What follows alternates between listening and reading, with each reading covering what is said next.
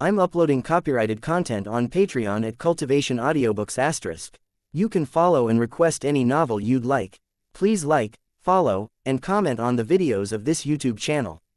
It's free for you and a great motivation for me. Chapter 571. The Lion and the Shadow Cat. Why's there a damn maze down here?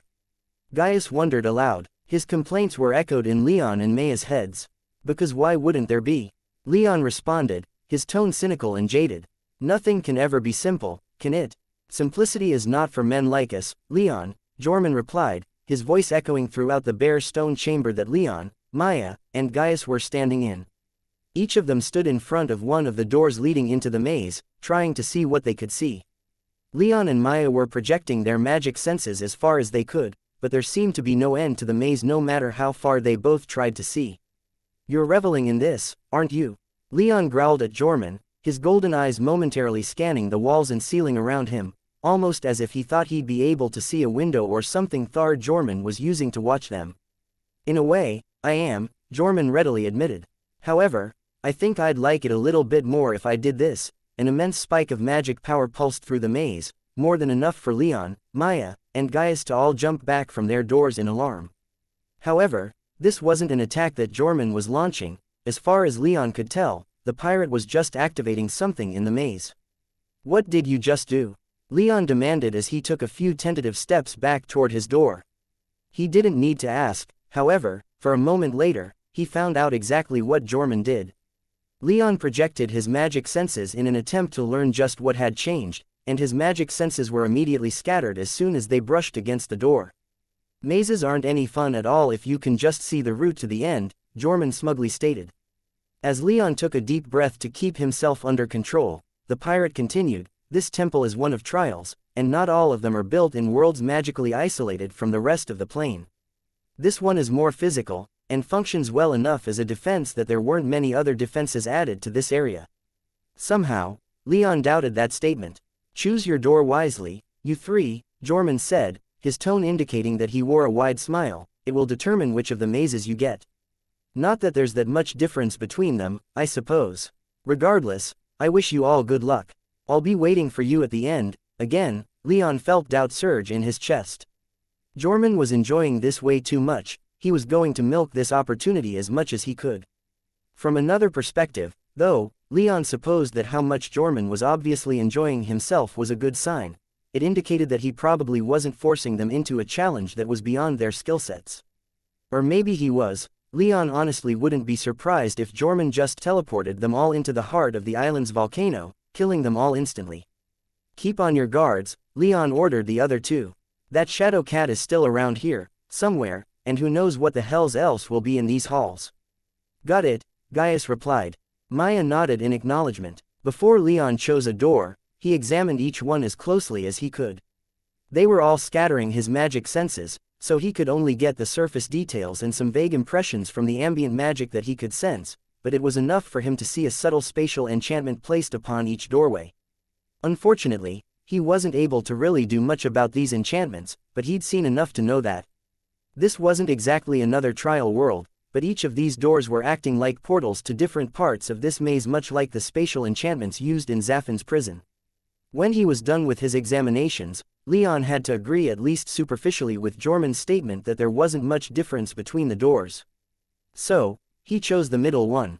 There wasn't much practical reason why, he just wanted to face whatever was ahead of them head on. A terrible strategy for dealing with mazes, but in this, at least, he felt like making a concession for the philosophy of the act. Leon strode through the door, Gaius and Maya not too far behind him. The door slammed shut behind them, leaving them in the incredibly dark and tight halls of the maze, the ceiling hundreds of feet above them while the walls were barely wide enough for them to raise both of their arms comfortably. Just wide enough to fight in, if need be, Leon noted. With nothing else to do, Leon began walking down the first hallway. As he did, he asked Maya, I don't suppose you have any tips for noticing something watching you from the shadows? Maya frowned as she answered, detecting someone while they're hidden in shadows usually depends on the skill of the shadow magic user, not on your perceptions. If someone is arrogant and thinks themselves immune to being noticed, then they'll usually be a lot less cautious and give off more magic power into the environment that can reveal their location to anyone paying attention. Or they won't conceal their auras effectively enough. I don't know all that much about shadow magic, to be honest. You still noticed that one mage that Justin Isonos sent into Emila's palace years ago, Leon pointed out. I did, Maya replied as her frown was briefly replaced with a smile of pride. That man practically walked into the palace like he owned the place. He obviously felt like nothing could touch him once he got past the outer wards. Maybe he would have been proven right if I hadn't been there, though, who can say? Regardless, I noticed his aura, and it led me to the shadow he was hiding in. Is finding this shadow cat going to be harder? Leon asked. Much harder, Maya replied. Animals such as these don't typically make the same mistakes that humans do. Besides, this shadow cat likely hasn't worked all that much for its power. It's an innate thing it can do. Its magic is as natural to it as breathing.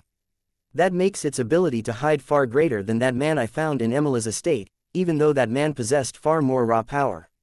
Right, Leon replied with a hint of bitterness. Thanks for the information. Maya smiled and nodded at him, but throughout their conversation, her attention never once wavered from their surroundings. She was constantly scanning for anything that might threaten them, as were Gaius and Leon. Despite this, in a single terrifying instant, a smoky black tentacle of darkness magic about as thick as Leon's arm peeled itself off the wall as they walked past and whipped out at them. They were so close to the wall and it was so fast that any mortal would have been sliced clean in half without having ever noticed anything. Maya and Leon, on the other hand, responded with equal alacrity. Maya projected a wave of water that stymied the tendril's attack, while Leon blasted it with lightning, ripping it asunder. Gaius, while a fourth-tier mage, only flinched after Maya's water wall flooded into place. He would have been seriously injured or killed if Leon and Maya hadn't acted as quickly as they did. Unfortunately, even with the destruction of the darkness tendril, the shadow cat didn't reveal itself, and no follow-up attacks immediately materialized. Leon, Maya, and Gaius stood in that hallway for several long moments. After, though, their eyes darting from one deep shadow to another as they searched for their hunter. This fucking feline, Leon muttered. He'd spent his entire childhood as the hunter, and he wasn't appreciating the role reversal that the cat was subjecting him to right now. But they couldn't just stand there for long. When it was clear that the cat wasn't going to attack again until it felt like it could surprise them, Leon led the other two onward. They delved further and further into the maze as minutes turned into hours. It had been more than enough time that Leon was sure that word had been sent back to the fleets that they weren't back yet, but he did his best not to let that thought rule his emotions. Getting sloppy out of haste would only lead to disaster. And he had a good idea what that disaster might look like, for as they explored the enormous, endless maze, they were attacked several more times by the power of the shadow cat. He and Maya defended them well enough every time, though Leon did suffer one minor wound when a tendril managed to slice his ankle. Nothing important was severed, but Leon was embarrassed and infuriated by it. There were no other defenses they ran across in the maze. Leon led them on a logical, depth-first route, always taking the rightmost path whenever they came to an intersection so that they could always find their way back. He tried to leave a few chalk markings, but the black stone of the maze walls resisted all attempts to mark them, leaving them with nothing to go on but their own memories. Still, they found nothing but more endless paths. By Leon's reckoning, they hadn't ever overlapped paths as they might if they took 5 rights, for example, so there were any more spatial shenanigans going on, but that hardly helped matters. After the 6th time they were attacked by the shadow cat, Leon had them come to a halt. "I can't take this," he said, his golden eyes practically glowing with how much lightning was coursing through his body, lightning that he'd built up in anticipation of a confrontation with the shadow cat or some other defense the maze might have that never came. "We need another strategy, otherwise we're just going to be wandering around this place forever, constantly being attacked by this damn cat." "Do you have a suggestion?" Gaius asked, his tone worried. "I do, actually," Leon said, surprising both Gaius and Maya, if the looks on their faces were any indication. He supposed he wasn't too surprised. He wasn't exactly portraying the picture of a calm and collected leader. "We need bait, we need something to lure this monster out of the shadows." "I don't think there's much that's going to get it to do that," Gaius pointed out. "I'm not much of a hunter, I'll readily admit that, but this thing is 6th tier, right? That means it has to be approaching human levels of intelligence. It won't just drop out of its shadow and abandon all defenses if it sees a perfectly grilled steak just sitting on the ground. No, and most animals wouldn't, either, regardless of magical tier or perceived intelligence," Leon replied. No animal that lives out in the wild abandons their caution. If they ever do, they quickly become animals that no longer live in the wild, if you know what I mean. Besides, this shadow cat is probably constantly watching us. It's stalking us, always waiting for a chance to strike. Then what do you have in mind? Gaius asked. We need some attractive bait, Leon said as he quickly explained his plan. Once he was finished, Gaius and Maya were silent for a long moment. Neither immediately disagreed with his plan, but the issue of bait was something that needed to be solved. Leon had some food in his soul realm, but none of it was the sort of fare that the shadow cat might be interested in. All dried meats and fruits, some bread, nothing to really grab the interest of a carnivore. Maya, it seemed, was similarly equipped, with little save for dried fish in her soul realm. We need something bloody, Gaius muttered. Something fresh. Anything else won't get that thing's attention, will it? No, Leon confirmed. But, at the very least, wild creatures rarely say no to a free meal. Anything they don't have to risk themselves to obtain is usually welcomed. This shadow cat might be a bit too intelligent for that, though, so we have to make whatever we use appetizing. That's why I was thinking that I should be the bait, Gaius said, cutting Leon off. Leon was taken aback by the offer. He'd been in the process of suggesting that he be the bait instead, since as the person who thought up this plan, he wanted to be the one who shouldered the greatest amount of the danger. After all, the shadow cat might just attack whoever they leave behind as bait, so leaving behind the weakest member of their party wasn't something Leon was keen on doing. However, entertaining the thought for a moment, Leon had to admit that it made tactical sense, even if it put Gaius in great danger. Why do you want to shoulder this responsibility? Leon asked him. Honestly, it should be me, but if you think you'd make for better bait, let's hear why. I'm basically useless in this fight, Gaius explained. Doing it this way leaves the two of you open to kill this thing if it shows itself. Leon slowly nodded, agreeing at least with Gaius' rationale. He also figured that having Gaius acting as the bait might also help to keep the shadow cat from striking at him when he was vulnerable. Cats had a tendency to play with their prey, torturing and tiring them out so that they're safer to eat. The shadow cat, despite having darkness magic, would probably do something similar to Gaius, using comparatively gentler and less energy-intensive methods with the weaker mage than it might with Leon. Still, Leon felt like a real asshole for agreeing, but agree to Gaius' proposal he did. He then discussed the finer points of his plan with the other two, made sure the nobleman had a fresh stack of healing spells with him along with one that Leon hoped would be useful for insulating himself against lightning strikes, and then led Gaius and Maya onward in search of a good place for their ambush. They found just such a place not too much further along, at a place where two four-way intersections nearly merged into one. Leon signaled to the other two that this was the place by slowing down and letting his expression drop into a scowl. You're worthless, Gaius, Leon said, his tone a little stilted but dripping with contempt and aggression that he hoped transcended the language barrier between him and the shadow cat, who could very well be watching them even now. You're slowing us down. I can't have that. I'm not trying to, Gaius responded, his expression and tone more energetic than Leon's, perhaps even a little too much so. If they were trying to convince another person that this was a legitimate falling out, Leon wouldn't have much hope that it would succeed. He didn't respond to Gaius verbally, and instead let his killing intent leak out into his aura. Killing intent was essentially just what it sounds like, the intent and willingness to kill that colored an aura. Keeping it hidden was much like suppressing a smile or a scowl, physically speaking, and letting it out was much the same as letting a true expression shine through. Leon had a prodigious killing intent. Artorias had made sure to instill in Leon a willingness to fight and kill from an early age. Even during his calmest and most secure moments, Leon could unleash his killing intent that was more than potent enough to instill great and potentially even paralyzing fear even in those who were somewhat experienced in dealing with such auras. However, he did not want to kill Gaius, and so he had some difficulty in unleashing his killing intent. It was still potent, but he needed to push more than a little bit for it to approach the level it was at during his first fight with the shadow cat, and in those moments immediately after its repeated attempts to ambush his party throughout the maze.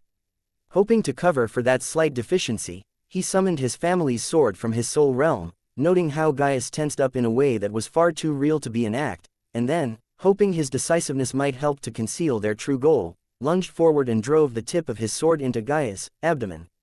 Gaius was unable to stop himself from groaning in pain, and that sound alone was almost enough for Leon's will to falter. But he held fast to his plan and drove his blade in deeper. He'd been incredibly precise with his thrust, striking deeply enough to draw a great deal of blood, but not damaging anything critical to Gaius.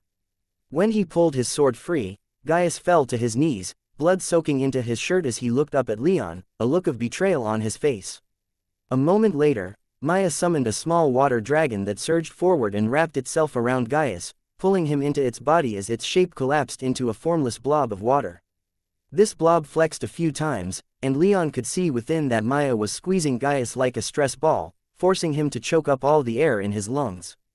Leon, doing his best to maintain a somewhat dismissive and derisive look as Gaius was seemingly drowned right in front of him, whispered into Maya's mind, "Careful, we don't want to push too far and actually drown him." "I'm keeping an eye on him," Maya replied. She held Gaius there for a few moments more, and then released the blob of water holding him there. Gaius sputtered weakly as he rolled onto his side and coughed up half a river. Once he was able to draw in a few ragged breaths, which calmed Leon's nerves just a bit, he laid there on the ground, blood pouring from his stomach wound, his face pale from coughing, looking for all the world like he was on the verge of death.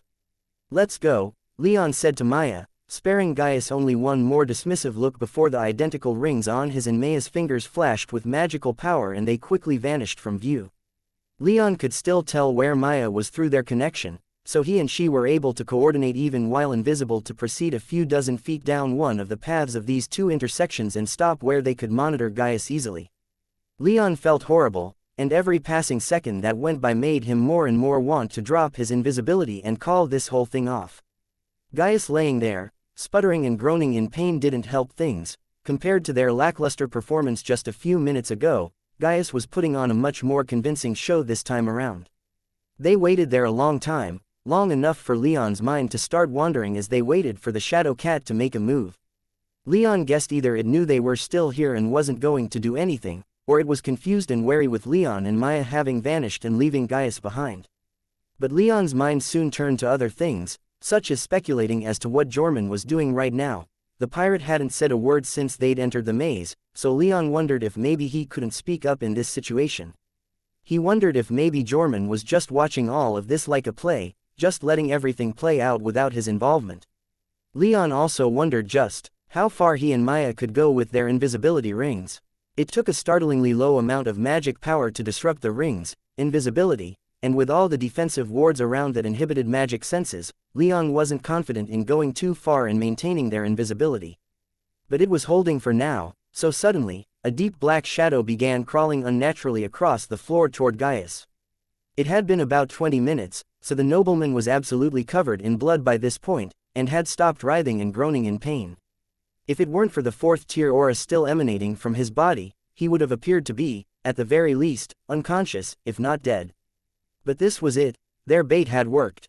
The shadow cat smoothly slid out of the floor with all the grace of a dolphin momentarily breaking the surface of the ocean. For a chapter 572, resident of the maze, Leon crouched down beside Gaius, a sense of anxiety in his chest that he would never have guessed would be there even just a few months ago. But anxious he was, for Gaius wasn't moving, and the reason why was easy to guess: the bloody hole Leon had poked in his chest to help bait the shadow cat into appearing. The plan worked. The shadow cat was dead, but Gaius was still unmoving. "Are you all right?" Leon asked as he shook the nobleman, seeking any kind of response at all since it was clear enough that Gaius wasn't all right. The nobleman was covered in his own blood, and while Leon's lightning attack hadn't been too powerful, relatively speaking, it had still burned some of Gaius' extremities. Gaius didn't say anything, but he did quietly groan, showing himself to be alive. Without hesitation, Leon procured one of his more powerful healing spells from his soul realm and pressed it against his ally, letting its healing light fill Gaius' body and stitch his wounds back together. After a couple of minutes, Gaius groaned once more and opened his eyes. What happened?" he asked as he immediately tried to sit up. Leon, pushing him back down, said, "We got the shadow cat, but you seem to have passed out. How are you feeling?" "Ugh, like I fought a bull and lost," Gaius replied as he shifted around enough to pull his shirt up and see that the wound Leon had left on his abdomen had closed over with a freshly healed skin. "At least that's taken care of. Thank you, Leon." "Yeah, no problem," Leon replied. "If you were feeling this terribly, though, why didn't you activate any of those healing spells I gave you?" Gaius had the good graces to look a little bashful, and said, I didn't want to endanger the plan by doing something like that. Maybe the shadow cat wouldn't have come if I weren't still blatantly injured. I thought I could take the pain, but I suppose I couldn't. Leon sighed as Gaius' face fell in dejection. He clapped the nobleman on the shoulder and said with a slight smile on his face, You did just fine. You played your part perfectly. The cat's dead, so now all we have to do is find our way out of this place, make Jorman a head shorter, and we're golden. Sounds like a good idea, Gaius replied. As they spoke, Leon noted the color rapidly returning to Gaius' face as his fourth-tier magic power once more filled his body with energy. Given how shaky his aura seemed to be, though, Leon knew that Gaius wasn't quite in fighting condition yet, though he should be strong enough to walk. Are you good to go? Leon asked just to be sure. Gaius nodded with as much confidence as he could muster, which was actually quite a bit, Leon was surprised to see. Leon stood back up, then bent at the waist and held out his hand for Gaius. Come on, we're not going to get anywhere sleeping in this dark place. Gaius grasped Leon's hand, and the latter hauled the former to his feet. Gaius nearly immediately lost his balance, but Leon's steadying hand on his shoulder kept him on his feet. Thanks, Gaius repeated. No, thank you, Leon responded. Being bait wasn't an easy thing to do, and he respected the hells out of Gaius for volunteering for it. But their small party couldn't stand there in the hallway constantly thanking each other and singing each other's praises for long, and soon enough, Leon was leading them through the maze once more. As was the strategy so far, Leon took every right that they encountered, but after several hours spent in the maze, they hadn't so much as run into a dead end or been brought back around to someplace they'd been before. It was like this maze was endless. As he walked, Leon felt a subtle shift in the ambient magic of the place. It was hardly something worth mentioning, but the maze was an effectively closed environment, the magical currents in the air were generally quite consistent. This slight shift meant that an enchantment somewhere had just been activated, though given how nothing in the maze seemed to change, it couldn't have been that powerful. Leon entered another four-way intersection, but before he could lead the party down the right passage, he glanced ahead and then to the left, and when his eyes landed upon what was sitting on the ground to the left, he froze without warning, causing Gaius to run into him from behind. Oh, sorry Leon, Gaius immediately said. What is it? Leon stared silently at the small object on the ground only about 30 or 40 feet away, sitting on the ground of the passage, his mind too consumed with wondering just how that had gotten there to respond to Gaius. It was a feather, full and fine, obviously from a large and healthy bird, colored a rich, deep brown, and flecked with gold. It looked like a smaller version of one of the Thunderbird's feathers, or one of the feathers from her look-alike that had led Leon and his people to this temple in the first place. Leon stared at that feather, utterly bewildered as to how it got there, only to immediately check his mental defenses and flood his brain with silver-blue lightning as soon as he came to his senses. He quickly hurried over, ignoring the puzzled questions from Gaius as he did, but stopped about 5 feet away from the feather.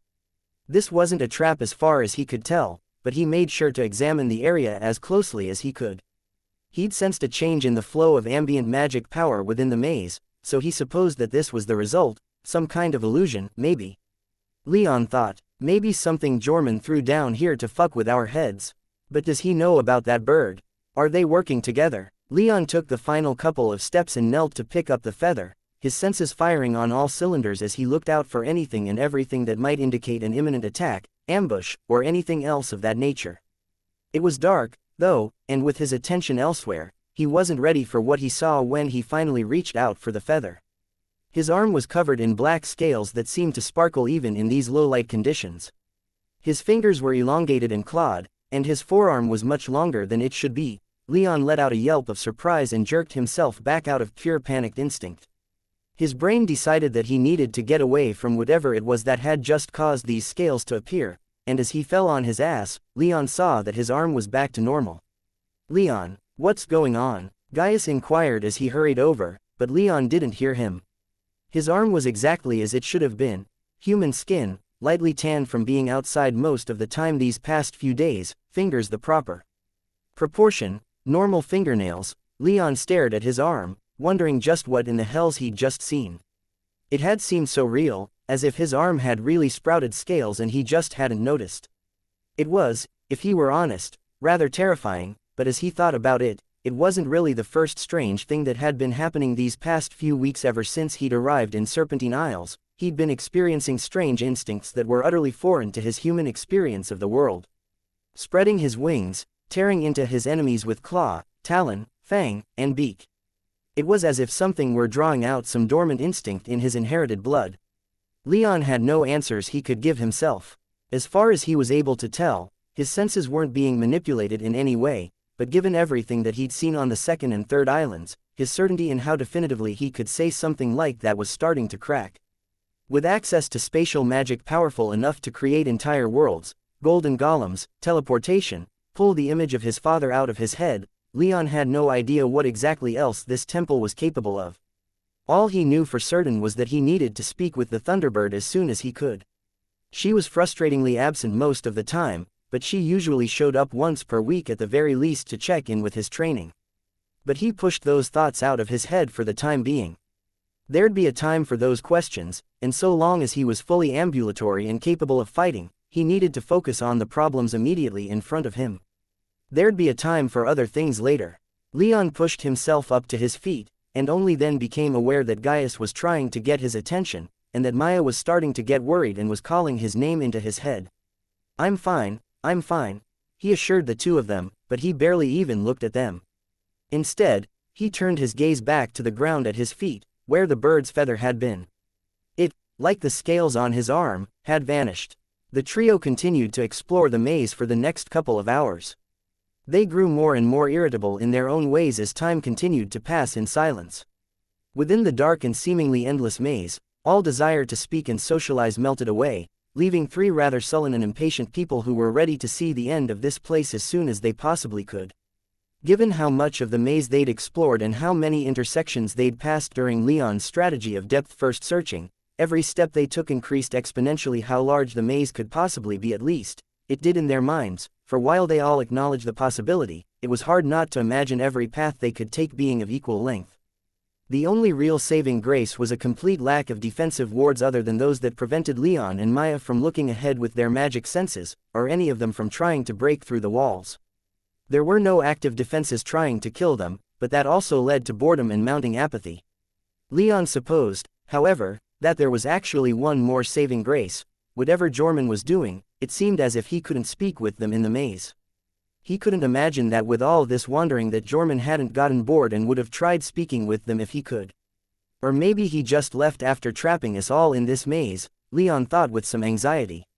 Maybe this is just a prison that he led us into before vanishing to finish up whatever work he has left.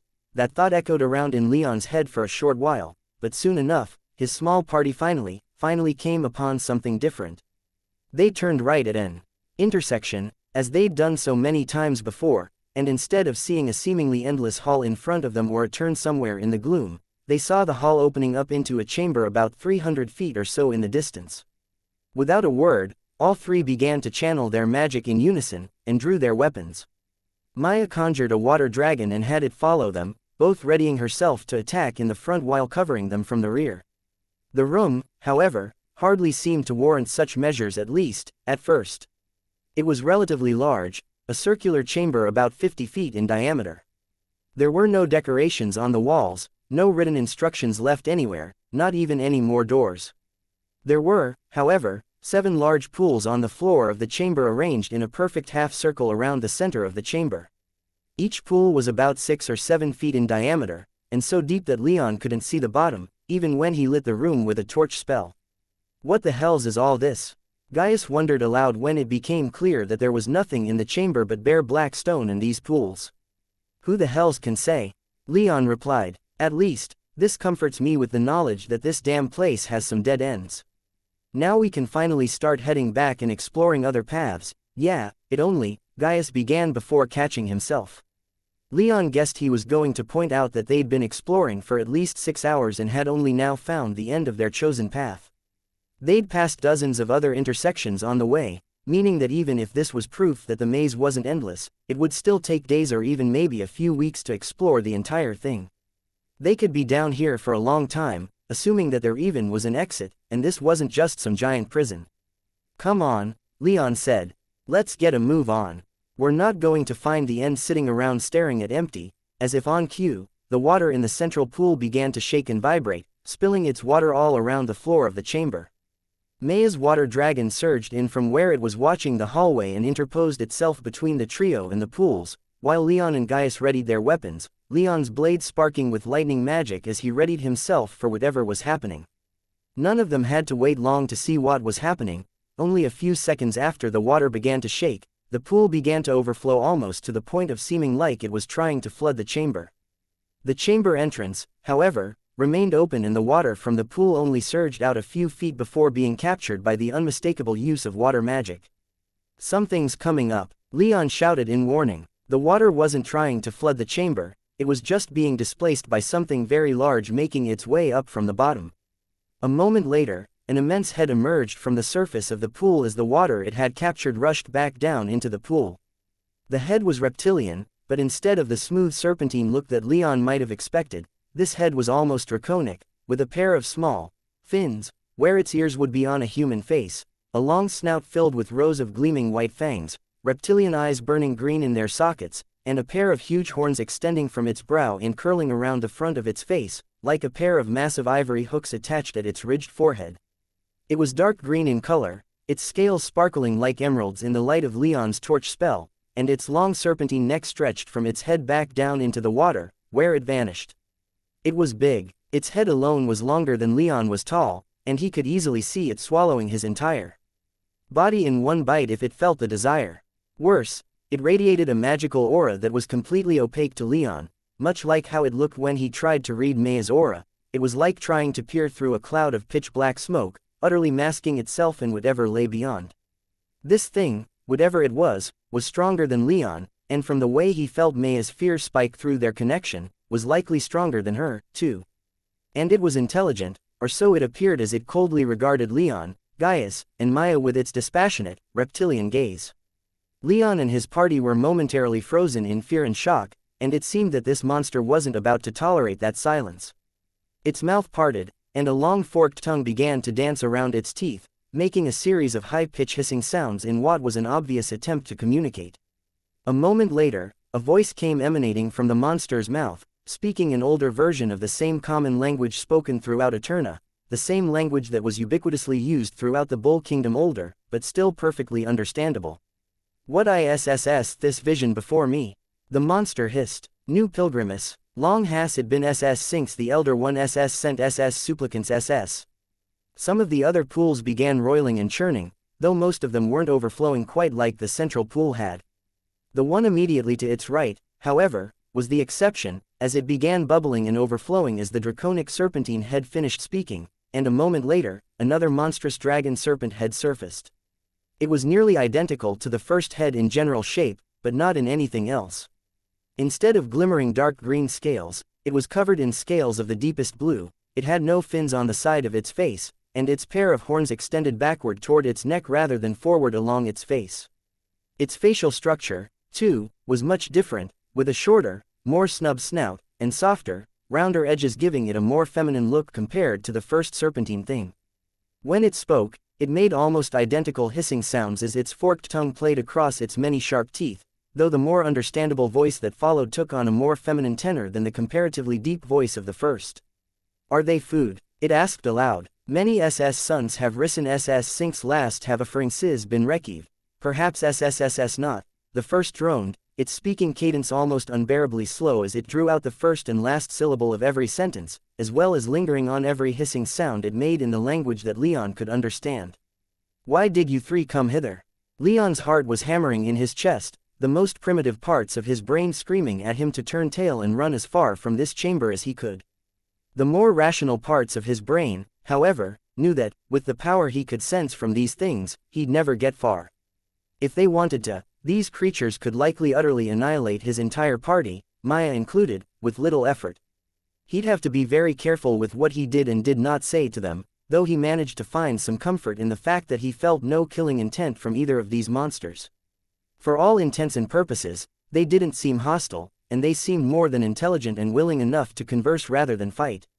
Right now, conversation was a far more preferable way to deal with this in Leon's mind than anything else. He quietly let the magic in his body subside just a little bit enough to not seem threatening, but still maintaining enough flowing through his circulatory system to retaliate or run if need be. He also lowered his blade and assumed a more neutral stance as he took a couple of steps forward. "We were TRA," Leon trailed off, having almost been a bit too honest. He started again, "My name is Leon. I'm here, hoping for the answers to questions I have." "Questions?" The first head hissed. "I have answers to many questions. Many questions, too, have I." Leon put on the best smile he could, which with how nervous he was right now, wasn't that great, and said, "Maybe we could trade, then." "Answers for answers." "Answers," the second head whispered as it began leaning forward, its serpentine neck or body. Leon couldn't tell which more than long enough to bring it uncomfortably close to Leon. It nearly came into contact with Maya's water dragon, and Leon asked Maya to just let this thing pass. Maya acquiesced, but Leon could tell she wasn't happy about it. So, with this massive thing now so close, it locked its softly glowing green eyes upon Leon's golden eyes in a manner that had Leon feeling rather unsettlingly like he was a rabbit before an anaconda, and said, "Answers are pleasing, yet few pilgrimous ants were well enough to satisfy." It pulled back, giving Leon some mental relief and some physical relief, too, for its breath was beyond rank, and it had been more than close enough for Leon to become abundantly aware of that fact.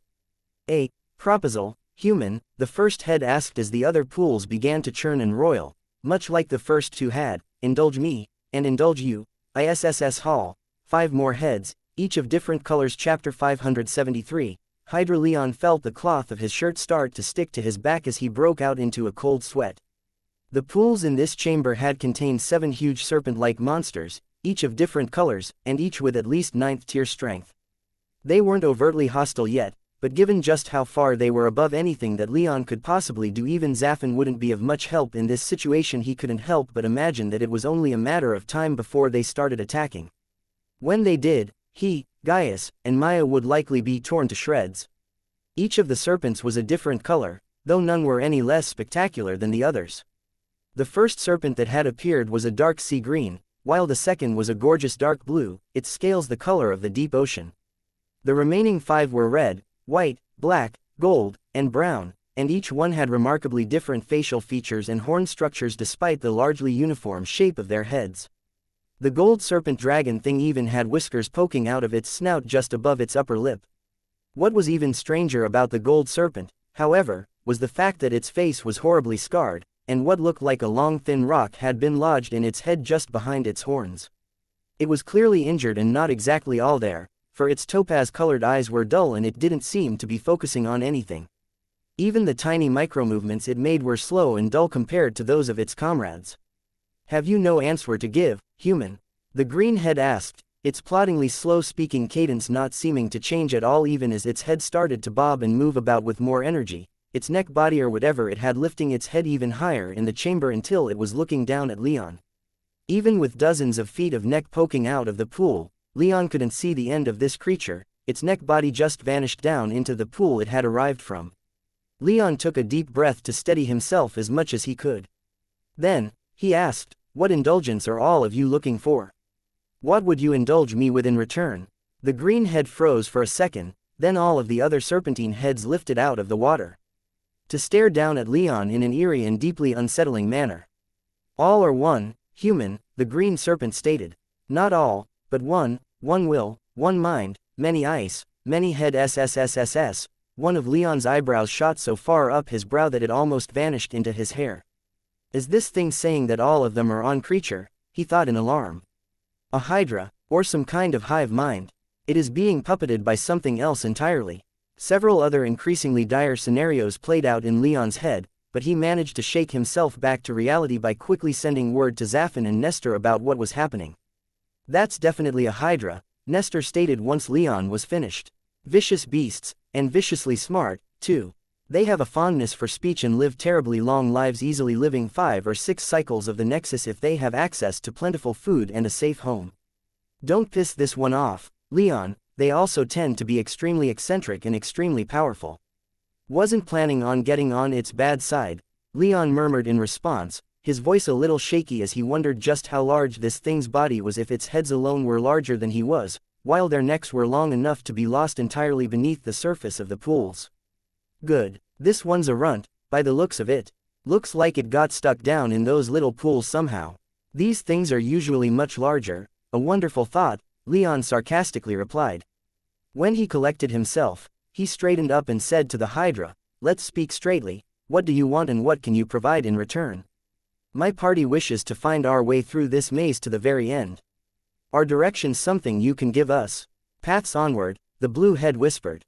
"Guardian SSSS or I, answer well, move on, indulge us with answers, and indulge you with answers shall I," the green head added with a quick and insistent nod. Leon mirrored the nod, though with much less enthusiasm and significantly more caution. "Who goes first?" he asked. "Host," the brown head said, speaking for the first time. Its voice was so deep Leon was almost surprised it wasn't shaking apart the maze floor. "I suppose we can live with that," Leon said as he glanced back at Gaius and Maya, searching for any sign of disagreement. When none came, he turned back toward the green central Hydra head and continued, "Ask us whatever questions you want, and we'll answer to the best of our ability." The green head nodded, but it didn't immediately respond. Instead, the black head, all the way on the left end of the half-circle, spoke first, though not without snapping its jaws together a few times in what Leon assumed to be the Hydra equivalent of clearing its throat. "Tall am I when young," it said, "but SS short when old. Give name to me." Leon blinked in surprise and confusion, momentarily wondering just what in the hell's the thing was talking about. He glanced back at the green head, and then at all the other heads, all of whom were staring at him with great interest save for the gold head, which was still just staring at nothing in particular with a dazed look and dull eyes. "This is a riddle," Gaius quietly asked. "Not what I was expecting, to be honest." "Yeah," Leon hesitantly agreed. "I thought this would be more like telling hard secrets or something else of that nature. Shoot things SS don't interest me," the green head explained. "Give answer, and receive answer." Leon nodded in understanding, getting a better feel for how this was going to work. Now, the Hydra would ask a riddle, and if he got it correct, then he'd be able to ask a question of it. If he didn't get the answer correct, then, well, he didn't want to think about that. "Okay, then," he whispered. "I'm tall when I'm young, and short when I'm old." That was it. The black head nodded. Leon went quiet for a moment as he thought it over. Nearly every living thing he knew of grew at some point in their life, and many that would shrink down in their twilight years, but he somehow doubted that the Hydra would consider a tall human the proper answer to its riddle. It was looking for something specific, but Leon didn't know what. "A candle," Gaius answered after only a couple seconds. Leon's heart almost stopped at the unexpected answer, and his eyes locked onto the black Hydra head. It stared back at him with blood-red reptilian eyes, its horns curling viciously behind its head, its snout long and thick and unsettlingly dragon-like in shape. And it nodded once more. "Good answer," the green head said, sounding quite satisfied, and Leon breathed a sigh of relief. When he glanced back over his shoulder, he saw Gaius and Maya both do likewise. The green head continued, "USS seek answers. Give voice to one question." One question came to mind immediately, but Leon took a moment to think it over. He didn't want to just trample on Gaius for answering the question correctly, but it was a question that they needed an answer to. "Do you know the way out of this place?" The green head answered, "Yes," and said nothing more. Leon waited a moment, but once all the heads started turning toward the white head at the other end of the half-circle, he said with confusion, "Hang on, that's all you're going to say?" "One question you asked, one answer I give," the blue head growled. A spike of anger wound its way through Leon's mind, directed mostly at the Hydra, but more than a bit of it was for himself. He gave Gaius a quick apologetic look, which the noble responded to with a shrug and a look of resignation. At the very least, they now knew how the Hydra was going to operate. They'd need some very specific questions, or questions with specific answers if they were going to get anything useful out of it. "All right, then," Leon said. "What's your next riddle?" The white head began to speak, its feminine voice smooth and motherly to match its face's gentler lines and curves. "Find me beginning everything, USSS Hall, and ending time and spax. Begin every end, I do, and end every plax, what am I?" Leon's brow furrowed in thought. Taken literally, he assumed such a thing that began and ended everything like that would only be some kind of god, but it had to be something more specific to be the answer to a riddle, some kind of wordplay or misdirection obscuring an otherwise obvious answer. Leon gritted his teeth. He'd never been that into riddles, and this was essentially why. there was almost no way to actually figure a riddle out unless it had been heard before. He thought that they were more of a way for the person asking the riddle to try and get one over the person being asked. The answer didn't immediately spring to his mind, so he turned toward Gaius and Maya, looking for some help. Maya's face was scrunched up in thought, while Gaius was quietly stroking the thin blonde stubble on his chin. "I've got nothing," Leon quietly stated as he tossed a worried glance over his shoulder at the Hydra, hoping that this wasn't going to be taken as his answer. Fortunately, the Hydra's heads largely didn't react, tacitly indicating that Leon's party could discuss these riddles amongst themselves. "Neither do I," Maya replied. "Yeah, this isn't the easiest thing to figure out," Gaius said. "Whatever it's describing has to be extremely powerful," Leon said, thinking out loud. "Maybe some kind of god, maybe the serpent itself." "I don't think that's what it's talking about," Gaius slowly responded. "Riddles are, more often than not, wordplay at least. In my experience, maybe we ought to write this out." Leon lightly scowled, but pulled out a piece of paper, a pen, and ink. He quickly scrawled the riddle out and the other two huddled around him so that they could all stare at it together. "The beginning of everything," Leon contemplated. "Ending time and space, begin every end, and end every place." Leon read it over 3 or 4 times before something finally stuck out to him.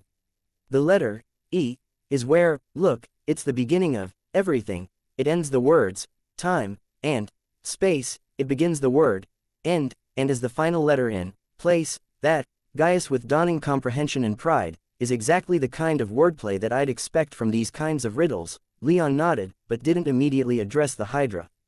It could just be a coincidence, but the more he stared at the riddle written out, the more he convinced himself that he'd stumbled upon the correct answer. "I fucking hate riddles," Leon thought to himself as he steeled himself to give his answer. "The letter, E." The white head immediately nodded. "Answered well," it muttered.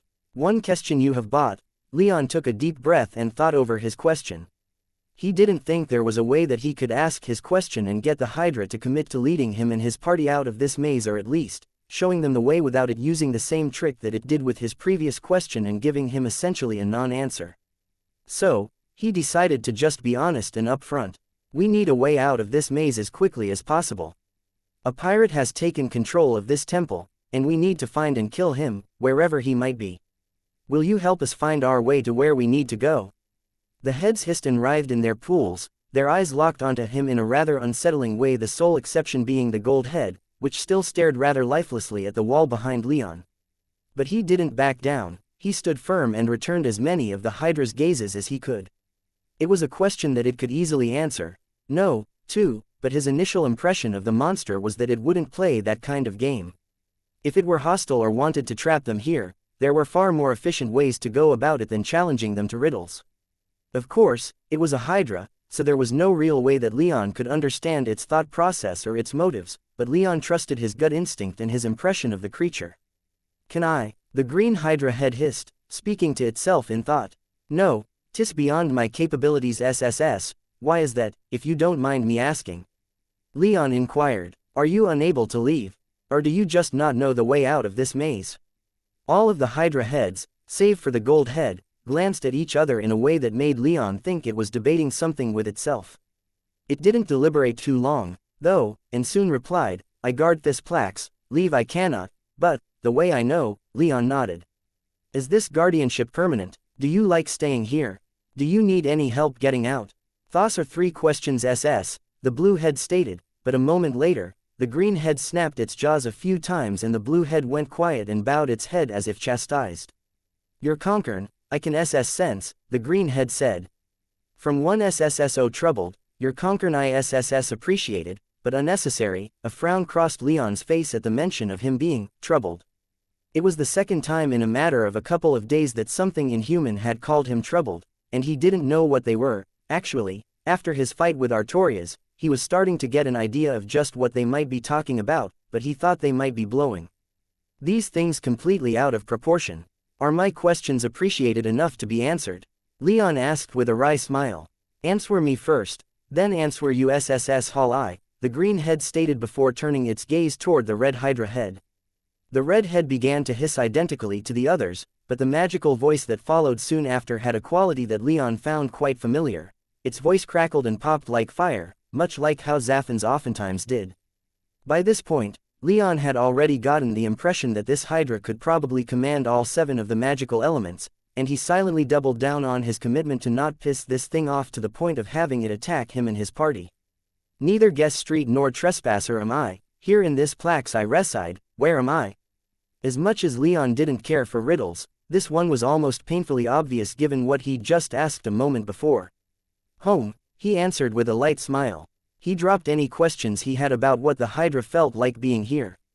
It was home. It didn't want to leave. Do you wish to ask the SS same questions? The green head asked, its voice softening a bit in a clear invitation to change his questions. Leon sighed and glanced back over his shoulder at the open door. At this point, he wasn't sure if the Hydra would stop him if he tried to leave, but in stark contrast to how he felt when the green head first showed itself, he didn't quite want to leave, yet. If it was going to be this pleasant and answer his questions for only the price of answering a riddle, then he might as well see what else it might know. No, Leon said, I think you answered those well enough with that riddle. I'd rather know how to get out of this maze. You said that you knew the way before and could tell me. SS said that, did I? The green head asked, its cocking to the side. I don't recall that. Leon glared at the head, and then it did something he never would have thought it would do when he first laid his eyes upon it. It began to chortle with laughter, its tongue lashing out of its mouth as its head shook and lips quivered in delight. Pardon me, young mage, the Hydra said. A moment later, the white head leaned forward and its eyes flashed with silver light. Leon almost reacted instinctively to draw his weapon and bring his power forth, but all the head did was conjure a light projection of what looked to be a map of the maze. It was exactly as enormous as Leon though, stretching for dozens of miles in every direction. It was so large that even in the several long moments that the Hydra gave them to study it, he still wasn't able to pinpoint their exact location on it. The green head, after giving them some time to examine the map, said, you must reach the CC center. It pointed with its snout at the center of the square-shaped map. We're here. Its head then pointed at a place near the edge of the map on the left side. I have enjoyed this exchange. Take all the time you need to examine this map. Leon blinked in surprise and turned from the map to the green head. Really? He couldn't quite stop himself from asking. The green head nodded. Next was it didn't finish its statement, but it glanced quickly at the gold head, with the long stone spike stuck in its head, its utterly blank expression not having so much as twitched since it had appeared.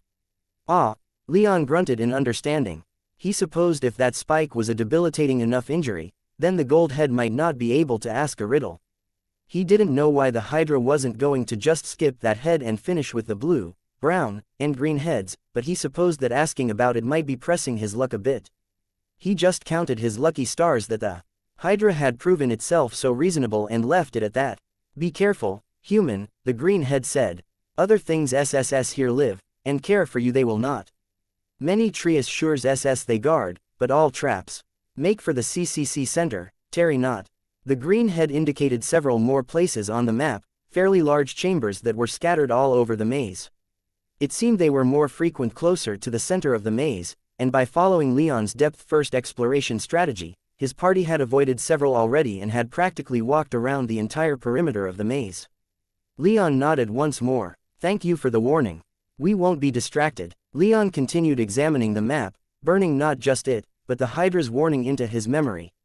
This had better be it, Leon thought to himself as he stared at the large chamber at the center. This has gone on too long already. It's time to face Jorman. Chapter 574. Turning point. Leon felt rather terrible, and for more reasons than the long list he already had from the hours he and his party had spent within the temple. No, as he stared at the grand stone doors leading to the inner chambers of the temple at the center of the maze, he felt terrible for something else entirely. He hadn't quite expected to see what he'd seen as he, Maya, and Gaius had worked their way through the maze. Their route took them past a few of the other chambers that the Hydra had warned them away from, but when it had told Leon that these chambers held treasures, it hadn't quite prepared him for what he would see. Great piles of gold coins sitting the center of otherwise empty rooms, one room filled to the brim with weapons that radiated startling magic power, hinting at the strength and complexity of their enchantments, and one room with a dozen plinths upon which rested thick, tremendously interesting tomes, all of which radiated even more power than the weapons had. It pained Leon greatly to leave all of these things behind, especially when seeing the gold, he'd felt a welling of greed surge up within him that he'd rarely, if ever, felt before. But he didn't have time to stop, and the Hydra had proven itself trustworthy enough that Leon managed to heed its warning. These chambers were dangerous, and the treasures were laid out as bait. Even still, despite knowing these things, Leon felt awful by the time he and his party reached the end of the maze. The uncomfortable feeling of having missed out on great things had settled into his stomach and dampened some of the enthusiasm he felt for having finally reached the end of this accursed place. It was only with great effort that Leon was able to tear his thoughts away from these missed opportunities and focus on the task at hand. After all, there wasn't much reason to think that this place wouldn't still be here in a few months. Maybe these treasures might be worth a repeat visit if the fancy struck him. Jorman should be within the chambers behind this door, Leon stated as he, Gaius, and Maya stared at the ornately carved stone doors that stretched from the floor all the way up to the ceiling, nearly imperceptible so far above them. The maze walls had also widened, making the set of double doors nearly 30 feet long apiece. How can you know that? Gaius murmured, looking as run down as Leon did, though Leon couldn't blame him for it, given the trial he'd undergone and the pain he'd been inflicted with to act as suitable bait for the shadow cat. Compounding those things was the fact that they'd been wandering in this maze for hours, giving all of them plenty of time to think and ruminate on the things they'd seen within those trials. Leon grimaced. A feeling I have, he said. Jorman isn't going to cut and run, he's waiting for us. This is all a game to him, but he's not going to leave before it's finished. We've reached the end, and it's time for the final confrontation. I hope you're right, Gaius said as he stretched himself out a little bit. I do not want to have to do all of this again. Yeah, Leon quietly agreed as he let his silver blue lightning course through his body, filling it with energy and power. His armor on his legs, left arm, and right shoulder was still intact, as was his helmet, but his cuirass and right gauntlet had been mangled beyond usability. That left nearly all of his vitals open, save for some lighter skyflax padding that remained effective armor when fighting a weak mage with an unenchanted weapon, but Leon knew that Jorman had other things at his disposal. As he'd said during one of his many rants to Leon, he and his crew had found many curious artifacts while raiding in the south. The turquoise stone that the female fire mage had used on Maya and the sword with golden fire she used were probably two such artifacts, and Leon couldn't imagine that Jorman didn't have more. So, Leon readied the weapons he had at his disposal. All of the trick weapons he'd developed, which used water, wind, and fire magic. All of his fire and lightning spells that might come in handy. His bow, his sword, and his power. He was as ready as he would ever be. Without another word, Leon approached the door. As he drew close, the doors began to rumble and swing inward, shaking the ground and filling the air with the deafening sound of grinding stone. Initially, Leon couldn't see anything behind the doors. The maze was terrifically dark, so everything beyond the threshold was just a haze of white light. But, as Leon's eyes quickly adjusted, he saw the other side to be about as different from the maze as it could be. The doors opened into a small square atrium filled with small statues of serpent men, while the walls were covered in reliefs of slithering serpents, each rendered in silver with sapphires for eyes. It was a staggering display of wealth, and while Leon was sorely tempted to stop for a second and admire it, he spared the atrium no more thought than he needed to assess any potential threats. There were none. It seemed the several dozen statues arranged like soldiers in formation were just decorative. He didn't let down his guard when he slowly strode into the atrium, though, and neither did Maya or Gaius. He could sense both of their auras rise in intensity with every step they took, ready to respond if anything unexpected were to jump out at them. At the other end of the atrium were another set of doors, though these were much smaller. They opened onto a set of apartments colored in deep sea greens and blues, from the upholstery on the furniture to the countless murals and paintings that adorned the walls. They were wide and open, clearly designed to be the living spaces for at least several dozen people. However, for as lavish as these apartments were, Leon took in almost none of it. He registered a couple more important-looking rooms, such as an empty room with empty arches set into the wall almost like blind arcades, but which he and Nestor identified as being frames for teleportation portals. He found another room that seemed almost administrative, with dozens of desks and scrolls cases, all of which were unfortunately empty. It seemed that this was where the priests of the serpent performed all of their mundane duties and saw to their needs, or at least this place would have been that, if there had been anyone around at all. Leon found it a little strange. The place was bereft of people, yet it was perfectly appointed, as if perpetually ready for habitation. There was no sign of Jorman, Yet, so Leon kept searching. He finally found something more promising when he reached the back of the apartments. He'd been starting to entertain the idea that the Hydra had been giving him false information when he pushed open a large set of doors in the back of the apartments. He and his party found themselves on a large stone landing in a huge underground cavern. It was such a shock to go from the opulent apartments to this place that Leon blinked in shock for a moment, before realizing that he finally realized that he'd reached his destination. On the opposite side of the cavern was a sizable harbor, easily large enough to let a dreadnought dock, though the underground river that fed into and out of it wasn't large enough to allow that. A familiar ship was already docked there, one that Leon had seen at the previous island diving and resurfacing with the help of a trio of krakens. Jorman's ship. Next to the dock was a large, empty yard, and then a grand set of stairs with a ramp down the center leading up to the landing. To Leon's right and left were walkways along the wall of the cavern that led to two more important-looking doors. The one on Leon's right was probably the temple's enchantment control room, if the magic that Leon could sense within was any indication. However, Leon paid no attention to either of those doors. The cavern was filled with the sound of someone playing some kind of string instrument, but was otherwise completely devoid of artificial sound. The ship seemed deserted, with no lights on that Leon could see, and no sounds of work or conversation leaking out into the cavern. Leon, with a few quiet hand gestures, had Gaius and Maya spread out along the landing a bit as he walked over to the top of the stairs. Directly across the yard, at the top of the gangplank that led up to the deck of the ship, sat Jorman, quietly playing a violin or something similar. He played a hauntingly beautiful melody, one that sounded more sad than intimidating or awesome. Once Leon reached the top of the stairs and paused, his eyes locked on Jorman, his weapon in hand. Jorman stopped playing, letting the sound of nothing but the rushing of the underground river fill the cavern. He stood up from where he was seated, gently laying his instrument on his short wooden chair, and then turned toward Leon and smiled. The two stood there, staring at each other in silence for a long moment, neither immediately making the first move, but both ready for it. Both Jorman and Leon's auras were towering, filling the cavern with their power. Their killing intents clashed in the center of the room, immediately dropping the temperature so far that they could almost see their breath. As soon as he'd walked in, Leon had filled the room with his magic senses. He'd wanted to know everything possible about the place, and so when two more figures came walking out onto the deck of the ship and stood near the railings, watching Leon and Jorman, he'd seen it ingrained in his immediate instinct to charge at Jorman and end the threat as quickly as possible. One of the figures was a large man, tall and muscular, with handsome, chiseled features and relatively long brown hair.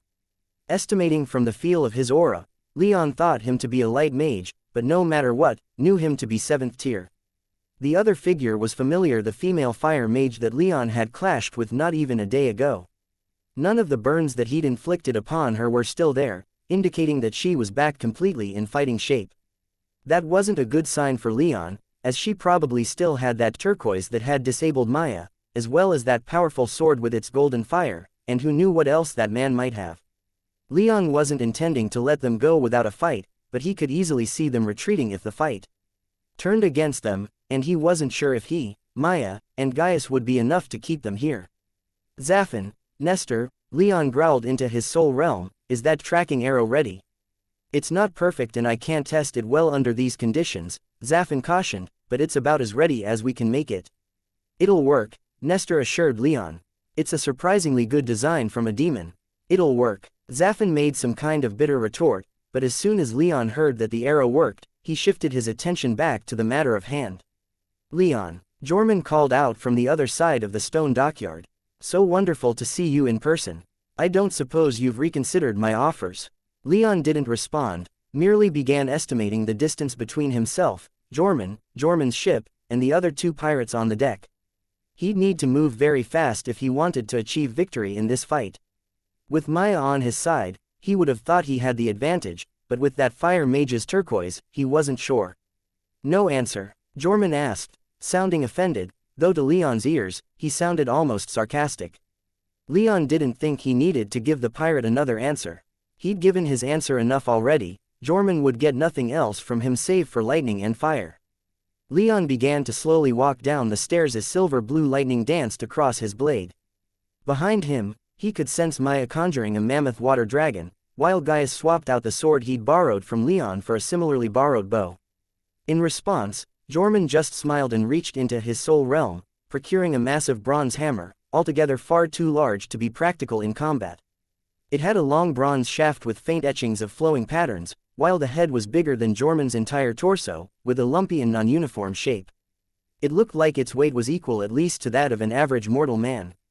However, for all of that, Leon didn't discount the weapon at all. He could sense a staggering amount of magic power emanating from it, far more than Jorman with his 7th tier power could possibly be channeling into it. "Shit, Leon, be careful," Nestor whispered from his soul realm. "That looks like a weapon used by one of my father's subordinates." Leon paused a moment as Jorman brandished the war hammer. "Are you saying that's a weapon of our clan?" "No," Nestor replied, "it's a weapon from one of our vassals. Some strategos whose name eludes me right now, but that weapon is powerful." Leon nodded as he doubled down on his cautious approach. As far as he could remember, a strategos was the lowest political rank of Khosrau's law within the Nexus. It was generally reserved for those who'd just achieved apotheosis. By the standards of the powers that be in the Nexus, not too powerful, but by those of Eterna, this weapon was once the property of someone with godlike power. "Like this thing?" Jorman teasingly asked as he shot Leon a smug smile. "I pillaged this from a Sky Devil ship back in the Argonaut Sea. I took a lot more than that, though this is one of the few things I kept. It's been quite useful so far." Leon wasn't entirely sure what he was talking about when he spoke about Sky Devils. It wasn't the first time the pirate had brought them up, and about all Leon knew about them was what Jorman had told him so far. They were located in the extreme southeast of the plain, and they apparently stood in opposition of the 4 empires. The maps of the Bull Kingdom rarely went much further than the empires, and those that did were centuries or millennia out of date, so Leon had little idea what was going on so far away, almost 20,000 miles, if his knowledge of geography wasn't failing him. "It's not going to save you," Leon muttered as he started walking toward Jorman again. His words were arrogant and provocative, but Leon maintained his caution. He kept his eyes trained on Jorman, and his other senses tuned for any changes he might notice in the cavern that might indicate some kind of trap. He couldn't believe that Jorman had been just sitting here playing his instrument without doing anything else. This had to be some kind of trap. Leon just couldn't figure out what. "I think you might be wrong about that," Jorman said with a smile as he raised the massive hammer above his head. Leon immediately began to sprint for the pirate, the lightning magic coursing through his legs propelling him to a fantastic speed in less than the blink of an eye. The magic power within the hammer that had been emanating from it had suddenly withdrawn back into the bronze, the magical equivalent of taking a deep breath right before performing something physically demanding. Unfortunately, for all Leon's speed, Jorman was hardly a slow man himself. He brought the hammer down just as Leon drew within 3 steps of him, the blade of House Rame and the Thunderbird clan before it drawn back in anticipation of a vicious stab, his entire body sparking and crackling with lightning magic. The hammer hit the stone yard like a fallen star. The entire yard immediately exploded into shards of broken stone, the ground that remained shattering into deep cracks that almost became ravines. Great spikes of stone erupted from the ground and slammed into the ceiling more than 100 feet above them, causing great slabs of stone to fall to the ground. Worst of all, Leon was hurled back like a ragdoll. He was almost caught in the storm of flying stone, but a silver bracelet on his arm flashed with light and a few well-placed wind blades, aided by his lightning magic dramatically boosting his speed, cleared some of the air around him. A stone spike almost burst from the ground beneath him as he hit the stone floor of the yard and rolled, but Maya's water dragon had already charged in and pushed him aside, saving him but impaling the water dragon upon the spike. The dragon was destroyed immediately, and Leon fell further back as the yard was torn asunder by the power of Jorman's hammer. Leon almost shouted in frustration, just barely managing to keep himself under enough control to pull his family's sword back into his soul realm and replace it with his bow. He vaguely heard Nestor try to say something, but the roar of all this destruction was deafening, and Leon could see Jorman turning around to walk up the gangplank and back onto his ship. Leon pulled out a Thunderblast spell arrow, one of the most powerful he'd ever made, drew it back on his bow's string, and loosed. The arrow sailed across the yard, but the destruction wasn't yet complete. A stone spike exploded from the floor, brushing against the arrow just as it sailed past, knocking it off course. The arrow detonated in a conflagration of golden lightning, shattering several nearby stone spikes and taking a huge chunk out of the yard not too far away from the gangplank. But Jorman was already on the deck of his ship. With a roar of frustration that he couldn't hold in any longer, Leon pulled his helmet back into his soul realm, freeing his eyes from the relatively restrictive visor. He was not going to just let Jorman run away like this, not after the past few days of trekking through the jungle, fighting off his fire mage's army, and then going through the temple's trials. Jorman had even harmed Maya, perverted Elise's image to do so, and even invoked Artoria's image in an effort to cause Leon harm. All of the emotions that Leon had been suppressed for the past few hours came erupting to the surface of his current mental state, and he took his right hand off his bow and drew it back to his ear.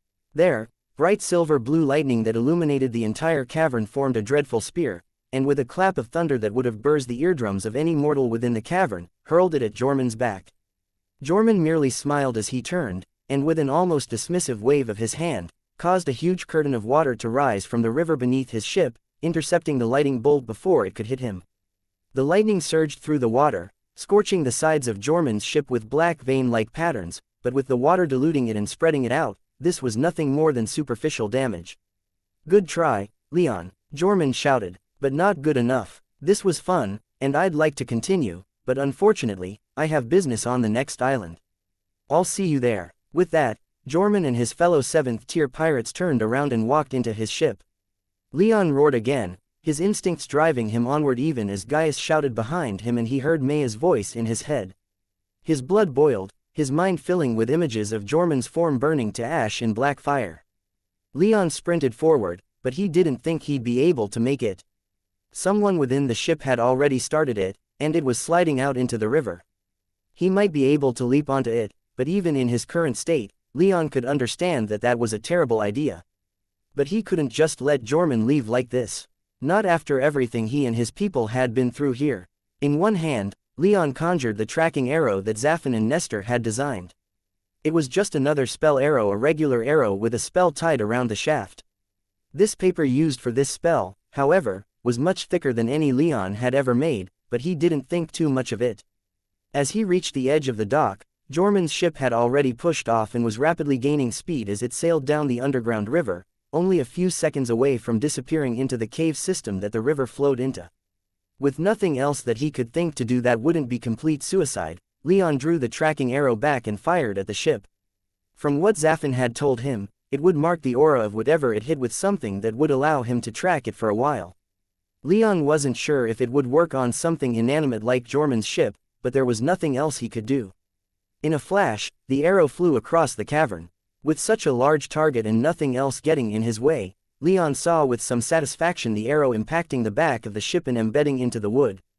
The spell then flashed with a deep red light, a color that Leon recognized as being the same as demon fire, and the arrow shaft was burned away. Leon could just barely see in the dim light the arrowhead still embedded in the ship. And then the ship sailed into the cave, carrying Jorman and his crew out of Leon's reach. With that fire mage on his ship, Leon couldn't even entertain the idea of going after him with Maya. With one last loud groan of frustration, Leon kicked a nearby stone spike, shattering a good chunk of it. He wanted nothing more than to sink his teeth into Jorman's neck, ripping and tearing as his claws scooped out the pirate's entrails and his fire roasted him from within.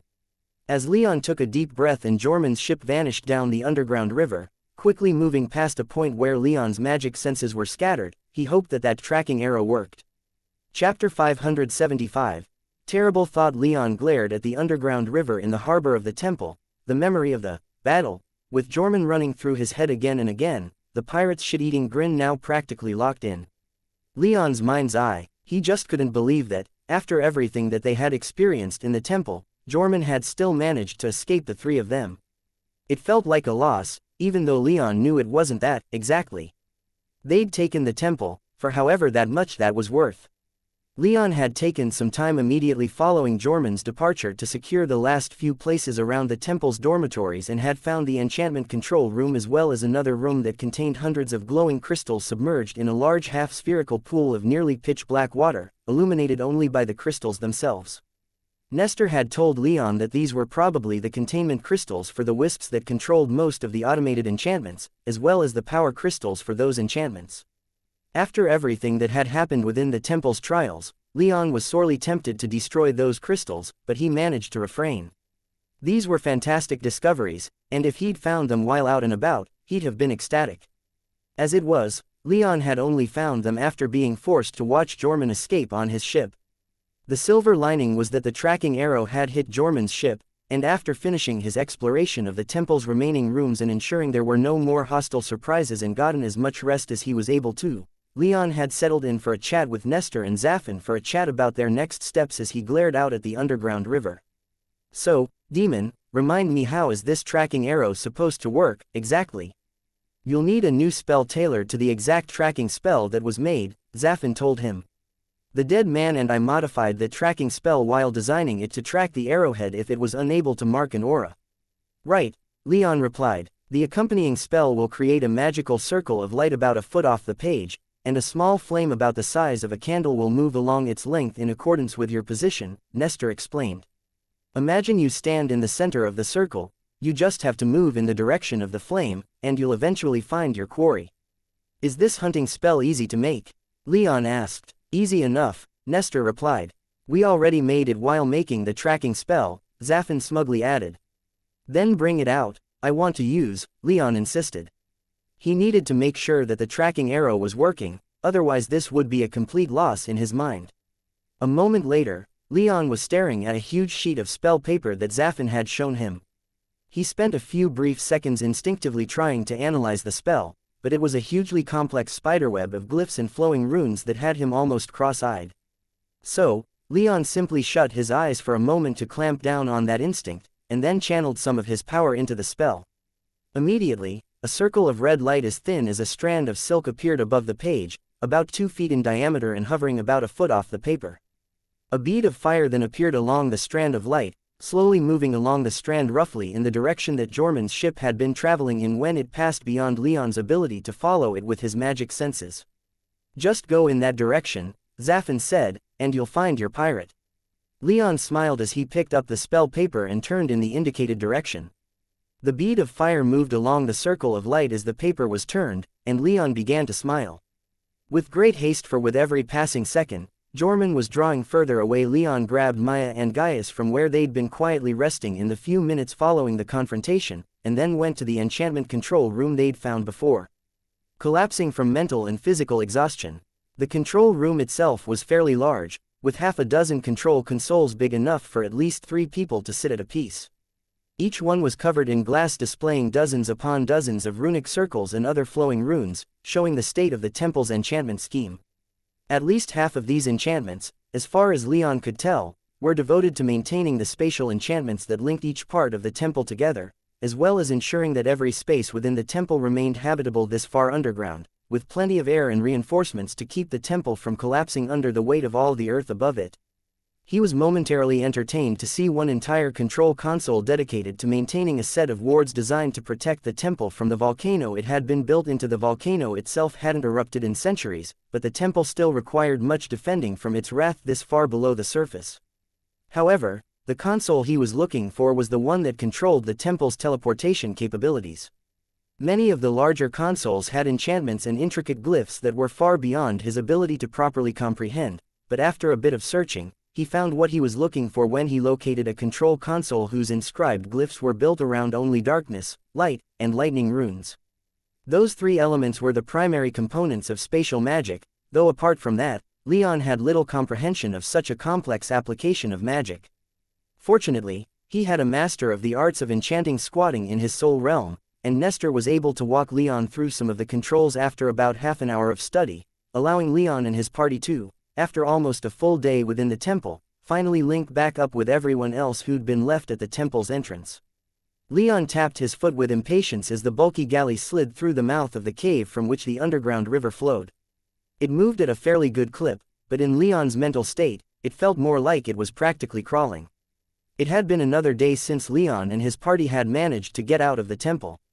Leon had linked back up with his retinue, and then immediately found a place where he and Gaius could communicate directly with Sigibert. Unfortunately, when they did, Sigibert seemed to fixate on the temple rather than Leon's information on Jorman's whereabouts, and he insisted on seeing the temple for himself. Legion scout ships had found a large number of caves along the rocky shores of the island, but few were large enough to allow ships in and out. It wasn't that hard for Sigibert's people to find the entrance to the underground network that let him sail into the temple's underground harbor once he knew what to look for. However, Leon had been practically forced not only to wait for the fleet legate to arrive, but also to venture back down into the temple to welcome the fleet legate when he finally showed up. The only silver lining in Leon's mind was that, at the absolute, bare least, Sigebert hadn't screwed around that much when he heard about the temple and arrived in relatively good time. Still, it was an entire day gone. So, when Sigebert came walking off the galley, openly marveling at the underground harbor and the destruction that Jorman had wrought on his way out, Leon's mood was decidedly sour. He was particularly angered when he noticed that Sigebert was paying a lot of attention to the serpent man statues that lined the walls. They built all of this. And can you feel how much magic power is flowing through this place? Sigebert whispered to one of his aides as he leisurely strode over to the large landing upon which Leon and his retinue were waiting. Took you long enough, Leon called out, interrupting Sigebert's admiration of the temple and not even bothering to hide his frustration. Sigebert seemed to take it in stride, though, and as he started climbing the stairs up to the landing, he responded, getting through those caves wasn't easy. Neither was making our way through the temple itself, Leon retorted, but after a brief pause, he decided to just get on with it. There'd be time enough for such recriminations later, if he were so inclined, but right now, he needed to get to Jorman. I have actionable intel on Jorman's location. We need to move quickly if we're going to catch up. Yes, you mentioned something like that before, Sigebert said with some interest, referring to the brief communication the two had had after Leon got out of the temple. And instead of taking it seriously, you decided to come here, Leon irately pointed out. The pirate is moving on to the next island, and we can find and eliminate him now, rather than waiting around for him to prepare for our arrival in a week, or however long it takes for us to stop jerking around here. I thought we went over this before, Sigebert said with some exasperation. The best way to handle this is to make sure we move slowly, not leaving any of the islands until we've secured our rear. If we don't, we might get outflanked by any forces still loyal to the Serpentine pirates who might remain here, and we also have 3 fleets, Leon insisted. You could come with me to find and eliminate the pirate. I guarantee you that when we do, we'll find the traitor Octavius as well. This is our job. It's up to Basina and Luduric to secure the islands, not us. We need to hunt this damn pirate down now. Look around you. Can you feel the amount of magic power within this place? The level of power that Jorman had access to far outstrips ours. We need to move on him before he can truly bring that power to bear, as he's been trying to this whole time. If Sigebert was in any way offended at Leon's more casual method of referring to him and the other 2 fleet legates, he didn't show it. Instead, he just smiled sagely at Leon and said, "Your ancestors knew the value of patience, young Rame. Follow their example, and victory is assured, no need to worry about that. Jorman will be brought to justice in time." Leon did his best to keep his cool, but inside, he seethed. He was sick and tired of the fleet legates dragging their feet on this issue, and though he knew it to be suicide, he was starting to much more seriously consider striking out on his own to deal with Jorman in any way he was able to. He couldn't let this stand, and if anyone were to get in his way, he'd rip them to pieces with fang and talon, and with that thought, something occurred to Leon. It was like a light went on in his head, and let his power flood his system. It seemed that there was something here that was influencing him somehow. That was the only explanation he could think of for these strange instincts he'd been having recently. It then stood to reason that if whatever this thing was that was strong enough to affect him, then it might very well be affecting the fleet legates as well. Leon would freely admit that maybe it wasn't that overt, and that maybe their much more conservative strategy wasn't a result of that, but Leon still had to make sure. He got up into Sigebert's face and grabbed the front of his tunic, to the surprise and shouts of alarm from everyone watching. Several others, including Gaius, even darted in, shouting and trying to separate the two, but Leon held firm as Sigebert's expression twisted in surprise, then fear, and then finally some anger. Leon let go only a moment later, but not before he sent a small bolt of silver-blue lightning coursing through Sigebert's body. It wasn't enough to cause the fleet legate any serious harm and wasn't even enough for anyone else to really notice, but it was more than enough for a look of confusion and slight dizziness to wash over Sigebert's face before he righted himself. By then, however, Gaius and half a dozen others had interposed themselves between Leon and the fleet legate, and were variously shouting threats, calls for Leon's arrest, or appeals for peace. "Wait," Sigebert shouted, quieting everyone down. "There's no need to arrest Leon, is there?" He gave Leon a sharp, if meaningful look, and Leon responded with a quiet nod. "Good," Sigebert then began to, with a little more passion and drive in his demeanor, began to order his people to secure the temple as best as they could, while Leon and Gaius both cautioned against going too deep or messing around with the enchantment controls too much. Many of his subordinates glared warily at Leon, but after some cajoling from their legate, they got back to work. Sigebert, unfortunately, did not immediately order them to begin pursuit of Jorman. Leon began to assume that he'd made a mistake and started planning his next steps when Sigebert approached him about an hour later, finally agreeing to order his fleet to pursue Jorman, regardless of what Basina and Luduric wanted. Leon responded only with a smile and a hint of killing intent. Leon felt his heart beat faster as the Thunderbird approached his mind palace. It had been a while since he and she had had a good conversation. Normally when they met up in Leon's soul realm, the sole reason was training, and she rarely let him take his mind off their focus. Now, however, Leon wasn't in the mood for training. He'd been having strange urges and instincts practically since he'd arrived at the Serpentine Isles, and he needed to know what in the hells was going on with him. The Thunderbird landed and transformed back into her human form, the bronze-skinned Amazonian goddess dressed all in white, her eyes a piercing avian yellow, her heart-shaped face looking both as warm as that of a loving mother, and as stern as that of military commander in charge of training new recruits. She didn't say a word as she approached Leon where he stood on the open stone platform set into the side of a mountain that he'd built to train upon. She simply smiled and took one of the training swords that Leon had stored here and continued to advance. But Leon didn't raise his defense or do anything to physically stop her. Instead, he looked her in the eye and said, "We need to talk." "We can talk later," the Thunderbird said as she slowed, but continued to advance. "I'd rather we talk now," Leon responded. "Is this training related?" she asked. "If not, then it can wait." "It isn't, and it can't," Leon protested, his tone deadly serious. "There's something wrong with my body, and I don't quite know what," Leon, as succinctly as he could without glossing over any important details, quickly told the Thunderbird of all these instincts that he'd been experiencing for the past few weeks, culminating in the strange vision where he'd seen one of his arms covered in sparkling black scales. For her part, the Thunderbird had almost interrupted him in the beginning, determined as she was to keep him training, but once he ignored her and got started on his explanation, she quietly listened, and eventually tossed aside the training blade as he progressed in his story. When he was done, Leon went quiet for a long moment as he let the Thunderbird process everything that he'd just told her. He wasn't quite certain what to make of it, himself, only able to describe what he'd been feeling and little else. He didn't even know if this was related to the Serpentine Isles, even though the fact that it started cropping up at the same time as he arrived might be correlated. "This is," the Thunderbird whispered as one of her hands went up to her chin, the arm propped up on the other in thought. "I don't know what this is, but it's concerning," she finished. "And you don't know when this started?" "Nothing in particular happened at that time that might have triggered this within your body."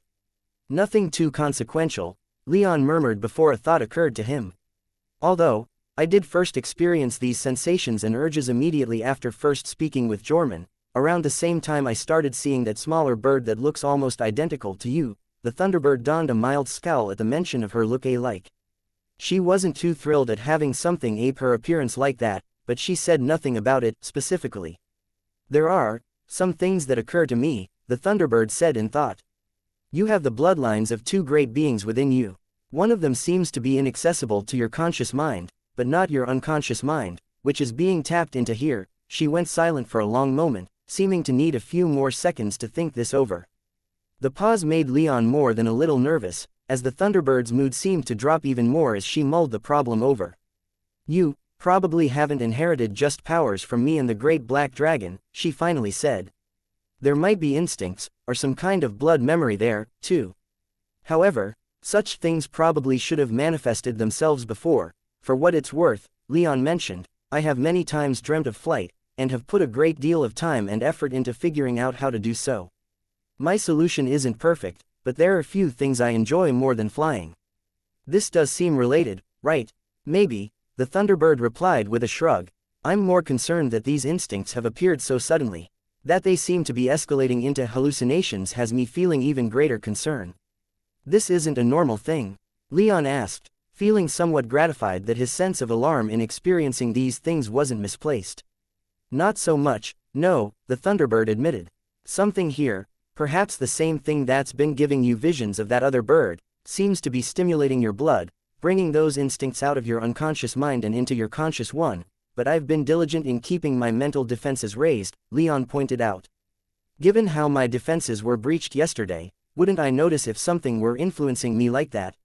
Not necessarily, the Thunderbird said with a long sigh, a look that resembled pity, as if Leon had just asked a childish question. Your defenses are focused in and around your brain. They're potent defenses, but if you'll recall when you first learned them, they were described as basic. This is because, as effective as they are at keeping your mind safe, their scope limits them. It's not your mind that's being attacked, here, it's your blood. I would say that something is subtly stimulating your blood to bring out your inhuman characteristics, something tied to these islands. And it doesn't seem to be a stretch to imagine that this fake bird has something to do with it. I'm unsure if the bird is fake, though, Leon said. I was able to see it, talk to it, it gave me useful information, and most importantly, everyone else could see it, too. Seems to be a pretty strong case for it not being fake, to me. None of that is proof of anything, only that all of you were fooled instead of just you, the Thunderbird countered. That also worries me, though, for it means that whatever is causing all of this has to be quite powerful. Leon nodded, the serpent of Jormun's desire coming to mind. But as he thought about it, he also thought about the serpent statue at the center of the mass ritual sacrifice he found on the second island, and the strange power he'd felt within it.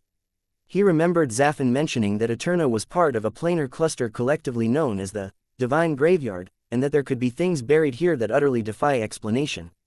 Whatever was going on, if that bird wasn't real, then it must have been tapping into Leon's mind somehow to conjure the image of the Thunderbird. Maybe this was the doing of the serpent, or maybe whatever was chapter 576, delayed morning. Leon stared at the third island as it slowly grew smaller in the distance. He'd only been there for about 5 days, practically an eternity in his mind, but the shortest amount of time he'd spent at any of the islands. He stood on the main deck of Sigebert's flagship. The fleet legate, after hearing Leon's words and surveying the temple for himself, decided to trust Leon and drop everything to go after Jormun. The other fleet legates had protested, and their subsequent argument had grown quite heated, but in the end, Sigebert had gotten his way. His fleet now sailed with him away from the third island on a course that Leon had given him. They moved with all the haste that a few hundred ships and marine transports could manage, which wasn't much, but by their estimates, they'd reach the next island in the chain in roughly 4 days. That gave Leon plenty of time to think and contemplate their situation. One thing he was quite concerned about was the fact that it seemed like Sigebert had been being somewhat influenced by something on these islands. It had been Leon quietly zapping him with the Thunderbird's lightning that had allowed him to convince the fleet legate to leave the others behind for a dedicated hunt of Jormun, and since then, Leon had been trying to keep his eyes open for any other signs of such influence. He never saw much, however. Everyone seemed to be acting normally, and he didn't see anything that might indicate any undue influence was around them. He especially kept his eyes open for the Thunderbird look-alike, for as he reflected on the past few weeks, he believed more and more the Thunderbird's theory that her tiny doppelganger had something to do with his recent beastly urges, such as wanting to spread his wings or tear into something with his claws. However, there was no sign of the bird. If it was real, it seemed like Leon's distrust at the entrance of the temple had caused it to abandon him. For the most part, he was happy that he wasn't seeing it around, but there was a small voice in the back of his mind that felt quietly guilty for running it off like that.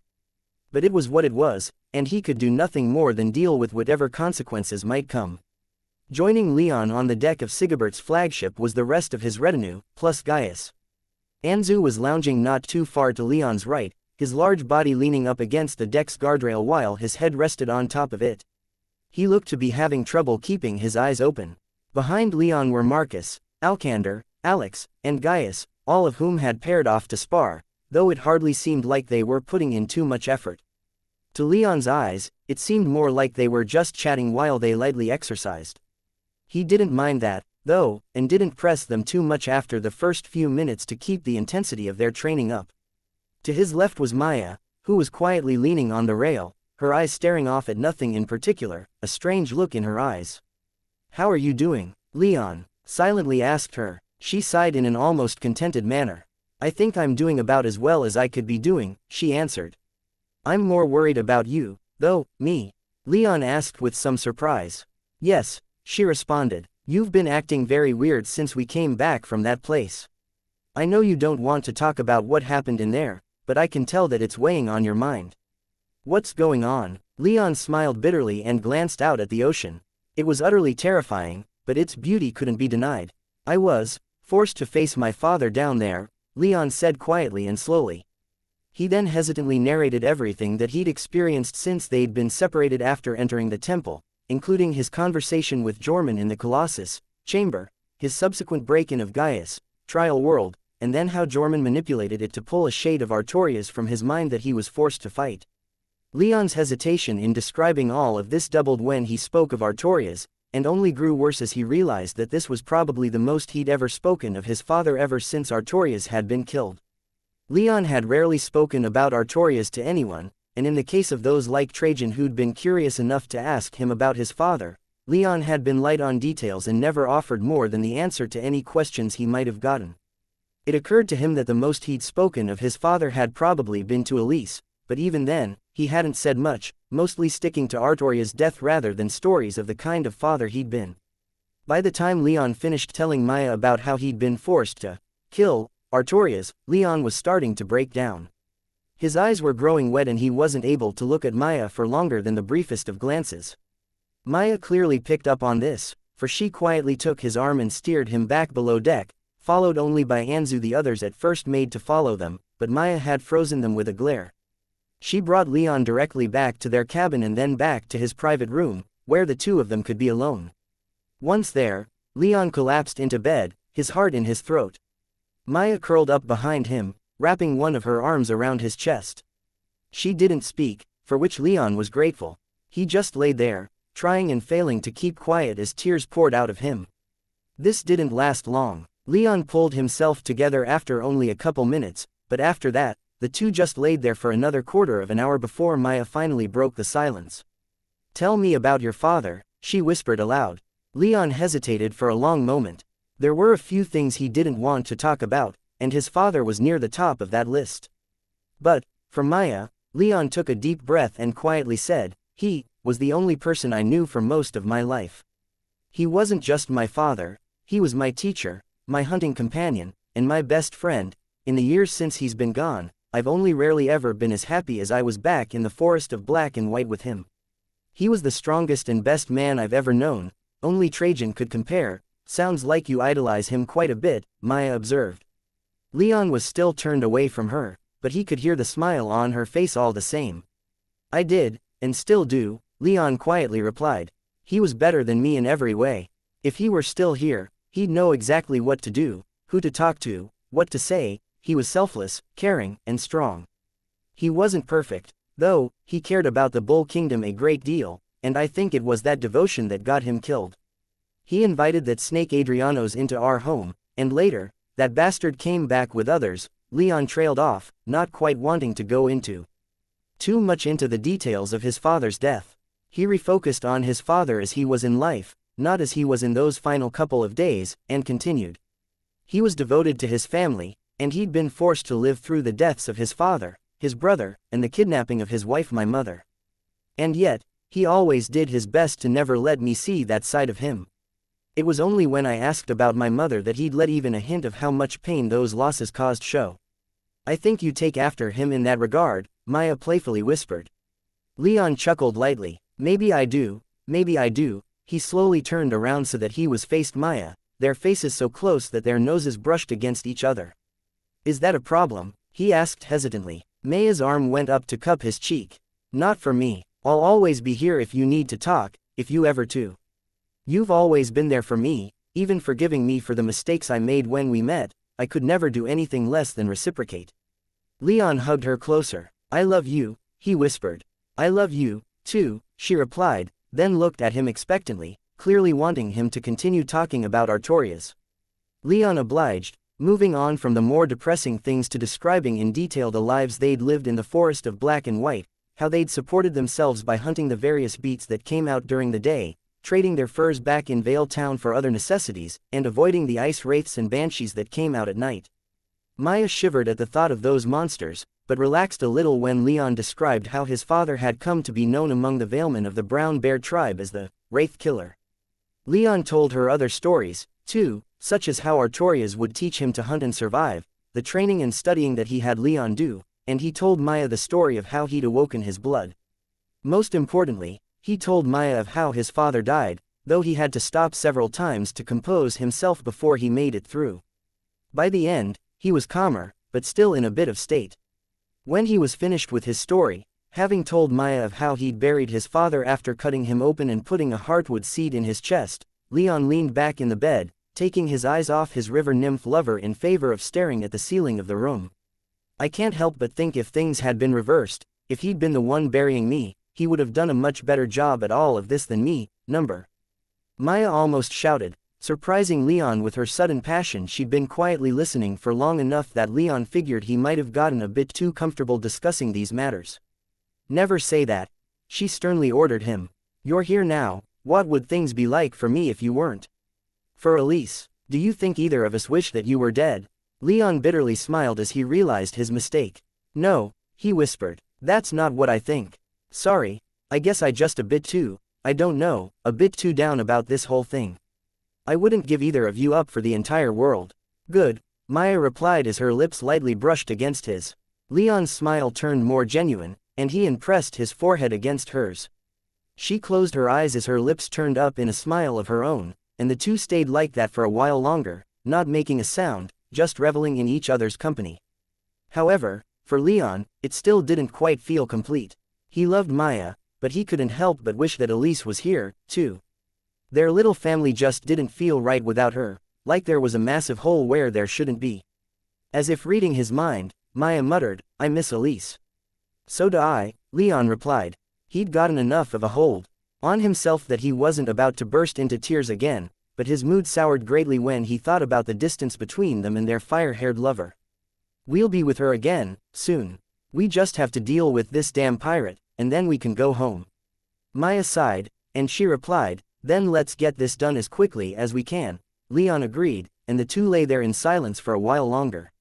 Soon Maya had fallen asleep, but Leon didn't move to get up. He just lay there with her in his arms. He felt much better than he did even an hour ago, not quite like a great weight had been lifted off his shoulders, but maybe like it had lightened just a little bit. Are you done playing around? Frigga demanded of Jorman as the fourth island drew relatively close, only a day or two away. Their ship cut through the waves with great speed, but not nearly enough to make up for the time lost in the temple. Jorman merely gave her a cheeky smile and a shrug. Everything worked out, and we're still ahead of schedule, why are you so angry? Frigga's wild features turned down in a deep scowl. Not too far away, Andoril, the tall, lithe, 7th-tier light mage, walked over and said, she's just mad that that little baby Legion Knight got the better of her. Say that again and I'll gouge out your eyes, Frigga replied with a look of utter seriousness in her eyes. Andoril, however, shrugged nonchalantly and replied, if you do that, I'll never heal you again. The next wound you take fighting that kid will stick around for a long time, I'll tell you that. Enough, you two, Jorman ordered. His tone was light and cheerful, but neither of the other two tested that and quieted down immediately. Now, we still have some work to do. How have the repairs to the ship gone? Well enough, Andoril replied. The crew that died during those submergings will be difficult to replace, but they weren't exactly critical. And the ritual, it was performed exactly as ordered, Frigga replied. Rolf saw to it personally. The only locks remaining for this seal are on this island and the next. And they should be just about done with unlocking the lock here, Andoril added. They damn well better be, they've certainly had long enough, Jorman growled. The three were silent for a long moment as Jorman stared at the mountainous island before them, his ship swiftly cutting through the waves as it curved along the shore in a long circle about 1,000 feet out. I have a wonder, if you'll indulge me, Captain, Andoril hesitantly asked. Jorman glanced over at him with a raised eyebrow, silently allowing him to continue. I can't help but wonder what the deal is with this kid, Andoril said. I mean, we knew that they were going to send a paladin or two after us, and it is weird that the one they sent is so young, but, is he worth going so out of our way for? Why do all of this just to screw with his mind? Jorman chuckled. Screwing with his mind is reason enough, I should think, he said in a playful tone. He then paused, but when Andoril's gaze didn't waver, Jorman sighed and explained, the serpent has taken an interest in him. I know not why, but it has ordered that we bring the boy to each of the ritual sites. If that's the case, Why did you order me to attack him? Frigga demanded to know, her tone indignant and her aura filling with killing intent. Jormung was unperturbed. She was no threat to him, and besides, he knew her quite well, this was just how she was. He didn't take the killing intent seriously. I ordered you to attack the unit he was with, he said. I knew he'd be fine. He's the sort of person who drew the gaze of the serpent itself, there was no way he was going to die there. I was thinking more about me, Frigga quietly stated. Why was I the one you threw against him? Was it because you knew I'd fail? Jormung turned to her, taking his eyes off the distant volcanoes. No, my dear, it's because I trusted you to carry out the real plan, keeping these ungrateful bastards in line. As he spoke, Jormung gestured to the island with a dismissive wave. These fucking people swore themselves to me when I threw back the bull from these islands. And promised me that they would fight with me when the bull returned. And yet they've been utterly useless so far, even after having to be cajoled and threatened into fulfilling their pledges. I didn't send you out to kill Leon, or those Marines he was with. It honestly doesn't matter how many of them get past the islands, they'll all die in the Shattered Tail if they insist on pursuing us. No, what I sent you out to do was to teach those cowards what freedom means. To show them why they put their faith in me. That's not going to go over well with them, Andoril said with a grimace as Jormung's eyes darted in his direction. Already, more than half of the nobility and wealthy landowners that live among our people have died. Many have died to the bull's aggression, enough that I don't think they'll rise up again if we push the bull back beyond our islands again. You know why we fight, Jormung growled in an exasperated tone. We fight to unleash the serpent. Once we do, before he could finish, one of Jormung's crew began to shout from high up on the observation platform near the back of the ship. Jormung glanced over at him and noticed the man frantically waving to get his attention, then pointing back toward the third island. Curious, Jormung, Andoril, and Frigga all moved to the rear of the ship to see what they could see. The haze of distance rendered much more than 50 miles out gray and indistinct, but to mages of their caliber, they could still see quite clearly. The waves of the ocean obscured more, with some out in the distance growing quite large as various creatures fought down in the depths. But Jormung was easily able to see what had drawn the lookouts' attention. Ships, hundreds of them, departing from the third island, about 1.5 or 2 days behind them, by his estimate. They're leaving early, Andoril observed. No, Jormung replied as his expression darkened. If they were, they'd be bringing all their fleets. That's just some of their armada. I think we may need to speed things up. As they stared, all three experienced pirates were able to see as the bull ships turned in their direction. Yes, they're coming for us, now, Jormung whispered. Beneath his clothes, a bracelet made of onyx and set with half a dozen large black crystals appeared, 2 of which glowed with arcane light. He channeled his magic into it, and he felt the krakens at his command respond. We need to be ready, I don't know how, but they know where we are. Chapter 577, Jormung's Maneuvers. It was a beautiful day when Sigebert's fleet finally came within 5 miles of the fourth island. The sun was shining, the seas were calm, and a light, pleasant sea breeze kept everything cool and comfortable. For Leon, however, it was a good day for a whole other reason. The fleet was about to finally close with Jormung's ship. He stood at the bow of Sigebert's flagship, where he could see just about everything happening around him. Just behind him were Maya, Gaius, Alex, Alcander, Marcus, and Anzu, all fully armored and ready for battle. About a dozen miles or so in the distance, Leon could see Jormung's ship, as well as the pirate himself, standing on the deck at the rear of the ship, staring back at him with a satisfying look of muted anger and frustration on his face that was completely at odds with how he usually comported himself. For the past couple of days, Sigebert's fleet had made haste toward the fourth island, following Leon's directions toward Jormung's ship. However, as with the other islands, the fourth island had an extremely rocky and broken coastline, so the fleet had to slow down in the past couple of hours to ensure that their hundreds of ships didn't run aground or get caught in a trap planted among the rocky outcroppings that jutted out of the ocean even as far out as they were. The memory of the 2 flame lances appearing at the first island was still fresh in everyone's mind, and they were taking as many precautions to protect themselves from a similar ambush as they could. Strangely enough, even with these precautions and slower approach than they might have otherwise made, they were still gaining on Jormung's ship. Leon, for all his elation at catching up with the pirate and having the opportunity to finish this and put a stop to Jormung's plans, couldn't help but feel some measure of disquiet at this. Jormun's ship was sleek and fast, and the man himself was a 7th-tier water mage, for as powerful as the Bull Kingdom's fleets were, they were only as fast as their slowest ship, those being Sigebert's dreadnoughts, and they weren't that fast. When Leon had hit Jormun's ship with his tracking arrow, he'd envisioned pursuing the pirate to wherever he'd docked his ship and made camp on the 4th island, not catching up to him at sea. This would make things both much simpler and yet, much more dangerous. To face a powerful water mage at sea was not a smart move under normal circumstances, but Leon and Sigebert had made plans for this eventuality ever since they first caught sight of Jormun's ship the previous day, and at least this way, they'd be able to bring all the force of the fleet to bear. Leon had confidence that the power at their command combined with this plan would be enough to achieve victory, but he wasn't going to bet too highly on it. Jormun had proven himself tricky and devious, and Leon wouldn't be surprised if the pirate revealed that he still had cards up his sleeve.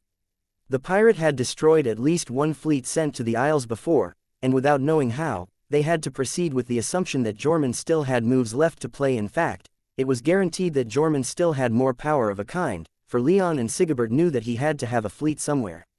It couldn't be as large as a proper bull fleet, but apart from a few tiny islander fishing vessels in the distance, they could only Jormun's one ship. Jormun's ship continued to sail away from them, just slow enough for even their heavier dreadnoughts to slowly gain on it, and that brought a light frown to Leon's face.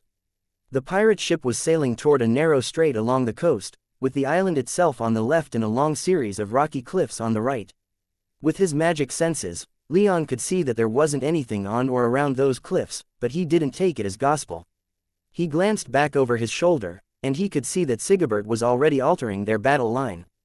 Instead of the wide and flat delta shape that the fleet had been sailing in, Sigebert had given orders for many of the lighter ships to close in and sail ahead of the dreadnoughts, giving them and the marine transports more cover, while the right wing, about 15 war galleys and several dozen smaller ramming and boarding ships, split off from the main battle group to sail around the outside of the cliffs at a good distance. This group would be able to sail faster without the dreadnoughts, and at the pace that Jormun had set, they'd be able to block him in on both sides of the strait if they moved fast enough. Jormun could see this. Leon watched as his head turned slightly in the direction of the Bull fleet's right wing as it peeled off, and yet, he did nothing. He just stood at the rear of his ship, staring back at Leon as his ship languidly pushed forward into the strait. He'd be well in by the time Bull fleet got into range with the flame lances. The lances were Leon and Sigebert's primary strategy: bombard the pirate from afar with artillery. Jormun had those strange flame lances on his ship that spewed fire, along with potentially 2 more Legion flame lances that weren't accounted for from the previous fleet sent here, so they didn't want to get close. They had an advantage at range, and they were going to use it. The tension in the air grew as they slowly closed with Jormun's ship. The protective screen of lighter ships pushed up into formation ahead of the dreadnoughts, and Leon's gaze never wavered from Jormun.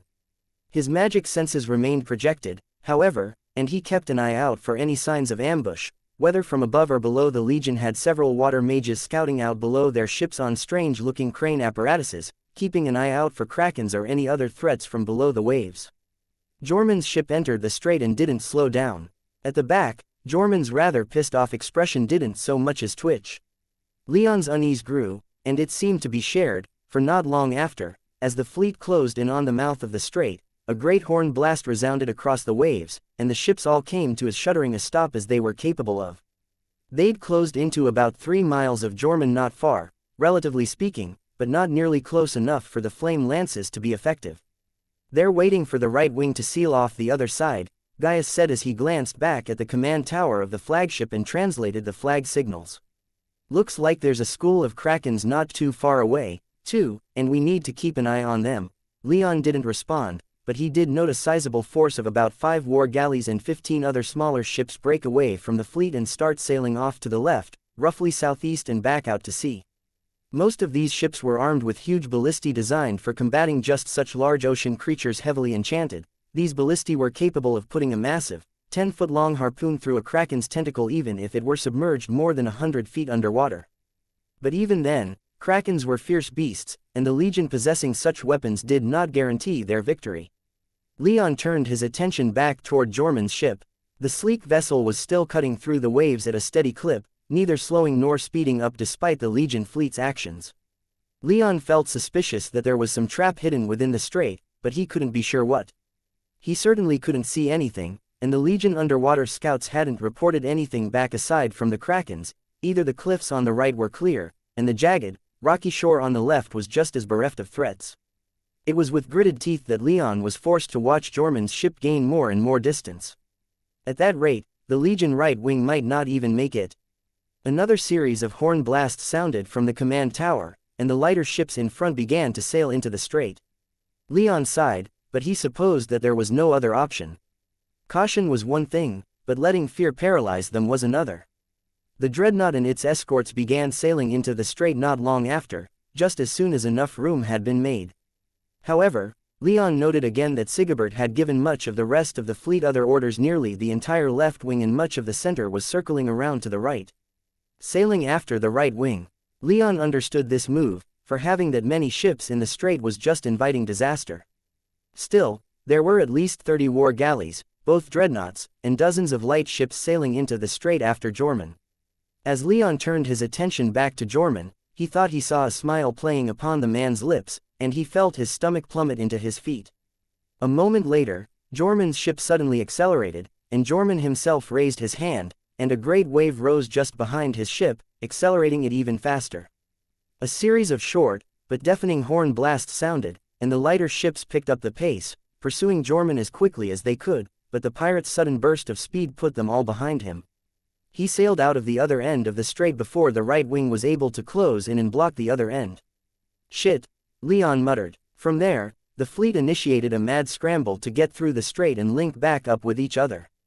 The main force pushed through and fanned out to the right, while the wings fell back into place. Throughout this entire painfully lengthy process, Leon kept his eyes forward, locked on Jormun's ship, just as Jormun kept his eyes turned back, locked on Leon. After pushing through the strait, the pirates' ship slowed back down, as if mocking them by moving slower. It took nearly half an hour for so many ships to get back into formation, and by then, the detachment that had gone after the krakens had largely been left behind.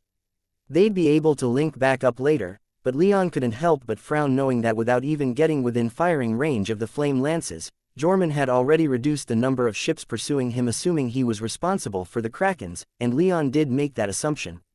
As much as he found himself hating the man, Leon couldn't help but feel some small measure of respect for him. Bloom. Sigebert's fleet fell back into place about 5 miles behind Jormun's ship as it slowly made its way around the coast, now lesser by almost 24 ships. However, it was still a mighty battle group, and it sailed ahead, undaunted. Leon could feel magic ripple through the heartwood beneath his feet as the magic engines that kept the Leviathan he stood upon moving go into overdrive. The dreadnought was burning through vast amounts of magic power to tease out just a little more speed in an attempt to catch up to Jormun, but the pirate ship kept just out of effective range, deliberately teasing them as they chased him around the island. The Legion didn't have much choice but to pursue as fast as was possible. However, Sigebert did have a number of small, fast ships break off for a flanking maneuver around the right flank again. Leon could see what he was angling for, hoping these smaller ships, even if they lacked much in the way of ranged power, might be enough to box in Jormun, assuming they were fast enough to sail around and get in front of the pirate. Not too far ahead, only about 20 miles or so, just at the edge of Leon's range of perception with his magic senses, was what looked like the site of some massive past cataclysm. The coastline, already broken and rocky just by virtue of the island's natural landscape, appeared to have been utterly shattered into steep cliffs and deep ravines, creating a series of narrow straits that Jormun just so happened to be sailing toward. These narrows weren't too extensive, but they were more than enough to give the pirate cover from the flame lances and bring the Legion ships in close, into range of his strange flame lances, and who knew what else within those narrow channels. He knew we were coming, Leon thought to himself. Maybe he hadn't as much time to prepare as he did on the other islands, but he couldn't have missed this fleet leaving the third island. Jormun had days to choose his battlefield, and he chose well. The pirate's ship suddenly increased in speed once more, and it soon became clear that the detachment of smaller ships wasn't going to be able to cut him off in time to prevent him from entering the narrows. A series of horn blasts redirected them, and sent many other Legion ships scattering as they formed into new groups and spread out. "Looks like we're going to split up into half a dozen groups," Gaius translated as the horn blasts and flag signals continued. "We're going to be locking down every side of this rock formation and prevent Jormun from leaving." "Anything else?" Leon asked with some bitterness. "Not yet," Gaius replied. Looks like the fleet legate is ordering everyone to stand by once they get into position. Might be that he wants to use one group to clear the place while the rest of the battle group locks it down and prevents the pirate from escaping. Leon scowled. It was a good plan, about as good as possible under these circumstances. Having hundreds of ships entering a series of broken and shattered waterways like these was just asking for a ton of accidents that would only slow them down. However, that still didn't sit well with him. He and Maya were the only two in the fleet with the range of magic senses great enough to keep an eye on the pirate, so nearly all of the ships were going to be searching blind. Naiad, stay here, Leon ordered. Alex, get on Anzu. Gaius, Marcus, Alcander, you three will stay here as well. If you need to get in contact with me, say it to Naiad, she'll be able to send me the message. As he spoke, in a flash of light, Leon donned his flight suit. Alex didn't hesitate to hop on Anzu, too, and the Griffin perked up a bit. Even with everything going on, Leon was proud to see none of the old antipathy Anzu used to have for Alex. What are you doing? Gaius asked with some alarm. I'm going to head up into the sky and keep an eye on Jorman, Leon explained as he stretched a bit. I'm not going to attack, but I'm going to signal his position with flares. Just follow the flares, and you'll find Jorman. I guess that makes sense, Gaius replied. You're not going to attack without us, right? Alcander asked with a deep frown. It wouldn't be fair to seize all the glory for yourself. I'm not one for glory, per se, Marcus added, but I agree with Alcander in principle. Don't go attacking Jorman without support, Leon. Please, who do you think I am? Leon replied with a cheeky smile, knowing full well that their concerns were largely justified. Someone who would do exactly what we're scared of, Marcus shot back with a cheeky smile of his own. No need to worry about that, Leon reassured them as he turned his gaze back to the pirate ship in the distance. Leon, Maya whispered into his mind. I don't like being left behind. No one does, Leon responded. However, I need you here. I was serious, I'm not going to attack them without support, just fly hundreds of feet above. I need you to stay here and relay any messages that Gaius and I may need to share. Will you do that for me? Maya scowled, the first real facial expression she'd shown all day, but she slowly nodded in agreement. She turned back to face the water and laid her hand on the deck's guardrail. Leon noted that the heartwood seemed to be cracking under the pressure of her grip. Leon sighed and turned back toward Gaius. Let Sigebert know what's going on, yeah. Gaius shrugged. Doesn't seem like I have much of a choice. His tone was fairly lighthearted, and he began to signal Leon's intentions to the command tower. Leon made a bit of a show preparing himself for the flight, but he was really just waiting for Sigebert's answer. When Gaius informed him that Sigebert had agreed to the plan, however, Leon just smiled and took off, with Anzu and Alex not far behind him. As they rose, Leon called out to Alex, "Your bow ready?" "It always is," she replied as she tapped the bow strapped to her back and the quiver tightly packed with arrows at her hip. "Once we catch up to Jorman, put those arrows to good use," Leon shouted. Alex nodded with a smile of anticipation, and they climbed higher and higher. He wasn't intending on getting too close to Jorman's ship without substantial Legion support, but even at a range of hundreds of feet, his and Alex's bows could do some damage and still be nimble and maneuverable enough to not be in any serious danger. At about 600 feet, Leon judged them to be a safe enough distance that Jorman or his crew wouldn't be able to easily shoot them out of the sky, and began flying out over the narrow passages that Jorman's ship was rapidly disappearing into. As he went, he watched the rest of the Legion ships rapidly moving into position. However, as he scanned the narrows once more, he realized something. The cliffs were riddled with caves, and several of them were warded against magic senses, located along the shoreline, and big enough for ships to sail in and out. Change of plans. Leon shouted as he slowed down to speak with Alex. There are a few caves around here that I want you to collapse if you can. Don't get too close, just use explosive arrows. Leon proceeded to give Alex directions and a few more explosive arrows to use. He hoped they'd be enough if he were operating a clandestine harbor in one of those caves. He knew one of the first things he'd do would be to get an earth mage to reinforce it to prevent just what he was sending Alex to do. But he had faith in his former squire and in the spells he'd given her. He turned his attention back to Jorman. Now that he didn't have to lead Alex and Anzu, he could use his invisibility ring again, so that's exactly what he did, swiftly fading from view as light bent around him. It didn't take long before Leon found himself flying over Jorman's ship. He easily shadowed them as they made their way through the winding waterways, Jormun's water magic making sailing through the tight straits and corners child's play. He was impressed, too, at just how robust the pirate's ship was, for it demonstrated an enviable ability to turn on a coin despite its relatively considerable size. Leon didn't waste a moment pulling a bright red flare spell from his soul realm and activating it. The flare rocketed upward, and Leon quickly displaced himself just in case any of Jormun's pirates decided to shoot up at it. No one did, and Leon was free to enjoy the look of consternation on Jormun's face as he glanced up at the flare, and then watching the pirate's eyes dart everywhere looking for him. A moment later, he was able to enjoy it even more when Alex successfully collapsed one of the 4 warded caves he'd noticed, and Jormun's visage grew even more terrible. Like this, Leon followed Jormun through the straits, launching several flares so that the Legion always knew where he was. He had quite a stockpile of such spells, and he gleefully used them quite liberally. As he did this, he reveled in Alex collapsing 2 more of the caves.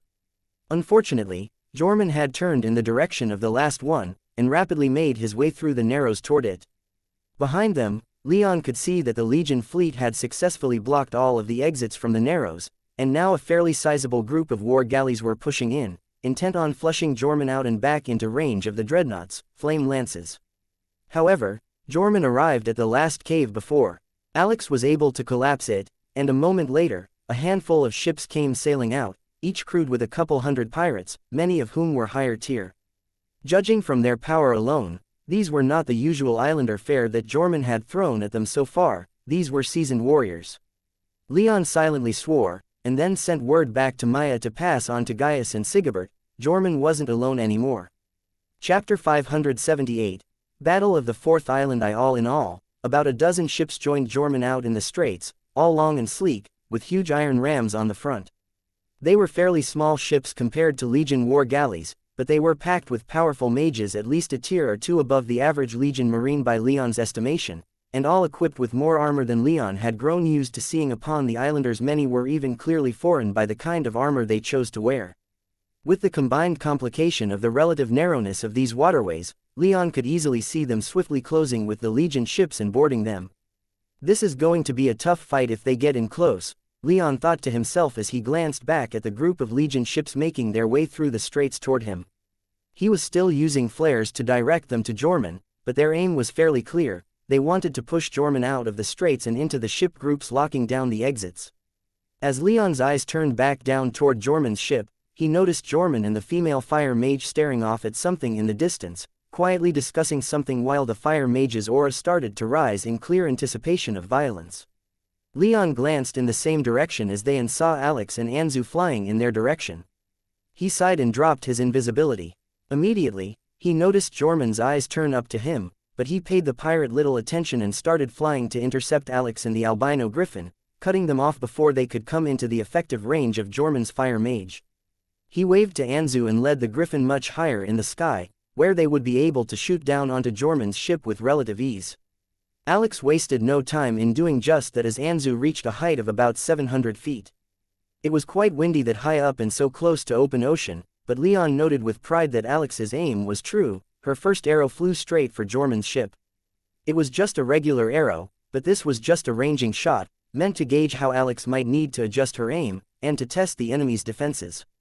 Jormun's people had no way to tell that, though, and so as the arrow sped downward toward the deck of the ship, a bolt of fire hurled by the female fire mage rose to meet it and incinerated the arrow before it could come close to the ship. "Keep shooting," Leon shouted to Alex as he fired off one more flare. The Legion ships were drawing close. They were only one more turn away from making visual contact with Jormun. With that flare fired, Leon began to conjure lightning bolts and hurling them, though not with a great amount of force.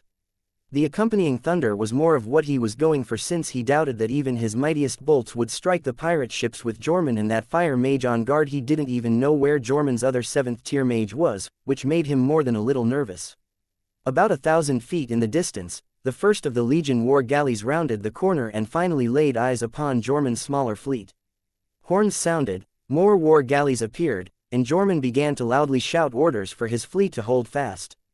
Leon thought that a strange order, for the longer he waited, the more time he was giving the war galleys to swarm in and close the distance. Their magical artillery, while not as powerful as the flame lances on the dreadnoughts, would still wreak havoc on Jormun's ships.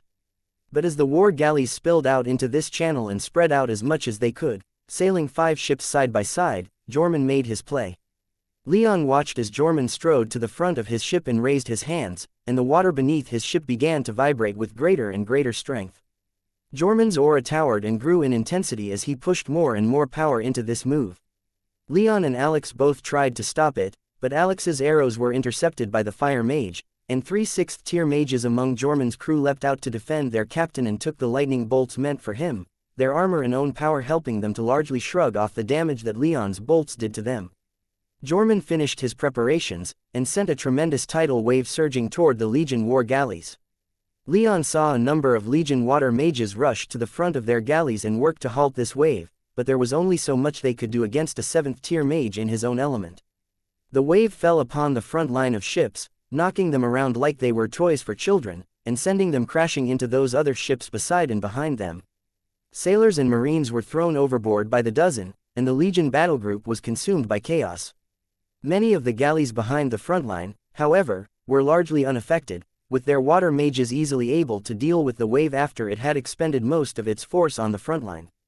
After a few horn blasts from the ship that Leon assumed was in command, these galleys launched their payloads from the trebuchets and catapults on their main decks. Burning spheres and stones were hurled at Jormun's fleet, and though the female fire mage and Jormun himself used their power with fireballs and great geysers of water rising from the strait to intercept these missiles, a little under half landed among Jormun's small fleet. The stones exploded, showering Jormun's pirates in stony shrapnel, while the burning spheres detonated with great force, sending waves of fire to scour the pirate decks.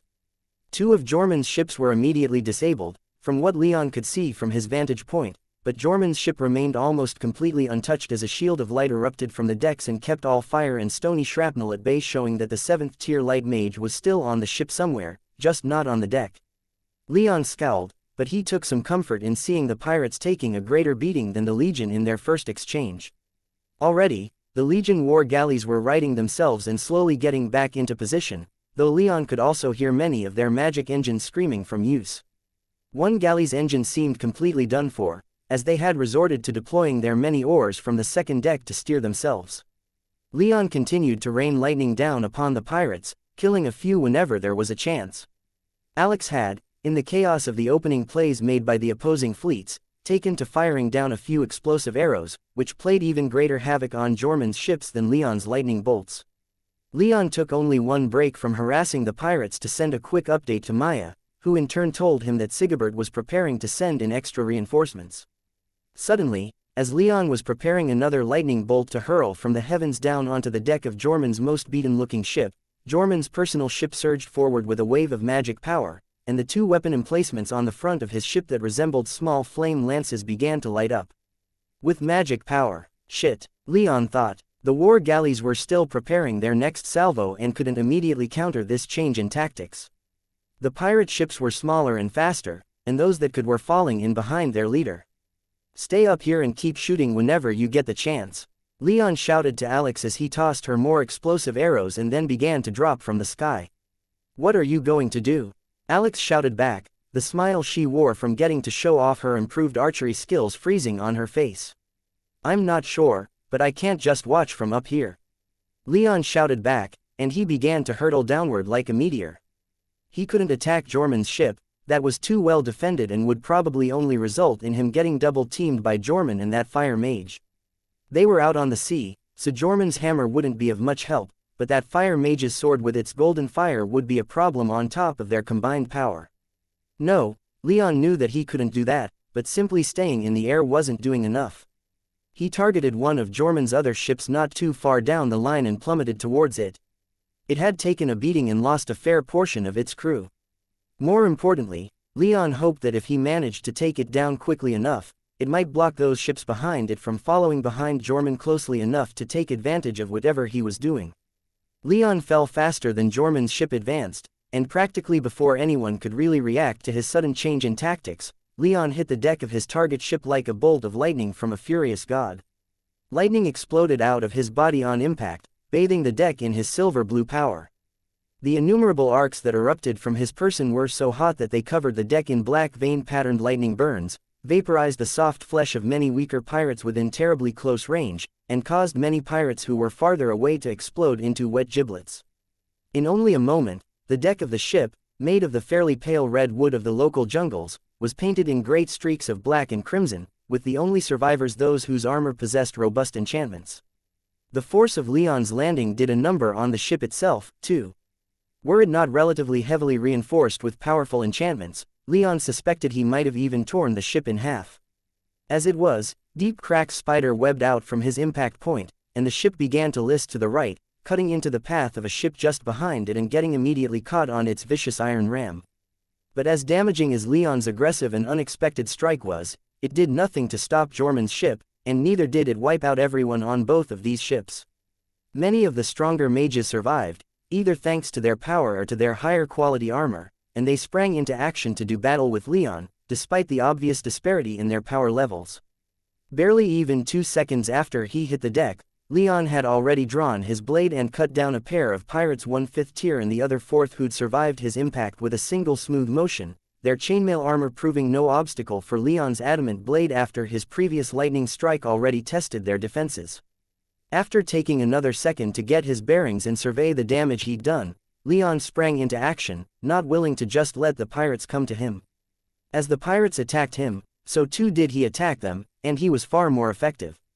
They charged, their swords and daggers sharp and deadly, but he was as air, dancing around and between them, slashing, stabbing, piercing, blasting with lightning, always moving, always dodging their weapons by such thin margins that an untrained eye might think he was struggling. However, with lightning flooding his body, Leon moved with the speed of that element. On this ship he'd attacked, none were even close to being fast enough to deal with him, or powerful enough to pose much of a direct threat. The only strength that the pirates had was in numbers, and Leon was quickly and efficiently destroying that advantage. With judicious use of lightning and blade, Leon soon cleared the deck of the ship. He'd moved fast, spared no one, hesitated not at all, and so reduced the dozens of pirates on the deck to corpses. The ship that had gotten entangled with this one was still flush with more fighting men and women, however, so while Leon heard more pirates below deck scrambling to defend the ship, instead of running down there to deal with them personally, Leon sprinted to the rear of the ship. A few pirates from the other ship had leapt over to aid their doomed comrades aboard this ship, but with a few swings of his blade, Leon was once more alone on the deck, fresh corpses his only company. Killing intent poured from him like great cushions of air that preceded an avalanche in a frozen mountain range. The blood on the deck of the ship was starting to freeze, even in the heat of the sun. More importantly, the pirates in the other ship, even their 5th-tier commanders, were frozen in fear and unable to stop Leon as he took some time to conjure a lightning bolt of truly terrifying power. Up against so many mages that were weaker than he was, Leon was able to put his own power on full display, and while he reveled in his expression of power and skill, he couldn't help but want all of this to be over. Leon did his best to bring an end to this as quickly as he could. When he hurled his lightning bolt, he'd packed it with so much power that when it hit the other ship only the briefest of moments later, the ship was consumed in his power. Lightning arced and danced along its length, shattering the men and women aboard, scorching its deck black, and even starting a few fires here and there. But Leon wasn't done. With the deck of the other ship cleared of any hostiles, he turned to a third ship that was sliding in alongside the first, this one also full of more pirates looking to avenge their fallen fellows. They balked at his killing intent, however, and he conjured his bow and a few explosive spell arrows from his soul realm. He drew and loosed them with terrific speed. The first exploded across the bow of the ship, not quite overwhelming its structural enchantments enough to do much damage to the ship itself, but more than a dozen pirates were caught in the fiery blast. The second arrow landed in the center of the deck, killing several dozen more as it bathed the deck in white flame. The last hit a pirate near the rear of the ship, finally putting enough stress on the ship's enchantments to not just kill a dozen more pirates, but also to blast the rear of the ship into splinters. The third ship was thrown forward by the blast with enough force for its ram to strike the ship Leon stood upon, cracking the wood, and punching a small hole in its hull. Water flooded the inside of the ship and it began to go down. None of the pirates on the other ships challenged him, so Leon took off back into the sky to survey the situation. He'd disabled or destroyed 3 ships in only a matter of a minute or two, and 3 more ships had been temporarily blocked by the wrecked ships that were now in their way. One of them, Leon noted, was covered in burns and holes, and it was immediately clear as to why when one of Alex's explosive arrows burst over its hull, killing several more pirates and punching a sizable hole in the ship that the force of the rowers below deck that were trying desperately to escape began to pull the ship apart at the seams.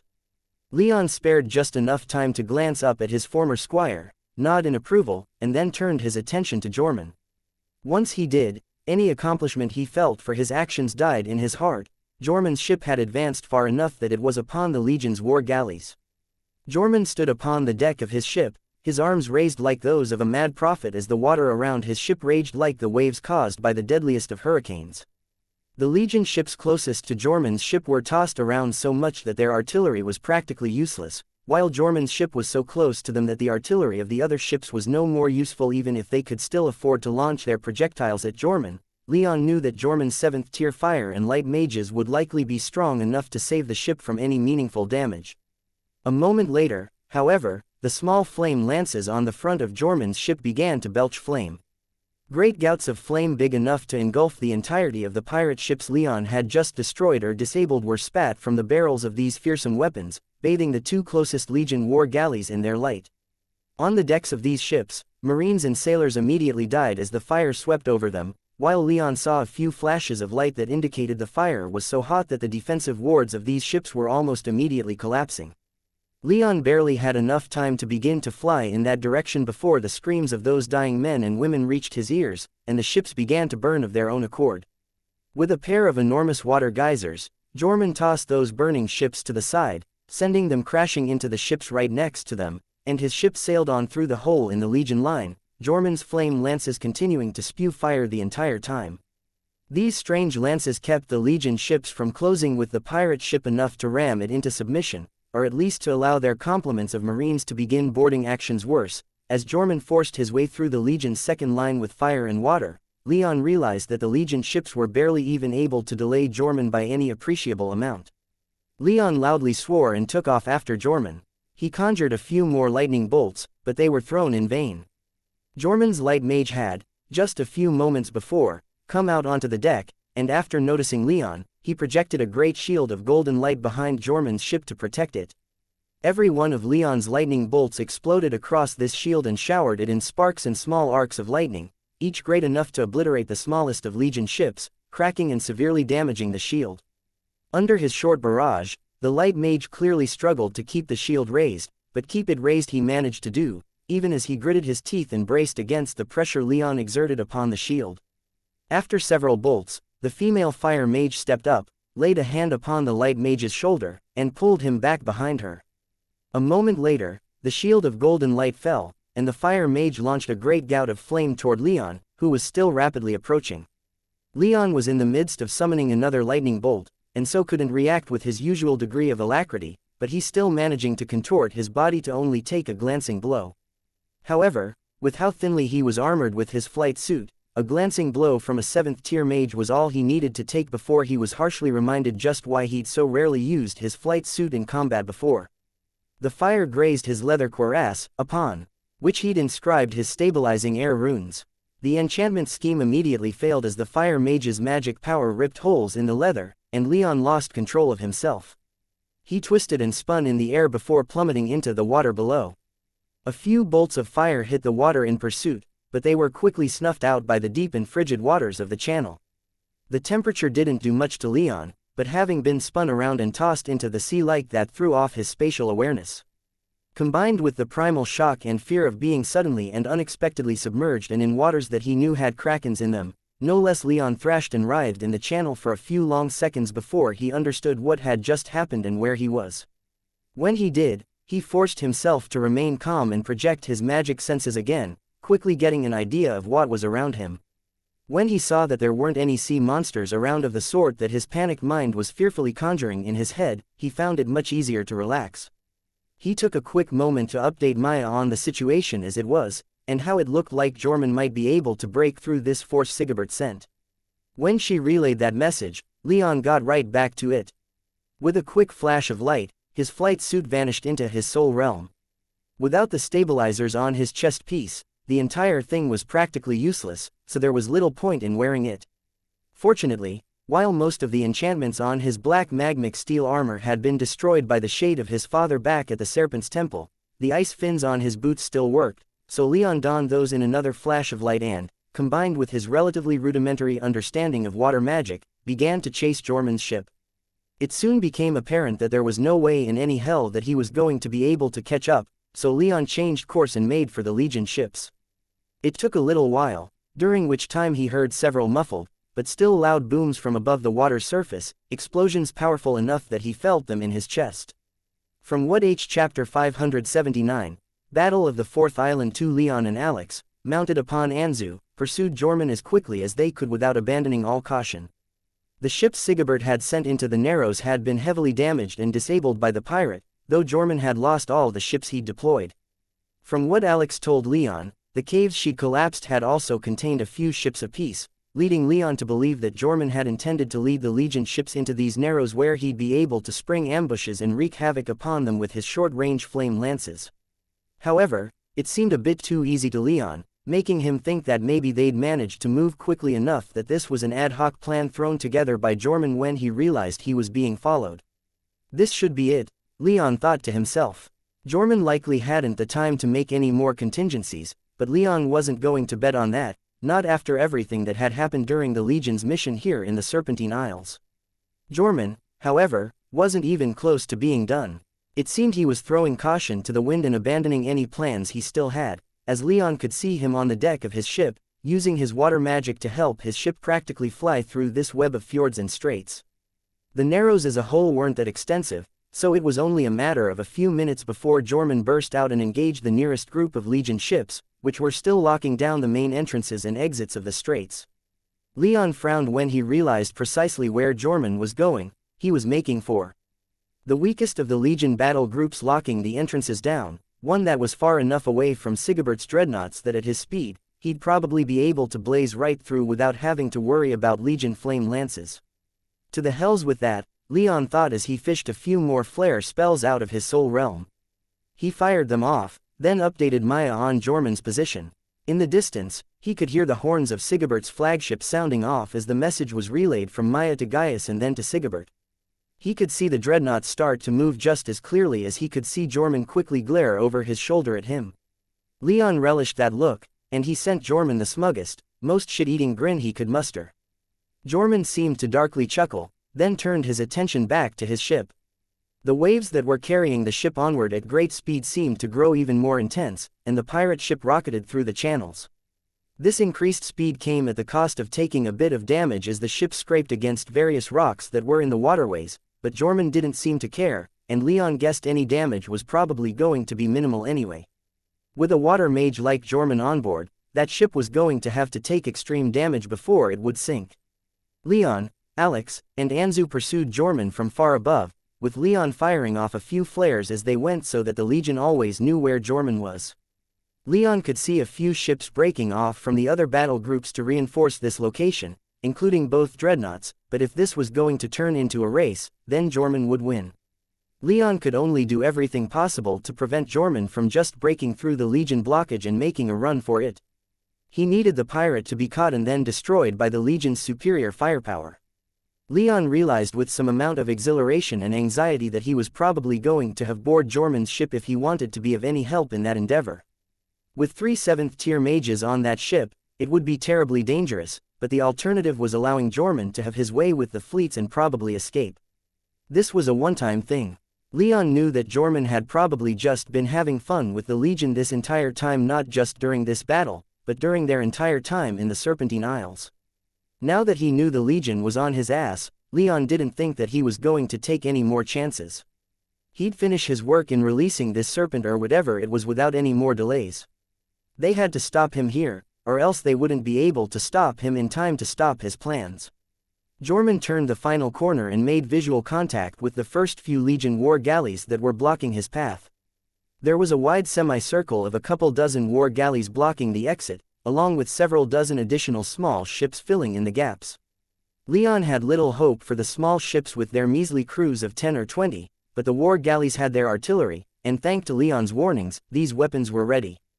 Jormun's ship came blazing down this last strait, and as soon as it came into range, a barrage of explosive spheres and stones were released by the war galleys. Much like the previous attempts, however, these weapons failed to penetrate the golden barrier that was thrown up around Jormun's ship by his 7th-tier light mage. The barrier was cracked in a few places for just a couple seconds before the light mage allowed it to dissipate, but the ship hadn't even slowed down.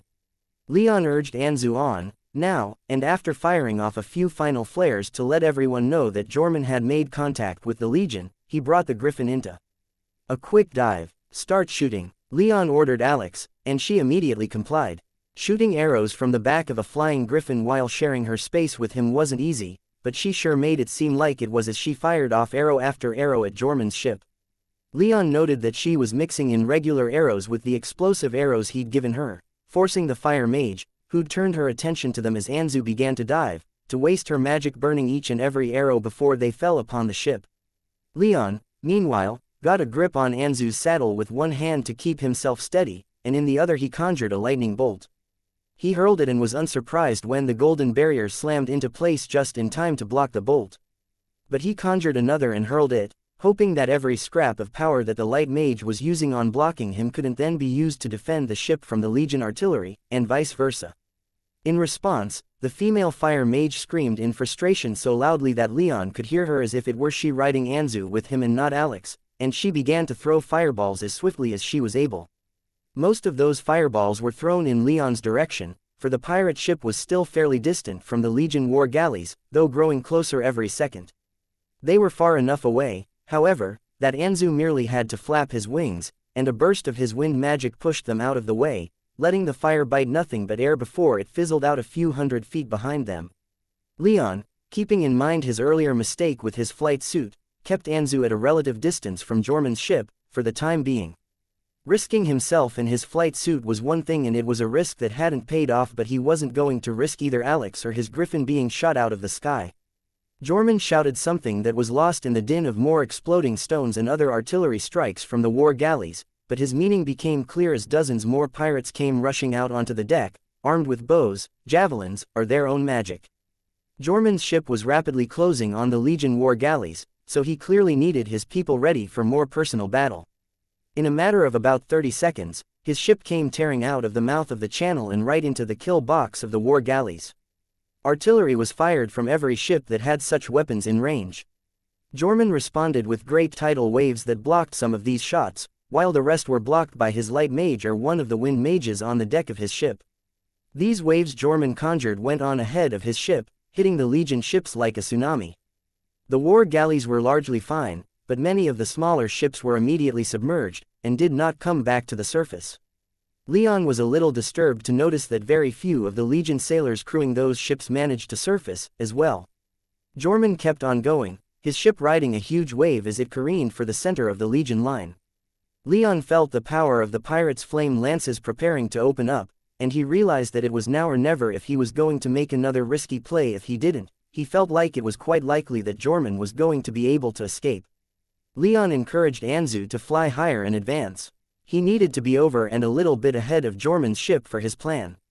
Alex paused as she fired her arrows, but a reassuring smile from Leon had her back to picking her targets and shooting, even though those arrows had yet make it past the slowly cracking light shield.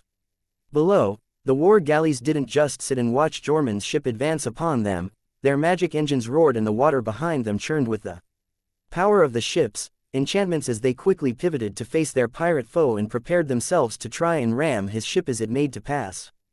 Jormun didn't slow down. He let loose with another tremendous wave of water to try and clear the way for him to break through the Legion lines, but the war galleys were too massive for such a wide-ranging attack to work, even for a mage such as him.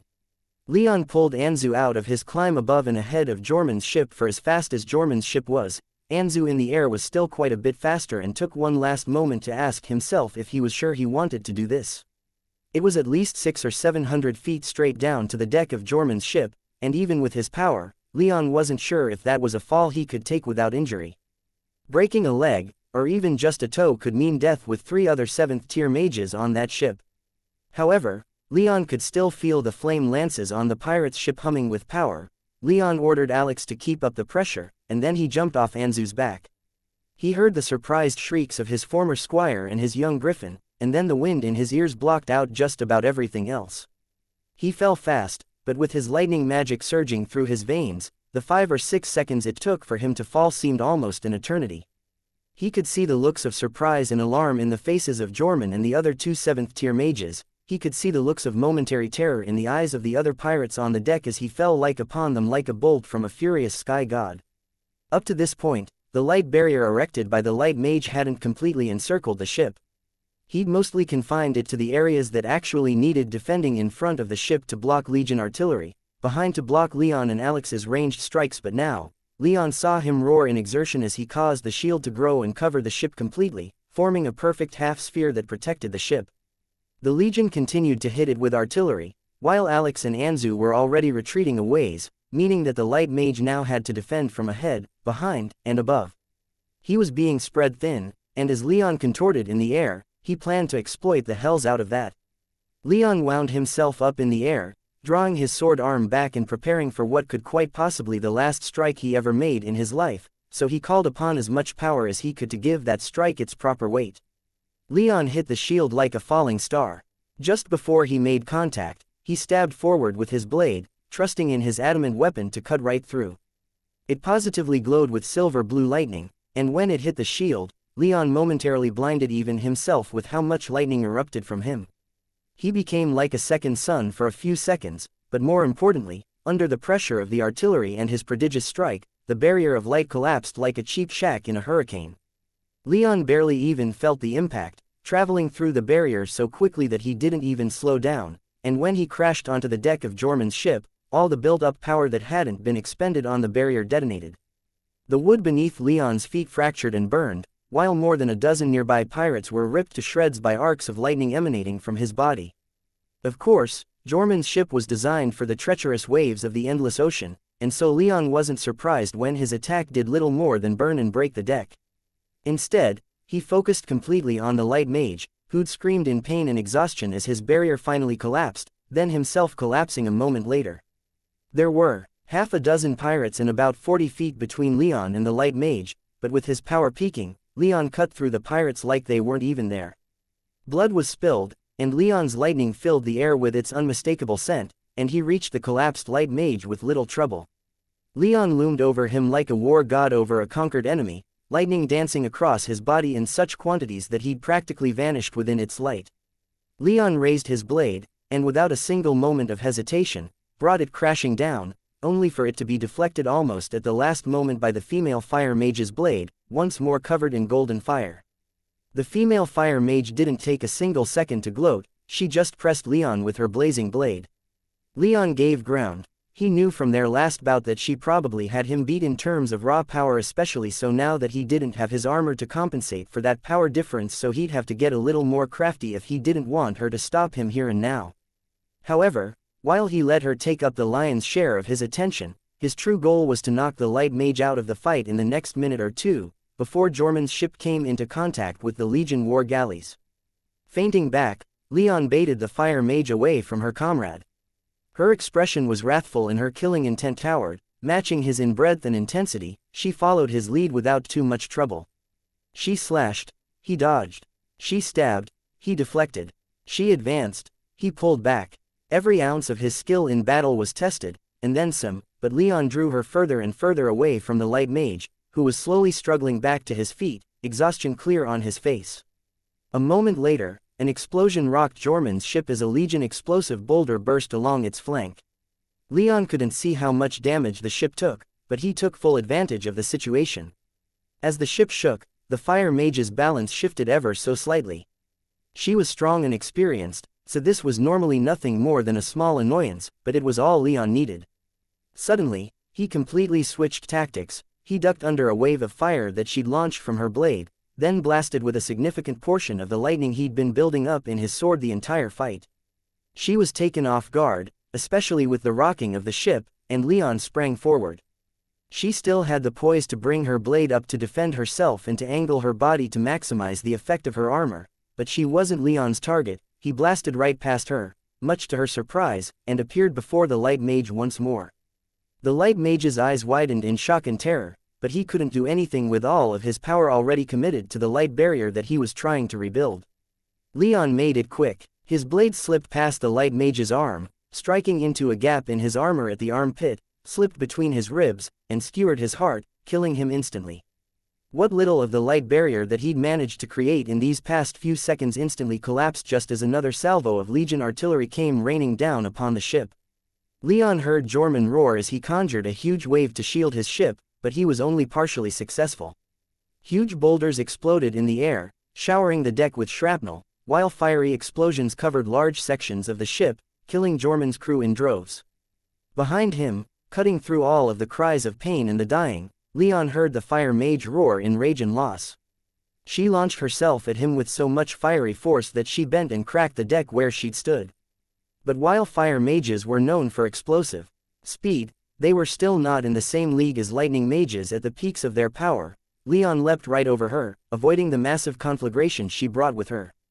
A few of her fellow pirates weren't quite so lucky, but she didn't seem to care, even as her fires roasted them alive. She turned and swung her blade at him, and her sword spewed golden fire. Leon already had some experience with the terrifying power of this fire, and so he fell back once more, escaping only by the skin of his teeth and by a few quick swipes of his blade to cut through some of the fire with blasts of lightning. Then, Leon charged at her. The light mage was dead, and the Legion could deal with this ship, now. There was no more reason to play around with positioning. Besides, he was unarmored, and she wasn't. All it would take would be one mistake, and he'd be brought to a violent end. He lunged forward, his blade crackling and sparkling with silver blue light as he aimed to finish this fight as quickly as possible, as she brought her blade back up to defend herself. However, before Leon could even make contact with her, a great wall of water sprouted between them, pushing them away from each other. Leon fucking Rame, Jorman spat as he slowly walked over, his demeanor eerily calm amongst the explosions and the screaming and the death. I have to say, you've really caught me flat-footed here, haven't you? Chapter 580. Undoing the final seal. Jorman walked over to Leon and the fire mage, now separated by a wall of water that no one else could have conjured. You've really caught me flat-footed here, haven't you? He said with a hateful smile on his face, an expression that Leon found quite unsettling, having until this day never seen the man without anything other than the smug smile of someone who was in complete control over the situation he found himself in. Looks like I rattled you a bit, Leon said with a wry grin. For a moment, he was confused as to why Jorman was ignoring the battle around them in favor of coming to him, but a quick pulse of magic senses at the ship told him exactly why. Jorman had conjured a massive wave of water to lift the ship up and above the war galleys. It was a startling display of power, especially so since Jorman hardly seemed fazed by it, even having the spare power to separate Leon and the fire mage and speak like nothing at all was happening.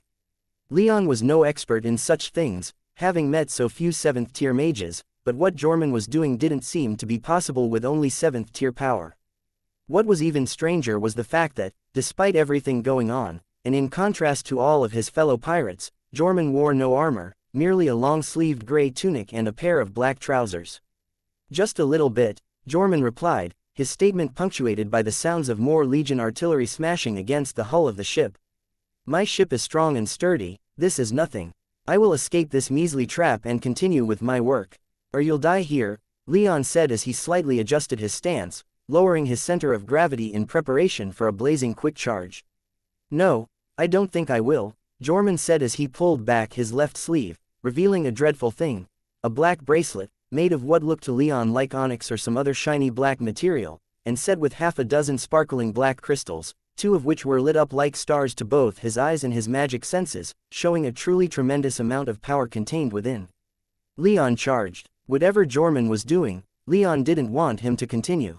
He didn't commit wholly to the strike, allowing room for him to fall back if Jorman did anything, but a moment later, another wall of water erupted from the deck and hurled Leon back. Like he was a sack of potatoes. Leon was back on his feet almost instantly, just in time for the 2 crystals on Jorman's bracelet to flash with strange black light, and a second later, for the ocean around the Legion ships to begin to vibrate. What did you do? Leon shouted, hoping his voice carried through the water wall.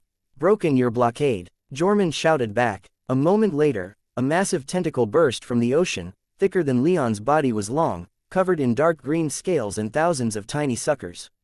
It wrapped around a war galley that was coming perilously close to Jorman's ship, and with a tremendous flex, snapped the ship in half. The war galley was, rather obviously, built for battle, and so had extremely robust defensive wards. Leon knew them to be even hardier than the temporary forts that the Legion would raise when they were on the march, though perhaps not quite as sturdy as a more permanent fortress. Still, none of those wards made a lick of difference as the galley was squeezed like an overripe banana, crushed, bent, and dragged down into the deep. It took no more than a couple of seconds, and an entire Legion war galley was gone. Leon could do nothing more than stare in sudden primordial terror as he suddenly realized his position. He could still remember the chilling gaze of the kraken he'd made eye contact with at the second island, and Leon's killing intent was immediately halved as horror filled his mind. A moment later, another tentacle burst out of the ocean, and another Legion war galley was dragged down, sailors and marines and all. The rest of the Legion ships then reacted, with the smaller ships that survived Jormun's initial waves scattering and those Legion ships armed with ballistae turned their weapons and harpoons downward to face the threat beneath the waves. The war galleys closest to Jormun's ship, however, stayed their course, riding up the wave he'd conjured to keep his ship away from them, their rams closing with Jormun's hull and about to hit Jormun's flame lances roared to life, spewing nightmarish amounts of flame at the nearest ship, bathing it and its crew in power enough to almost immediately disable it. The galley's wards collapsed as the bodies of the crew on the main deck practically shattered from the heat, and its speed plummeted as the magic engines shut down. Jormun's ship sailed right through the Legion lines, spewing fire and covered by the krakens. The Legion couldn't stop him. Leon could only partially watch, for he quickly turned his attention back to Jormun. The pirate hadn't used Leon's moment of weakness against him, merely standing there on the other side of the watery curtain, his smile slowly turning into one of triumph. "I have a god on my side, Leon," Jormun shouted, punctuating his statement with a cackling laugh. "You never had a chance. Call this a victory if you like, but you can't stop me. Not when I am a conduit for its power." Leon swung his blade, sending a bolt of lightning careening into the water wall. Leon cut right through, flash boiling away enough that, if he timed a jump exactly right, he might be able to get through and attack Jormun without trying to jump over. But that was a risky move. Leon didn't know what to do. He could stay and fight and try to end things here, but without Legion support, Leon wasn't sure how much more he could do. The light mage was dead, and he'd managed to fend off the female fire mage for a time, but Leon could feel the strain of the day's battle settling in. He couldn't go on like this for much longer. But there wasn't anywhere else he could really go right now. He was on board an enemy ship, and krakens were in the water. He certainly wasn't swimming away. There were a few Legion ships nearby, though. Suddenly an explosion rocked the back of the ship, and Leon turned his attention in that direction. About 300 or 400 feet behind and above the ship flew Anzu and Alex, still hot on the ship's tail. Alex had just hit the ship with an explosive arrow and was already drawing another back in her bow. Leon scowled deeply. Jormun was right here, right in front of him. But the titanic aura the man exuded spoke volumes about how much power he could still command, even while maintaining the colossal wave that propelled the ship onwards at great speed. Still, appearances could be deceiving, and as Alex's second arrow sprayed fire all over the rear of Jormun's ship, Leon raised his blade and began to channel his magic through it, letting the adamant of the blade take the power and strengthen it, amplifying it, and releasing it. A stream of silver-blue lightning erupted from Leon's blade and sliced clean through Jormun's water wall. However, as Leon swung his blade, Jormun raised his arm and snapped his fingers, and a serpent made of water that eerily resembled one of Maya's water dragons erupted from the ocean and interposed itself between Leon and Jormun, letting his lightning strike its head, flow through its body, and dissipate out into the ocean through the serpent's tail. Leon pushed and pushed, stretching his power to its limits, but it was futile. A few seconds later, having done nothing to destroy that serpent, Leon stopped and hurled himself back, Jormun's laughter ringing in his ears even as the female fire mage stared death at him, still behind her water wall. "I'm not going to kill you, Leon," Jormun shouted. "I'll see you further on." Leon gritted his teeth, but he could feel his limbs slowly getting heavier. He was running low on magic power, and he needed to find a way out of here as soon as possible. In the distance, he could see Sigebert's flagship and several other large Legion ships moving rapidly in their direction, but they weren't going to beat Jormun's ship anytime soon. Leon could do only one thing, and he did it without any more hesitation, leaping with as much power as he could spare at the moment. His blade vanished back into his soul realm as he extended his arm, placing himself completely at the mercy of his griffin and former squire a few hundred feet behind Jormun's ship. Even with all of his power, he couldn't jump quite so far, and if Anzu wasn't able to close that gap, then, he supposed he'd have to very quickly start swimming toward the nearest Legion ship. Fortunately, Anzu squawked in panic, and with a mighty beat of his wings that practically sent a shockwave through the air behind him as he invoked his air magic, he closed with Leon. Alex then reached out for him as he was about to sail past, and their hands made contact. For a brief moment, with all the sea spray and the sweat of the battles, Leon thought he was going to slide right through her grasp, but she squeezed his hand until he started to lose feeling in his fingers and pulled with a tremendous roar of exertion. With one hand, she caught Leon and hauled him onto Anzu's back. "You reckless bastard," Alex shouted, to Leon's mild amusement. "Are you ever going to stop doing shit like that?" Leon could only shrug before turning his attention back to the battle at hand.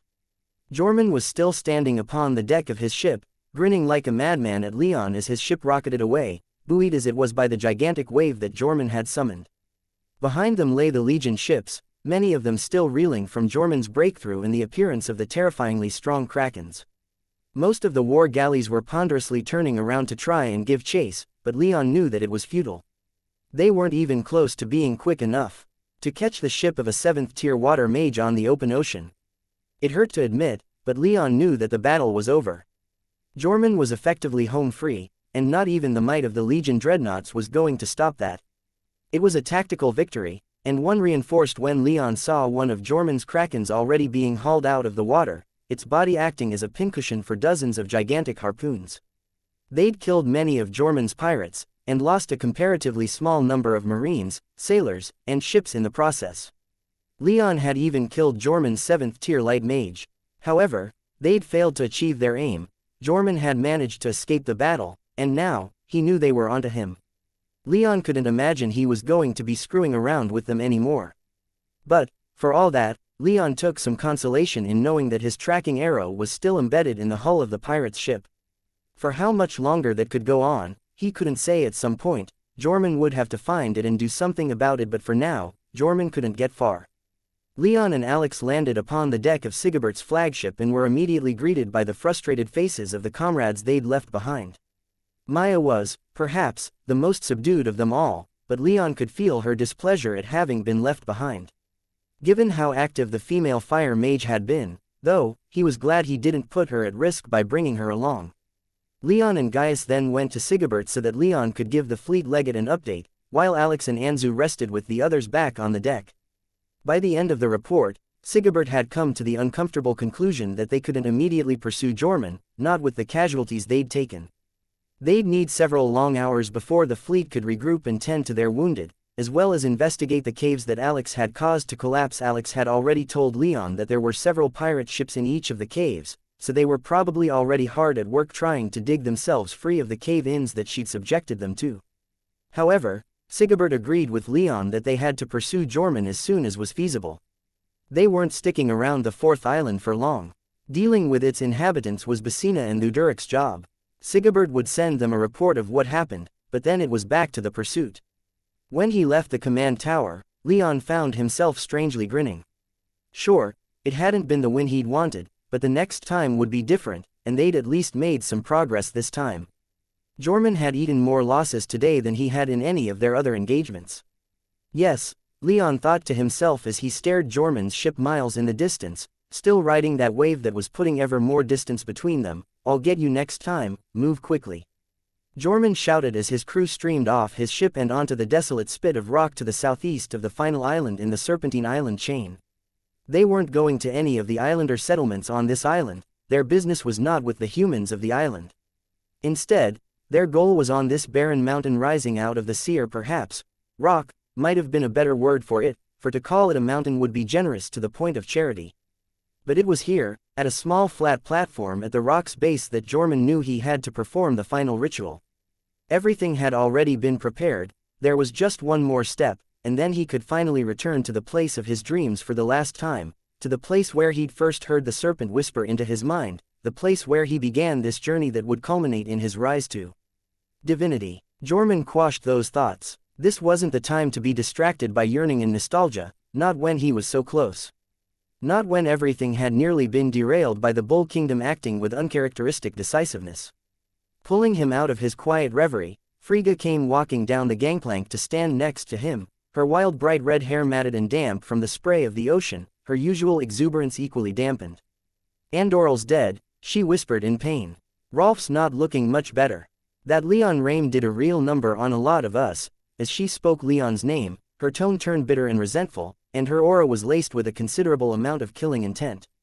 Jorman did his best to look apologetic and sorrowful, and he laid his hand upon her shoulder, but his insincerity must have been a little too obvious, for Frigga brushed his hand away and growled, "Andoral's dead. And you don't even look like you care.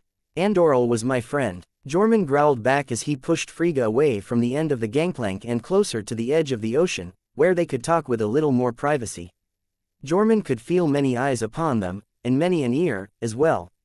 "I care plenty, don't you ever question that. It might do you well to show it, then." Frigga shot back. "We just got torn apart out there. How many ships did we lose?" 20. "More. How many Krakens do you have left?" "And then Andoral." "Rolf, we've taken losses," Jorman admitted, though his patience was being tested, "but our holy mission must continue. Those who gave their lives did so in support of this quest. The serpent will be released, and we will be rewarded as we deserve. It hurts to know that we've lost those we care about, but I'm focusing on this mission to honor their sacrifice, and to ensure that it wasn't in vain. The bull is after us, now, with the color red filling its eyes. Our losses were severe, but hardly crippling, so we must move with haste, or all will be lost." Jorman wanted nothing to do with any of this. If he could slaughter the rest of his crew and just be done with them, he thought that he would in a heartbeat with how patience was being tested. It would be so much easier than having to deal with their meaningless opinions when there was still work to be done. But, alas, they still had their uses, and he couldn't just get rid of them yet. And that meant he still had to play the part expected of him. Jorman took a deep breath, and then softened his tone, though he spoke with a tone so sincere that he was certain he could even fool a god. "This was a bad day, Frigga. No doubt about that." Jorman knew that wasn't true. Everything that had been lost was insignificant to him. Pieces that had their uses and had been expended well. However, their loss did mean that the game was coming to an end. "We need to buckle down and finish this. Vengeance will come after, once the serpent has been released and we've been rewarded for our service. They'll chase us, that'll be our time." Frigga sighed, and for the first time since he'd met her all those years ago, practically buried in the hold of a trade ship she'd stowed away on as it left Craterrock, she looked defeated. "I'm with you," she whispered. "Others might not be. Promises are one thing. Nearly all of the crew are true believers, and they won't leave for any reason. Others bought your promises of the serpent when you had all 5 islands in your grasp, a fleet, 3 Krakens, and 3 7th-tier mages. You've lost so much of the power you once had. Many of those who haven't sailed with you for decades will start deserting come sundown. Kill the first ones that try to desert, that'll keep the rest in line," Jorman ruthlessly ordered. He had other orders for her, but as he turned his eyes to the small ship rapidly approaching the island, the words died in his throat as a look of glee momentarily crossed his face. He suppressed that look as quickly as he could. He understood that such unbridled happiness wouldn't be received well after the beating that his followers had just taken, even if that beating was, in the end, meaningless. But aboard that ship was the key to the last true hurdle between him and the power that he'd longed for so badly that he'd spilled oceans of blood to acquire it. The power that he'd been denied for no other reason than the weakness of his ancestors. Once this key was turned, there'd be no stopping him, no matter how fervently the bull followed him. Aboard that ship, a small vessel, barely big enough to have a crew of half a dozen, was a man with golden hair, bound and gagged, his eyes filled with hate, but his resistance utterly crushed by the tortures that Jorman had inflicted upon him over the last couple of months. The prince that Jorman had stolen from the bull, and behind him, the rune-inscribed planks he'd be tied to in only a few minutes, and a box filled with the knives that Jorman would need to finish his work. He just had to lift this final seal, and then head south, through the shattered remnants of the Serpent's Tail, those last 3 islands in the chain that had been annihilated by the penitent paladin all those decades ago. Leon would follow him, as would the bull. Leon would follow him right to the doorstep of the serpent. All of Jorman's obligations would be met, and his power, so long denied him, would finally be his. Chapter 581. Anshu Bodhi Rahulani. With the 4th of the Serpentine Isles at their back, Sigebert's fleet made fairly good time. That didn't quite make up for the late start, though, for it had taken the entire rest of the previous day following the battle to clean up. All of the krakens that Jorman had unleashed upon them had been hunted down or scattered. The two that had helped to cover his escape had been strung up above a pair of the larger war galleys as grisly trophies. The pirates in the caves that Alex had sealed had also been dealt with thanks to Legion engineers collapsing the entire caves instead of just the entrances. No Legion troops were ever put in harm's way. However, for those successes, severe casualties had also been reported. More than 2,000 injured, and at least a quarter of that number dead. 4 war galleys were destroyed completely, 3 more so severely damaged that they were no longer battle-ready. Several more had taken lighter damage, and Legion engineers were busy patching up those holes. Several dozen of the smaller ships that made up the fleet were now decorating the bottom of the sea. Still, Sigebert's fleet was a powerful thing. Both dreadnoughts were still completely functional and in perfect condition, and dozens of war galleys were still at Sigebert's command.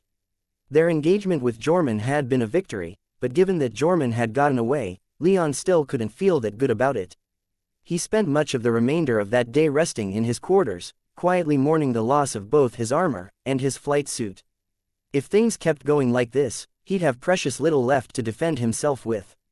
He might even have to go hand in hand to the flagship's quartermaster and beg for some loaner Legion equipment, and that was not something he wanted to do.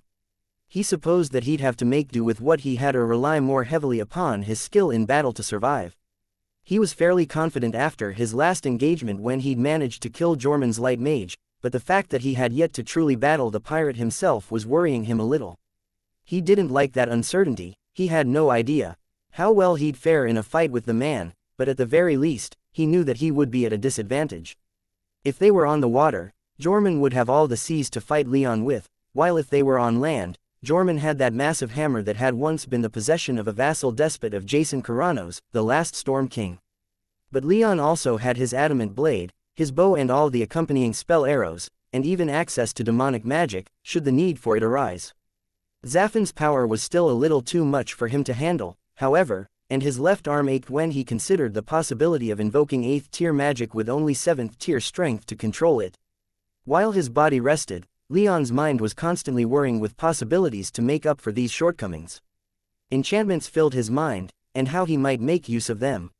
He hadn't the time to make anything truly extraordinary, but at the very least, he might be able to make a few more spells. He also had a few more unenchanted silver bands that he could inscribe enchantments onto. As he thought about those, he was also reminded that he still had a weapon that he'd never tested before ready and waiting for use. Leon was loath to test it in battle just in case it didn't work and people died because of that, but if it did, then he might be able to cancel out at least a portion of Jorman, water powers. About the only he knew for certain was that the silver band would likely break upon its first use, giving him just one shot. With the rest of silver bands, he might get 1 or 2 more. However, early in the morning of the next day, after the fleet had already gotten underway toward the last of the Serpentine Isles, Leon was interrupted in his enchanting work by a lady knight, a young-seeming woman with 5th tier strength and the insignia of a tribune upon her uniform. "What is it?" Leon asked as he met her in his cabin's common room, with Alex, Marcus, and Alcander alongside him. They were fulfilling one of the most important jobs an entourage could be seen with their leader, giving him more authority than he might otherwise have. Maya, however, didn't much care for any of that, and so she was draped over Anzu in the Griffin's cell, quietly reading and generally ignoring everything else that was going on around her. "I'd like to ask for your help," the knightess said. "It shouldn't take long, perhaps an hour or 2. Is this a good time?" "That depends on what kind of help you need," Leon replied with a wry smile. "I'm not about to go and clean the privies, but if this is important enough, I'll certainly give it its due consideration." "Thank you," the knightess said. "We're not going to ask you to help clean the privies, though I'm sure that those who were assigned those duties would have been ecstatic for the help. Instead, I was hoping to speak with you for a few minutes about that prisoner you took during the battle." "Ah," Leon said as he remembered the dark-skinned man he'd pulled from the wreckage of one of Jorman's ships. The man was clearly not of Serpentine Islander descent, and he'd been dressed magnificently. That, combined with his 5th tier strength, had led Leon to assume he was someone worth capturing. "Is there an issue with him?" "Nothing too important," the knightess hurriedly explained. "He's just not cooperating." Sir Sigebert believed that this man may have insider knowledge of what Jorman's plans are on the next island, and what kind of forces that the pirate still has at his disposal, so he ordered the man interrogated. That job was assigned to me, but I haven't been getting anywhere with him. I was hoping that he might be more willing to speak with the man who saved him instead of me. Leon's grin turned a little bitter and self-deprecating. I'm not good at this sort of thing, he admitted.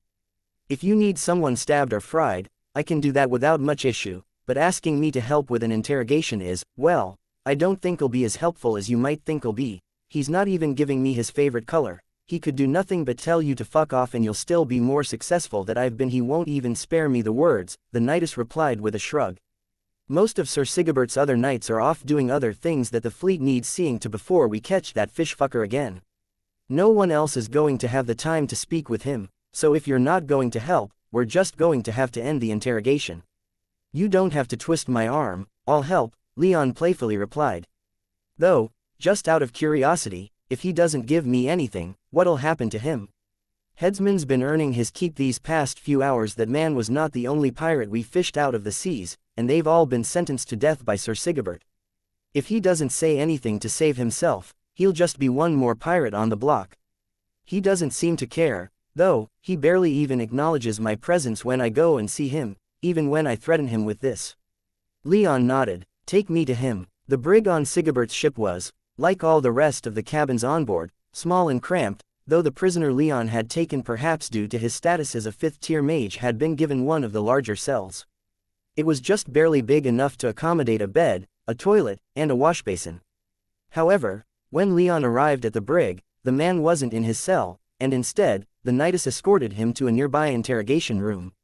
They didn't enter immediately, but instead worked through their strategy first. And he hasn't given you anything yet? Leon asked. That was basically what the knightess had already told him, but he wanted confirmation before heading in.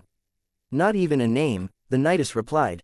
He's barely even spared me more than a few cursory glances, let alone engaged with my questions on any meaningful level. Leon nodded. How far is this going to be taken? Is this going to get rough? I don't expect it to be, the knightess answered. Not a lot of point in beating him, so we generally avoid doing that. If he doesn't talk, then so be it, to the headsman he'll go. Leon shrugged and nodded. All right, he said. I honestly don't think it'll be of any help, but I'll do what I can. I think if you take the lead, you'll define, the knightess countered. You saved his life. That has to count for something. Leon shrugged again, and the two entered the interrogation room. The room was utterly bare, bereft of anything that could even remotely be considered decoration. In the center of the room was a table with 2 chairs, with the prisoner already sitting in one. Surrounding him were 4 guards, each holding onto the end of a chain that glowed with magical runes inhibiting the prisoner's use of his magic. These chains were connected to manacles around the man's ankles, wrists, and neck. The prisoner himself was looking surprisingly well given the state he was in the last time Leon had seen him. His golden armor and silk clothes had been exchanged for a gray one-piece outfit that had no more decoration than the interrogation room, and his fancy sword was nowhere to be seen, but he otherwise looked quite well.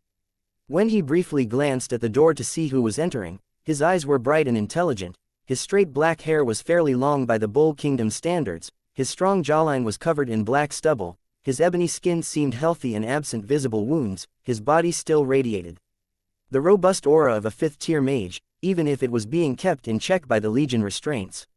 The knightess walked over to a corner and leaned against a wall. Leon noted that the man didn't once look at her. He only looked at Leon once before turning his eyes back to the wooden table in front of him, but he at least acknowledged Leon's existence. The knightess got no such courtesy. Leon quietly sighed and took the other seat. Can you give me your name? He neutrally asked. The dark-skinned man blinked, but otherwise neither moved nor spoke. Have you been treated well? Leon inquired. Again, silence was his answer. I see, that's how it's going to be, Leon said as he smiled with resignation and slouched down in his chair, letting any pretense of formality vanish. That makes things easier, I guess. I've a few more questions for you, and if you don't want to answer them, that's fine. We don't need your answers. When I'm done, these guys holding your fetters will escort you to the headsman, and all of this can be over. Sound good? Leon detected a few fluctuations in the man's aura, and his eyes casually flitted all over the table, but other than that, the man remained silent. All right, then let's continue, Leon said with dissonant serenity. What has Jorman been up to on these islands? No answer. What sort of things was he doing on that island in particular? Nothing. How many pirates does Jorman still have at his beck and call? Silence. How many of your fellow pirates were killed when the caves they were waiting in were collapsed? That finally got a reaction. Muted thought it was. The man's face momentarily began to contort in a light scowl, but he quickly mastered himself and maintained his stoicism. Leon had to respect him for that, though he did note that the man scowled precisely when he was called a pirate. Seems like he doesn't like that label, Leon thought to himself. I can lean into that, I think. What was your position on your ship? You seem quite capable, and you were clearly well equipped. You must have been a high-ranking pirate among the others on your ship. Again, the man twitched when Leon called him a pirate, and he decided to call him out on it this time. You don't like being called a pirate, do you? Does it irk you that you're being lumped in with them? The man's stoic facade cracked just a little bit, and he glared at Leon before averting his gaze again. What would you rather I call you? The man grimaced, but didn't say anything. You can call me Leon, if you please. Are you even capable of speech? Is that a power at your command? Do I look like an unthinking beast to you? The man suddenly shouted, his eyes blazing with white light as he tried to rise in anger, but the 4 Legion Marines holding his chains kept him down in his chair. His voice, while raised, had also been quite deep, though instead of the usual gravelly nature of voices that deep, his was much smoother and more suave. He, at the very least, had the pride of a nobleman, which, in Leon's mind, would certainly explain his dislike of being called a pirate. Leon didn't even flinch in the face of this outburst. He just sat in his chair, smiling at the prisoner as the chains did their job, swiftly suppressing his magic and forcing the arcane light in his eyes to fade. You look like a man who lost a battle, Leon quietly stated, which seemed to replace much of the man's affronted anger with surprise. Though, I have to say, you're looking at least better than you did when I fished you out of the wreckage of your ship. One of the man's eyebrows rose slightly, and he asked, You're the one who saved me from that disaster. He spoke with a fairly thick accent that hadn't been immediately apparent when he'd shouted. Leon couldn't place the accent, but the man was obviously fluent in this language given his confidence in speaking it. Leon understood that the Bull Kingdom didn't have its own bespoke language, and instead used Eterna's language of trade for everyday communication. That other places often had their own casual languages used amongst their people was something that Leon was still getting used to. He might have been able to pick up on Jorman being Turiel if he'd been able to notice the man's lack of unfamiliar accent. Yes, Leon answered, I was pursuing Jorman, but when the man escaped, I decided to take a quick detour. I noticed that you were still alive, and given your attire, thought you must have been important. So I grabbed you and made for the surface. The man lightly frowned, but he nodded in acknowledgement. I saw you fight. It was quite a magnificent sight. Very spectacular. Might I know your name? I don't know. How many names do you know? Leon asked with a grin. My name is Leon Rame. I am known as Anshu Bodhi Rahulani, the prisoner stated with pride dripping from his voice. A grand name, Leon politely responded. Is there more to it? Does it carry any special meaning? Anshu smiled. I am Anshu. My father was Bodhi. Our family, the Rahulanis, are descended from Rajas of the Indra Raj. You're a prince? Leon asked in surprise. He knew that the Indra Raj was a large and prosperous nation far to the south. Both it and the Bull Kingdom occupied the extreme western edges of the continent of Eterna, but whereas the Bull Kingdom was secluded in the north, the Indra Raj was its mirror in the south. However, whereas the Bull Kingdom was isolated by the border mountains, the Gulf of Discord, and the deserts south of the Samar Kingdom, the Indra Raj was heavily connected to the trade network of the entire plain.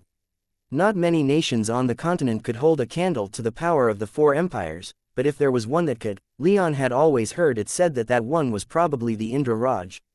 Of course, he'd never met someone from there, and it was thousands and thousands of miles away, a terribly prohibitive distance even by the standards of powerful mages or Heaven's Eye, so his information was likely decades, if not centuries out of date, if it were ever accurate at all. Anshu paused a moment before answering, No, but we are distant relations to the current Raja. Interesting, Leon said, and how is it that a relation of the Raja is this far away from his home? The pride on Anshu's face slipped just a little bit. One of my cousins got too close to one of the Raja's daughters. He was caught trying to climb through her window one night, and the Raja was so insulted he exiled my entire family. That's quite the extreme reaction, Leon whispered. Anshu shrugged. The Raja did what any man would do if he caught someone attempting to seduce a woman of his household. I hold no grudge against him. My fool cousin on the other hand, it was Leon's turn to shrug. Mighty generous of you. Were I in your place, I think I'd hold a grudge for a very long time. As would be your wont, Anshu replied. Leon nodded, and the two were quiet for a few long seconds before Leon turned his attention back to the point of his visit. So, listen, I need to know what Jorman's specific plans are. I know what his goals are, but knowing how he's going about them would be most helpful, and how much support he still retains. Any information you can provide in that vein would be appreciated. Leon glanced back at the knightess who was lightly smiling, though the smile seemed a little bitter. Leon guessed that it was because Anshu was speaking so readily with Leon, whereas she hadn't even gotten a single word out of him. It's worth noting, Leon continued, that if you don't cooperate, then the fleet legate, the admiral of this fleet, will likely sentence you to death as a pirate. It won't matter how well you served Jorman or how he recruited you, you'll be made a head shorter in short order. Giving us the information we request will go a long way to convincing the fleet legate not to send you to the headsman. Anshu briefly glared daggers at the knightess before turning back to Leon. I'm not opposed to giving that information, he said. You seemed like you were opposed earlier. Leon couldn't help but mutter. You sent a woman to speak with me, Anshu replied, his tone fairly flat as if he were stating something eminently obvious. I was insulted. It's no shame to answer your questions after your victory, but to speak with an unmarried woman outside of the home would tarnish my honor greatly. Leon reeled a bit from that explanation, and he detected a few brief hints of killing intent winding their way through the knight's aura before she clamped down on it. She'd been casually leaning against the wall throughout the short interrogation, but now he heard her shift her position into one that was both more formal and more hostile. I see, Leon whispered, not bothering to hide the shock and judgment on his face. That's an opinion you have, I guess. I'm not entirely sure how to respond to that. I'm not even entirely sure I know what you mean. Leon thought he knew what Anshu meant, but he gave the man the benefit of the doubt. His charity was immediately rewarded with disappointment when Anshu said, a woman's place is at home raising her husband's children, or helping to raise her younger siblings. Not out on ships away from her father, brothers, or husband. It's certainly not fighting in wars, either. Yeah, I thought that's what you meant, Leon replied. Seems a bit weird to me. This far north, women have the right to do just about anything men can.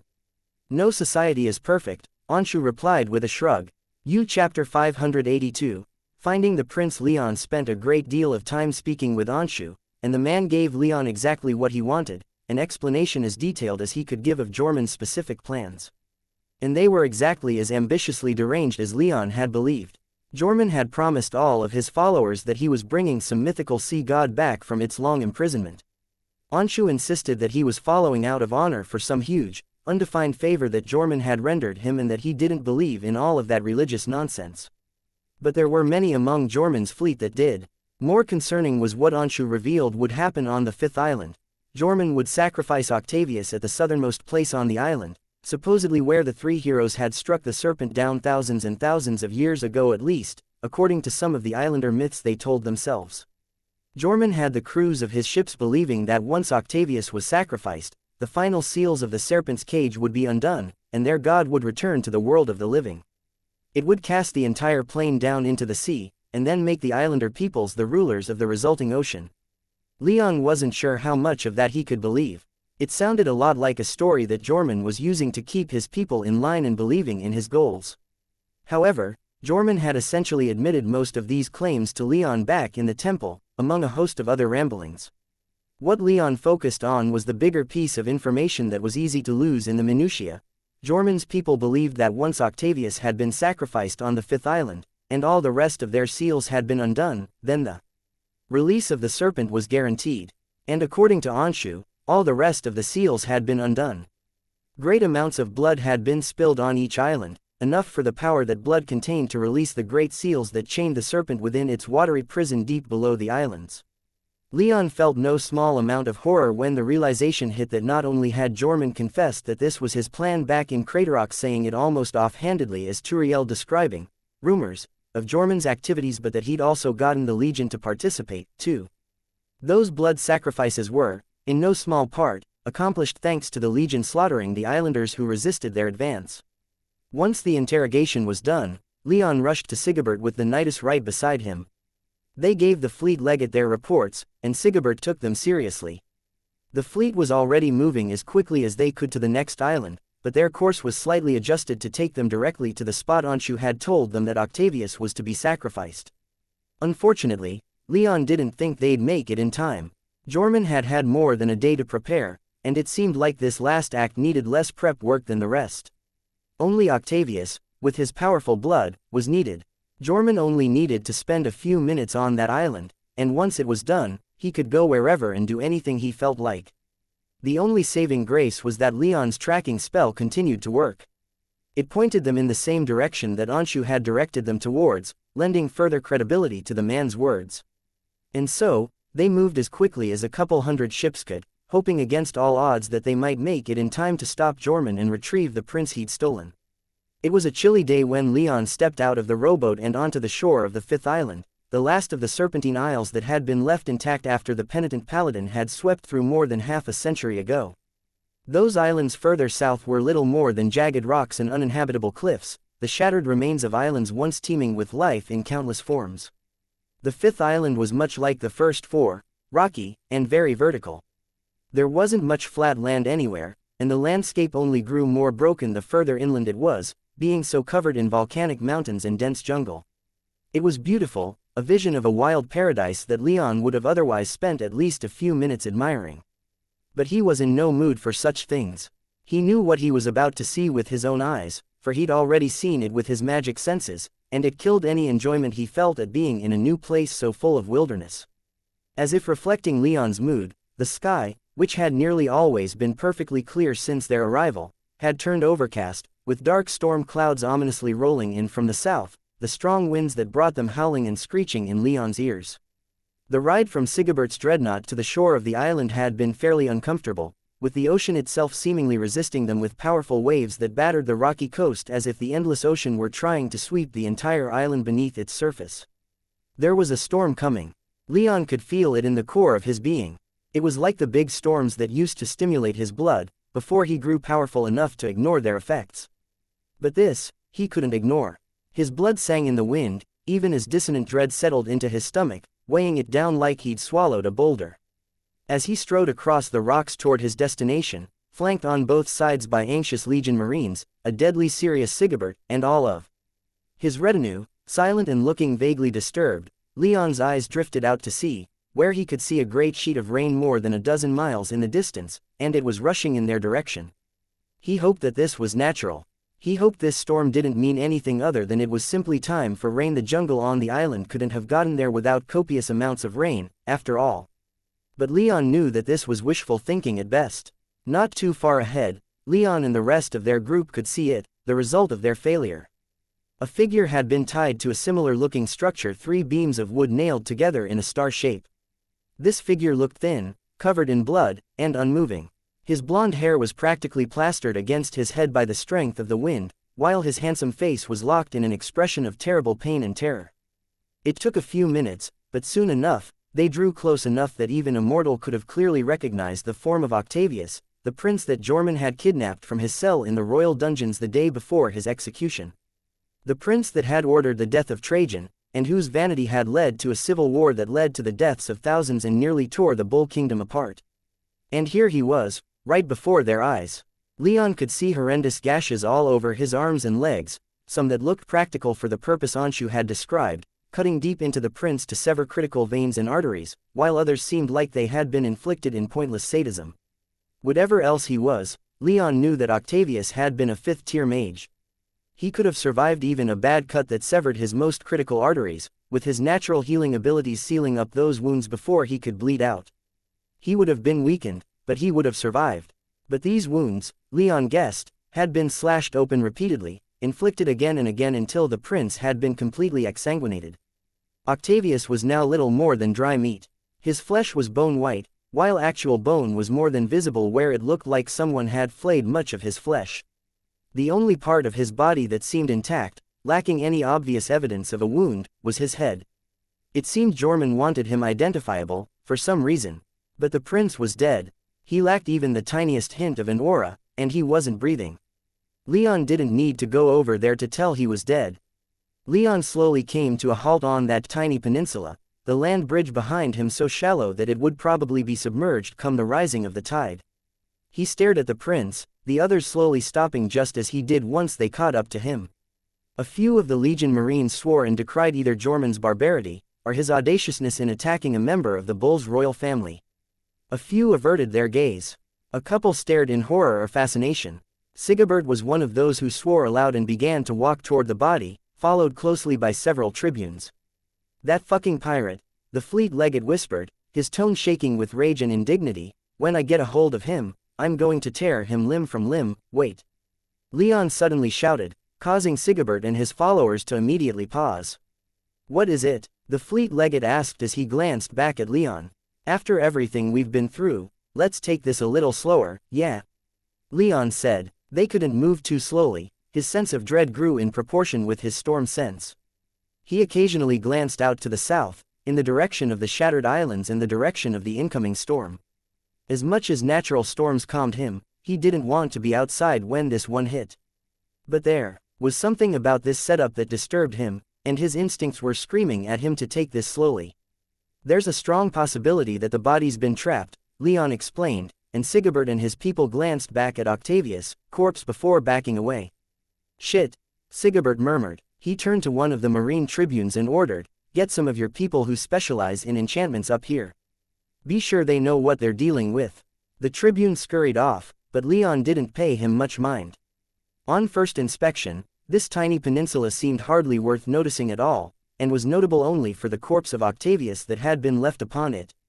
But the more Leon let his senses wash over the rocks looking for traps, the more he could feel some kind of power lingering within the rocks. It wasn't much, but it was disturbingly similar to the power he'd felt within the serpent statue back on the second island.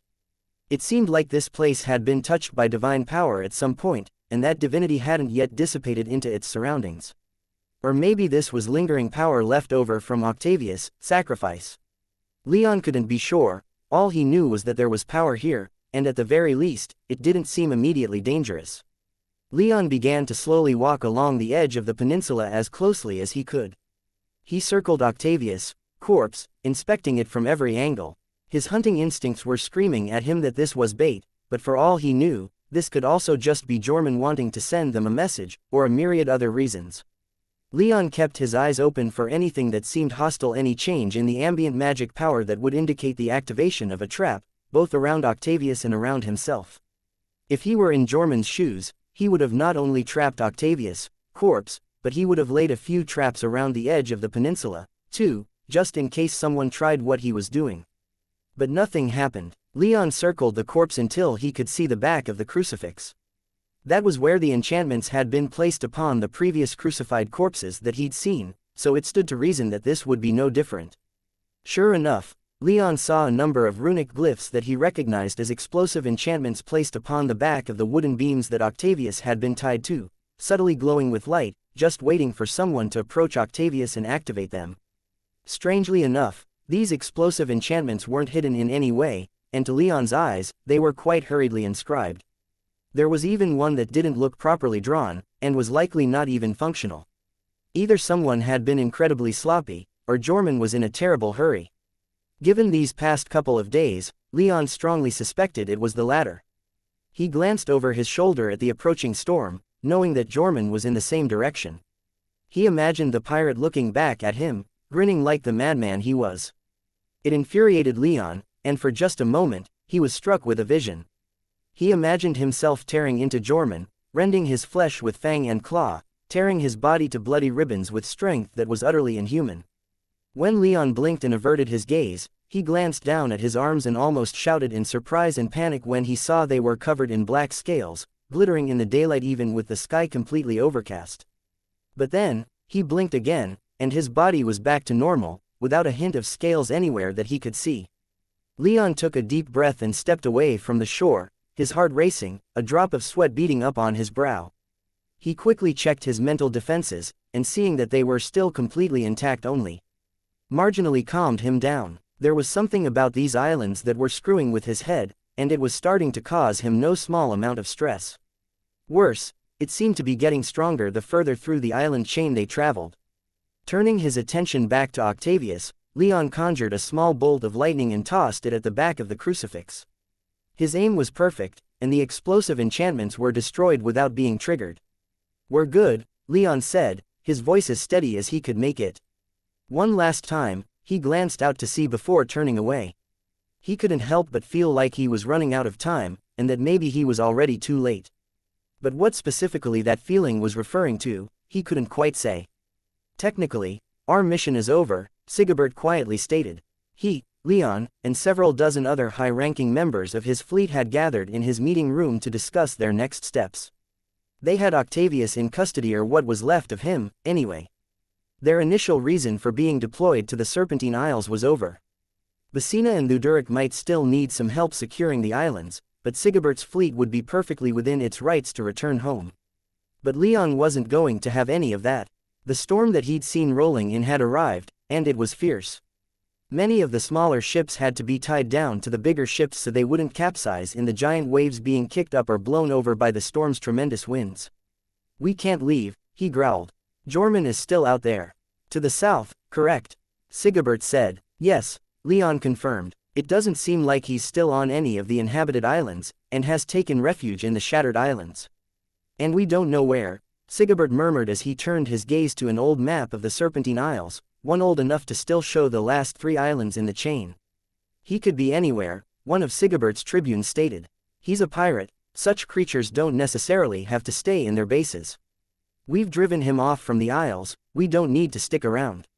"Look outside," Leon said with a graveness that had the tribune noticeably shivering.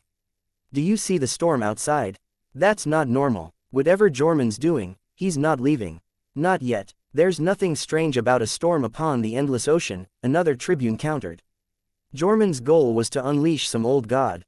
This preposterous mission was doomed from the start. This storm means nothing and is completely unrelated." Leon scowled. Sigebert's flagship was only being lightly buffeted by the waves, but even that much was startlingly indicative of the storm's strength. To him, it felt like something was waking up, like something more was coming. This storm was just a precursor. Leon didn't bother trying to refute the tribune's comments. He had no proof, and he wasn't going to try and justify his feelings somehow. He hadn't the kind of rhetorical powers to pass his feelings off as facts. "Sigebert," Leon quietly whispered as he leaned forward onto the table they all stood around. "You saw what Jorman did back at the ritual site. You know the kind of forces he commanded yesterday. He has more. This isn't over. He's just regrouping. This will never be over until he's been hunted down and permanently dealt with. He only left Octavius there because the prince was no longer of use, but his plans are continuing." "That doesn't mean much," a third tribune said. "I say the pirate is just admitting defeat. He executed Octavius horribly as a warning to us against pursuing him, while also returning the prince to us. Good riddance to the traitor, I say, but our business in these isles is over."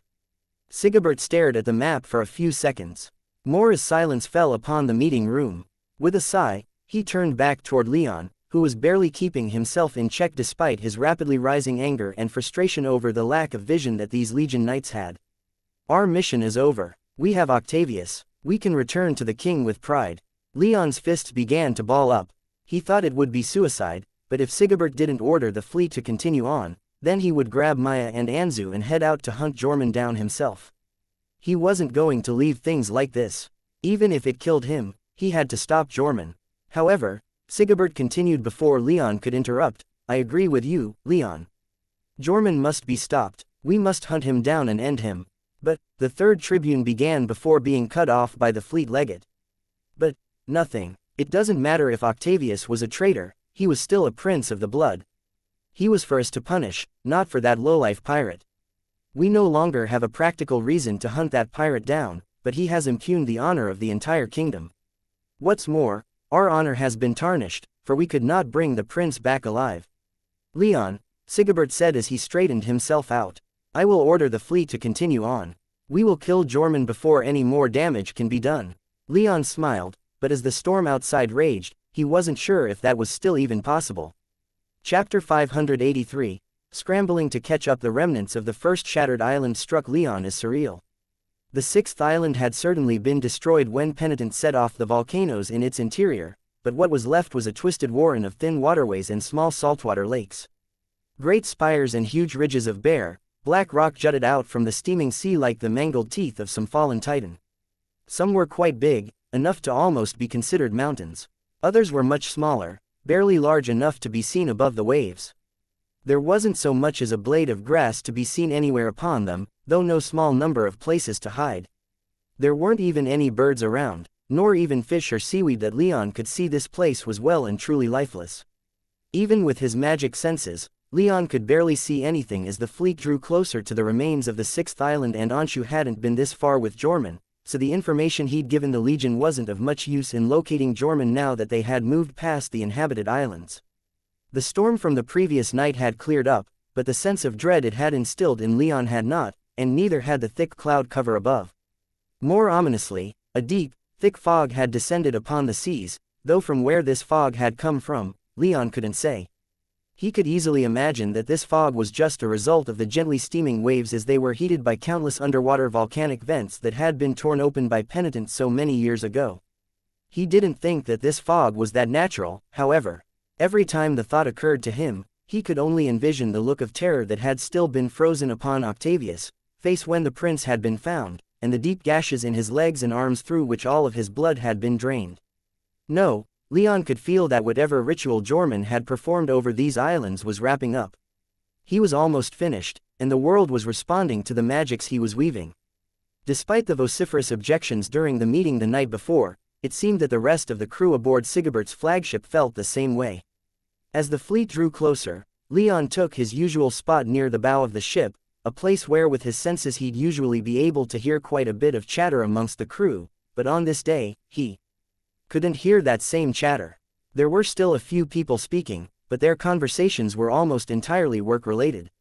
The ship, and from what Leon could tell from his place on the deck, the entire fleet, was subdued and dreadful. Leon's usual group was there with him at the bow, but they were all uncharacteristically quiet, as well. Even Maya was silent, though for her, that was hardly unusual. Only Gaius seemed brave enough to speak. "Are we getting closer?" "We should be," Leon replied.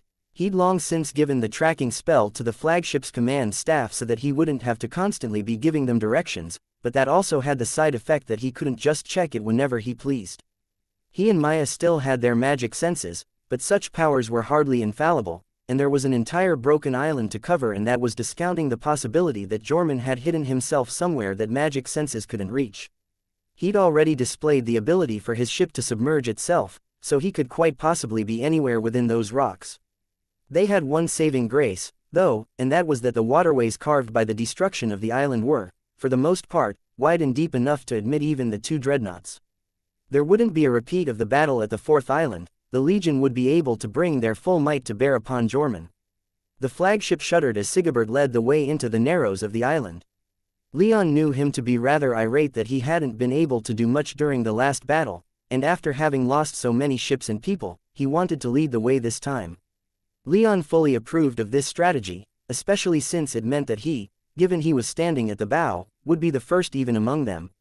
A dangerous position, maybe, but one that Leon wouldn't give up. Not when the weather was so strange, and Jorman still unaccounted for. The fleet slowly sailed into the fragmented husk of the island. Many other ships were spreading out to encircle the island as best as they could, while others started exploring the rocky maze from other angles. They pushed deeper and deeper into the watery passages, until all they could see was black stone, rough waves, and gray fog. Leon's eyes darted every which way, searching for anything that might indicate hostility. He saw both far too much, and barely anything at all. His magic senses could cover a significant percentage of the broken archipelago, so much that he couldn't possibly keep his attention on all of it at once. Making matters worse, the fog wasn't still, it billowed and flowed with the strong winds that blew through the channels, constantly tricking Leon's brain into thinking he was seeing something of note moving out of the corner of his eyes, when it was only a few wisps of fog. They kept pushing, slowly working their way through these many saltwater passages, flanked on all sides by tall, oppressive, dark as night stone. There were a few lakes around, including about half a dozen that Leon, after some examination, guessed to be the old calderas of the volcanoes that Penitent had set off to destroy the island. He didn't think that much of them at first, but as the fleet pushed further in, and the places where Jorman might be hiding seemed to be getting rarer and rarer, Leon began looking more and more at those lakes. They were near the center of the broken island, with so many channels cut between them by the island's destruction that they were almost one large sea. They were the reminders of what had happened here, of how the island had been obliterated and its people killed. To Leon, these lakes seemed like the perfect place for Jorman to go, if he were even here at all. They were so symbolic of the destruction that the bull had wrought here that Leon didn't think it could be passed up. Jorman had exactly that kind of flair for the dramatic. Gaius, Leon murmured, send word to Sigibert, have us make for the interior of the island as fast as is practical. I'll pass that along, Gaius said as he started to signal to the command tower. Leon was more than a little gratified when Sigibert's response was a simple acknowledgement and agreement. He wasn't up to trying to phrase his suspicions in plain, rational words. As they sailed on, the tense atmosphere grew even more so. Something was going to happen here, everyone could feel it, Leon most of all. He could feel the familiar power in the air of another incoming storm, this one more powerful than the one before, and he started to grow restless. He tapped his fingers on the bow's guardrail, he shifted his weight around, and his eyes darted around with increasing frequency. After several minutes, Leon took a deep breath and forced himself to relax as best as he could. He closed his eyes and relied entirely on his other senses to perceive the world. He needed to be on top of his game, and mentally exhausting himself before even reaching the battle just wouldn't do. Slowly, Leon began to calm down. However, almost as soon as his mind began to relax, a bright golden bolt of lightning fell from the clouds in the sky and hit one of the lakes. It was so far away that the thunder hadn't even reached the ship before Leon's eyes slammed open and turned in the direction of the lake. He couldn't physically see it with so many cliffs and rocky spires in the way, but his magic senses were more than keen enough to notice it. That's it, Leon thought, taking the lightning bolt as a sign of Jorman's presence. This was seemingly confirmed when a second bolt of gold lightning struck the surface of the lake, ignoring completely the many rocky peaks that surrounded it. Leon scanned the lake in as much detail as he could. He already had a good idea of what was around it from his previous scans, but this time he went in for as much detail as he could see. Immediately, this paid off as he detected a cave on the jagged edge of the crater lake. This was hardly unusual for such a broken place, but what made this cave stand out was that it was right off the water, was large enough to just barely fit Jorman's ship by Leon's estimation, and had been warded against magic senses. It was fairly subtle, with the wards located a fair ways past the cave's mouth, but Leon felt it when his magic senses were scattered after brushing up against those defenses. There was no doubt in Leon's mind, now. Even if Jorman wasn't there right this very instant, it was more than likely a place that he used. Gaius, Leon said as he turned around, I'm going scouting. You're, what? The Legion Knight responded with confusion. Leon just walked right past him and nimbly climbed onto the back of the waiting Anzu, who happily chirped and spread his wings. The griffin was more than ready to head out into the sky. I can't stand this waiting, and I'm pretty sure I just saw Jorman's hideout, Leon explained. We're already on the path there, so there isn't much of a need to change course, but Jorman's pirates will have more than ample opportunity to launch ambushes or hit-and-run attacks between here and there. You're not going to be attacking them alone, are you? Gaius asked. Silently, Maya whispered the same question to Leon. I'm not intending on attacking anyone, Leon said as he quickly strapped himself into Anzu's saddle. Still, Alex, want to come with me? The young former knightess asked. You're my best archer, Leon replied with a smile. Wait, what? Marcus sputtered, acting like he'd just been slapped awake. His eyes went wide and the smile of someone profoundly surprised and a little offended appeared on his face. He clearly objected to Leon's statement, but he didn't want to immediately start something with Alex. If Alex doesn't want to come with, you can very well take her place, Leon baited. Oh, no, I'm not sitting this out. Alex shot back as she hopped onto Anzu's back right behind Leon and began to strap herself in and check her bow and quiver. All humbly refrained from issuing a challenge, then, Marcus said as his eyes drifted toward Anzu. Leon smiled, knowing that if it didn't mean riding the griffin, Marcus may well have argued that he was the better archer. Leon knew that his skills were nothing to scoff at, but he needed someone who could fly and shoot, and that wasn't Marcus.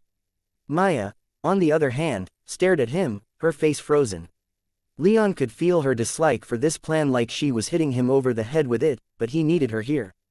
Just like last time, he whispered to her. I need you here. I'm not attacking anyone, but I need to stay in contact with the ship. Then stay here, Maya insisted. These people have their own scouts. Let them risk themselves. Stay here. No can do, Leon replied. I can't just sit and wait. I'll be fine, I'll stay near the ship. Leon could see the muscles in Maya's cheeks flexing as she clenched her jaw several times in frustration. But she agreed, and Gaius began to hurriedly signal Leon's plan to the command tower. He could fly ahead, marking their path with bright yellow flares, while any hostiles he might see would be marked with red flares. Only a few minutes later, Leon was flying over the broken island, Anzu able to effortlessly carry Leon and Alex through the air. That greater perspective, though, wasn't much greater than from the deck of the ship. The fog was just as thick several hundred feet in the air as it was down below. It made for a rather unsettling sight, as if just about anything could be hiding within that swirling fog. Still, Leon began to scout out the nearby remnants of the island, getting close enough to visually clear them before Sigebert and the fleet could sail past and possibly spring a trap. This wasn't perfect by any means, as the first island had shown quite well that Jorman had the capacity to hide within rock if he needed to, but it was better than going in blind. Leon popped off a few yellow flares as he flew, ensuring Sigebert knew which way to go even in this thick fog. About 10 minutes after taking off, Leon finally found someone, a single man, crouching near the edge of a cliff, mostly hidden from view by a rocky protuberance from the wall of the cliff. Leon pointed him out to Alex, then fired off a red flare. The man, seeming to realize that he'd been seen, jerked himself away from the edge of the cliff and began to run away. But he was a fourth-tier mage, he had no chance of escaping from Anzu while the griffin was in the air, and soon enough, Leon had ridden him down. He wasn't even able to fight back before Anzu had knocked him over and held him down with his claws digging into the man's back. Leon lightly leapt down from Anzu's back and strolled over, telling Maya what he found as he did so that she could then tell Gaius, who could then pass it on to Sigebert. Who are you? Leon asked, letting his aura and killing intent soar over the man. The man paled and shivered, but after taking a few deep breaths, he turned his head to look over his shoulder in Leon's direction. Just from the way Anzu was restraining him, he couldn't look Leon in the eye. I am one of the men who will rule this plane, he declared, but his voice was strained as he tried and only partially succeeded in drawing in enough breath to get the words out with a griffin standing on his back. Funny, Leon dryly stated. Where's Jorman and the rest of your people? The man choked out a few chuckles. Gone, he sputtered as Anzu shifted his weight. My captain has succeeded, bull slave. The great horned serpent's release is inevitable, now. Before the week is done, you and your entire kingdom will drown with its coming. Where have they gone? Leon asked, his eyes narrowing as his body began to fill with lightning. Onward, the man said with a smile of triumph. To the end, to the doors of the great horned serpent's cage. There, they will greet our god upon its return, and usher in a new age. Anzu shrieked threateningly and snapped his beak at the man below his claws, but the man just began to laugh hysterically. It's too late, he shouted in between guffaws. You've already lost, it's over. Leon scowled as he glanced back toward the lake. Another bolt of lightning had fallen into its waves in the exact same spot that the previous two had, and the power in the air he felt was only getting stronger. The storm that had rocked the Isles the day before was only a harbinger of something worse. Another storm was building, and it could quite literally brush all of civilization off the face of Eterna. Leon ended the man's laughter with a quick blast of lightning, knocking him out. Sigebert might have a use for him, but Leon was done with his rantings, even as brief as they were. He hauled the man onto Anzu's back, made a quick flight back to Sigebert's flagship to drop him off, and then got back to scouting. It took only a couple hours for Sigebert's fleet to begin spilling into the lake that had attracted those lightning bolts, and Leon had wasted no time in getting an expedition of Marines organized to assault the cave that had been warded against magic senses. It was essentially a long tunnel that bored into one of the larger cliffs that bordered the lake, with a sizable waterway to allow a ship the size of Jorman's to sail through, much like the underground river by the Serpent's Temple, Leon noted. Much like the temple, they found a small harbor and a few tunnels that led to more caves not too far in. Their progress had not been contested even once. It seemed like the man that Leon had taken prisoner was the only living person on the shattered island that wasn't part of their fleet.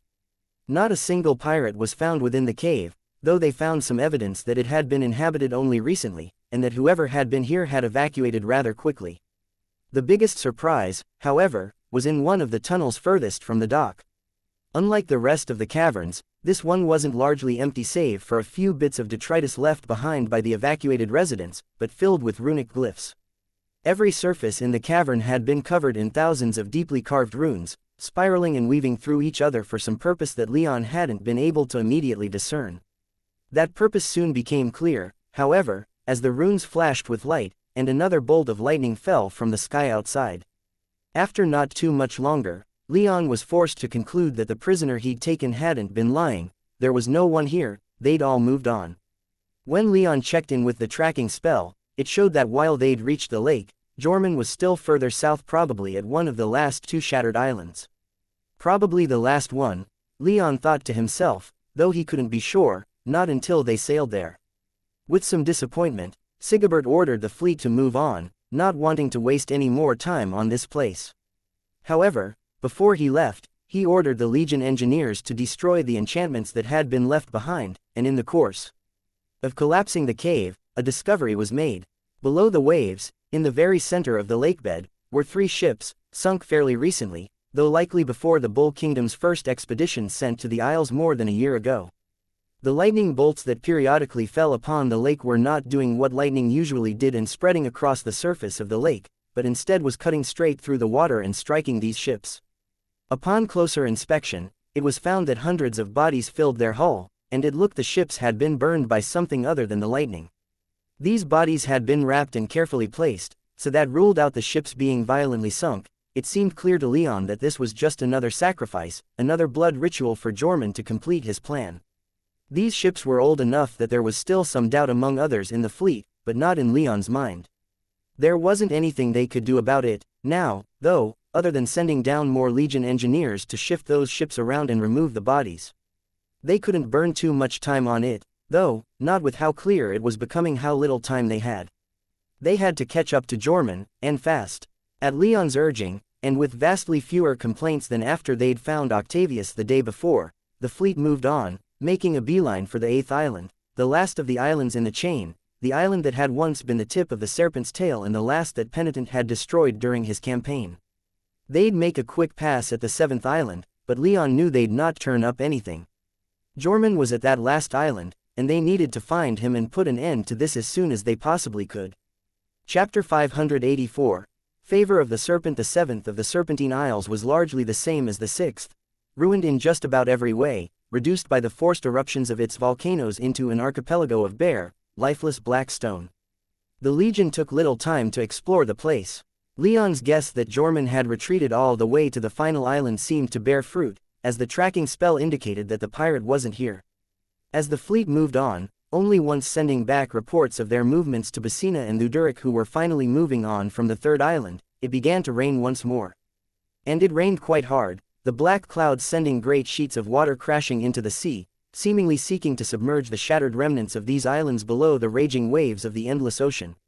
Lightning was soon terribly frequent, striking the seas, the rocky spires of the broken islands, and even a few of the bigger Legion ships enough times that even with the storm clouds blotting out the sun, the sea was never dark for long. Leon spent nearly all of his time above deck, accompanied not even by Maya. The sailors and marines who would have otherwise been going about their duties had to retreat below as the winds picked up and the rain grew worse, but for Leon, he couldn't think of a place he belonged more in these last relatively peaceful moments. His blood rushed through his body, carrying his visceral joy to every corner of his being. The power of the Thunderbird within him flared and danced in ecstasy with every drop of rain that hit him, every gust of wind that blew past him, every lightning strike that illuminated him, lifting his spirits and banishing the dread and darkness that had infused his mind ever since he'd found the ritual site on the 2nd island. Despite everything going on, as he stood at the bow of Sigebert's flagship, completely alone, in the dark, soaked to the bone and buffeted by winds, illuminated only by lightning strikes, he felt like the happiest person alive. Within that storm, it felt almost effortless to switch from lightning magic to wind, then to water, and then back to lightning. With the power of the storm suffusing his being, he could dry himself with water magic, switch to wind to weaken the wind battering him, and then switch back to water to erect a rain shield before another drop could touch him. He didn't do that after the first hour or so. He felt better with the wind in his hair and the walls of rain slamming into his body. He was a 7th tier mage. This storm was powerful, but it wasn't a threat to him. He let it hit him with its terrible wrath, and his blood sang in response. And yet, even with all of this joy, he never forgot the reason that this storm had appeared, and he was greatly looking forward to finally encountering Jormung again. With the amount of magic that his body was absorbing and producing with the storm all around him stimulating his blood, he felt like he could take on Jormung's entire fleet single-handedly and win. Everything that Jormung had done to conjure this storm would be rendered meaningless, even ironic, as it filled Leon with the power to defeat the pirate. The storm didn't weaken one lick as the fleet slowly approached the final of the Serpentine Isles, the looming shadow in the distance that was the broken corpses of the mountains that once proudly rose from the waves, majestic, stark, beautiful, dreadful. This island's husk was bigger than the previous two, though no less navigable by the Legion ships. There were just so many more places for Jormung or his ships to hide, and to plan ambushes and traps. Although, on the surface, as Sigebert's ship drew closer and closer, bringing the island within range of Leon's magic senses, he could see that Jormung didn't seem to be bothering with duplicity. There were dozens of ships making their way to small lakes and sailing into and out of small caves scattered across the archipelago. More than Anshu had told them about, Jormung had clearly hidden some things from those that had allied with him, or he'd called up more people to bolster his last stand after Anshu had been taken captive. Whatever the case, their numbers still paled in comparison to the Legion fleet that was descending upon them. About 5 miles from the northernmost reaches of the island's remnants was one of the large lakes that had clearly formed in the caldera of a huge volcano, completely separated from the rest of the ruined island by the caldera's walls. Within that lake were more than 3 dozen additional ships, including Jormung's own, which was docked at a huge stone pier. Set into one side of the inner walls of the caldera that proudly rose from the crashing waves were dozens of large stone barracks that looked they could house 20 people apiece. Most notably was the center of the lake, which, strangely, had a small island in its exact center.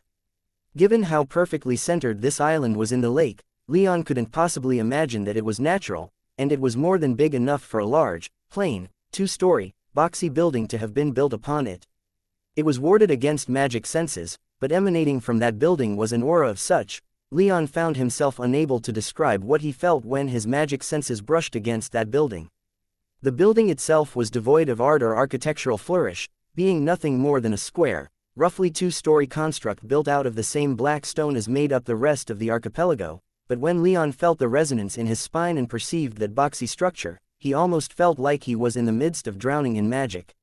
Such a deep, rich tapestry of magic twisting and swirling around itself, Leon could sense traces of all the elements within. That cloud-like aura, though he noted that lightning was the least represented, and darkness and water combined made up perhaps 3/4 of what he could feel. He had little idea of what to make of that, and when he asked Nestor and Zafin, neither could give him much insight without getting a look at what was going on within that building. The only thing either of them could say was that Jormung was probably playing with powers far beyond those he should have. If he were involved with whatever had created that aura, there was no doubt in Leon's mind that he was. With a sigh, Leon scanned the archipelago one last time before carefully walking across the soaked deck of the ship. His reverie was over, and it was time to get to work. At the very least, the raging storm had ensured that he was not only topped up on magic power, but he felt almost invincible. He was ready to face Jormung. He couldn't possibly be in better shape to confront the pirate. Leon's report to Sigebert was received with much gratitude. With the storm outside making the seas particularly treacherous, the lighter scout ships were having more than a little trouble just sailing out to the archipelago to see what was going on, let alone communicating with the flagship. Leon's magic senses were saving the fleet a great deal of headache coming up with ways to head in and secure the shattered island. And there was no longer any doubt that it had to be done. The ominous storm was enough already, but Leon's report just emphasized to every doubter that Jormung had to be stopped. Whether anyone thought he was still trying to unleash an ancient god or not hardly mattered. The powers he was invoking were scary enough already. As Sigebert began to deploy the fleet according to Leon's report, the entire command staff moved with a sense of great urgency that Leon wouldn't have expected just a couple days ago after they'd found Prince Octavius' exsanguinated corpse. The fleet moved quickly, or at least, as quickly as they could given the still raging storm, and began to advance in 3 groups upon the archipelago. A smile broke out onto Leon's face as he watched their movements. It was only a matter of time before the fleets clashed with the pirates, and he had to get his retinue ready for the fighting ahead. In a dark stone chamber deep enough underground that the storm outside could hardly be felt, Jorman knelt before a circular pit so deep that even for his 7th-tier eyes, he could not see the bottom. It was utterly abyssal, with nothing but pitch darkness to be seen within its depths. The room itself was completely bare, with the pit the only notable thing within. There were no guardrails, only a walkway about 5 feet wide running around the entire circumference of the circular room, and then the pit. Jorman himself was dressed in simple white clothes, though those clothes had been stained with countless drops of blood. His hands, too, were covered in the stuff, as was the empty metal container just next to him. The container wasn't that big, relatively speaking, but it had been more than sufficient to transport Octavia's blood. If he were of a mind to do so, Jorman might have smiled at the thought of breaking that young prince as he'd done, but his mind was focused on other tasks. The sound of slithering filled his ears, and hiss of the serpent was closer now than it had ever been. His power was close, his reward for fulfilling the pact so close at hand. The only thing left to do was to bring Leon to this place. Once that was done, everything he'd ever wanted would be his. As he knelt before the pit, he heard a door opening in the distance, and then the unmistakable sounds of someone descending the stairs to this chamber. He knew it was Frigga. No one else would dare to disturb him at this time, and if she were coming down here, then it could only mean that the bull had finally arrived. A few seconds later, Frigga reached the bottom of the stairs, her body clad in dark gray steel, her blade of golden fire at her hip. She wasn't playing around anymore, she was breaking out all the aces up her sleeve. Jorman smiled in appreciation as he turned to regard the only other 7th-tier mage left in his fleet. "They're here," Frigga said as she locked eyes with Jorman. "Everyone has assembled. The allies will hold them off for a time, but they'll reach this place sooner rather than later." "How much more is there to do?" "Not much," Jorman said with a wide-eyed smile. "Just a few hours more, and then the serpent will rise." "We're so close, Frigga. Can you feel it?" As Jorman spoke, his voice filled with more passion, but he kept himself restrained. Frigga hesitated a moment and glanced back over her shoulder. "I've come this far, I wouldn't have stuck around if I didn't feel this," she said. "No one would've. We've all seen what's going on outside. The plane is preparing to submerge the nations of the land. The world of the serpent is close at hand."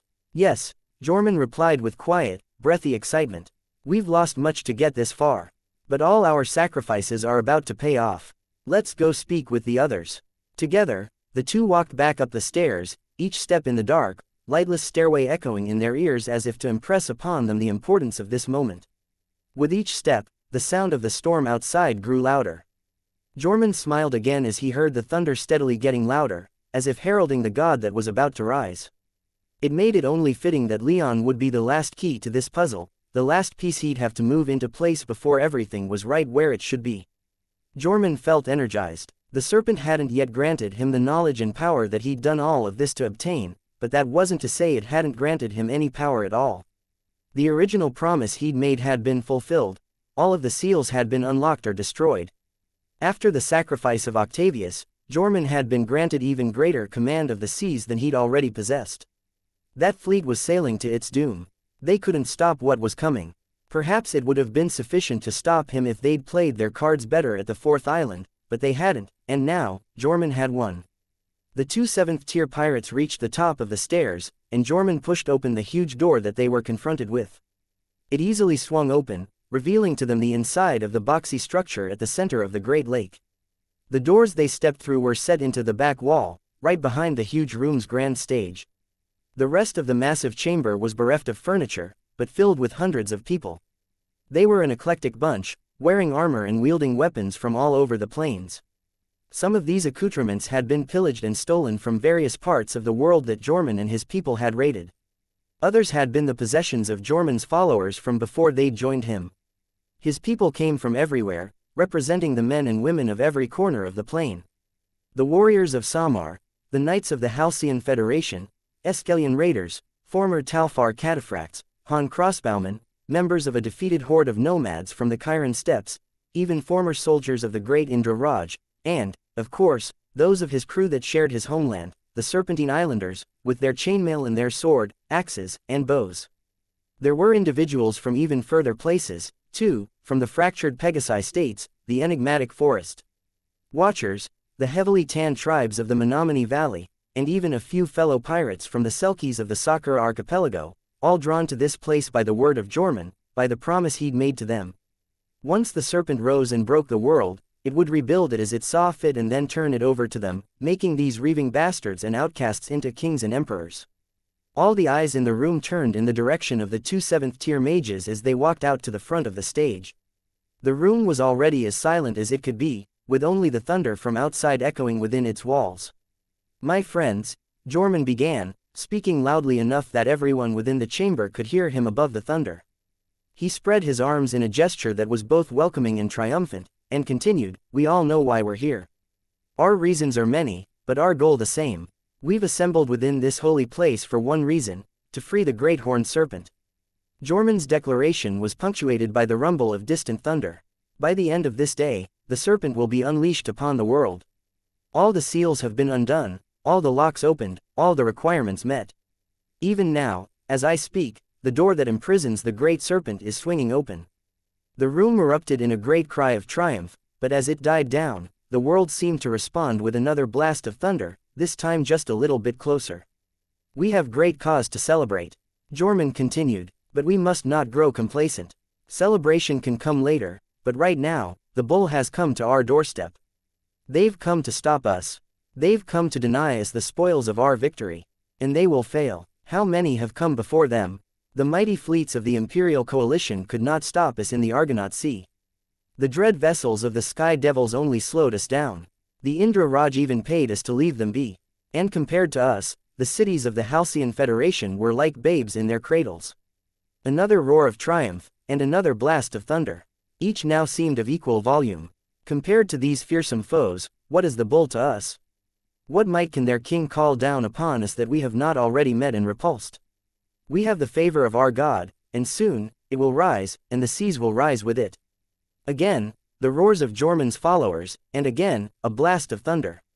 This time, the thunder was definitely louder, the lightning that had precipitated it striking the highest point of the caldera's walls. But Jorman continued on, only letting the sound of the cheers and the thunder infuse him with manic energy. "My friends, fear not these men and women of the Bull's Legion. They will fall just as all others have before us. Remember to guard yourselves against complacency. Return to your ships. Prepare to defend this place with everything we have. This is the place where the chains of the serpent first began to slip loose. This is the place where the last seal was broken. This is the place where the serpent will return from. These interlopers must never be allowed to tread upon this holy place." The roars of Jorman's followers turned fierce and violent, and many shouted that they would be the ones who would hold off the bull, that they would single-handedly prove their worth to the serpent. Jorman smiled again. These people were good pawns, and that they were so willing to throw themselves to their deaths in vain attempts to win the approval of the serpent entertained him to no end. They hadn't even started fighting the bull, yet, and already they were competing to see who could promise the serpent more blood. Before his large coalition could turn upon itself, Jorman shouted, "Fear not, my friends. The bull has blessed us with a great fleet to burn. There will be glory aplenty for each and every one of us. Now return to your ships. Prepare for the final battle. Prepare yourselves to be the first to witness the majesty of the serpent as it rises. Prepare to celebrate its coming by bathing in the blood of the bull." Jorman's followers screamed the loudest they had yet, shaking the room with their volume. Many raised their weapons, roaring their devotion to the heavens that, even now, continued to pour endless amounts of water upon the archipelago. Many of the pirates began to stream out of the chamber and make their way through the storm back to their ships. They moved with great confidence even as the strong winds threatened to blow many of them over, even as the rain threatened to drown them with every breath, even as lightning arced across the sky. Soon enough, Jorman and Frigga were left alone in the chamber. The crew of Jorman's personal ship would have it ready soon enough, and the allies that Jorman had raised would hold the bull off for a while. They had no need to hurry. "That was quite the spee," Frigga began, before a tremendous bolt of lightning fell from the sky and struck the top of the audience hall. The hall shook upon impact, sending a great cloud of dust falling to the floor as the loudest blast of thunder yet shook the entire island upon which the hall had been built. As the completely unfazed Jorman looked up, he saw that the ceiling had been cracked, and a few drops of rain were already seeping inside and falling to the floor.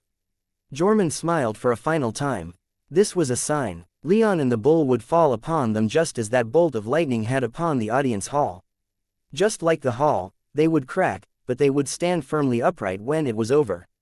"All right, Frigga," Jormungand whispered. "The last battle. The last fight. Are you ready?" Chapter 585.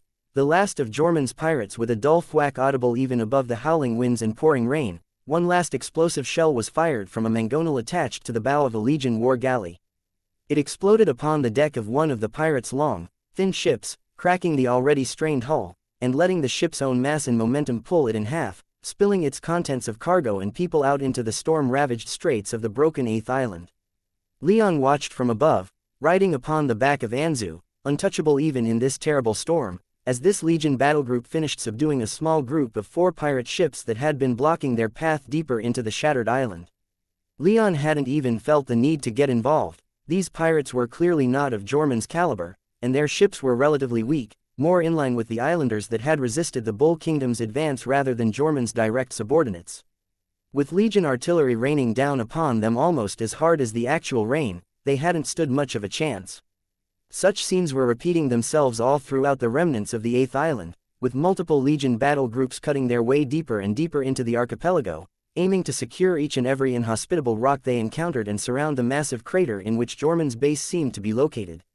There wasn't an easy way into the crater, unfortunately, as the walls completely enclosed the lake within, and the storm slowed everyone down and forced a more languid push through the straits.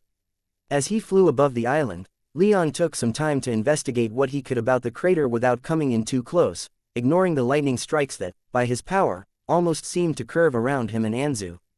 The crater walls had clearly been augmented by a powerful earth mage, for while about half of the crater's walls appeared natural, the remainder were far too smooth and uniform to be anything other than the creation of an earth mage. This worried Leon a bit, as he'd yet to see an earth mage within Jormungand's faction that was powerful enough to create such a structure. He supposed it might have been an old construction, and that Jormungand simply had other ways in and out of the crater's lake. He had displayed an ability to submerge his ship before, but Leon resolved to keep an eye out for powerful earth mages, just in case. As it was clear that they'd need to clear out the pirates within the archipelago, fill the empty channel of water that surrounded the crater with Legion ships, and then send in the Marines. There were a few other options available to them, such as trying to blast open one of the magically created parts of the crater walls with flame lances, but Leon had a feeling that option wouldn't see many results. This was going to end with a ground assault, he could feel that in his bones, and this weather wasn't going to make that an easy proposition. With the destruction of the small pirate battlegroup beneath him, Leon turned his attention back to the task he'd taken upon himself, be the eyes in the sky for the Legion ships advancing through the archipelago. With Anzu's wings and wind magic, he could move faster than any of the other ships, even in these hurricane winds, moving to and fro with great speed, more than enough to be constantly popping off flares to mark the locations of pirate ships that he could see, their light cutting through the dark gloom spread by the thick storm clouds and lasting for a surprisingly long time within the great sheets of rain. There were quite a few pirates out there with more ships than he'd been able to initially count. Jormungand's force had to have at least 50 ships of similar size to Legion war galleys, if not quite as heavily armed, hidden all over the ruined island, among other, smaller ships. These ships, however, were dropping like flies before the Legion onslaught. Without room to maneuver in the narrow waterways of the archipelago, the pirate ships weren't able to capitalize on the advantages of their lighter designs, and so were easy pickings for the Legion ships. Leon and Anzu flew around, staying in contact with Maya on Sigebert's ship and marking the pirates for destruction, doing little more than that for several hours as the Legion advanced. He was greatly concerned that Jormungand wasn't personally making a move, and he wanted to save his resources for that inevitable fight. Without his flight suit and his armor, taking Jormungand on in direct combat was going to be a risky proposition. He'd need other tools at his disposal. To that end, Leon began to contemplate breaking out a tool he hadn't used in years, and his left arm began to ache just thinking about it. "Zafin, how ready are you to loan me your power?" Leon asked. "I'm always ready, boy," the demon replied, his voice largely neutral, but Leon picked up on an undercurrent of anticipation within it. "How about manifesting yourself outside of my soul realm?" Leon asked. "How would that work, exactly?" "Ah, preparing for things to go completely to shit?" Zafin asked, his voice crackling with amusement. "I have to be prepared for anything," Leon answered, "and after what that guy the first captured said, if Jormungand's achieved his aims, then we have to assume that he's even more powerful now than he was when last we fought." I need to be ready to face more than a 7th tier water mage, and Naiad isn't going to cut it, not with that fire mage woman still there with her proven ability to dissipate Naiad's magic. You can do similar, can't you? Zafin asked. Leon began to twist the 3 silver bracelets adorning his left wrist. Maybe, he said uncertainly. I was only able to make 2 more copies, but even then, I have yet to test the original design. Maybe they'll work, maybe they won't. Maybe the original was a faulty design that'll fail when it comes time to put it to the test, and maybe these copies will do the same. They're as prepared as they can be, I just need you to be, as well. Is there anything stopping you from testing them on your fish girl? I'm sure she'd jump at the chance to help your dumbass out with your enchanting. The thought did occur, Leon said, his tone dropping in both thought and reluctance. He could still remember the feelings of pain that Maya felt when her power was disrupted by that fire mage. He could vividly remember having to carry her back to the Legion camp that day, and the pain and uncertainty he felt in whether or not she was all right. I'd rather not. I can risk testing them in the heat of the moment. I'm not going to use her as a straw dummy for my weapons. A foolish notion before an enemy as powerful as this fuckstick is, Zafin muttered. But I suppose it hardly matters at this point, not if you're planning on calling me out to clean up this filthy mess. How is this going to work, then? I don't have to say a spell or strike a pose or anything like that, do I? I certainly won't stop you if you feel it's necessary, Zafin said with an audible smile, but no, you don't have to do so. This more like holding the door of your soul realm open so that I can come through. It could be dangerous under normal circumstances since you'd never want to leave your soul realm open like that in the presence of an enemy, but in this case, you'll have a Lord of Flame pushing his way out, so there's little to no risk of something successfully pushing in. Our contract will still be valid, and I should be able to return to your soul realm at my leisure, so long as you stay within I'd say about 10 miles, but I'll also be physically present, it won't be some projection or anything of that nature. I'll be able to personally fry the dickhead pirate the way he was always meant to be. Glad to hear you're so enthusiastic, Leon dryly quipped, but the conversation was forced to end there, for Leon saw far below, about halfway up a largely sheer cliff overlooking the largest route to the crater, one of the only routes that the dreadnoughts could take, and the one that Sigebert's flagship was slowly sailing through, a ledge carved into the cliff face. The ledge was protected from Legion sight and attack by a protuberance in the cliff, but as soon as the Legion ships sailed past that protuberance, any pirates on that ledge would be able to launch a surprise attack on them with near impunity. And there were pirates on that ledge, and they had with them a most fearsome weapon, a flame lance, obviously one that they had pillaged from the First Legion fleet that had been sent here. They'd be able to wreak havoc upon the fleet as it sailed past with that weapon up there, and it would be damn difficult for the fleet to deal with it on their own. All right, here we go, Leon thought to himself as he urged Anzu to fly a little bit higher and in the ledge's direction as he used a modicum of his water magic to part the rain in their way. He wanted to save the lion's share of his power for Jorman, so instead of preparing his lightning magic, he instead reached into his soul realm and retrieved his bow along with a handful of arrows. He didn't think he'd need more than one, but one of those pirates was 6th tier, and he wanted to be sure he got them all. With some small measure of reluctance, Leon didn't launch a flare at the offending weapon, choosing to instead approach with a little more caution and stealth. The pirates manning the flame lance were staring down into the waterway more than 100 feet below them, waiting for the first unfortunate Legion ship to pass the area the rocky protuberance obscured and into their range. They weren't paying too much attention to the skies, and even if they were, Leon and Anzu were largely obscured by the storm. Anzu flew in close, and Leon let loose with an explosive arrow. With the gale force winds blowing about them, however, the arrow missed the ledge and detonated about 20 feet below. The blast was powerful enough to blow a huge hole in the cliff face and send countless cracks spider webbing up into the ledge. The pirates began to shout in panic and alarm, but none could retaliate as their footing became suddenly unstable. A marginally acceptable result, but not one that Leon was remotely sated with. He brought Anzu in for a closer pass, and then loosed another arrow, this time using one of his more powerful ones. He activated every enchantment his bow held, letting it draw as much of his power as it needed in the process. The arrow flew truer than the one before and hit the flame lance directly. The ledge was immediately bathed in bright white flame. Rain within 10 feet of the explosion's center was flash vaporized, as was the flesh of several of the pirates. The 6th tier mage survived, but he was the only one to do so, and he came through with a few nasty-looking burns and been knocked to the floor of the black stone ledge. He roared as he drew his weapon and stumbled to his feet, the ledge now even more unstable than it had been.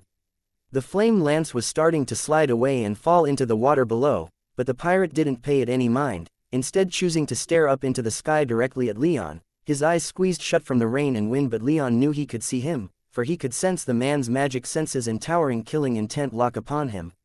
The rain noticeably dropped in temperature around them, but Leon simply smiled and loosed another arrow.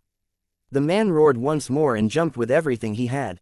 The arrow exploded behind him, obliterating the ledge and sending the captured flame lance plummeting into the waterways below, but the pirate himself was untouched and sailed through the air toward Leon and Anzu. Anzu hadn't been idly ignoring all of this, however, and it wasn't too hard for him to flex one of his wings and arc both himself and Leon clear of the pirate, letting him impotently shout as he passed harmlessly beneath them. The pirate fell the 100 feet to the storm-ravaged water below. He managed to hurl one ice spike before he hit the waves, but his aim was terrible, and Leon didn't even bother acknowledging it.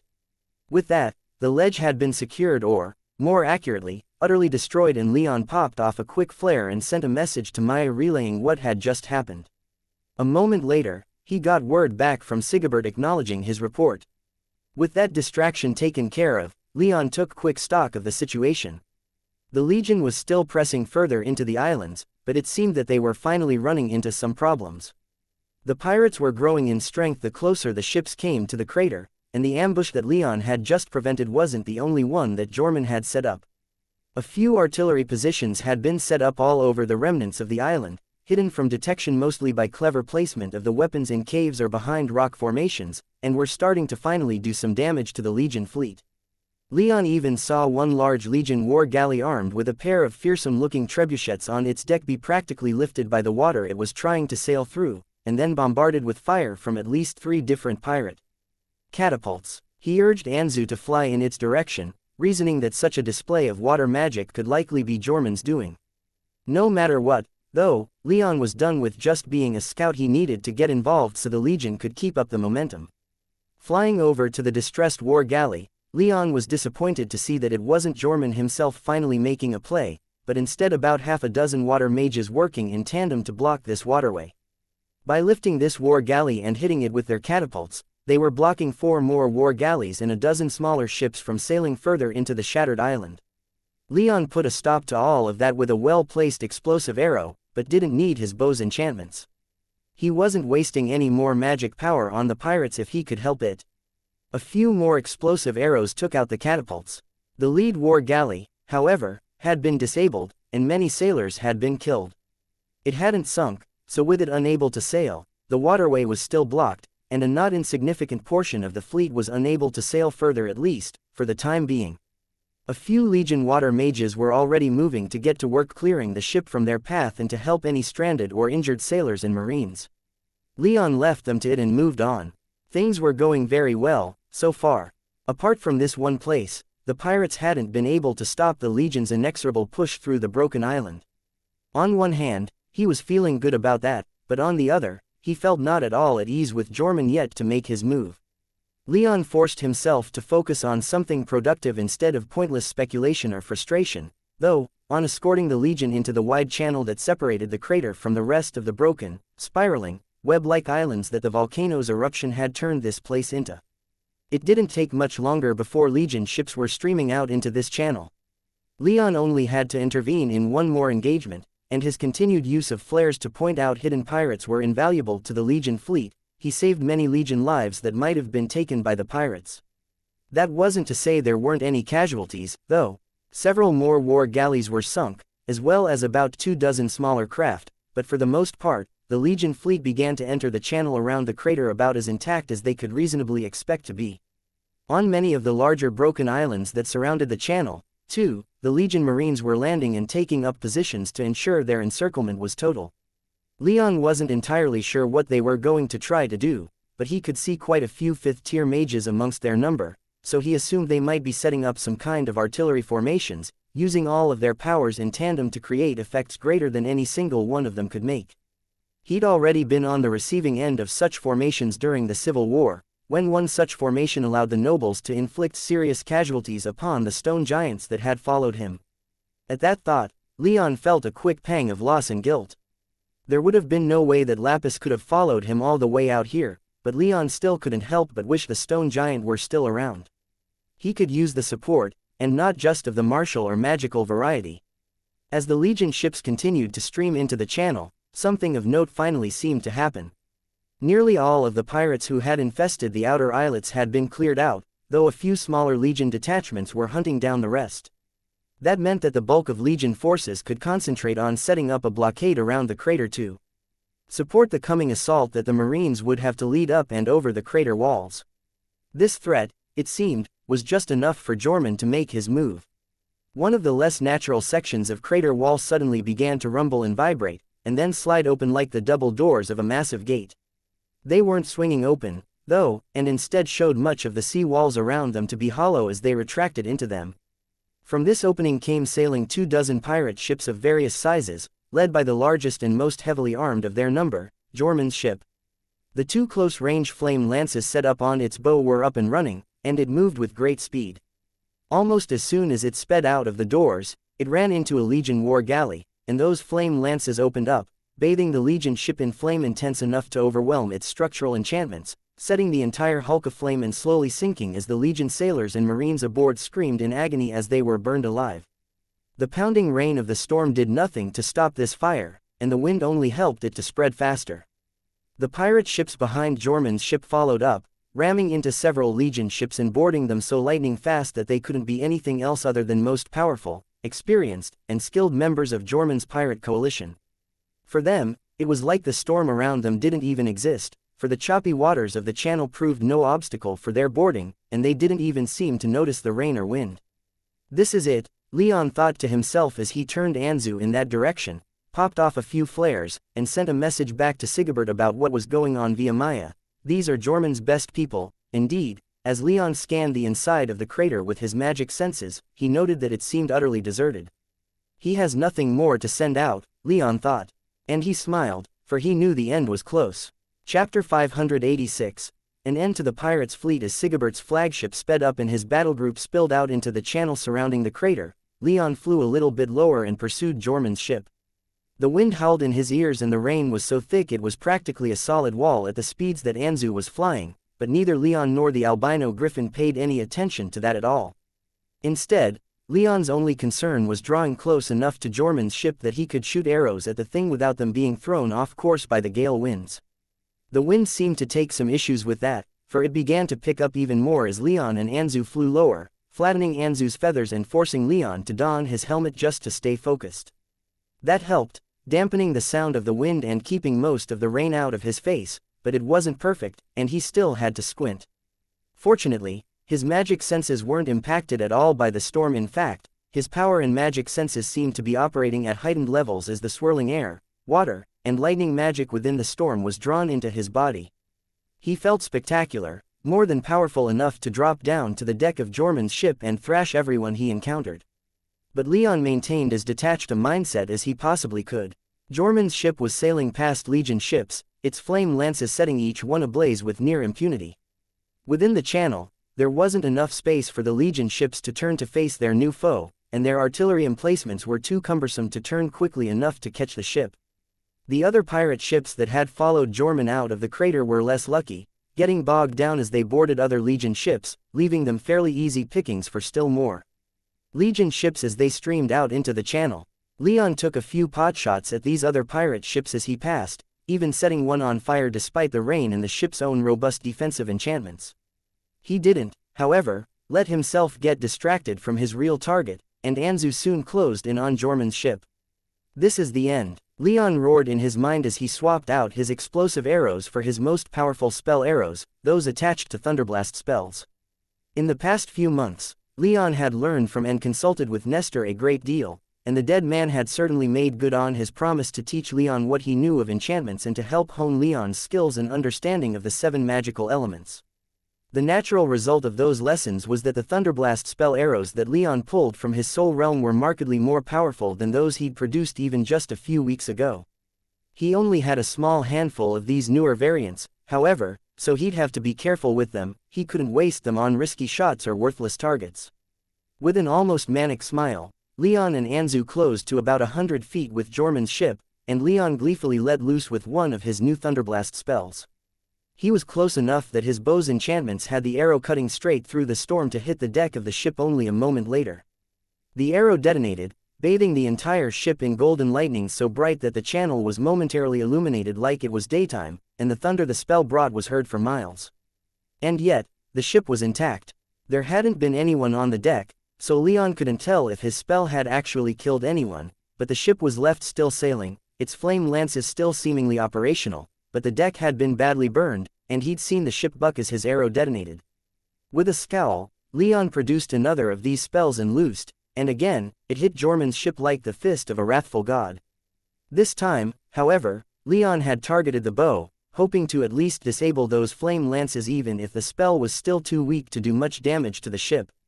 The spell arrows detonated right where he wanted it to, bathing the flame lances in potent golden lightning. He was more than gratified to see the metallic weapons glowing with heat as the lightning dissipated, and their barrels starting to bend and sag. No more fire came from the weapons, though the ship still sailed without much noticeable hindrance, and more than 24 Legion ships of varying size behind it had been destroyed or disabled by its fire. The flame lances quickly cooled with all the rain and wind, but they didn't begin spewing fire again. He turned back to hit the ship again wherever it seemed weakest, but he only had 3 of these spells left. Given how distressingly little damage they seemed to be doing to the ship itself, he had to make sure he used them sparingly. Before he could choose his next target, one appeared before him, the door that led below deck burst open, and the female fire mage came barreling out, her eyes wild and furious, her aura towering, her killing intent soaring. She was already exuding so much heat that her arms were lightly burning, and much of the rain that had been pooling on the deck started to noticeably steam and boil. Leon Rame. She bellowed as her eyes landed upon him. She didn't say anything more, but instead began to conjure and throw fireballs at him. Anzu was only of the 5th tier, and Leon knew that if his griffin took even one hit from those fireballs, then he would be severely injured, if not killed outright. In response, he steered Anzu up higher, putting not only more distance between himself and the fire mage, but also much more water. Fireballs still came careening through the air between them, though, and Leon had to resort to calling upon his own fire magic and doing his best to either block or deflect those attacks. The fire mage immediately put such pressure on Leon and Anzu that Leon had to have Anzu pull back almost entirely, retreating from only about 100 feet from the ship to more than 500 before the fire mage stopped attacking them. But she remained standing on the deck of the ship, utterly immovable even as the storm crashed upon her. The ship kept moving, and even started to speed up. It still had a vicious ram on its prow, and it looked like it was going to use it. Leon was a little confused, though. He'd yet to see Jormun, and he'd expected that if anyone were going to respond to him, it would have been the head pirate himself. He also would have thought that the ship would have tried falling back by now, to try and get itself out of harm's way by returning to the crater. With a quick pulse of his magic senses, Leon could see that those pirate ships that had burst out of the crater with Jormun's ship were being steadily destroyed, despite their initial gains. All of this wasn't coming without cost, though, and already by Leon's estimation, Sigebert's fleet was barely 60% of what it was when it left the Bull Kingdom.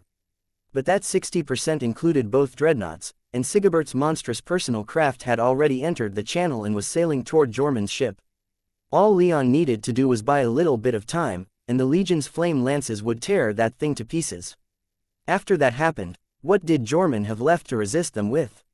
Leon could only think of his personal power, but with the storm ravaging this broken island, Leon was sure that there was something else going on, too. Jormun had one more ace in the hole, Leon knew it. That was why he wasn't here, on his ship, leading the defense of the crater. He was preparing something elsewhere. Below, Leon could hear the female fire mage screaming and roaring in challenge, and occasionally throwing fireballs at him, but they were far enough away that Anzu could easily dodge. So, Leon felt confident in shifting his attention momentarily away, to inspect the crater. It was still empty and devoid of anything that stood out, but in his moment of distraction, the fire mage leapt off the deck of Jormun's ship with great force, flying up into the air propelled by a massive explosion channeled through her legs. Her arms blazed with fire, and Leon only just barely brought his attention back to bear to avoid a huge gout of flame she launched at him.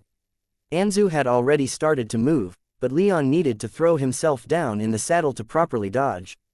The fire sailed right over his head, and Leon considered himself duly chastised. The female fire mage's legs burned like jets, keeping her aloft. Leon couldn't imagine the sheer amount of power she was using to keep herself in the air. He was a little jealous of it, though, but he supposed that her shiny plate cuirass or maybe her armored boots held some secret to them that he couldn't immediately discern, giving her extra power for this move. He took only the briefest of moments to admire it before he instinctively shot one of his more powerful thunderblast spell arrows at her. She just barely dodged, not even letting her armor take the hit, and Leon cringed internally as his arrow sank into the waves down below them a moment later. The fire mage then reached toward Leon, letting fire erupt from her fingers and sail up toward him in a great, wide geyser. Anzu flapped his wings hard, propelling them onward and causing a cushion of air to hit the fire and delay it just long enough for them to get out of range. Leon shouted and pulled on Anzu's harness, ordering the griffin to drop down to the fire mage's level, and he drew his family's blade. Immediately, he felt the power within him amplify even more than the storm had already made it, and he filled the blade with as much of that power as he could. As he was preparing himself, however, the thunderblast spell arrow that had sunk into the channel detonated, illuminating the water from below with thousands of arcs of golden lightning.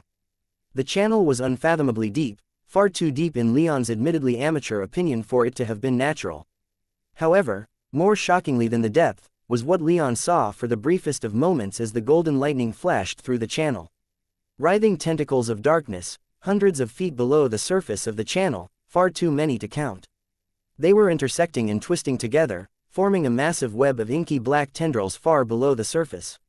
Leon felt a burst of instinctive, primal fear well up from his chest, and for a second or two, he faltered in his charging of his blade. That second was just enough for the fire mage to close in with him and Anzu and send one more gout of intense orange flame toward him and his griffin. The griffin immediately furled his wings and let gravity pull them out of harm's way, and the fire mage's legs sputtered out as she fell back toward Jormun's ship, but Leon could only curse himself at having allowing himself to be distracted. What was beneath the water was deeply concerning, but the priority right now was the fire mage. He and Anzu pursued her down, dodging several lances of fire she threw back as they did. When she hit the deck, Leon wasn't too far behind her, and as Anzu pulled up to avoid crashing into the deck, Leon swung his sword, sending a wave of lightning rushing toward the fire mage. Much like her fire, though, the huge sheets of rain interfered with Leon's rain a little bit, slowing it down and draining some of its power, enough that the fire mage was able to dodge out of the way. Leon swore under his breath. He'd packed a lot of power into that swing, and it all went to waste. He could see that as the ship was drenched and heavily enchanted, his lightning was dissipated over its surface, doing little more than burning the surface of the wood and reducing the effectiveness of his spell arrows, he realized, which was immediately followed by a round of self-recrimination. He felt a little useless, but he didn't want to leap down to the deck and fight the fire mage properly. He felt like he'd perform better with stabler ground beneath his feet, but he ignored that feeling, for Sigebert's ship was now coming into range. Instead, Leon had Anzu fly up about 200 feet and use his magic to hover. There, he wasn't so close that the fire mage could take him or Anzu by a surprise attack, but they could still talk if they shouted above the rain and wind. "Give up," Leon shouted to her. "It's over." "You're right, Leon Rame," she screamed back, a manic look in her eyes. "It is over, but not for me. The serpent is waking up, and the prison's doors are swinging open. In only a matter of hours, the serpent will rise, and your world will drown with its coming. Look around you, it's already started." The fire mage dramatically raised her arms and indicated the storm. Leon used his magic senses and connection with Maya to check in with Sigebert's ship. By his estimation, he had enough time for one last exchange with her before the flagship could bring its flame lances to bear. "You've done admirably well," Leon shouted, no trace of irony or sarcasm to be detected in his voice. "But if you don't surrender, you'll die here. If what you say is true, then you'll never experience it. You'll be dead. Save yourself and surrender." A tempting offer, but not one I'll consider, she roared back, an almost crazed smile on her face. "No matter what happens, I'll not betray my convictions just to save myself. If I die here, then so be it. I will watch this world drown from beneath the waves." Sigebert's flagship finished turning around the crater wall enough to have a clear shot at Jormun's ship without any other Legion ship in the way, and its flame lances began to charge with magic power in an unmistakable declaration of intent. The fire mage had no chance anymore, not in this situation. The Legion was taking this archipelago, she couldn't stop them, and not even with her power could she hope to swim through the treacherous endless ocean to safety. Leon pulled on Anzu's harness and the griffin rapidly rose into the air, a muted feeling of regret in his heart. She'd gravely hurt Maya, but Leon had fought her enough to have some measure of respect bloom in his heart, especially after her refusal to surrender. That, in particular, struck a bit of a chord within him. Plus, she hadn't pulled out the turquoise with the white gemstone, nor had she drawn her sword of golden fire. If they were in her soul realm, then they'd be lost if she died. The fire mage watched from the deck the two rise for a moment with a content smile on her face, and then Sigebert's ship opened fire. A pair of white-hot clumps of molten stone erupted from Sigebert's flame lances, and not even a second later, splashed across the bow of Jormung's ship. Unlike with Leon's thunderblast spells, this had an immediately noticeable and appreciable effect on Jormung's ship, tearing through the wood with ease and rending huge rifts in the hull. Both of the slagged flame lances on Jormung's ship exploded as their enchantments were damaged and their power sources hit by the molten stone, causing even further damage. What truly brought a slight smile to Leon's face, however, were the cracks in the ship's lower decks and superstructure, and the lightning pattern burns that were exposed. It seemed his spell arrows had done more damage than had been immediately visible. A moment later, the Legion flame lances opened up again, further eviscerating the ship, and this time the top deck collapsed as the ship lost structural cohesion and began to sink. The Legion ships fired a few more times, utterly savaging the pirate ship with every shot, and through it all, the fire mage just stood on the deck, her smile turning into one of resignation, her eyes locked on Leon as the ship sank beneath the waves. She didn't even squint as the rain hit her face. Right before the ship slid beneath the waves, she was directly hit with a flame lance. Leon had seen the 7th-tier vampire Brand survive several shots from a flame lance, but it seemed his demonic patron or his darkness magic must have given him greater resilience to such blasts, for the fire mage was immediately torn in half at the waist, obliterating her armor and sending the tattered remnants of her body scattering into the sea. Leon sighed as the pirate ship sank beneath the rough waves, spared just one more thought for the fire mage, and then turned Anzu back in Sigebert's direction. The pirates were all but defeated. Now, they just had to take the crater and kill Jormung, then hopefully stop whatever was going on. Those black tendrils of darkness writhing beneath the waves couldn't mean anything good, and with the storm, made Leon think that time was of the essence. This thought intensified as Anzu flew in the direction of Sigebert's ship, and something about it made Leon turn his head in the crater's direction. His eyes felt almost attracted to something, and they quickly found the boxy stone structure in the center of the Carter's Lake. Standing atop the cracked roof of that structure was a figure, a person who was staring back at Leon and smiling in invitation. Jormung. Leon's mind was instantly filled with images of ripping Jormung's flesh from his bones with beak and talon, and almost without thinking, he pulled on Anzu's harness and redirected him toward the crater. He could end this now. He would end this now. Jormung watched emotionlessly as his ship, which had faithfully carried him for decades, vanished beneath the waves. Not even the death of the last of his followers, Frigga, moved his heart. He cared none for those who'd followed him. Not one. They were but means to an end, and that was all. They'd served their purpose, and now, everything he'd worked for was practically within his grasp. The power of the serpent filled him, giving him a preview of what the sacrifice of so many had bought. Jormung was alone, with neither ally nor ship, but he'd never felt so powerful. He'd been able to assemble a vast fleet of pirates to sack one of the most important cities in the Halcyon Federation with little more than a few words. Such was his reputation, but not even that kind of power could compare to what he felt right now. Jormung's eyes found Leon as the boy flew around on his griffin, and he smiled. The boy's head whipped in his direction, his golden eyes practically glowing behind his visor, perfectly visible even through the rain and the darkness of the storm clouds. Jormung knew how strong the powers that backed the boy were, but now, he had powers comparable to back him. It didn't matter what Leon might display, Jormung was ready with great powers of his own. Chapter 587. The Lion and the Serpent. With murder in his heart and killing intent pouring from his body, Leon directed Anzu closer to the boxy structure in the center of the massive crater lake. There, he could see Jormung watching with an expression of mild amusement. The pirate made no moves to counter Leon's obviously hostile advance, nor did he summon his power. Leon's mind was filled with scenes of him tearing Jormung apart by fang, claw, talon, and beak. He could barely think enough to acknowledge that this didn't quite feel right. Jorman was right there, and Leon couldn't allow this opportunity to go to waste. Besides, with the wind howling in his ears and comforting sound of thunder both near and far, Leon felt invincible. The stormy sky was his domain, he could feel that in his very core, so high up and with such a tremendous storm around him, filling him with power, Jorman stood no chance at all. As Anzu brought him closer, the griffin seemed to hesitate a bit, chirping back at Leon questioningly. "Don't worry," Leon shouted to his griffin so that his voice could be heard over the wind and rain. "I've got this." The griffin chirped again and redoubled his efforts to fly through the storm and bring Leon to his destination. As they approached, Leon pulled on Anzu's harness and brought the griffin into a circling pattern, staying about 200 feet from the already cracked roof of the boxy structure. Still, even when this close, Jorman didn't react, merely standing there and watching with a sly smile on his face. Leon snarled, almost baring his teeth at the pirate, and conjured a bright silver-blue lightning bolt.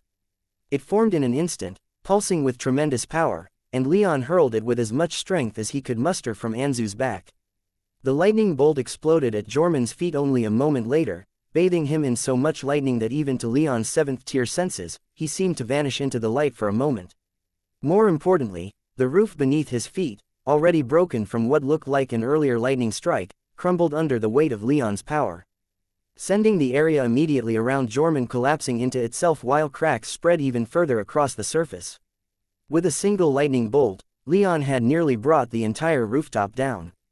Jorman hadn't been killed, his aura was still emanating from within the structure, but Leon couldn't help but revel in this power. He directed Anzu to the remains of the roof, and once he was close, he nimbly leapt off the griffin's back so that Anzu wouldn't have to risk landing upon it. Once his feet touched the stone, it began to crumble further, so Leon quickly shouted at Anzu to return to Sigebert's ship. Once he was finished with Jorman, he could wait a while to be picked up, but he didn't want his griffin to be caught up in their battle. He was still only equivalent to the 5th tier, after all.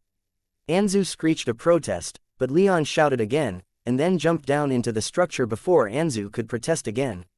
With his magic senses, Leon was grateful to see him flying away in Sigebert's direction, and as he landed in the huge empty chamber where Jorman was waiting, Leon put all of that out of his mind and focused entirely on the battle at hand.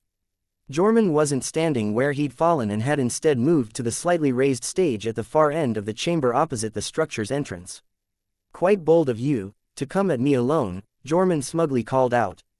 "It'll be your last mistake, I should think." Leon's lips parted in something that resembled a smile but felt more like a primal, almost animalistic threat. His eyes were locked on Jorman like those of a hunter stalking its prey, and his hands shook with desire to get a hold of him and start ripping. His body filled with magic power, and for the tiniest of moments before he began to call upon his lightning, a few small, nearly imperceptible licks of black flame appeared around his fingers. But then, torrents of lightning erupted from Leon's body, and he charged at Jorman faster than the mortal eye would have been able to track. He slammed his sword down upon the pirate, the blade glowing with silver-blue lightning. However, Jorman simply raised a hand and conjured the massive bronze hammer that he'd used to escape from Leon back in the temple, the same one that Nestor had told him had been once wielded by a vassal of the Thunderbird clan. Leon's blade struck the haft of this weapon and was deflected, though the stored lightning magic within exploded out, bathing Jorman once more in Leon's silver-blue lightning. A moment later, a powerful jet of water hit Leon in the stomach, not doing much damage but hurling him back dozens of feet. What followed was a storm of tiny beads of water, each no bigger than a raindrop but sharp, needle-thin, and fired with tremendous force. It took Leon no more than a single glance to know that this attack was powerful, despite the size of each individual drop being seemingly insignificant. Even one drop would probably pierce straight through his unarmored body. In response, he switched with incredible alacrity to fire magic, and swung his blade, sending out a great wave of fire to shield himself from the oncoming storm of droplets. Jorman's water droplets hit the fiery wave and were largely vaporized, but a few still managed to pierce through, and Leon had to switch back to lightning and dodge as quickly as he could to have the speed he needed. But Jorman wasn't done. Barely a second had passed after his attack failed before he was raising his hand into the air and causing his aura to spike as he manipulated a terrifying amount of power. To Leon's magic senses, it was like suddenly staring at the sun, and he reeled for a fraction of a second as Jorman's magic power rushed outside. And then, Leon felt the ground begin to shake, and he knew that he had to stop whatever Jorman was doing. He conjured a lightning bolt and hurled it at Jorman, but a shield of water materialized in front of the pirate, causing the lightning bolt to spread out and dissipate across its surface instead of piercing through, though quite a bit of it was vaporized. Before the bolt hit the water shield, however, Leon had already jumped, merely using his lightning bolt as a distraction. He put all of his strength into his legs and leapt with everything that he had. His 7th tier strength had him sailing over the water shield, nearly scraping the ceiling of the massive chamber, and falling down almost directly onto Jorman, the power he was absorbing from the storm outside building up in his legs. As soon as he hit the shield, all of that power would, Jorman waved his hand and conjured a dome of ice around himself. Leon hit the ice, and all of the power he'd built up in his legs shattered the ice with a tremendous blast of lightning and thunder. Leon thought Jorman would have been in a more defensive stance, but instead, as the ice dome broke, the pirate was already in mid-swing of his massive hammer, and Leon barely had time to land on the ground before a massive spike burst from the floor. He managed to dodge just in time, and he was pushed far back from Jorman as more and more stone spikes erupted from the ground for him to dodge.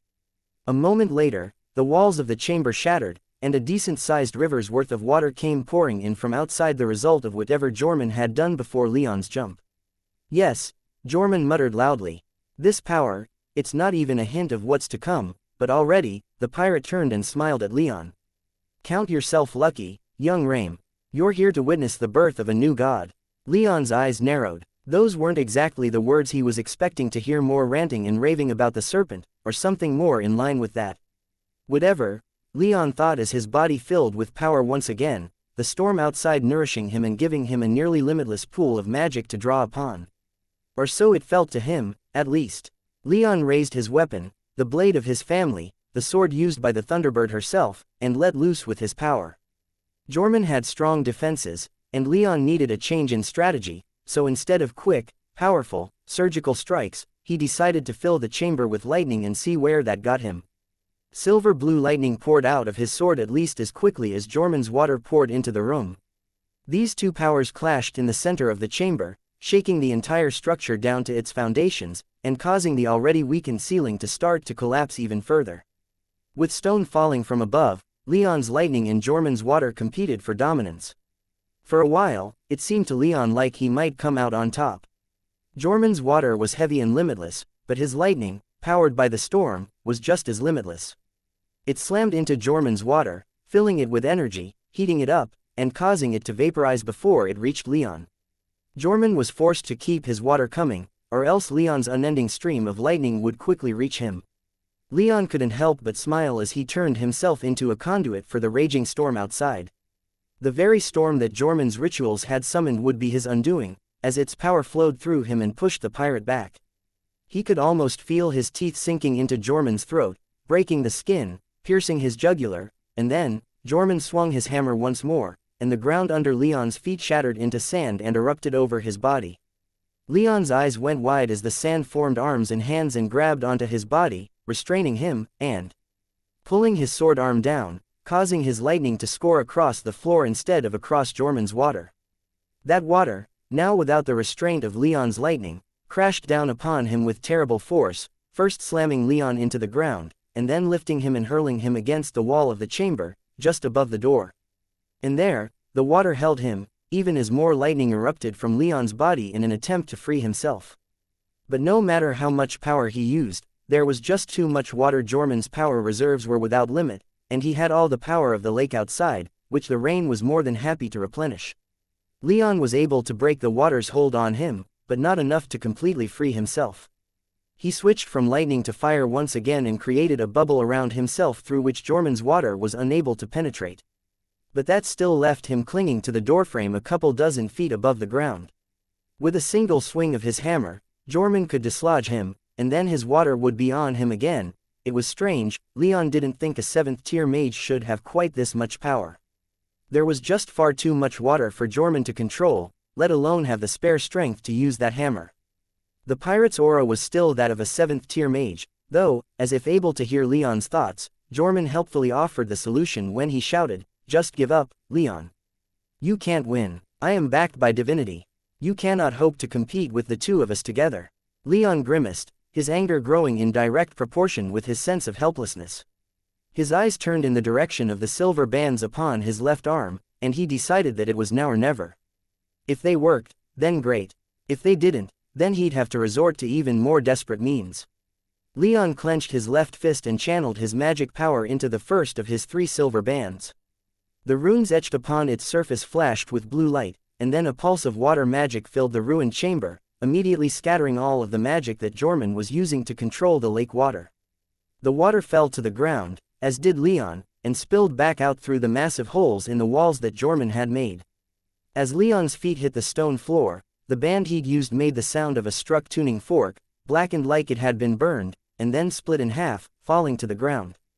Jorman made a confused sound as all of his water was forcibly released from his magical grasp, only to them smile and say with more than a hint of admiration in his voice, "Well, well, well, look what you have there. I haven't seen weapons like that since ravaging the coasts of the Sky Devil's Hell. I'm impressed, Leon. I had no idea you had such powerful weapons at your disposal. I'm full of surprises," Leon said as he pushed himself back to his feet and, before the room could completely empty of Jorman's water, let loose with a blast of lightning through his legs. His lightning spread out in a flash of silver blue light and deafening thunder, almost instantly covering the drenched room in Leon's power. Jorman couldn't avoid it, and his response time was just a little bit too late. His body seized up and he screamed in pain. Leon kept it up, advancing slowly as his power devastated Jorman. But then, the pirate managed to contort his body enough to slam his massive hammer into the ground, and he was lifted 10 feet into the air by a stone platform, releasing him from the water that Leon was using to channel his lightning. Leon halted and conjured a lightning bolt, hurling it as soon as he felt it finish forming. Unfortunately, Jorman invoked the power of his hammer once more, forming a stone shell around himself strong enough to remain intact as Leon's terrifically powerful lightning danced across its surface. A moment later, the water in the room fell back under Jorman's control, and it sprang into action, rising up around Leon, who wasted no time in conjuring forth a shield of fire to ward the water off. He was just barely fast enough, and holding up his fiery shield almost forced him into a kneeling position as Jorman's water crashed down upon it. But as he held it up, he felt the ground beneath him shift once again, and he threw himself back just before a stone spike burst from the floor. "Leon!" Jorman shouted as the stone shell fell away from him, his tone both impressed and victorious. "You've put up an admirable display. But I'm afraid that duty calls, and it's time to end this." Leon snarled and activated the second of his silver bracelets. The water that surrounded his flame shield collapsed as Jorman's magic was forcibly dissipated, and Leon recalled his flame shield in favor of filling his blade with lightning magic. As the flame shield subsided and he laid his eyes upon what Jorman was doing, however, he paused. He'd kept an eye on the pirate with his magic senses, but seeing what was happening with his own physical eyes was another thing entirely. A tall, thin line of light had appeared behind the pirate, almost as if the stage he stood upon had a set of invisible curtains that were now just starting to separate. This line was about 4 times as tall as Jorman, but only about as thick as a flagpole. As if to solidify that curtain comparison, the sides of the light suddenly expanded like 2 curtains being pulled open, revealing featureless white light. And then a shadow appeared in the center of that light, a shadow that rapidly and alarmingly grew larger until it took a roughly human shape, though it was far larger than any human could possibly be. "Leon!" Zafin roared into his mind, "Summon me right now. That pirate is summoning something of his own." Leon's heart rate spiked, and though his mind was still filled with images of ripping and tearing into Jorman like a crazed beast, he still followed Zafin's suggestion and immediately cut off the flow of power into his blade. Instead, he focused deep within himself, allowing the entrance of his soul realm to grow. He mentally reached into his chest using his magic body and searched around until he found the thread of power that connected him and Zafin, the magical bond that had formed when they had first made their contract years ago. When he found it, he pulled hard, like he was using fishing twine to haul a boulder out of the sea. His body practically exploded with dark red demon fire, and for a moment, he could see Jorman's triumphant smile falter. An arm came out of that fire, enormous and wreathed in flame. The shoulder followed, and the fire grew as if stretching to accommodate the massive form that was squeezing himself through. Zafin's head came next, his obsidian skin obscured by flame but undeniable in shape. The demon roared in exertion as he thrashed and crawled out of Leon's soul realm, the temperature in the ruined chamber spiking fast as the bright orange flames that perpetually covered his body filled the room with heat. But the figure behind Jorman only grew faster as it raced to leave the light, and almost as soon as Zafin was done pulling himself free of Leon's soul realm, it was stepping out into the ruined chamber where it was no longer obscured by bright white light. It was taller even than Zafin, standing at perhaps 17 or 18 feet tall. It was broad-shouldered, rather masculine in shape, though most of its physical features were obscured completely by a long white robe. Its head was, in turn, obscured by a loose white hood that had been clearly enchanted to hide its face, for nothing could be seen beneath that hood save for a pair of wrathful glowing white eyes. Perhaps most startling of all, however, was the pair of wings that proudly sprouted from its back, its feathers as pristinely white as if it were an ethereal thing that had never been touched by the profanities of mortal life, while grasped in its right, white-gloved hand was a truly immense blade large enough that it could easily be wielded with both hands even by this massive being. The handle looked to be made of platinum and ivory, while the blade was entirely made of sharp, white light. Leon could tell what this thing was just by looking at it, its staggering and ancient feeling aura that emanated light magic like it was one of the most radiant stars in the sky only served to add further proof to his conclusion. The Thunderbird had told him of the servants of the primal gods before, though she'd also told him that they were no longer around, just like their creators. Only a second after it emerged from the light to stand just behind Jorman, from deep within his soul realm, Leon heard Nestor whisper the confirmation of his conclusion. In a voice dripping with awe and fear, Nestor whispered, "An angel." Chapter 588, The Angel and the Demon. The angel stepped forward, brushing past Jorman with about as much consideration as it held for everything else, which is to say, none at all. Its brilliant white eyes, shining within the black void beneath its hood like a pair of stars plucked from the night sky, were locked upon Zafin. The demon, in turn, had stepped forward as well, interposing himself between Leon and the angel. "Concentrate upon your true enemy," Zafin growled, his crackling voice quiet and serious as he glared back at the angel. "I will deal with this old thing, alive far past its time." The angel didn't respond, but it did lift its blade of light a little higher and took a few more menacing steps toward the former Lord of Flame. Its killing intent was overpowering, greater even than the killing intent that Leon could feel from Jorman, or the distant auras he could perceive from the Legion as it cleaned up the last remnants of Jorman's pirates. Its aura was terrible to endure, and even with the violent storm outside filling Leon with power, he still felt tiny and insignificant with this thing closing in. Before the angel could reach Zafin, however, the demon lifted one of his massive hands and let loose with a torrent of flame. Dark red demon fire erupted from the orange fires that perpetually covered the demon's body, rushing out and enveloping the angel in its entirety. But a moment later, there was a flash of white light, and a barrier of light was projected from the angel's robes, pushing the fires away with seeming ease. It then took a couple more rapid steps forward until it was in range of Zafin and swung its massive blade of white light. Zafin raised his left hand, and from his orange fires, another hand made entirely of dark red fire sprang forth, brushing aside the blade with its fiery knuckles, and then detonated in a controlled blast, wrapping around the angel once more. Instead of just surrounding it, though, the fire then began to spin in a small cyclone, wearing down at the angel's barrier of light. But the angel just swung its sword again, ignoring the fiery cyclone as if it were inconsequential. Zafin had to raise his other hand and conjure another fist of fire to block the blade. The demon then roared in challenge, and charged. The fires on his body exploded with fury, his aura spiked in response, and he rose into the air. The fiery cyclone intensified, increasing the temperature in the ruined chamber so high that the rain and lake water that was filling it began to boil. For Leon, all of this boiling water was hardly concerning. He was far more concerned when the angel's wings beat once, lifting it into the air as well, and it and Zafin then floated up and out through the massive hole in the roof that Leon had created at the start of this fight, taking their bout out into the storm and away from Leon and Jorman. They soon disappeared into the dark and the rain and the wind of the storm outside, but the effects of their fight could still be felt down below, as the earth shook with every blow they exchanged, and the rain and the howling wind seemed to pause in time with every strike. But Leon and Jorman were left alone in the chamber, both rather stunned and struck temporarily dumb with what had just happened. It was only when Leon glanced back at Jorman after staring at the hole in the ceiling, watching the indistinct flashes of white and dark red light as his demonic partner and Jorman's angel dueled, that he again saw himself in his mind's eye striking down Jorman and rending his flesh with his bare hands, though his fingers were long and sharp and covered in glittering black scales. Leon took a menacing step forward, but caught himself. Coming here alone was a terrible mistake, that much he could recognize, and one he wasn't quite sure why he made. But regardless, the decision was over, and he couldn't back down now. He took another staggering step forward, the lingering effects of his and Jorman's brief exchanges having taken their toll already. He was tired and ready for this to be over, but he wasn't going to stop until it was. However, he did pause when Jorman turned his attention back to him and whispered in awe, "I never would have thought that you were contracted with a demon, young Leon. Truly, this is, well, I don't know quite what to say.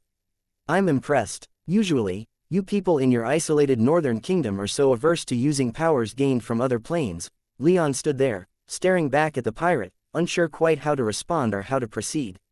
So, he decided to indulge his curiosity a bit. "What was that thing of yours?" "Something sent by your serpent."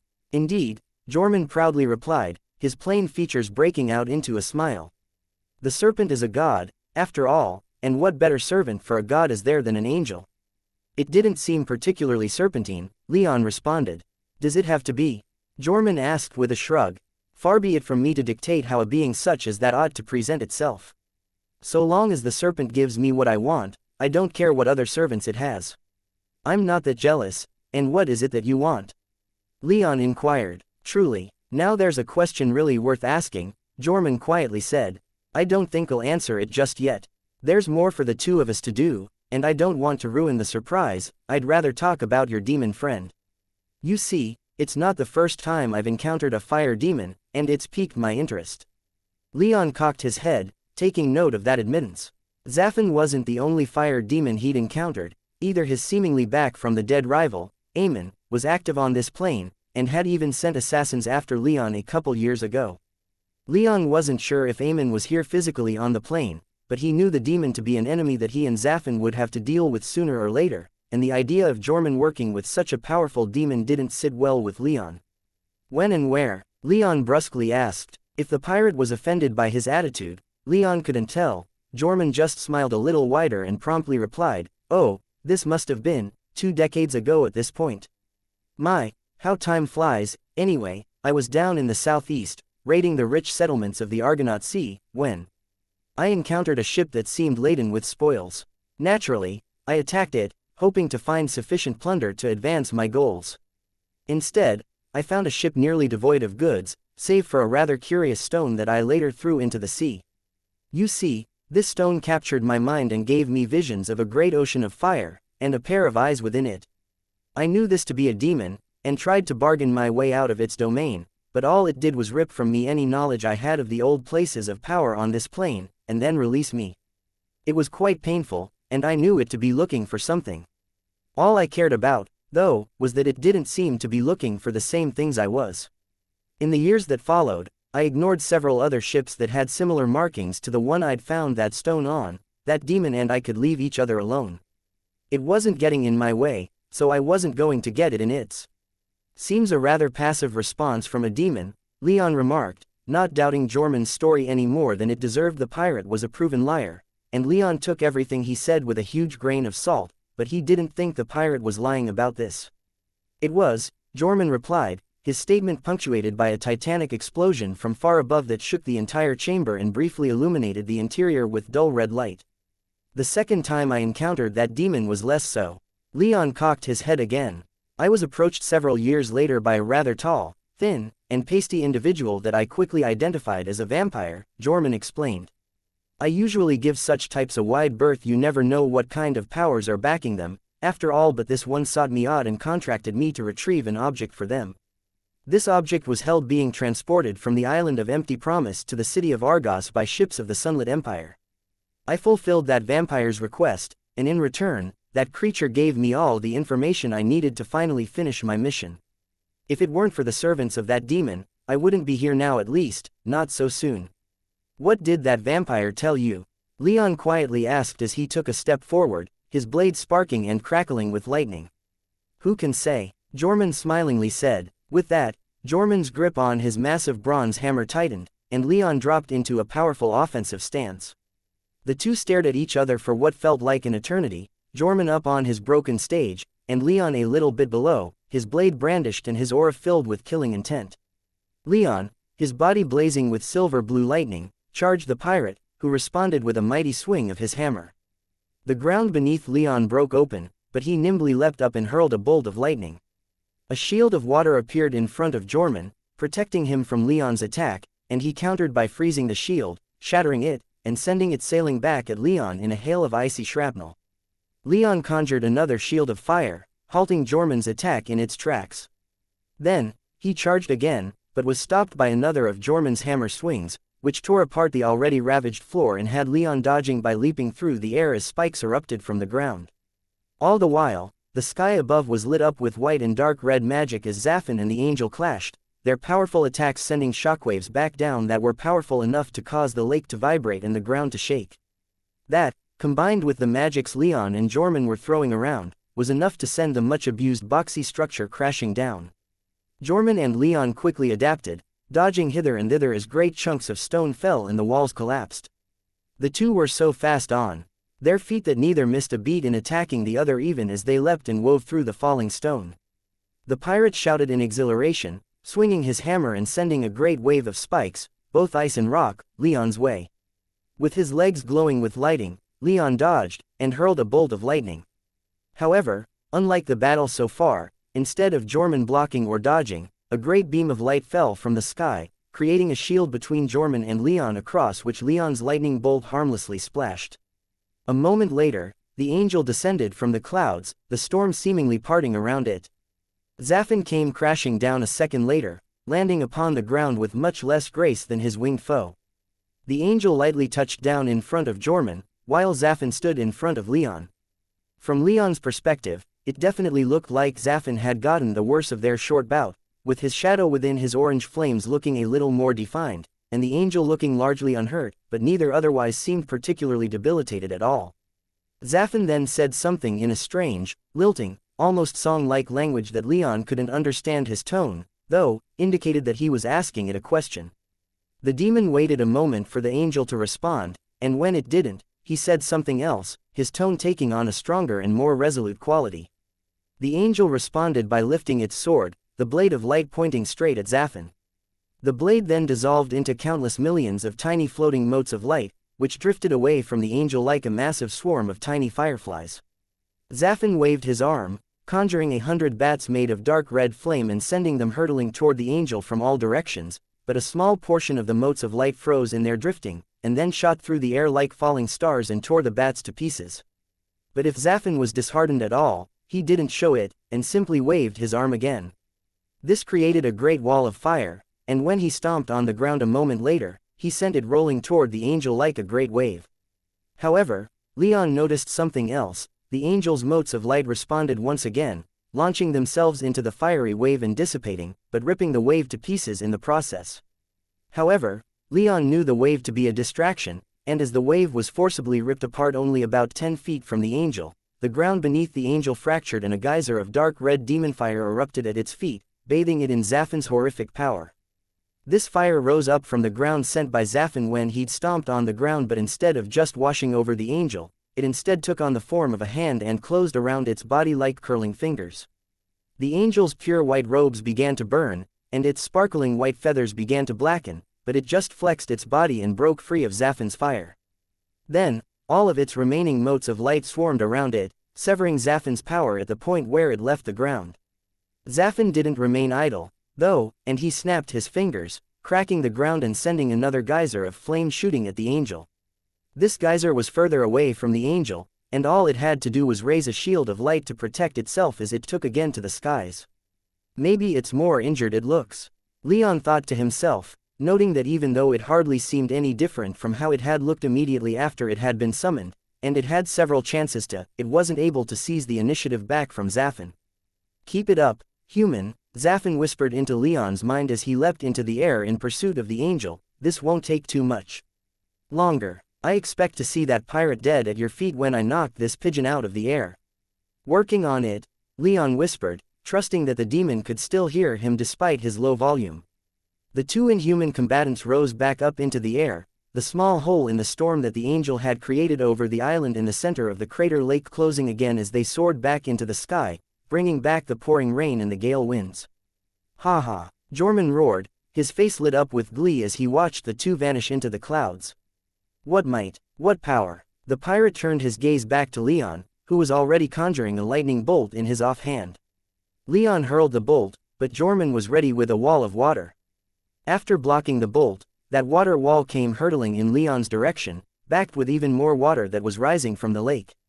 Leon silently cursed as he used his last anti-magic bracelet, letting the wall and the water behind it fall apart as the silver band snapped in half and fell to the ground at his feet. He had to end this now.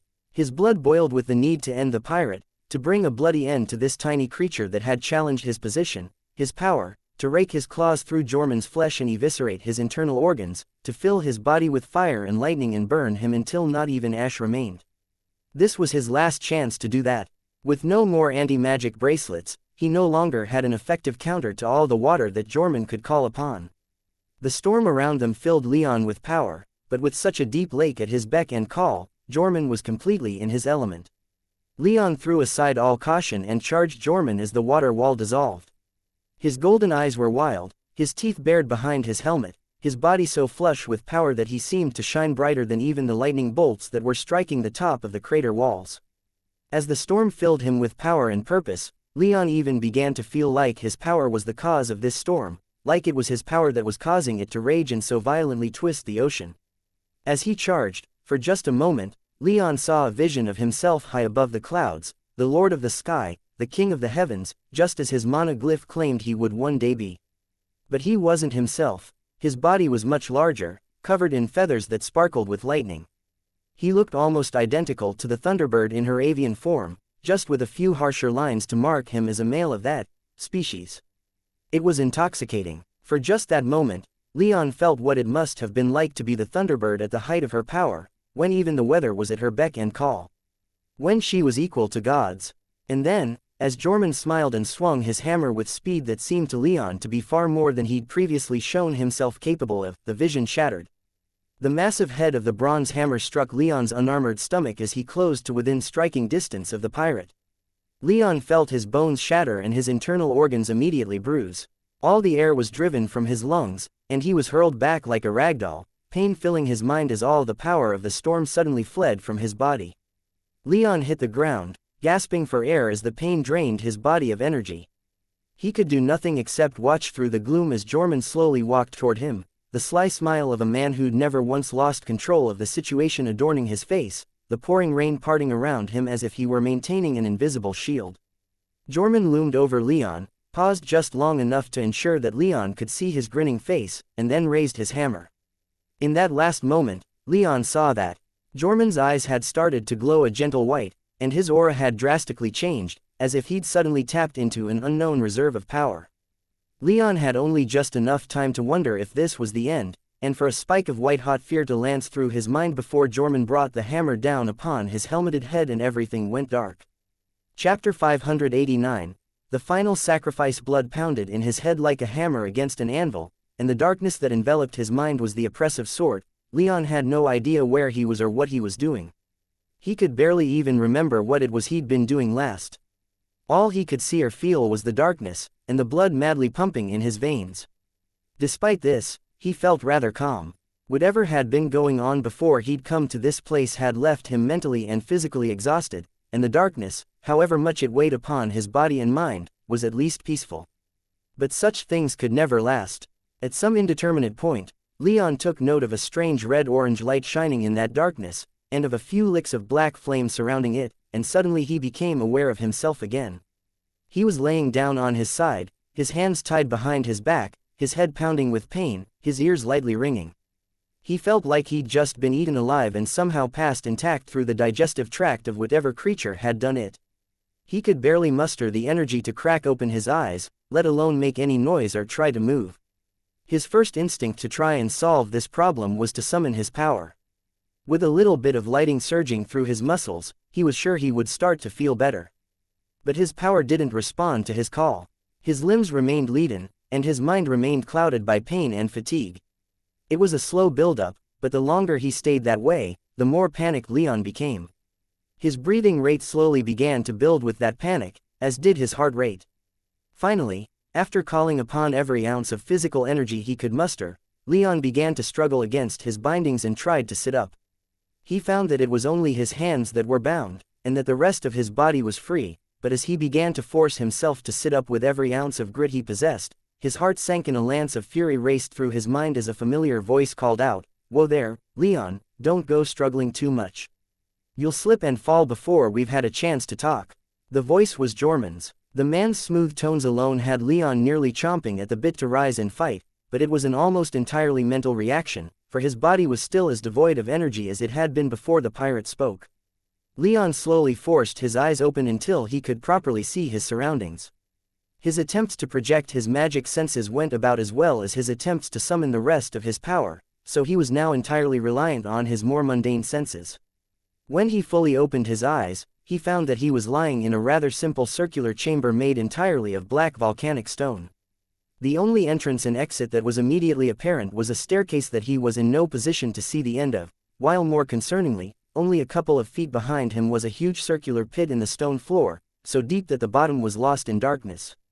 As Leon was trying not to panic even more at finding himself perched on such a dangerous ledge, he felt hands on his shoulders, helping him to rise and steady himself, and as he turned back to look forward, he found himself nearly nose to nose with a smiling Jorman.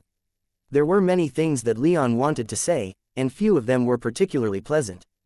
At the very least, though, he wasn't plagued with strange visions when his eyes landed upon Jorman anymore. What in the hells was with that, anyway? Leon wondered as his mind cleared a little and he was able to reflect upon the battle he'd fought with the pirate.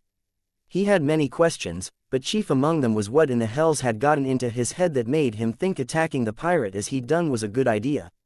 Sure, he'd been filled with power by the storm which he could still vaguely hear raging outside, along with the occasional explosion, indicating that there was still some fighting going on, but those visions had been intoxicating.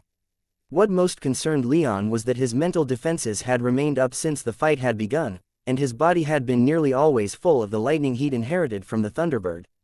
As far as his understanding of such magics went, he should have been largely impervious to mental attacks, but when he looked back on the fight with Jorman, he couldn't come to any conclusion other than his judgment had been somehow impaired. "I'm sure you have many questions," Jorman quietly stated as he rose to his feet after helping Leon to sit upright, "so, how about the two of us have a little chat? We don't have all day, especially not with that demon of yours still fighting the angel I summoned, but I couldn't just end things as they were after our fight. You've done too well these past few weeks, and I felt you deserved to know a few things. So, go ahead, if you have questions, ask away." Leon scowled as he took a few deep breaths and forced himself to remain calm. The knowledge that Zafin was still out there and resisting provided some comfort, but it proved impossible to completely calm down given the situation he found himself in. "You've already answered one," Leon quietly stated, "but I suppose I've got a few more." "Shoot," Jorman encouraged as he leaned against the bare stone wall of this small chamber. "How long was I out?" Leon growled. "About 20 minutes, Jorman answered. "I didn't strike to kill, and your natural resilience as a 7th-tier mage helped you survive our fight, but you still required some healing, which I was happy to provide. Your helmet, however, wasn't so lucky." Leon's scowl grew slightly deeper, and he checked himself over as thoroughly as his bound state could. As far as he could tell, his injuries had been healed, though, so that much at least, Jorman seemed to be telling the truth about. The only question he had about that, though, was, why? "As I said," Jorman replied, "I couldn't leave things as they were. I know it may seem strange to hear, Leon, especially after these past few weeks, but I feel some amount of kinship with you. Or maybe that's too strong a word. I've grown fond of you, and I didn't want to send you off to the serpent just yet. Not without breaking a few words, first." "That just brings more questions," Leon muttered. "We don't have unlimited time, but we have about as much as we need, I think," Jorman replied. "What comes next, then?" Leon asked. His power still wasn't responding, and as a result, he couldn't even check in with his soul realm. He tried to speak with Nestor, but all he heard back was silence.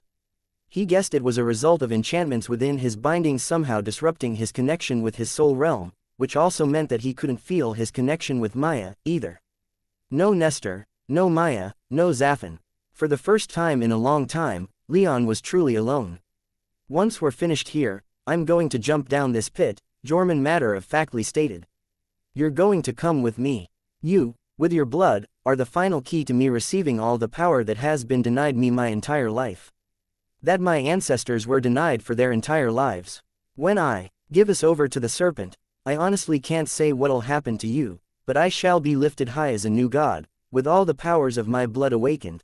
Leon glared at him, recalling that Jorman had claimed while they were in the temple that he had some inherited bloodline which his ancestors had lost the ability to awaken, but Leon had taken that as just a way to screw with his head, to make Jorman seem more relatable and victim-like. Still on that story, are you? Leon asked, his tone tired and resigned. Gone through so many with me that you're having trouble keeping them straight? Or have you just gone through so many that you've gone full circle and are back at the beginning? I get why you might doubt my words, Jorman responded, but I actually haven't lied to you as much as you might think. Sure, I claimed to be someone I wasn't back in Craterrock, but even then, I essentially told you what I was doing, you just didn't believe me. I've been quite honest with you. Horse shit, Leon spat as he flexed his hands against his bindings. He could feel his physical strength slowly returning, at least, even if his magic still remained outside of his reach. The bindings around his wrists seemed to be made of some kind of rope. If Leon had to guess, he would say that they were what was preventing him from using his magic, but they weren't rigid, and he felt like he had a good chance of working himself free if he kept at this long enough. He just had to keep Jorman talking, and he might have enough time to break free. He'd lost their fight, he could play the blame game to try and figure out why, but it wouldn't change the fact that he lost.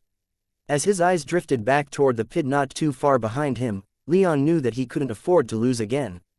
What happened to my sword? He asked, ignoring the direction Jorman was trying to lead the conversation in. For the first time, Leon saw Jorman make a strange expression, one of muted anger and frustration, but it was gone as quickly as it had appeared. Oh, that thing, Jorman asked. I had no need of it, so I threw it into the lake. Leon's scowl grew deeper, until he was practically baring his teeth at the pirate in a manner that he found quite similar to what his instincts had pushed him into doing earlier. Jorman went quiet for a moment, and his eyes unfocused as if concentrating on something else. When he refocused on Leon, he said, "The serpent is growing impatient, and the bull is finally encroaching on the crater. So, I think instead of waiting for you to ask the questions I want you to, I think I'll just talk for a while. You amenable to that?" Leon only glared at the pirate in response. "Good," Jorman said, ignoring Leon's look entirely. "Where should I begin? The easy answer to that, I suppose, would be the beginning, but I'm not sure I want to go that far back. Fuck it. This is the last time we'll get to talk, and probably the last time I'll ever interact with another human being as one, myself, so what's the harm in getting a little long-winded?" Leon continued to glare at Jorman, but if the man was going to talk himself to death, then Leon wasn't going to get in his way. He just continued to flex his wrists and work at his bindings. They didn't feel like they were getting any looser, but he wasn't going to give up. Jorman was silent for a long moment, and only started to speak when the chamber lightly shook in time with a huge explosion that Leon heard from outside. He guessed that Zaffin and the angel weren't even close to being done with their battle, yet. "I was only a boy when the bull came to these islands," Jorman began. "My father was the Jarl of this island, before it was rendered just a collection of shattered rocks sticking out of the sea. He was respected, powerful. When the bull came, he was the one who rallied my people to fight back, despite being located the furthest away from the Bull Kingdom. He fought so hard that the penitent paladin destroyed 3 of our 8 islands." Despite the subject he was talking about, Leon couldn't detect even a shred of emotion within Jorman's voice, which struck him as a bit odd. He knew he couldn't speak about his father without getting at least a little emotional, but he supposed Jorman had more than half a century to get over it. However, that lack of emotion soon gave way for rising passion as Jorman continued, his eyes growing wider with excitement as he narrated his life story. "I saw my father cut down before my eyes before I was 10 years old. And then, not long after, I saw my home and everyone I ever knew incinerated by the rapid eruption of this island. And don't think I was spared, Leon. Oh no. I was not spared that devastation. I was scorched from within and without as I breathed in the boiling ash that swept over my childhood home. But even though that was the end for everyone else, it was not the end for me. In my last moments, I refused to accept my death, and I screamed. This was only the impotent rage of a child, but just before I died, I heard the voice of the serpent whispering to me. It told me of its power, and of the power that dwelled within me. If offered to save me, if only I could save it from its own predicament. Without hesitation, I agreed, and I was pulled beneath the waves as the ocean claimed this island for its own. I remember the water rushing into my lungs, my eyes closing, and the life leaving my body. But then, I awoke on the shores of Eterna, on the sandy beaches of the Bay of the Drowned. All around me were the corpses of my people, having been swept away from these islands by the ocean currents and carried all the way to the mainland. As far as I could tell, they had been warded against rot and carrion, and as I searched through those endless piles for those I knew, I heard the serpent again. It spoke of everything I could be, and the price that I'd have to pay to become what I needed to be. Leon continued trying to free himself, but he found himself getting a little distracted as he listened to Jorman's story. He did his best to distance himself from the man's words, but he couldn't help but relate a little to what he went through. Jorman was, of course, a proven liar and manipulator, and Leon tried to keep that in mind, but he also couldn't help but believe Jorman's story. At this point, there wasn't much point to lying, unless the pirate just liked lying and was only messing with Leon's head. When that thought occurred, Leon redoubled his efforts to free his hands, but the bindings weren't loosening at all, and the panic he'd been suppressing was slowly growing more and more powerful and urgent. Jorman, if he noticed this at all, ignored it in favor of continuing his story. For the next 30 years, I slowly grew in power, guided by the voice of the serpent. It taught me everything I needed to know, and showed me the path I would need to walk. I threw away everything that I didn't need: love, friendship, desire for wealth, none of that mattered anymore. There was only me, my journey, and those who could aid me in my quest. It was only when I turned 46 that I truly began, however. By that time, the knowledge I had gained from the serpent had made me a rather notorious pirate, and I had attracted a fine crew.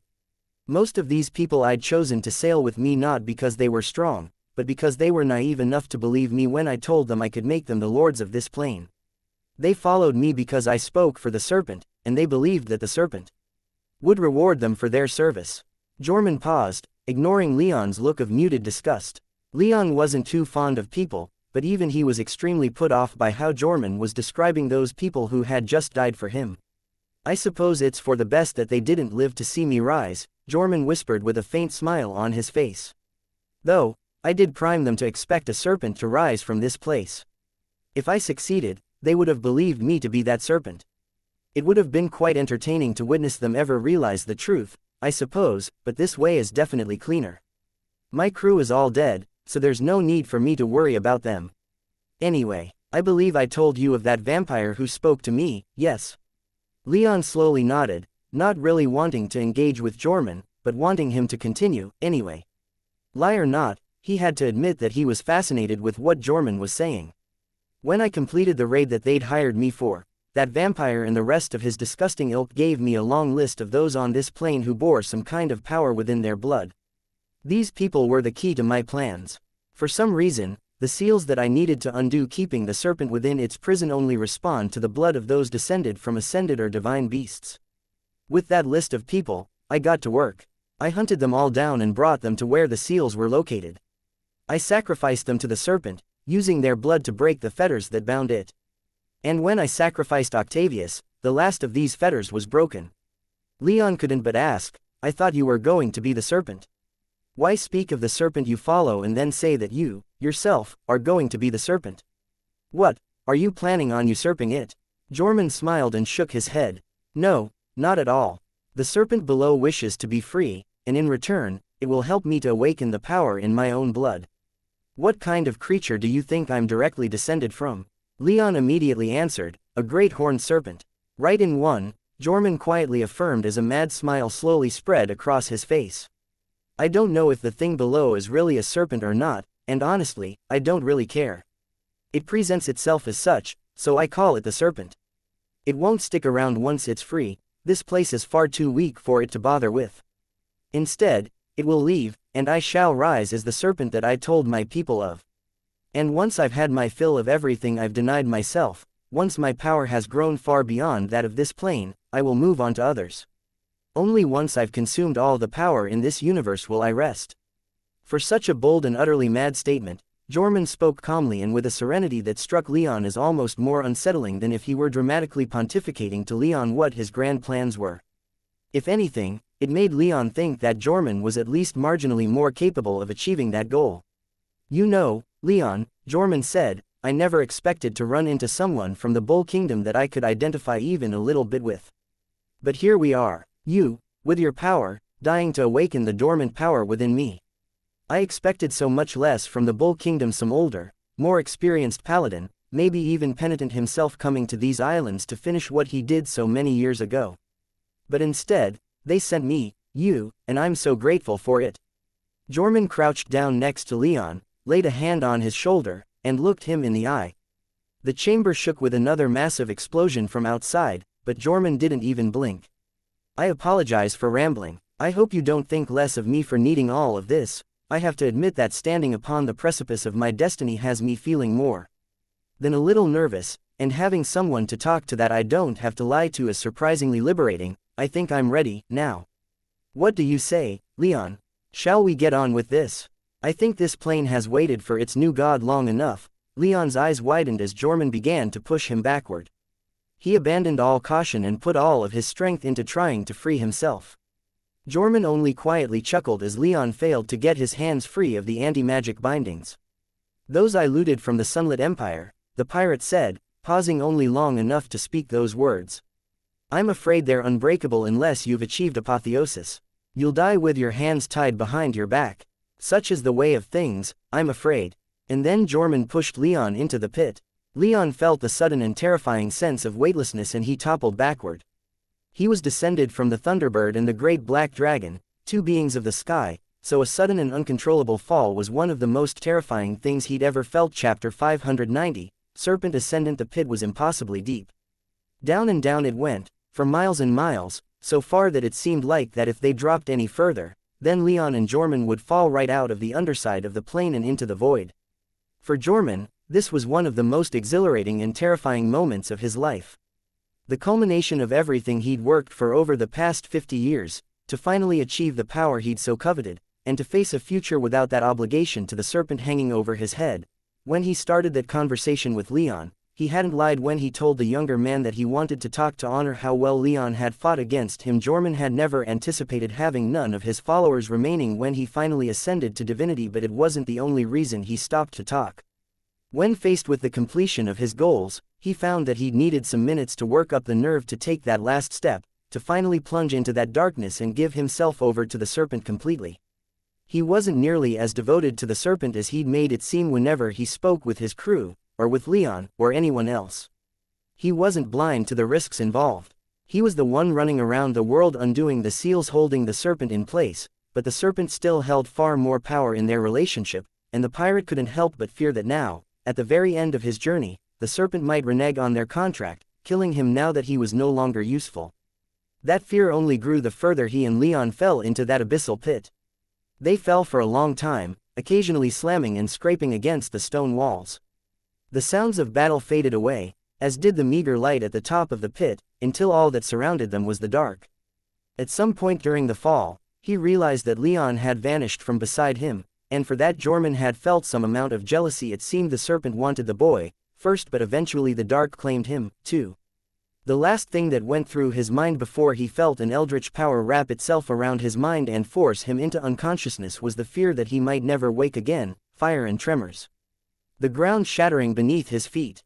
The sounds of battle, and the screaming of everyone he'd ever known being killed by Legion soldiers not far away.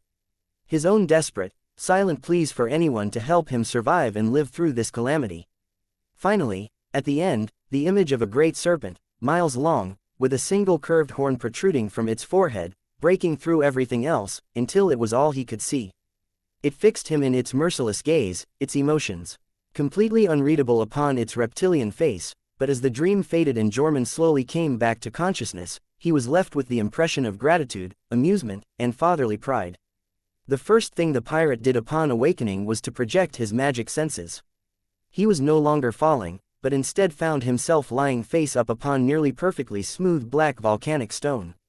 He could see nothing else, for wherever he was had been completely shrouded in darkness.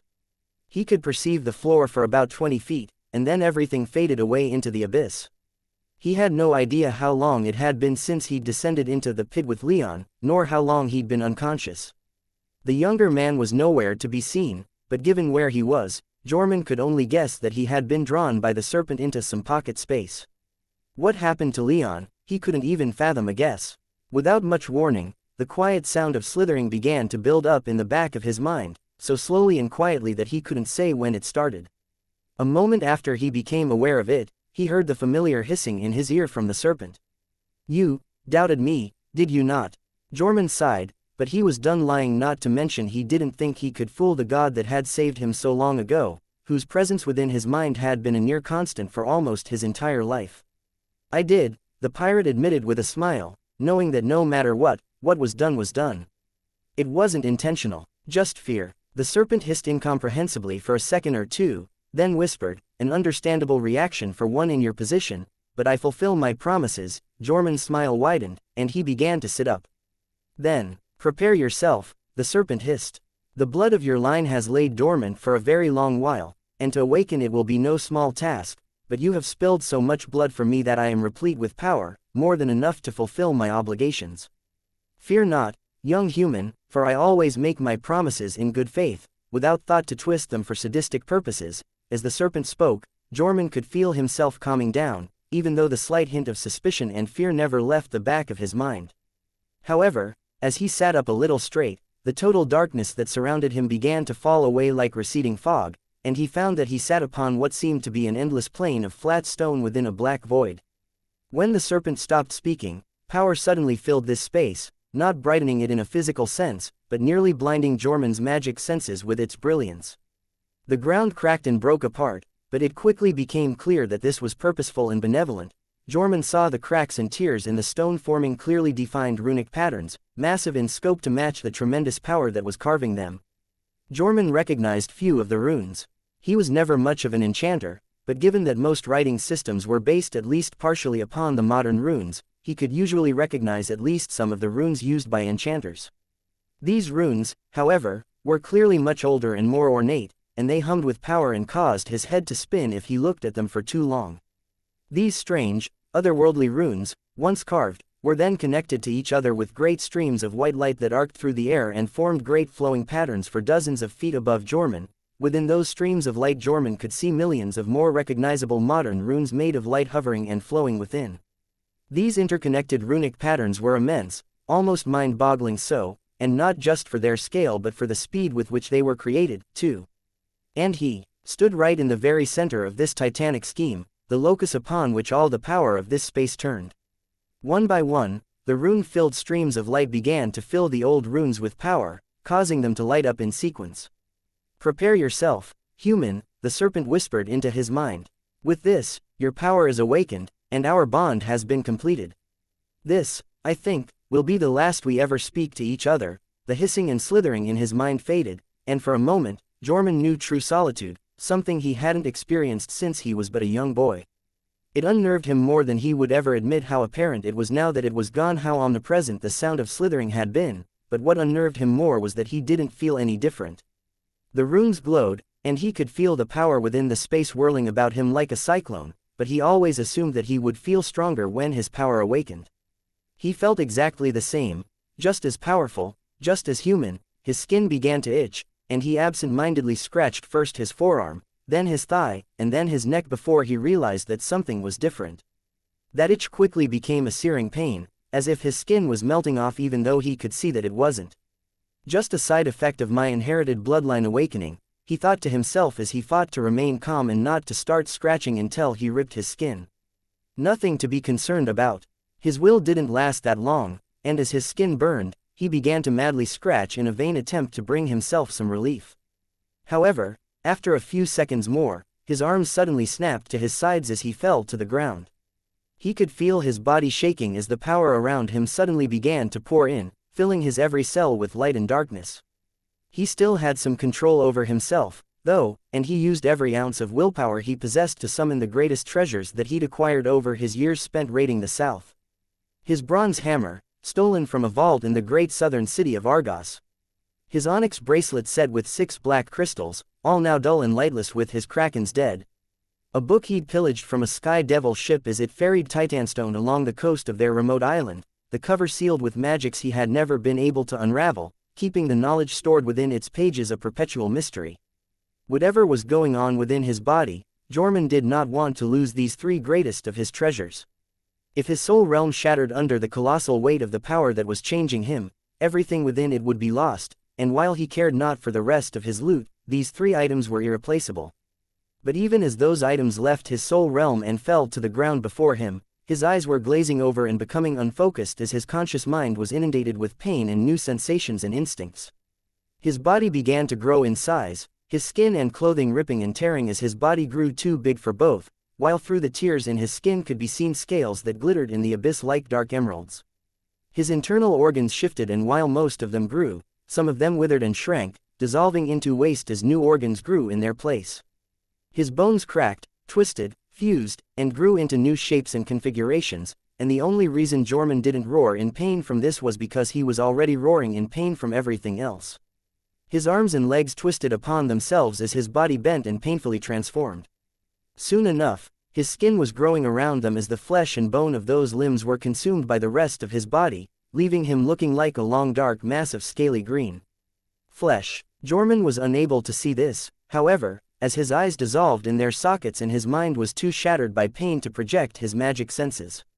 From his forehead erupted a spike of ivory, glowing white in the darkness, and as it grew, it began to curve backward into a wicked horn. In his empty eye sockets, new reptilian eyes formed from the shapeless gel and blood that his human eyes had melted into. At the same time, his human teeth fell out, while several rows of sharp serpentine fangs speared their way out of his gums to replace them. His body grew and transformed, while his mind shut down from the pain. He barely even felt it after a while as his body continued to grow and change shape into something more snake-like, while his newly awakened blood filled his mind with alien instincts and genetic memory. And his transformation hardly seemed like it would end anytime soon. The battle was over. The Legion had won, at least as far as anyone could tell. The pirates had been defeated, their fleet lay in ruins, and the broken remains of the 8th island had largely been secured. There was only one last push remaining, and the Marines were already massing on the slopes of the caldera for that final push. However, there was still an undercurrent of anxiety among the Legion. The storm had yet to abate, and if anything, seemed to only grow more intense, soon reaching hurricane conditions. This would have been bad enough on its own, but Leon Rame had gone missing. He'd been easily detectable by practically the entire fleet as he flew around on his pure white griffin, firing off flares and lightning bolts. His presence alone guiding the fleet through the channels had been a tremendous comfort to everyone, but that comfort had turned to dread with his mysterious disappearance, and the subsequent appearance of a demon and some unidentified winged humanoid whose power was essentially immeasurable by the fleet. No one was more disturbed than Maya, Anzu, and the rest of Leon's retinue. After being sent away by Leon, Anzu had circled around the caldera a few times, the worry he had for his human near all-consuming. However, when the griffin saw Leon fall, he knew that he had to do something. He couldn't act directly, for the demon and the winged thing were still battling over the island, but he knew who might be able to help. He'd flown back to Sigebert's flagship.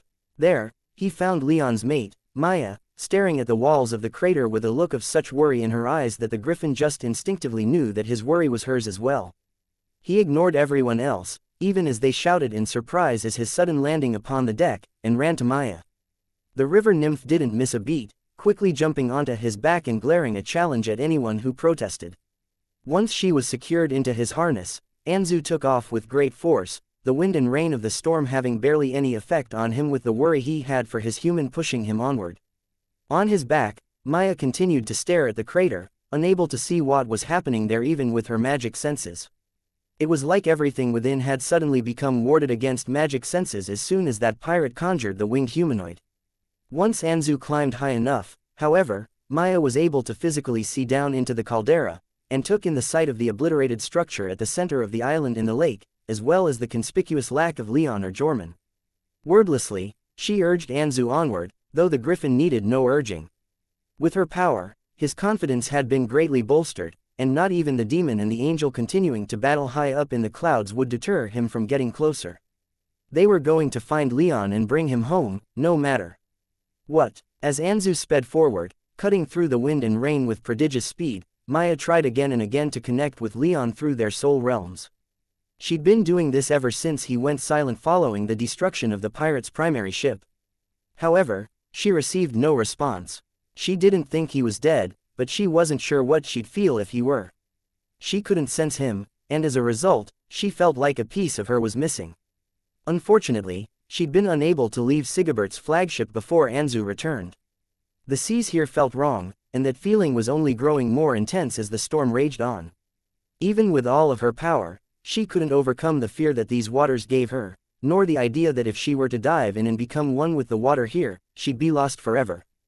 But now, with Anzu's help, the two landed upon the island about an hour after Jorman's ship was annihilated. Maya quickly slid off Anzu's back and surveyed the area. All around her, she could see the evidence of Leon and Jorman's battle, as well as that of the beings fighting above her. Most alarming of everything, from the rubble and the broken ground and the evidence of intense magics, was Leon's blade lying in the dirt, the ground all around it scorched black by lightning. However, she wasn't given enough time to even run over to the blade before a truly massive explosion above had her springing back and channeling her magic power, ready to defend both herself and Anzu, who'd tucked in wings and tail and crouched low to the ground in fear. A moment later, the angel came falling out of the storm clouds, its wings ragged and burnt black, its white robes nearly completely incinerated, leaving its body charred. Following after it was the fire demon, glowing like a meteor as it slammed into the angel once more, accelerating its fall. The angel hit the island with all the weight of its massive frame, shaking the ground beneath Maya and Anzu's feet. The demon landed a second after it did, with cat-like grace. It spared the dead angel only one look before wordlessly turning in Maya's direction. The rain around Maya began to coalesce into a gigantic water dragon.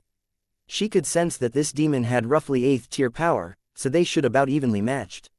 If it wanted to fight her, then she'd respond with all the power she had at her disposal. But she didn't want to kill it just yet. It was here when Leon vanished, it must know what was going on. It even had a slight tinge to its aura that reminded her of Leon, though why it did she didn't dare guess. The demon took a few steps toward her and strangely relaxed its aura. For just a moment, it gave Maya an oddly familiar feeling, as if she'd encountered this demon somewhere before she could figure out what this feeling was, however, or even say a single word to the fiery being. The ground began to shake in earnest, and as if to herald the rising of something terrible, lightning began to fall upon the walls of the crater like rain. The demon reassumed its fighting posture as it turned toward the rubble of the boxy structure, and taking her cue from it, Maya also turned toward the rubble. At the very least, it seemed like the demon wasn't particularly hostile to her, but a titanic aura was rising from those broken rocks, one that was laced with enough killing intent to make her dizzy. Whatever was coming was no friend to her, and it was powerful. Suddenly, the rubble practically exploded as something immense forced its way out with extreme force. Maya easily kept the flung chunks of stone from hitting her or Anzu, while the demon did likewise for himself. However, both were struck dumb by the enormity of the thing before them. From a huge hole that the rubble had somehow covered had sprouted a long serpentine body, already easily more than 200 feet long, and that was just what had already erupted from the ground. There was still far more body down there. Its smooth serpentine head was gigantic, bigger even than some Legion war galleys. Despite this, its head seemed oddly small compared to the rest of its enormous body. Its scales were dark green, with black lines and bright yellow spots breaking up the monotony in even patterns.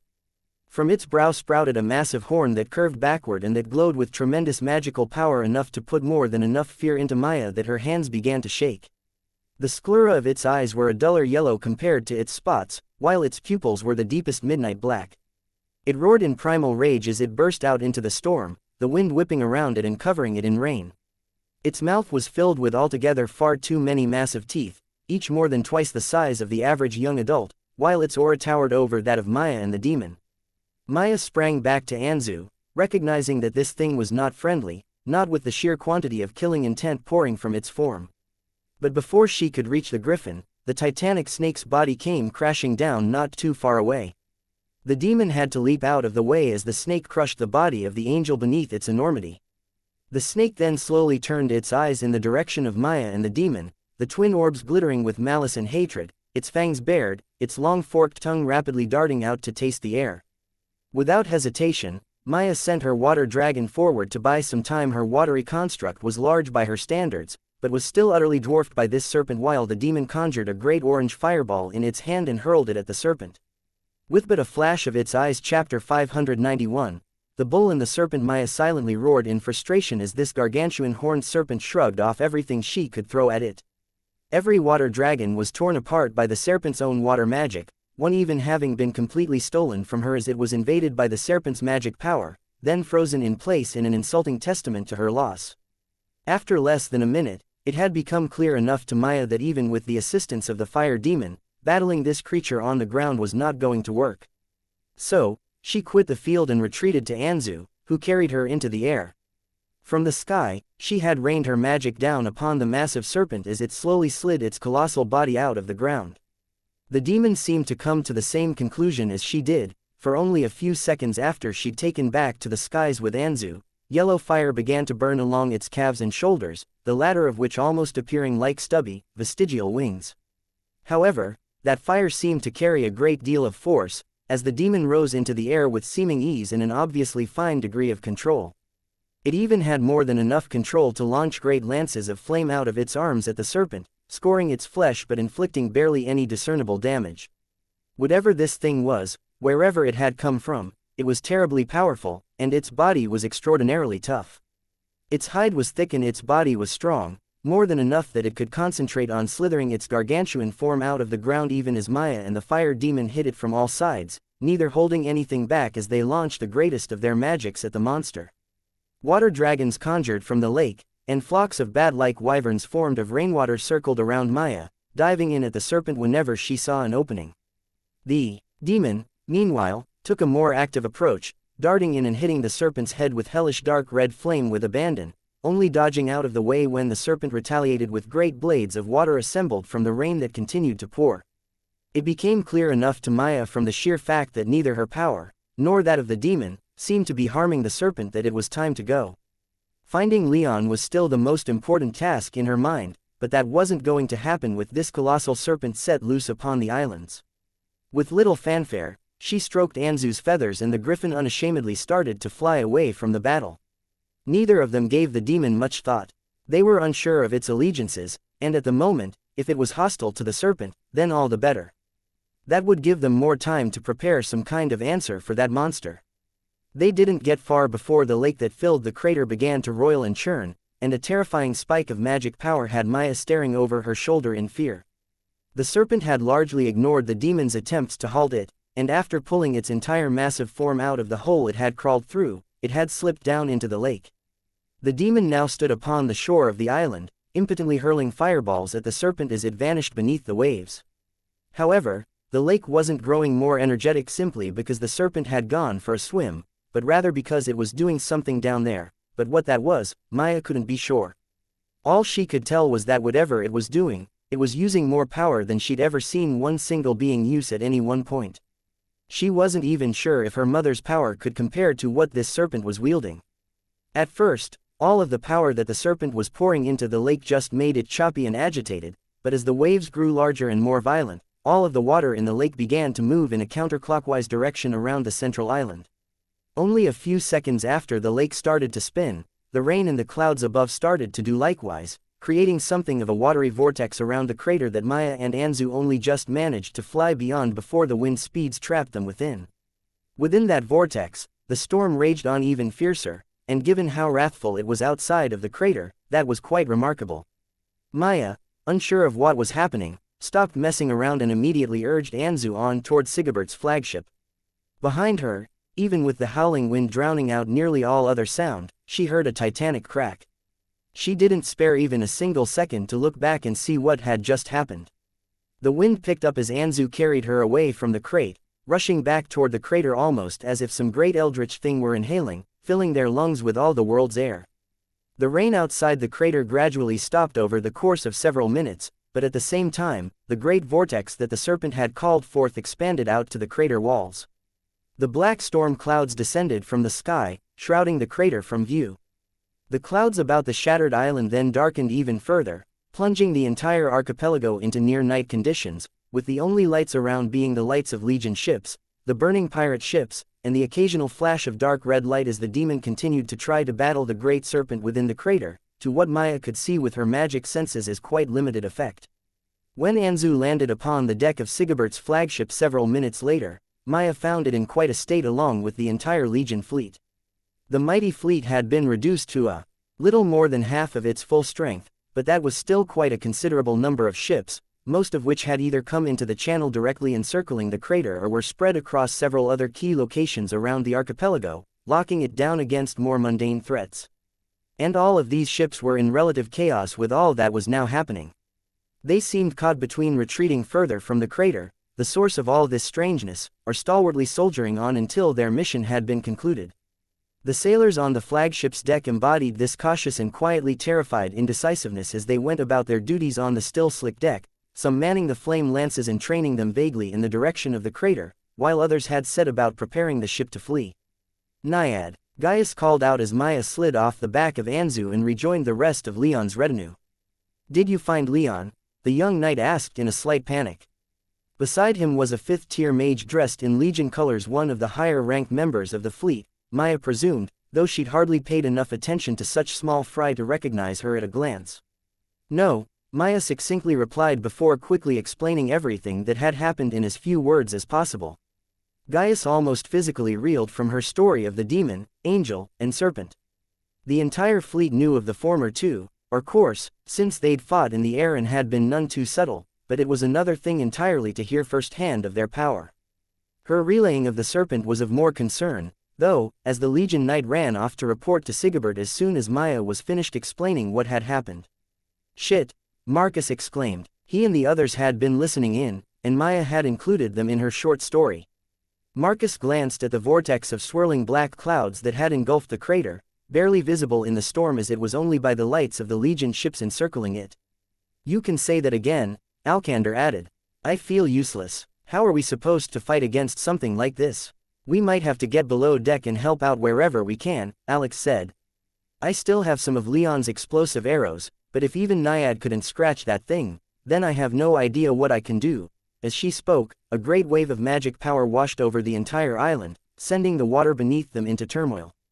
At the same time, a great dark red pillar of demon fire could just barely be seen within the vortex by the higher-tiered mages, but it was quickly snuffed out as another, slightly weaker wave of magic power erupted from the crater. A moment later, the horns of the flagship began to sound, and Gaius translated their meaning: "We're retreating. Whatever's going on is not something we can take right now. We're not ready for it," Maya wanted to protest. Leon was still within that crater somewhere, but after seeing the power of the demon and the serpent, she knew that this was the correct course of action. She could only clench her jaw and hope that Leon was still alive somewhere in there. Their connection was disrupted, so she couldn't sense him at all, but there was a tiny place deep in her heart that told her that he was still alive. She could only place her trust in that tiniest of voices and fall back with the Legion. But if she saw even a hint of Leon anywhere, she was going to abandon this pathetic human fleet and go to him, no matter the obstacles in her way. She wasn't with him when he vanished, and she couldn't help but think if she had been, then he wouldn't have disappeared. Slowly, the Legion ships began the arduous and lengthy process of escaping from the channel through the jagged waterways available to them, but after a couple minutes, a tremendous blast of magic power rocked the seas, sending the already turbulent waterways into absolute anarchy. Many of the smaller Legion ships began capsizing, dumping their crews into the water. The larger Legion ships largely fared much better, but some had taken serious damage in the fighting, and with the water tossing them around into the rocks, they began to take on water and sink. Legion water mages did their best, but the rough waves consumed 4 war galleys. Only a few seconds later, the walls of the crater, just barely visible to the naked eye through the whirling vortex of black storm clouds, began to shake as if it were being struck. The Marines that had already landed were in a hurry to evacuate, but they were numerous, and their transports were not immune to the raging seas. One transport was thrown by the waves onto the rocks, while another had a hole punched into its hull as it was tossed about by the rocky shore. The Marines were unable to evacuate before whatever had been making the crater walls shake. Maya presumed it was that giant serpent hit it hard enough to open huge cracks in the ground, into which many Marines fell, and many more were separated from their transports. Another titanic blow was struck against the crater walls, and not too far away, one of the more artificial portions of the wall began to splinter. Again, it was hit from within, and the wall was fractured, sending countless boulders sliding off its face and into the channel. Maya, noticing this, didn't bother shouting much of a warning. She didn't think it would do much good if she did. Instead, she focused on conjuring a great water dragon to protect the ship. "What's going on?" Gaius shouted, seeing her do this. "The snake is coming," she growled back at him. Gaius' eyes widened as he turned toward the command tower and frantically began to signal with his arms, but before he could say much, the wall of the crater started to crumble in earnest as it was struck again. As the wall splintered apart, the fleet got a few glimpses of what was on the other side: dark green scales, an ivory horn that glowed in the gloom of the storm, and a pair of green eyes that glittered with malice. Killing intent flowed out into the channel like a tsunami, and many of the weaker Legion mages collapsed under its terrible weight. "Shit," Alex exclaimed. "Are there any spare bows around?" Marcus called out to some nearby Legion Marines as they helped the sailors prepare the ship for its immediate retreat. "What in the hells?" Alcander murmured as he stared in terror at the few murky glimpses of the serpent he got through the vortex. The flame lances were still operational, and began to swing around in the direction of the crumbling wall. Maya could sense the weapons filling with magic power, but as the wall shook again, she didn't think it would be enough. With one last strike, the serpent burst out into the channel, the crater wall it had broken through now nothing but dust behind it. The monster roared in challenge, a high-pitched shriek that tore through the eardrums of everyone who heard it, sending panic rippling out through the fleet. Sigebert's flagship sounded horns again, but Gaius was too petrified to translate. As the serpent slid over the remains of the wall and into the channel, the turbulent waters suddenly became much less chaotic, but in the worst possible way. Instead of tossing the Legion ships around randomly with little rhyme or reason, suddenly the water beneath the ships began to actively work against them. Great pillars of water exploded beneath the ships, sending many of the remaining smaller ships rocketing into the air and pushing the bigger ships into the rocks on the other side of the channel. A moment later, the massive horned serpent erupted from the waves beneath one of the heavier war galleys only 100 feet or so away from the flagship. It was so large that it was easily able to wrap its titanic jaws around the sides of the ship and lift it into the air like a toy, its many teeth digging into the hull and overwhelming its defensive enchantments. The Legion sailors and Marines aboard tried to resist, but their attacks did about as much to the serpent as Maya and the demons had, and after only a few seconds, the serpent's jaws snapped the entire ship in half. Hundreds of Legion personnel fell into the water, where they were immediately pulled under the waves. A moment later, the serpent fell back into the sea, sending great waves rippling out from its impact point to buffet the nearby ships. Again, the serpent burst from the water, and again, the Legion lost another war galley. This time, however, Sigebert's flame lances were finally at a good enough angle to take a shot. The powerful weapons spat red-hot molten stone at the serpent as it rose into the air, its jaws fixed around the second doomed war galley. However, much like the demon's attacks, the flame lance's shot struck the monster's hide and seemed to do little more than blacken its scales. Though, it was an effective enough attack to draw the creature's attention, and as it fell back to the seas, the serpent turned its malevolent gaze in the direction of the flagship, and the water all around the ship immediately froze, causing the ship to come to a violent halt. Nearly everyone below the 5th tier was knocked off their feet by the sudden stop. But then, the serpent burst from the water again, only a few seconds after dragging the remains of the second galley down into the deep. The serpent crashed into the flagship, its jaws sinking deep into the hull around the ship's midsection. The beast thrashed about, ignoring it completely when Maya unleashed her water dragon upon it. The ship was tough and strong, but trapped in the jaws of such a beast, there wasn't much it could do. Its defensive enchantments held out a little longer than those of the war galleys, but they were soon overwhelmed as the serpent shook and tore the ship apart. A few horn blasts sounded from the command tower, and Gaius helpfully shouted, "Abandon ship." Maya's heart sank in panic and terror as she glanced out into the local waters. If possible, she did not want to touch these seas. Instead, she recalled her water dragon, ordered Leon's retinue to jump onto its back as she scrambled onto the terrified Anzu, calming him slightly with her touch. Several nearby Legion ships rained their own artillery upon the serpent as it destroyed the fleet's flagship, but to little effect, and less than a minute after attacking, the serpent pulled back, the flagship's central half now little more than splinters of heartwood, both of its flame lances utterly trashed. Maya and Anzu took off from the deck as the serpent pulled back, with Gaius, Alex, Marcus, and Alcander atop the back of Maya's water dragon. With little word, Maya began to direct everyone away from the crater as quickly as she was able, taking full advantage of the serpent shifting its attention to the war galleys that had threatened it. As they retreated, the ice beneath the remains of the flagship swiftly melted back into liquid, and the ruined ship sank.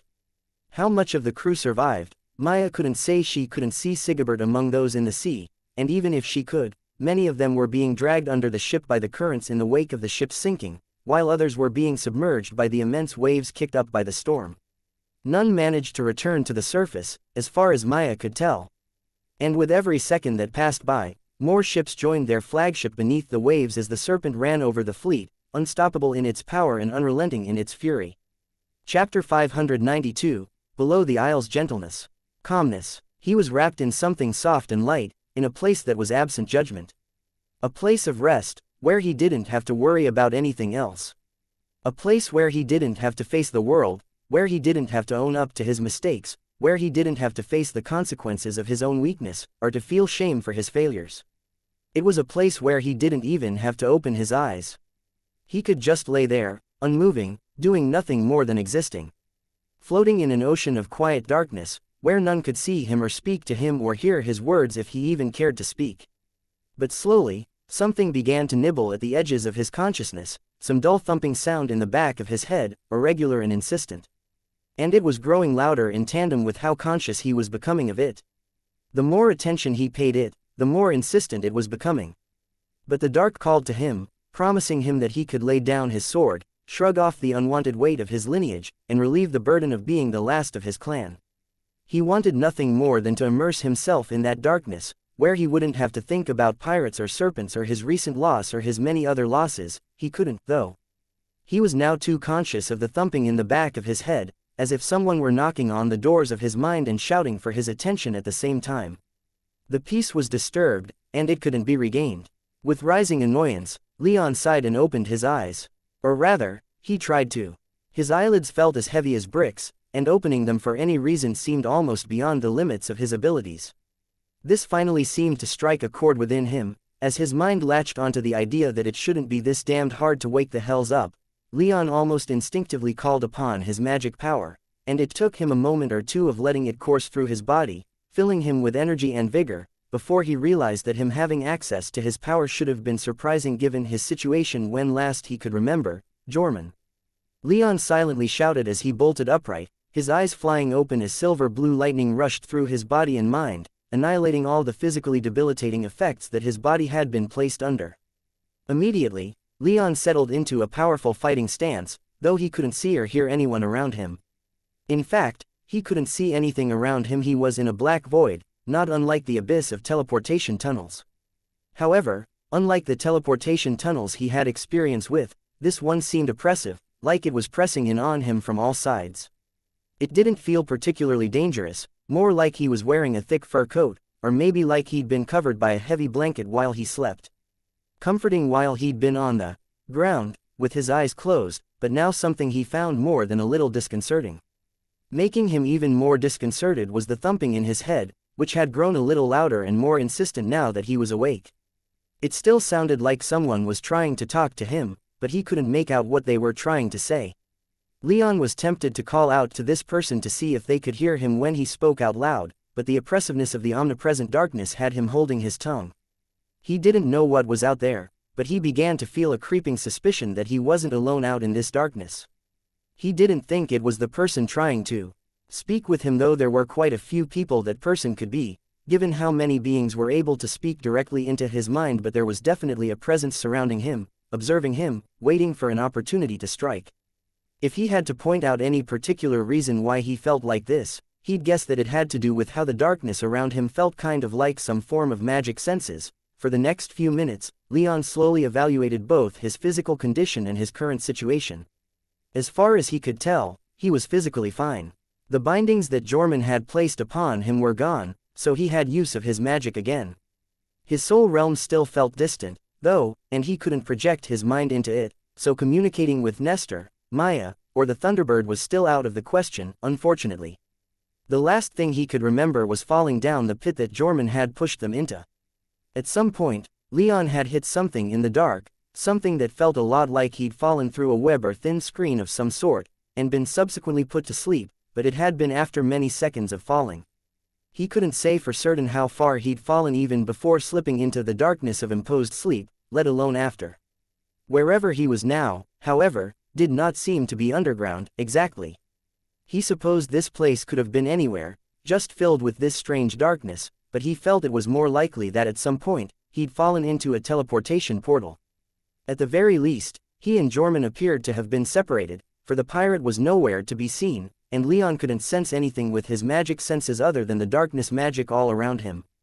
With some effort, Leon began to channel his silver blue lightning with greater power, enough to push it outside of his body. His form sparked and crackled with lightning, and arcs began to spring from him to the floor of this space at greater distances.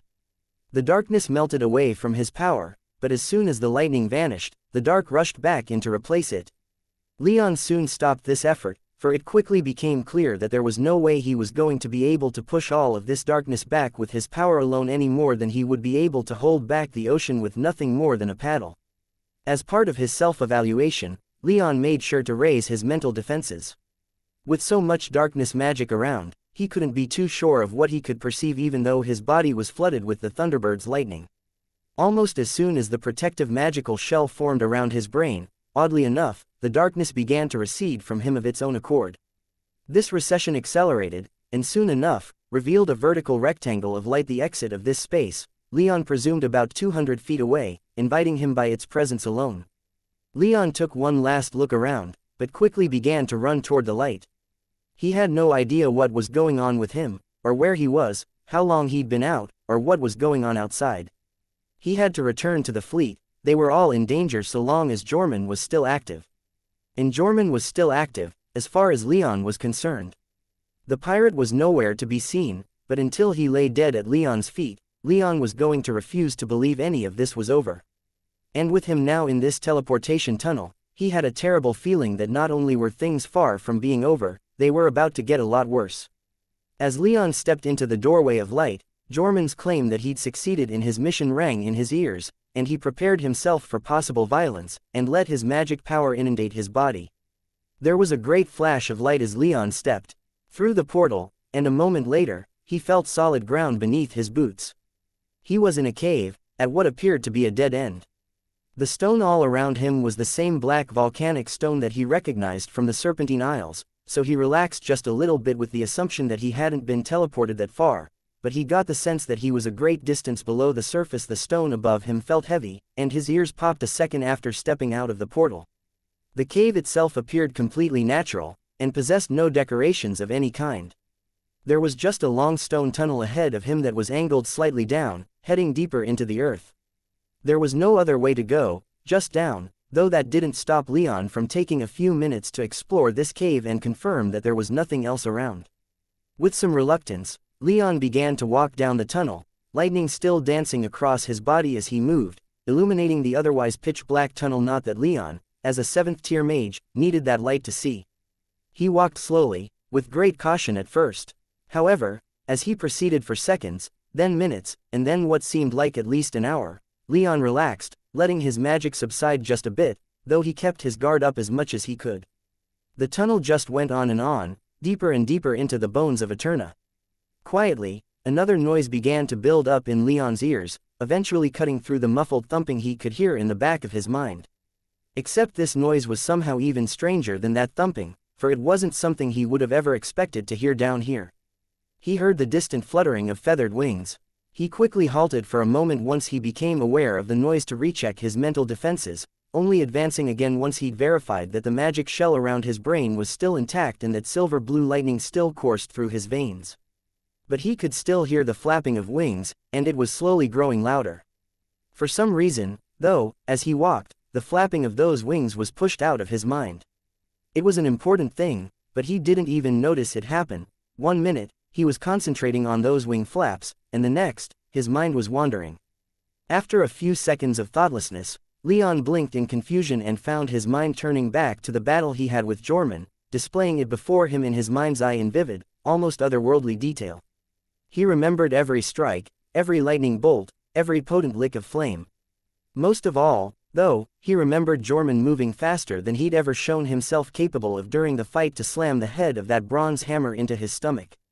He remembered being unable to do anything other than lay helpless on the ground as Jorman loomed overhead, and then the sharp pain and instant darkness as the pirate brought the hammer down upon his head.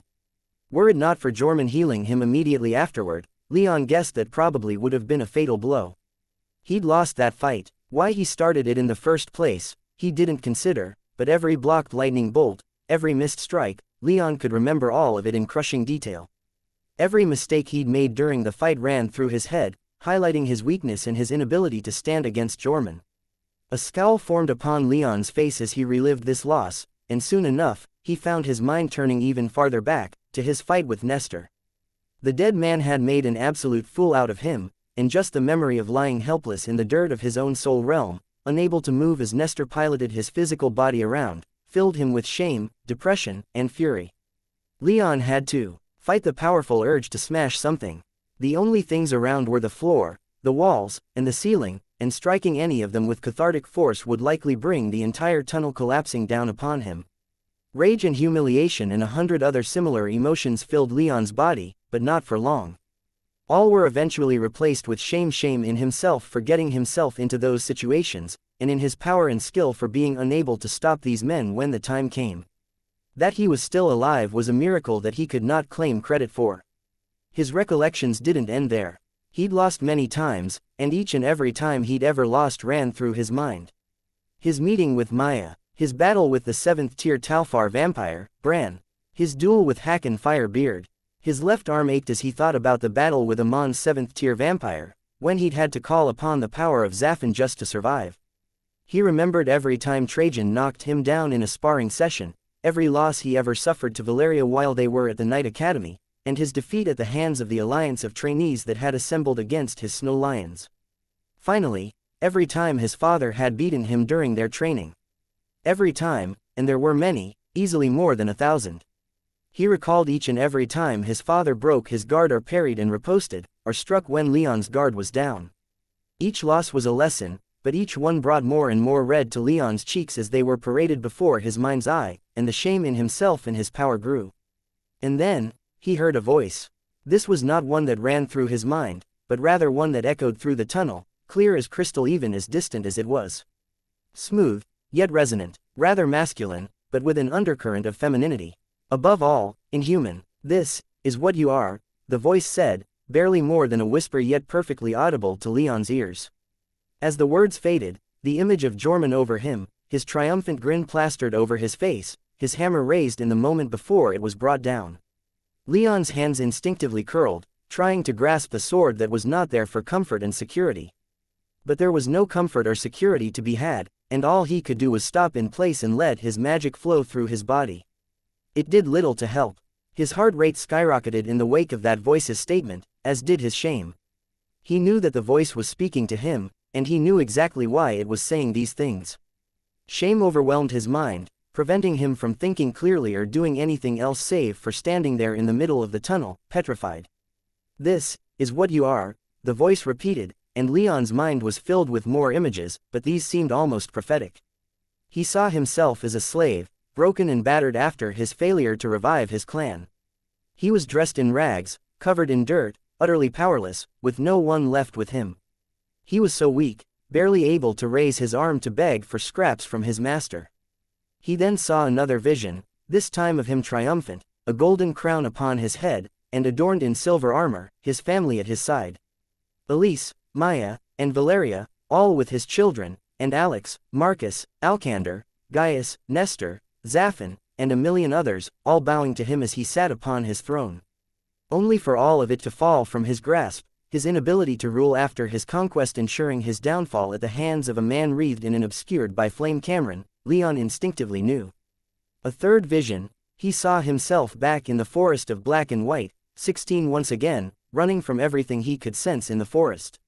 He was barely more than a mouse, unable to affect any kind of change upon the world. He'd never left after his father's death, and instead eked out a miserable existence in the place he once called home, running from everything within the forest that had even a modicum of power, surviving off of carrion and anything else he could scrounge up. He knew the meaning in he was being shown. He was too weak to achieve his goals. Even if he did somehow manage to do so, he'd never be able to hold his gains. He was so weak that even if he'd never tried coming south, he'd have been nothing at all, just a worthless scavenger in a remote northern vale, less even than the barbarian he'd so often been called. "This is what you are," the voice repeated a third time. "But you could be more." Leon's eyes rose from staring at the floor, damp with unshed tears of helplessness, his heart heavy with shame, his body weak and shaking with fear, resignation, and just a hint of hope as the voice's statement echoed through this tunnel. "Come to me," the voice said, and Leon found himself already walking forward, drawn toward whatever this voice was promising. He heard the flapping of wings again, and as he walked, he saw lying upon the ground a small brown feather flecked with gold exactly the same as the Thunderbird's, only much smaller. As his eyes landed upon that feather, Leon's mind was again filled with visions of himself standing above everything, the true king of the heavens as he'd so arrogantly declared when writing his monoglyph. All bowed before him, his family was strong and without equal, his father had been avenged, and the future of his children was secure. He reigned supreme as the most powerful, untouchable existence in the universe. He saw himself again, this time standing victoriously atop a mountain of corpses. They'd come at him in numbers too great to count, but as his skin hardened into midnight black scales, his eyes darkened to red-orange, and black fire erupted from his fingers, he slaughtered them all with ease. His power was unequaled, and none could strike at him again. None could take from him again, or deny his power. He saw a third vision, of himself transformed. He was a new Thunderbird, his body reshaped, feathered, and cloaked in the darkest of storm clouds. His lightning rained down upon his enemies unceasingly, breaking their might and ensuring his victory. "This is what you could be," the voice seductively whispered, the masculine tones fading in favor of something more overtly feminine, almost motherly, almost familiar. At some point, a light appeared at the end of the tunnel, harsh and white, so much so that Leon had to squint. But his feet didn't slow for a single second. He kept walking, unable to stop, and eventually reached the end of the tunnel. He stepped out onto a relatively small platform at the top of an almost mind-bendingly long, winding staircase. He was about halfway up the wall of a cavern, but to call it a cavern would be to do the magnitude of this space a grave injustice. He'd emerged into such a titanic space that it beggared belief, a cavern so immense it was practically a whole other world. At the bottom of the cavern was what looked to be an enormous city, so large that it completely covered the cavern floor. Hundreds of pyramids, made of jet black stone and packed so tightly together that there was practically no room between them. The only real space of note between them he could see was at the bottom of the staircase, where a long uncovered hallway cut a path straight through these innumerable pyramids, leading to a gargantuan plaza that surrounded the biggest and most impressive pyramid of them all, a pyramid that had an identical twin somehow built and secured to the ceiling directly above it, mirroring it perfectly. The tips of these two pyramids almost touched, separated by a space of only about 40 feet. A bright beam of white light shot out of the tips of both pyramids, connecting them, and illuminating the entire city. Within that light Leon could sense something, but he wasn't sure what. It felt kind of like a natural confluence of magical energy, but there seemed to be some kind of will behind it. Something sentient resided within that light, something decidedly inhuman, and its attention was fixed squarely upon him. "Come," the voice said soothingly, invitingly, seductively, "come to me, give yourself to me, and become all that you could be." Chapter 593. The growing storm. Leon froze at the top of the immense stairs, staring at the beam of light connecting the two great pyramids, a bright white halo around it almost making it seem like a small star that had been stolen from the sky and hidden down here. Something was in there, and it was staring at him with great expectation, and Leon couldn't help but assume that it was the thing that had been speaking to him this entire time. He didn't move. The voice had compelled him to move through the underground tunnel somehow, but he resisted its allure this time. He simply stood at the top of the stairs, trying and failing to pry his eyes away from that light. This was much easier said than done, unfortunately, and Leon almost felt like his eyes were about to bleed from the strain of trying to pry them away from such magnificence. There was something about this light that was just calling to him, like it was an easy meal being paraded before a wild beast. Leon clenched his jaw and, with titanic willpower, slammed his eyes shut. He projected his magic senses, hoping that he could get a better idea of his surroundings without having to look directly into that beam of light anymore. To his relief, he was largely successful, being able to perceive the world around him, with the beam so bright to his senses that he couldn't even see it. However, he saw so much more, too, details that he'd missed in his first quick scan of the place. He saw corpses scattered everywhere. Skeletons of humans adorned the winding, switchback staircase, some looking like they had fallen as they walked down the stairs, others looking like they had been killed as they tried to crawl up. There were countless bodies here, but none were even remotely recent enough to still have so much as a scrap of flesh still attached to their bones. Whoever these people were had been dead for centuries, if not longer. More eye-catching were the corpses that filled the plaza around the largest pyramid. There were countless in that large space.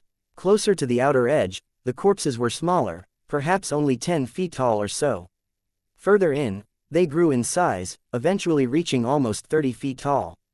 Every one of them had been winged in life, with the smaller corpses having only one pair of wings, while they gained increasingly more pairs of wings the larger they got. The largest corpses boasted 4 pairs of wings.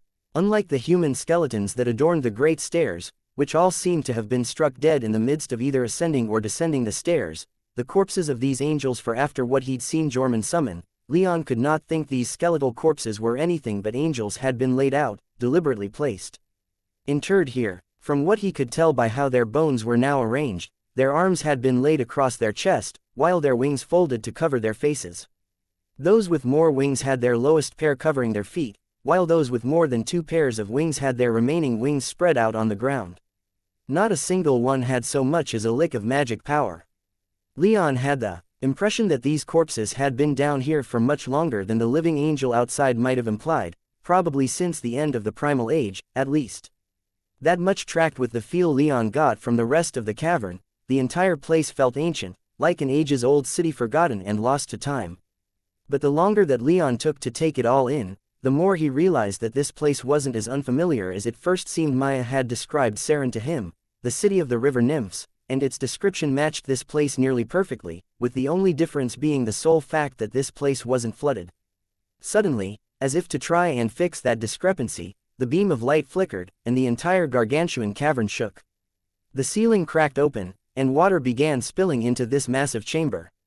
However, while these waterfalls were objectively huge, in comparison to the cavern, they were quite small, and so hardly put the cavern in much immediate danger of flooding. The beam of light was still active and still quite blinding to Leon's magic senses, but to his physical eyes, it was also noticeably weaker, as if the magics keeping it active were slowly disengaging. Which, Leon supposed, they probably were. And he felt like he already knew what was in there. It wasn't a great horned serpent, as Jorman had led his followers to believe. Leon was inclined to believe that such a beast may have once lived, perhaps had even been in control of a significant part of the plane when the Thunderbird clan arrived, but that was not what was imprisoned here. Leon remembered the Thunderbird telling him of the servants of the primal gods, and why Eterna was one of the 12 planes known as the Divine Graveyard. This plane was the resting place for the primal gods, some of the most powerful beings in existence. And a prison, it seemed, as the subtle pressure that the thing exerted upon Leon with its attention seemed to insist. "We are not enemies," the voice said, and Leon became suddenly very conscious of how long he'd been standing at the top of the stairs, not moving. He no longer felt much compulsion to continue, but whether that was because the being within that light consciously dropped the compulsion or if it was wearing off, he couldn't say. The voice, even without directly pulling him onward, was quite alluring anyway. It put thoughts into his head with speaking them aloud. It wanted him to head down into the city and go to the plaza. There, he would find his destiny, and more power than he could ever dream of, or such was the idea Leon found rushing through his head. Leon took a moment to think. At the barest minimum, this thing didn't seem immediately overtly hostile, and he supposed he could count himself lucky for that. However, the magics keeping it in place were still there, though they appeared to be slowly unraveling. Jorman's rituals and blood sacrifices seemed to have worked, even if their effect wasn't immediate. Whoever had built this place had the foresight to give the unlocking process a long time delay, it seemed. Taking a quick look behind him, his heart beating with fear and anxiety as the attention of this thing in the light pressed in on him with expectation, Leon noted with no small amount of disappointment that the tunnel had sealed itself. There was no going back through it, though there probably wasn't much point in doing so. He'd been teleported into it, and even if he could go back, there was no way out that way. He was trapped in this city, with this voice of a profoundly ancient and powerful being speaking to him. It seemed to be greatly interested in him, and though he doubted the man at the time, Leon was immediately reminded of when Jorman had told him his bloodline had drawn the serpent's attention. Before doing anything else, Leon quickly checked his soul realm one more time. Unfortunately, the connection through his heart still seemed strangely disrupted. Magic was flowing between himself and his soul realm, so he didn't have much problem with accessing his reserves of magic power, but for some reason, he couldn't get in contact with Nestor, Zaffin, Maya, or the Thunderbird. He was still frustratingly alone. So, it seemed he had little other choice than to respond to the voice. There were few things he wanted to do less than walking down into the midst of those pyramids, so he could only hope for the slim possibility that this creature was reasonable. "If you're not my enemy, then what are you?" Leon called out, though with some hesitation, as he felt almost as much pressure from the sheer silence of this place as he felt from this being's attention. This place felt old and hallowed, and raising his voice felt wrong. "A friend, I hope," the voice replied, and was immediately followed by the sound of flapping wings. A moment later, the small Thunderbird look-alike flew right over Leon's head from behind. Leon ducked low and had to fight the urge to conjure a lightning bolt. He was wound quite tightly, and the sudden appearance of the bird almost set him off. But once his brain registered what he was seeing, he forced himself to relax, and the bird soared in a long arc around the stairs before coming to land not too far in front of him. "I have aided you," the voice said as the bird then vanished in a flash of light. "I have guided you in your quest to kill the pirate," Leon scowled. "I'm fair certain that you've also guided that pirate." He wasn't expecting much shame from this thing, whatever it may be, but he also wasn't quite expecting its immediate and frank response. "Yes, I did," it said. "I am trapped here, and have been for so long. I needed to seize any chance that I could to escape. Working with Jorman, though, the damage that pirate can do is limited. The death toll he's responsible for is already measured in the thousands." Leon protested, though he kept his voice controlled.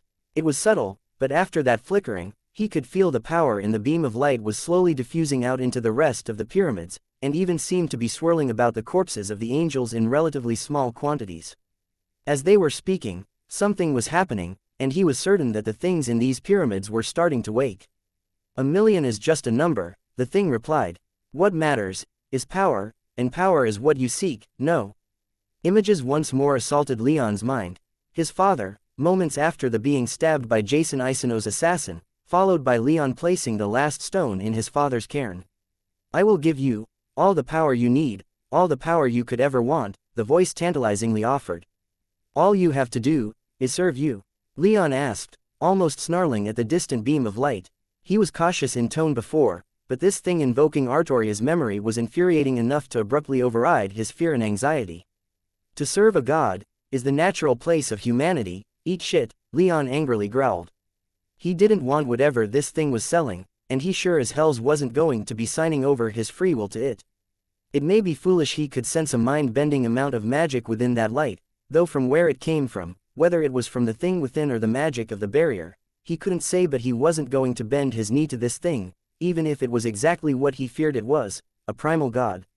His blood boiled as the strange thumping in his head, seemingly earlier muted by the voice, grew louder and louder, and an odd sense of pride in himself and his heritage roared to life. He was a scion not just of the Thunderbird and August lineage all on its own, but also of the great black dragon. He could feel it in his blood. He wouldn't serve.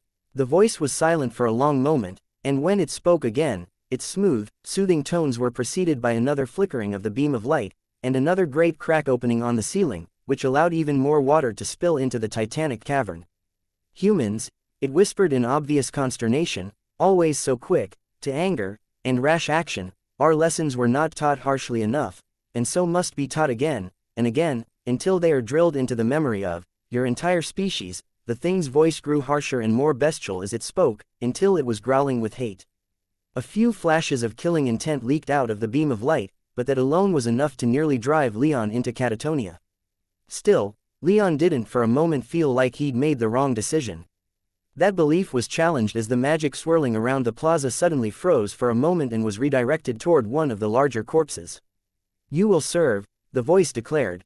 "You will swear your bloodline to me, but fear not, for while you are weak now, I shall make you strong." The magic condensed over one of the largest angel skeletons, one with 4 pairs of wings, and began to form into flesh and cloth. I will rend your flesh and twist your bones, the voice declared. Leon watched as muscles and robes formed over the skeleton, as the bones were covered with flesh and skin whiter than the fur of the snow lion he'd hunted so long ago. I will remake you into the best version of yourself that you could be. As its voice began thrumming with power, the process of encasing the angel's body in flesh finished, though its wings were still bare, covered in flesh, but bare of feathers. It was dressed much like the one that Zaffin had fought, in flowing white robes that concealed everything but its svelte, only somewhat masculine form. Grasped in its hands that were still clasped on its unmoving chest was the hilt of another bladeless two-handed sword. And you will love me for it, the voice whispered. A moment later, a rune flashed above the corpse, and it began to violently twitch. The corpse and Leon were still separated by miles, but Leon could see every movement of its body with perfect clarity, and he could see the flesh of two of its wings rip and tear as pristine white feathers forced their way out through the flesh, though not a drop of blood was spilled. Slowly, the angel rose to its feet. Only two its wings were feathered, the highest one on its right, and the lowest on its left, while the rest hung limply, brushing the ground behind it, yet it didn't even seem to spare them a glance. It just slowly looked in Leon's direction, its eyes burning white within the black abyss of its hood, full of righteous fury, before the higher of its two feathered wings folded in and covered its face. Its lower wing then folded in, covering its bare feet from view. It held the bladeless hilt in its left hand, and a moment later, as its aura suddenly exploded out of its nearly 40-foot-tall body, a huge 20-foot blade of light flashed into place. Its aura rapidly climbed in power, starting in the first tier but only staying there for the briefest of moments. It climbed to the 7th tier with great alacrity, blowing past what Leon knew his own level of power to be, and only seeming to slow once it had become incomprehensible to his senses. Shit, Leon thought, and the angel began to take slow, menacing steps in his direction. It was a straight shot to the stairs, down a wide street flanked on both sides by intricate murals, and the angel was starting to move faster and faster with every step. There were at least 10 miles between them, if not more, but it would be on him in only a matter of a minute or two at the rate it was accelerating. Leon clenched his jaw, unable to see any way he could win this fight. He lacked his most powerful weapon, his family's sword, and while he still had his bow and many spell arrows, he couldn't imagine they would have much effect on this creature, not with what little he could sense from its aura. But as his mind raced trying to figure out a way to get out of this mess, his eyes drifted down to the emerald ring on his finger, the remains of Sigebert's fleet that managed to limp out of the channels of the last broken serpentine isle were ragged and badly mauled. A paltry 15 war galleys, 4 of which had been so damaged they weren't even capable of fighting anymore. Only one marine transport, carrying a mere half-battalion. Nearly all of the marines that had accompanied Sigebert's fleet had been deployed to islets around the caldera, or had been massing directly on the slopes of the caldera itself. They had been easy prey for the monstrous serpent. The second of Sigebert's dreadnoughts at least managed to escape largely undamaged, but unfortunately, without Sigebert himself around to issue any orders, there wasn't much will to head back within the legate who commanded it. Maya and the rest of Leon's retinue managed to reach the second dreadnought and link back up with the Legion as they made their escape from the massive serpent that had just practically devoured the entire fleet. They hadn't been able to much as scratch its scales, let alone do any meaningful damage to it. It had just run right over them, crushing their ships in its massive jaws, tearing them apart with water magic, impaling entire ships upon its immense curved horn, sweeping entire companies of marines into the seas with huge, summoned waves. Maya shivered when she thought it, glad only for the fact that, for whatever reason, it hadn't followed them out of the broken remnants of the island. However, that still left it doing something back near the caldera, around which the storm was still swirling. Outside of that, it had largely stopped raining, though the sky was still dark with storm clouds, the wind was still perilously strong, and the seas were dangerously choppy. They had managed to escape the worst of what had just happened, but no one could get comfortable just yet. For as Maya watched on in fear, wondering just where in the hells Leon was in all of this, the storm suddenly surged in power as a titanic burst of water magic filled the swirling black clouds. And the clouds spilled out from the crater and began to consume the nearest islets. Just before these islets vanished from view, Maya could see them shaking apart, cracking and breaking and falling into the sea. The wind suddenly changed directions, howling past them toward the mainland instead of rushing into the crater, and tipping one of the more damaged war galleys onto its side and spilling its contents of sailors into the sea, from which they did not return. This controlled storm rushed outward, devouring the entirety of the broken island, only mercifully stopping once it had eaten every bare rock that had survived the island's previous cataclysm. Fuck, Alex screamed, with her sentiment loudly shared by hundreds of others across the ravaged fleet. What do we do now? How are we supposed to fight this? Get ready for a last stand. Marcus shouted back, his voice shaking but still full of bravado. Whatever's going on isn't going to stay here. It's going to spill out to the rest of the plane if it gets past us. We have to stop it here. And we will stop it here. Alcander responded, though his eyes were wide enough that Maya wasn't convinced he truly believed his declaration. With what? Alex shouted back, but before this exchange could devolve into hopeless argument, Gaius chimed in. We need to reach the command tower. Speak to the legate in charge and organize what's left. Whether we retreat or stay and fight, we need a plan. The group agreed, and began to run toward the central tower of the dreadnought. Without Sigebert, someone had to step up and take responsibility for what remained of the fleet. For Maya, though, she already knew what she was going to do. These seas were treacherous, and everything going on here had likely attracted the attention of greater things below the waves, but despite that, and despite the proven power of that horned serpent, she wasn't leaving here without Leon. Even if everyone else ran away, she was going to find Leon, or die trying. Chapter 594. Linking back up, the Angel rapidly advanced, taking relatively small and slow steps, yet its sheer size still allowing it to cover a great deal of ground. From what little he could sense of its aura, Leon did not want to fight it, especially without his family's sword in hand. So instead of fighting it, he channeled his magic power into the ring of invisibility on his finger and hoped that it would be enough to hide him from the winged creature. Light bent around him, the emerald on the ring flashed with green light, and he vanished from sight over the course of several excruciatingly long seconds as he watched the Angel approaching much faster than he'd have liked. At first, it seemed like his last hope to avoid the reborn creature had failed and that he would have to engage the Angel in battle, for it didn't even slow down after he faded from view. As it moved, however, it began to make strange bird-like noises, and speed up as it ran toward the foot of the stairs. Leon also felt its magic senses project outward, scanning the stairs and the area around it, searching for him. This one simple use of its power was enough to give Leon chills. He didn't even want to think about what its attacks might do if its magic senses alone were enough to turn his legs to mush. But it seemed the Angel couldn't see him, though it still rightly assumed that he hadn't moved from the stairs. He was halfway up an enormous cliff face. After all, the only way down was by the stairs or by risking a jump of several thousand feet. It sped up, apparently intent on cutting Leon off before he could reach the bottom and head out into the rest of the city. Leon forced himself to start moving. He couldn't allow himself to get trapped on these stairs, even if the Angel couldn't see him, and neither could he allow himself to succumb to primal fear. He let the power of the Thunderbird fill his body once more, and as silver blue lightning coursed through him, he calmed down and his mind focused. He bolted down the stairs, avoiding the skeletons as best as he could. He wasn't too careful about not disturbing them, he just had to reach the foot of the winding stairs before the Angel did. He made it, but not with much time to spare, for the Angel had already closed to within a mile of the stairs, close enough that it was raising its enormous blade of light and preparing for some magical attack that Leon didn't want to stick around to witness. He didn't have many places he could go, unfortunately. The pyramids that made up this place were all built so close together that there weren't even alleyways, let alone streets between them. He supposed he could start climbing over them, but if he was right, then these were both tombs and prisons, and he didn't want to touch anything strong enough to hold a primal god.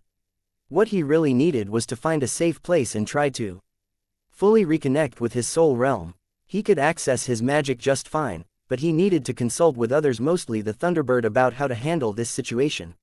He didn't have much time, so he just started running down the central street, toward the Angel.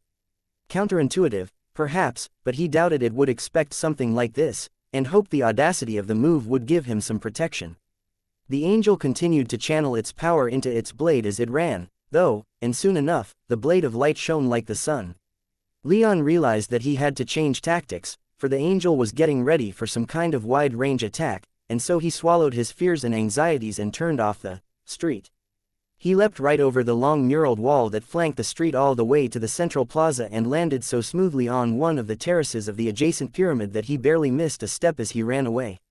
Not even 10 seconds later, the Angel came to a halt and screeched in a terribly high pitch as it swung its blade in a vertical slash at the stairs, still hundreds of feet away from it. That distance meant nothing, though, as a gigantic stream of light erupted from the blade, seemingly extending its reach until it was able to strike the entirety of the stairs with one swing. Stone melted away in an instant before the burning white light of the angel's strike, making nearly no noise at all as the solid matter vaporized before it. The stairs ceased to exist, leaving nothing but black stone behind, much of it now glowing red and sagging from the heat. To Leon's magic senses, the strike was almost as blinding as the beam of light that the primal god was imprisoned within. He'd managed to run out of the direct blast zone, but he felt the heat and the wind and the magic power wash over him, negating his invisibility and hurling him off the pyramid he'd been running on. He spun through the air, completely throwing away all spatial orientation he had, until he slammed into a neighboring pyramid, then rolled down several terraces before his momentum came to a halt. Once he finally did stop moving, Leon wasted no time hurling himself further down and squeezing himself into the crevice between the pyramid and its closest neighbor he just barely fit. With his invisibility down, he'd have to rely on his old hunting skills to avoid this creature, assuming it was even possible to do so. Leon pushed himself as far down as he could. He had his doubts that this stone was capable of giving him much practical cover, but it was all he had available to him. He restrained his aura as much as was possible and dropped into the ankle-deep running water that was slowly filling up the crevice. The cracks in the ceiling were still spewing copious amounts of water into the massive underground graveyard, but it appeared like it would need days, if not longer, to fill the place up entirely, or at least an hour or two until Leon could hide beneath it. For now, he could only press himself down, retrain his aura, not move, and hope that the angel would miss him. If it noticed him, he was squeezed in and so helpless that it would find little difficulty in killing him. A moment later, he felt the pulse of magic senses spread throughout the cavern, and he held his breath as he went completely still, his aura as constrained as he could make it. His throat was tight, he squeezed his eyes shut, and he didn't dare project his own magic senses. He just lay in the crevice, straining his ears to listen to the angel, and hoped that he hadn't just met his end in the form of something so strong that he couldn't possibly hope to defeat it. In the distance, he heard the angel making more vaguely angry rolling chirping sounds, and the sounds were growing louder. He'd hidden himself well, and he didn't think that the angel had immediately seen him given the lack of urgency and almost questioning tone to those chirps, but the chirping began growing louder as the angel turned and started walking back down the avenue, coming closer to Leon with every step. He could see his ring was starting to glow with green magical light. It would be ready to be used again in less than 4 minutes, but that was more than enough time for the angel to find and kill him. He could only hide and wait. The angel drew closer and closer. Leon's pyramid was large, but it was still near the avenue, near enough that the angel wouldn't have to work that hard to reach him if it was able to use that attack again. As its cries grew louder, Leon grew quieter, silently pushing himself as deep into the crack between the two pyramids as he could and hoping with all he had that it was enough. If the roles were reversed, however, and the angel was trying to avoid him in the same way, he wouldn't be fooled. At least, he didn't think he'd be. This angel, on the other hand, didn't seem entirely in control of its own faculties, yet Leon didn't underestimate it, for it had one of the most powerful and ancient beings that had ever existed in its corner. He felt a momentary flash of terror when he thought for a moment that the beam of light flickered, and he could only imagine that the primal god within, a being so far beyond his comprehension and frame of reference that he could barely even imagine its level of power, was speaking with its reanimated servant, telling it exactly where he was. The angel reached the point of the avenue that was closest to Leon, and Leon sucked in his aura as far as it would go, straining with every muscle he had to not let out even a scrap of magic power into the air. He was a 7th-tier mage, though, so it was almost akin to someone who weighed double what they should trying to suck in their gut. There was only so much he could do. He heard the angel pause, and his heart almost skipped a beat when the angel cried out again in its almost ethereal cry, like that of a bird, but with a heavy reverb behind it. It sounded questioning, and he imagined that it was staring right at him, almost mocking him with how simple and practically childish his method of hiding was. His imagination ran wild, and he imagined the angel stepping closer to the mural, raising its blade, and bringing it back down, extending the blade of light far enough to cut through not only the pyramid, but also his entire body. He squeezed his eyes as shut as they could possibly be and waited for whatever would come next. Silence. Nothing moved save for the water around him. The angel stood just nearby, as if waiting for him to be a good little boy and come out from his hiding place and get a right good scolding. And then it made an odd, high-pitched gurgling sound, ending on a rather low note that gave him the impression of sadness. Then it began to walk down the avenue again, making similar gurgling sounds, and leaving Leon unconfronted. Leon didn't breathe a sigh of relief until it had gained quite a bit of distance from him, and even then, he was as quiet as he could be about it. He didn't move until his ring had finished recovering and he was able to cloak himself again, and even then, he continued to lay in the crevice, letting the ocean water wash over him. However, the sense of relief at having evaded this creature flooded through his system, and he had some difficulty in restraining himself from making some kind of celebration. He didn't want to move again until he could take better stock of his current soul realm situation. The thumping in his head had died down somewhat during the encounter with the angel, but now that he was invisible again and the angel had seemingly screwed off, the thumping was back. At this point, he could detect some definite patterns in it, leading him to conclude that it could only be from either Maya or one of the residents of his soul realm trying to re-establish contact with him. He cast his gaze deep into himself, using his magic senses to examine his internal workings as closely as he could, looking for any sign of what was wrong, for that something was blocking him was the only conclusion that he could come up with for his current communication issues. He didn't find anything immediately, but he wasn't expecting to. If this were an easy fix, then the lightning that he'd been filling his body with almost constantly since he'd woken up probably would have fixed it by now. He scoured his body, focusing mostly on his chest and heart, but not limiting his search to just those areas, for long minutes that felt even longer in these circumstances. The angel wasn't coming after him, but that didn't mean this primal god was done with him. It wasn't speaking up for whatever reason, which made him more than a little nervous, but he didn't mind the quiet as he searching himself. It took nearly half an hour of dedicated searching before he found anything, and when he did, he scowled and had to fight to keep himself from shouting out loud in frustration. It was so obvious, yet so well hidden that he didn't think he'd ever have looked there if he'd found someone in his position. In the depths of his hair, now fairly overgrown after months at sea, was a black rune, an ancient rune. It looked almost like it had been painted onto his scalp, but it was leaking fine black fog that was seeping into his skull. His anger quickly turned to panic when he noticed that particular detail. The rune was small, only about the size of the last joint of his thumb, but he didn't know how it had gotten there, or what, precisely, it was meant to do. He wasn't even sure if he could erase it, but that sentiment was immediately quashed when, by instinct alone, Leon sent a quick burst of silver blue lightning into his head and out of his scalp. A bright arc of lightning flashed through his hair, and in an instant, the rune was annihilated. Immediately, Leon's mind was filled with the voice of Nestor. "Ere you go." Just like that. "Can you hear me, Leon?" Leon's opinion of Nestor was still quite low, and he didn't think was ever going to change, but he was touched a bit to notice a rather large amount of concern in the dead man's voice. "Yes," Leon whispered in his mind, as if nervous that the primal god was able to overhear. "I can hear you, Nestor." "Ah. Thank our honored ancestor," Nestor cried out. "I've been trying to speak with you for hours." "How long has it been since my fight with Jorman, exactly?" Leon murmured. I'd say about 4 hours." Nestor replied. "That demon's gone, and our ancestor hasn't deigned to show up, so I guess it's just us."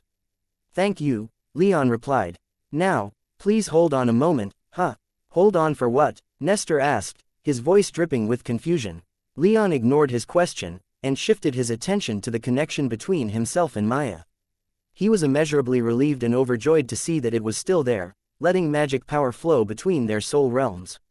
Leon didn't say anything to her, he just let his attention and feelings flow through that connection. He didn't need to say anything when his joy alone would do. "Leon," came the ecstatic reply from his river nymph lover. "Are you still there?" "I am," Leon replied, a little louder than he did for Nestor. "Where are you? We need to get out of here as quickly as possible. This place has completely fallen apart since you disappeared." Maya quickly filled Leon in on what had been going on above, from the appearance of the gigantic serpent, to the destruction of the fleet, to the remains of the island being consumed by the storm and the sea. Leon was quiet for a long moment when she was finished, just processing what she had said. The only comforting thing she'd relayed was that she and the rest of his retinue, including Gaius and Anzu, were fine, if a little banged up and rather distraught. But that wasn't the extent of his allies, and before any of them came his partner, the demon that had been with him for longer than anyone else. "Can you tell me more of that fire demon you encountered?" he asked. Maya quickly relayed to him what she'd seen of the demon in greater detail than she'd just gone into. "It was still in that vortex when last you saw it?" Leon asked, unable to keep the concern out of his voice. "Yes, it was," Maya replied, a little bit of confusion in her tone. "I don't know what might have become of it, but given what happened to the rest of the island, and the fact that it was alone with that Leviathan, I don't think it's still alive." Leon frowned.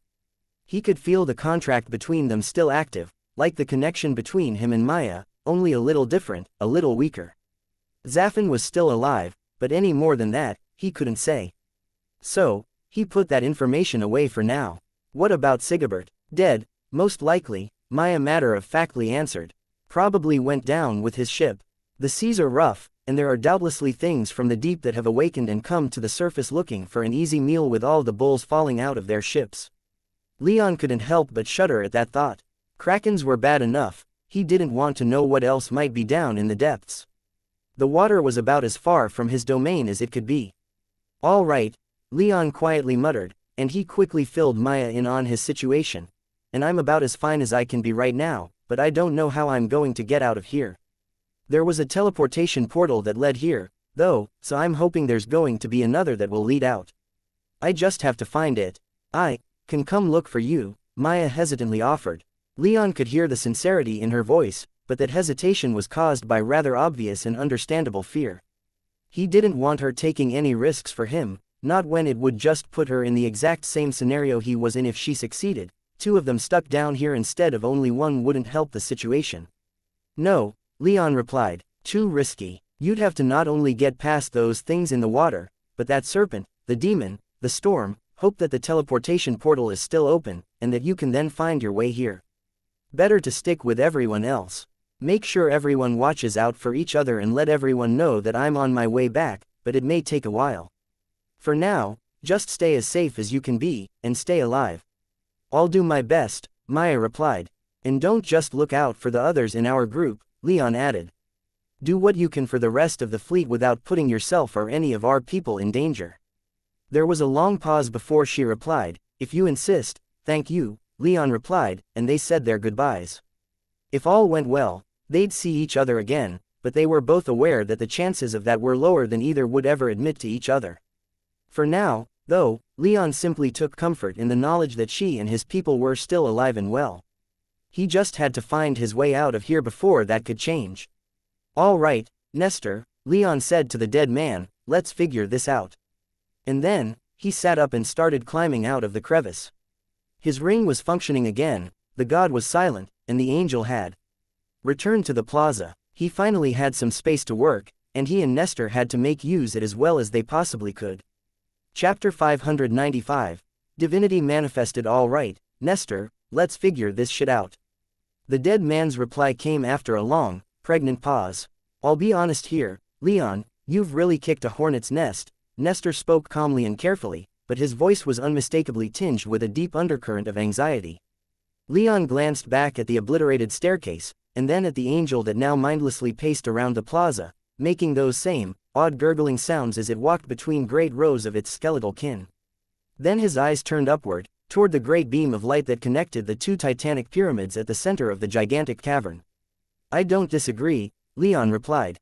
Suddenly, the beam flickered again, but this flickering seemed to have much less impact than the previous two did. It didn't break the ceiling or revive one of the dead angels. Instead, it was followed only by the voice of the being inside, a self-proclaimed god of the primal age. "Why do you resist, young human?" it asked, its voice soft and soothing in Leon's ears despite the 10 or so miles between him and the Great Pyramid. "I wish not for your destruction, only to liberate you from the fetters that hold you back, just as I did for Jorman." Leon thought of the gargantuan horned serpent that Maya had just told him about. He'd thought that was Jorman, but that had been almost too ridiculous to voice out loud. This, however, strengthened his suspicion. He didn't respond immediately, even though he wanted to. He was worried that the angel might detect him if he replied, but since it didn't seem to be able to see him with his invisibility ring active, after second of thought, he decided to risk it to try and pump a little more information out of this thing in the light. "That serpent up top, that's Jorman?" Leon quietly asked, hoping his own soft, restrained tones were enough for the creature to hear. Yes, the voice droned.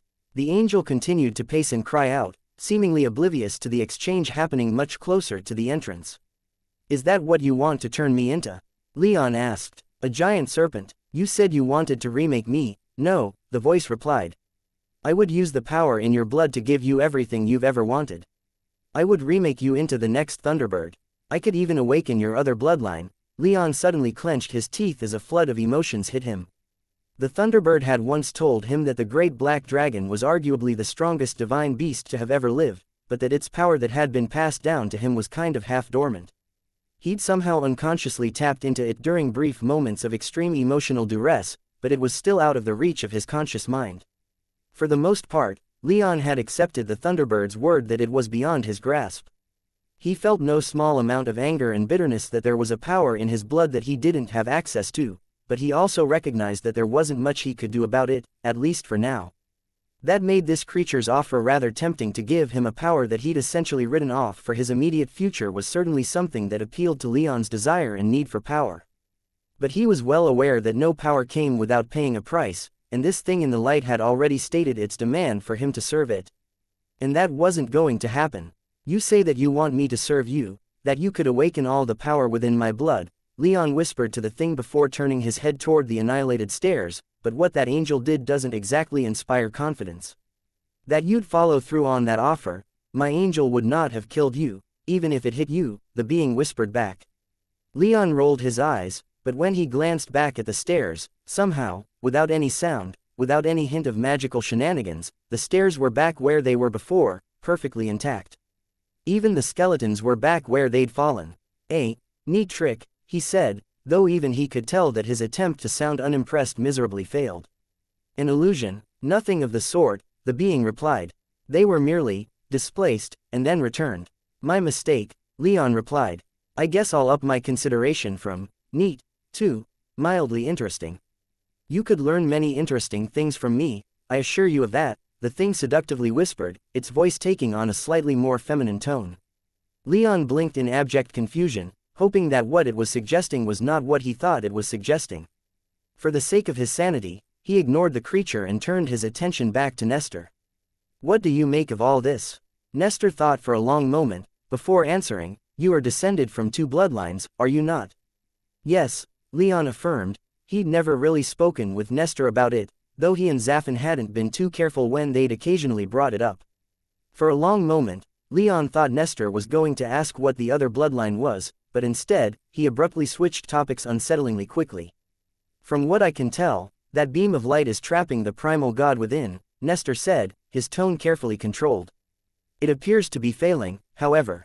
Whatever that pirate did has destabilized it, and it's allowing more and more of the primal god's power to leak through. That's how it's able to speak to you, and how it was able to resurrect that angel. Is there a way to stop that light from shutting down? Leon asked. I'm sure there is, Nestor replied, but without getting closer, I couldn't say. It's dangerous, but I would say your best bet for finding a way out of this place would be up at the summit of that big pyramid. There was a longing in Nestor's voice that Leon could pick up on, nothing particularly threatening, but definitely something that had Leon's eyebrows rising. That longing made some degree of sense, though, given what he knew of Nestor's studies before his death. The primal god had fallen into ominous silence with Leon no longer responding to it, but fortunately, it didn't seem to be doing anything magical and the angel wasn't making for him, so Leon guessed he still had some space to figure out his next move. Leon recalled that Nestor had originally been poisoned by a fragment of the moon that had somehow become so steeped in divine magics that it emitted those magics in enormous quantities. Leon could understand Nestor's logic that they would have to get closer to the beam to puzzle it out, but he also had a bad feeling that doing so would not end well for him. Instead, he evaluated his other options. With Jorman somehow transformed by a primal god into a great horned serpent and wrecking things up top, he didn't have all the time in the world, but with a glance upward at the cracked ceiling that was still pouring water into the cavern, he wondered how long he might have to wait for it to fill before he might be able to swim out. Days, probably, he guessed, and he immediately ruled out trying to swim to safety. He guessed he was deep underneath the bed of the endless ocean. How far, he couldn't say, but the prospect of trying to swim past whatever horrors that called the deep ocean their home did not appeal to him. Thinking about it, his thoughts turned to how he'd been teleported here. There was a teleportation portal in that abyssal pit below the 8th island, and if he was teleported here, then he could be teleported back. He would just have to find the controls. Unfortunately, the sheer size of the cavern was working against him in that respect. The controls could be anywhere, and if he tried to use his magic senses to look for them, the angel would more likely than not detect them, and then him. He had almost no chance of finding those controls without raising a giant flag over himself indicating where he was, making him easy pickings for that angel, and he did not trust the primal god when it said that the angel wouldn't attack him. As if he could read Leon's mind, Nestor said, "Any enchantment controls are likely to be found near the center of the cavern." Leon stifled a grimace. Right next to the most important prisoner was hardly the best place for teleportation controls, but given what he could sense about the flow of the enormous amounts of magic within the room, there might be something to Nestor's suggestion. At the very least, he couldn't see anything else with his eyes. The walls of the cavern were largely bare as far as he could see, and none of the pyramids, not even those big ones in the center, had anything remotely resembling an enchantment control console. He didn't think that this, for all its risks, was going to amount to much, but he had no other plan. With a deep sigh, Leon whispered back to Nestor, "Fine, I'll try and get closer to the pyramid. But I'm not going to get too close to that angel. Nor would I encourage you to do so," Nestor replied, his smile evident in his tone. Angels are rather powerful beings. A few survived the Great War that ended the Primal Age, and every time one pops up somewhere, there's always a great hunt to bring it down. An enormous amount of force is always required, for they're tough as nails and have incredible healing powers. If they're brought down, however, their feathers can be plucked and planted, growing some truly divine fruit-bearing trees. "I'll keep that in mind," Leon whispered as he did exactly the opposite. The angels could shit gold and piss potions that increase the size of a mage's soul realm, and Leon still wouldn't willingly approach them. That angel, obviously not even at full power by the state of its wings, rendering the staircase into at least temporary non-existence, had profoundly affected Leon. Even if he had his sword and armor, he wouldn't be challenging this creature to a fight, for he knew he'd lose. He'd just have to live without the feather fruit trees. But that still left him with the problem of getting past the angel. He still had his ring of invisibility, but the invisibility it provided was fragile, and he could easily see it breaking when he got closer to that beam of light, or even if he got relatively close to the pyramid and the light flickered again. He needed that angel to move if he wanted to feel at all safe getting closer to that great pyramid. To that end, instead of immediately making for the center of the cavern, he instead took about 10 minutes and went around to several other nearby pyramids, leaving a few spells behind at each one. There wasn't much he could do to conceal them, but he did his best by applying them against walls that weren't facing the central avenue and then around corners near the previous spells. By the time he was done, he'd laid at least 3 dozen spells for the angel to find, plus a few more to grab its attention. Only once all of that was finished did he return to the avenue and begin creeping toward the central pyramid. As he passed the murals on both sides, he went slowly enough that he was able to spare some time to examine them. He couldn't go into great detail in his examination, and for that, he felt no small amount of sorrow. But Jorman was still up top, transformed into a great horned serpent, and he couldn't spare the time. Still, though, the details that he did see were fascinating. He saw scenes of immense, larger-than-life figures slaying each other and lording over others. He saw great works built and destroyed, and other intricate things that were too abstracted for him to understand. At the very least, he recognized images of the primal gods and devils, the former quadrupedal, with human torsos, and a prominent brow that extended past their eyes into a pair of large, curved horns, the latter rather nebulous, reflecting their more gaseous physical nature, with no legs, a head that looked more like a long bump on its shoulders or an extended neck, a single ruby red eye, and long gangly arms with 9-fingered hands. He saw many other creatures, too, and not all in familiar shapes. He saw great wolves and lizards, birds and rats, fish and squid, and all manner of things that he couldn't even begin to describe. Things with hundreds of tentacles protruding from their bodies, things that looked like sentient trees or some other kind of flora, and some that even looked rather human, save for singular characteristics that set them apart, like a human body and the head of a wolf, or a human face but the body of a lion. It was only about halfway down the avenue that he started to see beings that he could confidently describe as being human in shape, further adorned in monochrome gray paint, and compared to the other creatures depicted on the murals, they seemed tiny, almost insignificant. They appeared, and for a short while, the murals were devoted to them, showing them building crude huts and tilling the land. Then, as far as Leon could tell, the primal beings came, as did several other beasts. The only time he paused as he stalked his way down the avenue was when he noticed one section of the continuous mural that showed 7 reptilian beasts flying above a human settlement, each one of different colors, with 2 pairs of wings and precious gems set into their eyes. He guessed these 7 otherwise identical creatures to be the 7 great dragons, and his eyes lingered on the one made of onyx that had rubies for eyes and a red-orange crystal set into its forehead. My ancestor, the great black dragon, he thought, a feeling of awe blooming in his chest before being smothered by dismissal and rejection. The Thunderbird had told him that it had been affronted that his mother managed to have him with his father, and thus decided to deny his existence, suppressing the power that he would have otherwise received after awakening his bloodline. As far as he was concerned, the power was in his blood, it was his. Rejecting the legacy of the Thunderbird clan and make his own way was one thing, but when he thought his own blood being suppressed, when he thought about the choice of using that power or not being taken away from him, he couldn't help but scowl in anger and frustration. Leon quickly moved on, casting only one bitter look back at the image of the 7 great dragons before turning back. Nestor, what do you make of all these murals? Leon whispered to his dead kinsman. As far as I can tell, they seem to be telling the story of the universe, Nestor explained. At first, there were just the primal beings, the gods, devils, and divine beasts. After a while, other life began to appear, and gained power. These forms of life became the ascended beasts, and began to upset the natural order of power that existed in the universe. This upset was light and minimal until the advent of humanity. The primal beings sought first to subjugate humanity, but eventually, under the leadership of the great Lord Khosrau, humanity managed to cast down the old order and build a new one in its place. As Nestor narrated the familiar story told to him years ago by the Thunderbird, and more recently by Justin Isonos, Leon paid a little more attention to the murals. He saw the primal beings raising up humanity, teaching them to build better and grander, but for the most part, this building seemed designed to extol the virtues of the primal beings, with humanity building not homes and farms, but great temples and statues. Then, after a while, the scenes shifted, showing humanity making great sacrifices to and for the primal beings.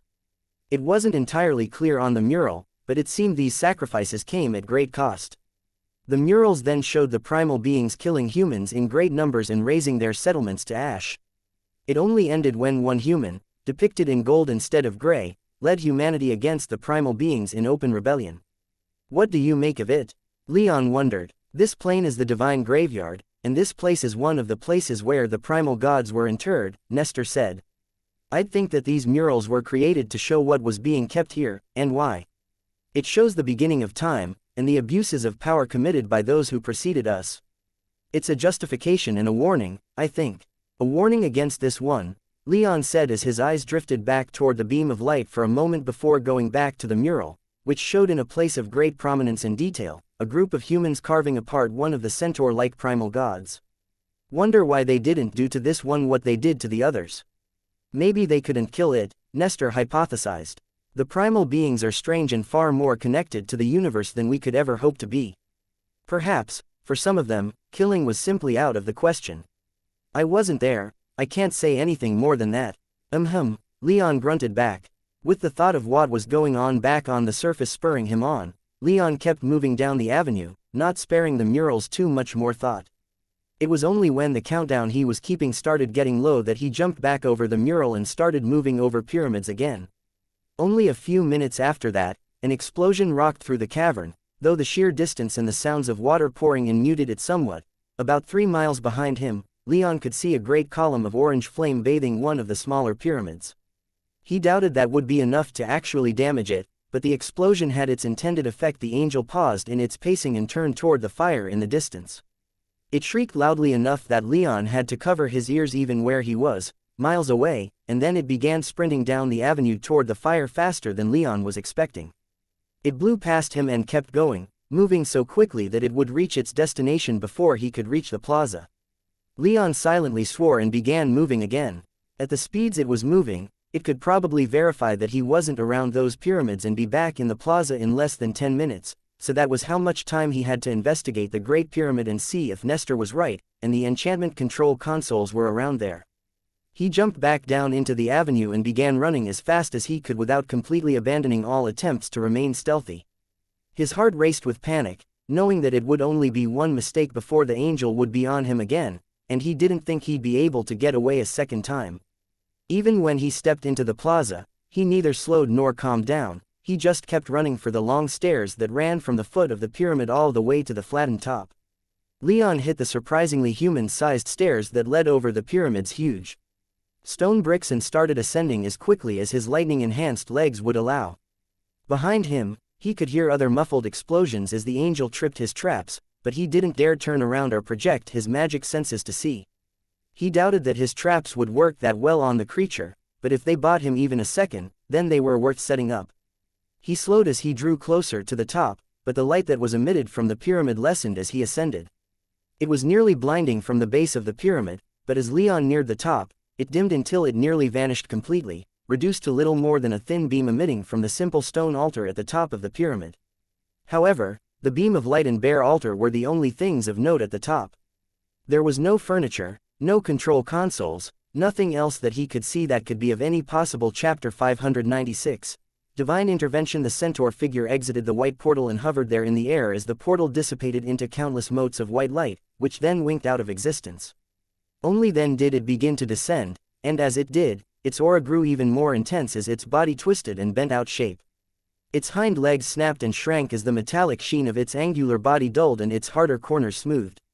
Leon was forced into a kneeling position as its aura settled around his shoulders, his terror and anger growing in equal measure as the primal god descended upon his soul realm. Its existence was not one he could challenge, for all that it had been imprisoned for the past who knew how many millions of years, its power hadn't waned nearly so far as to make it even approachable by Leon.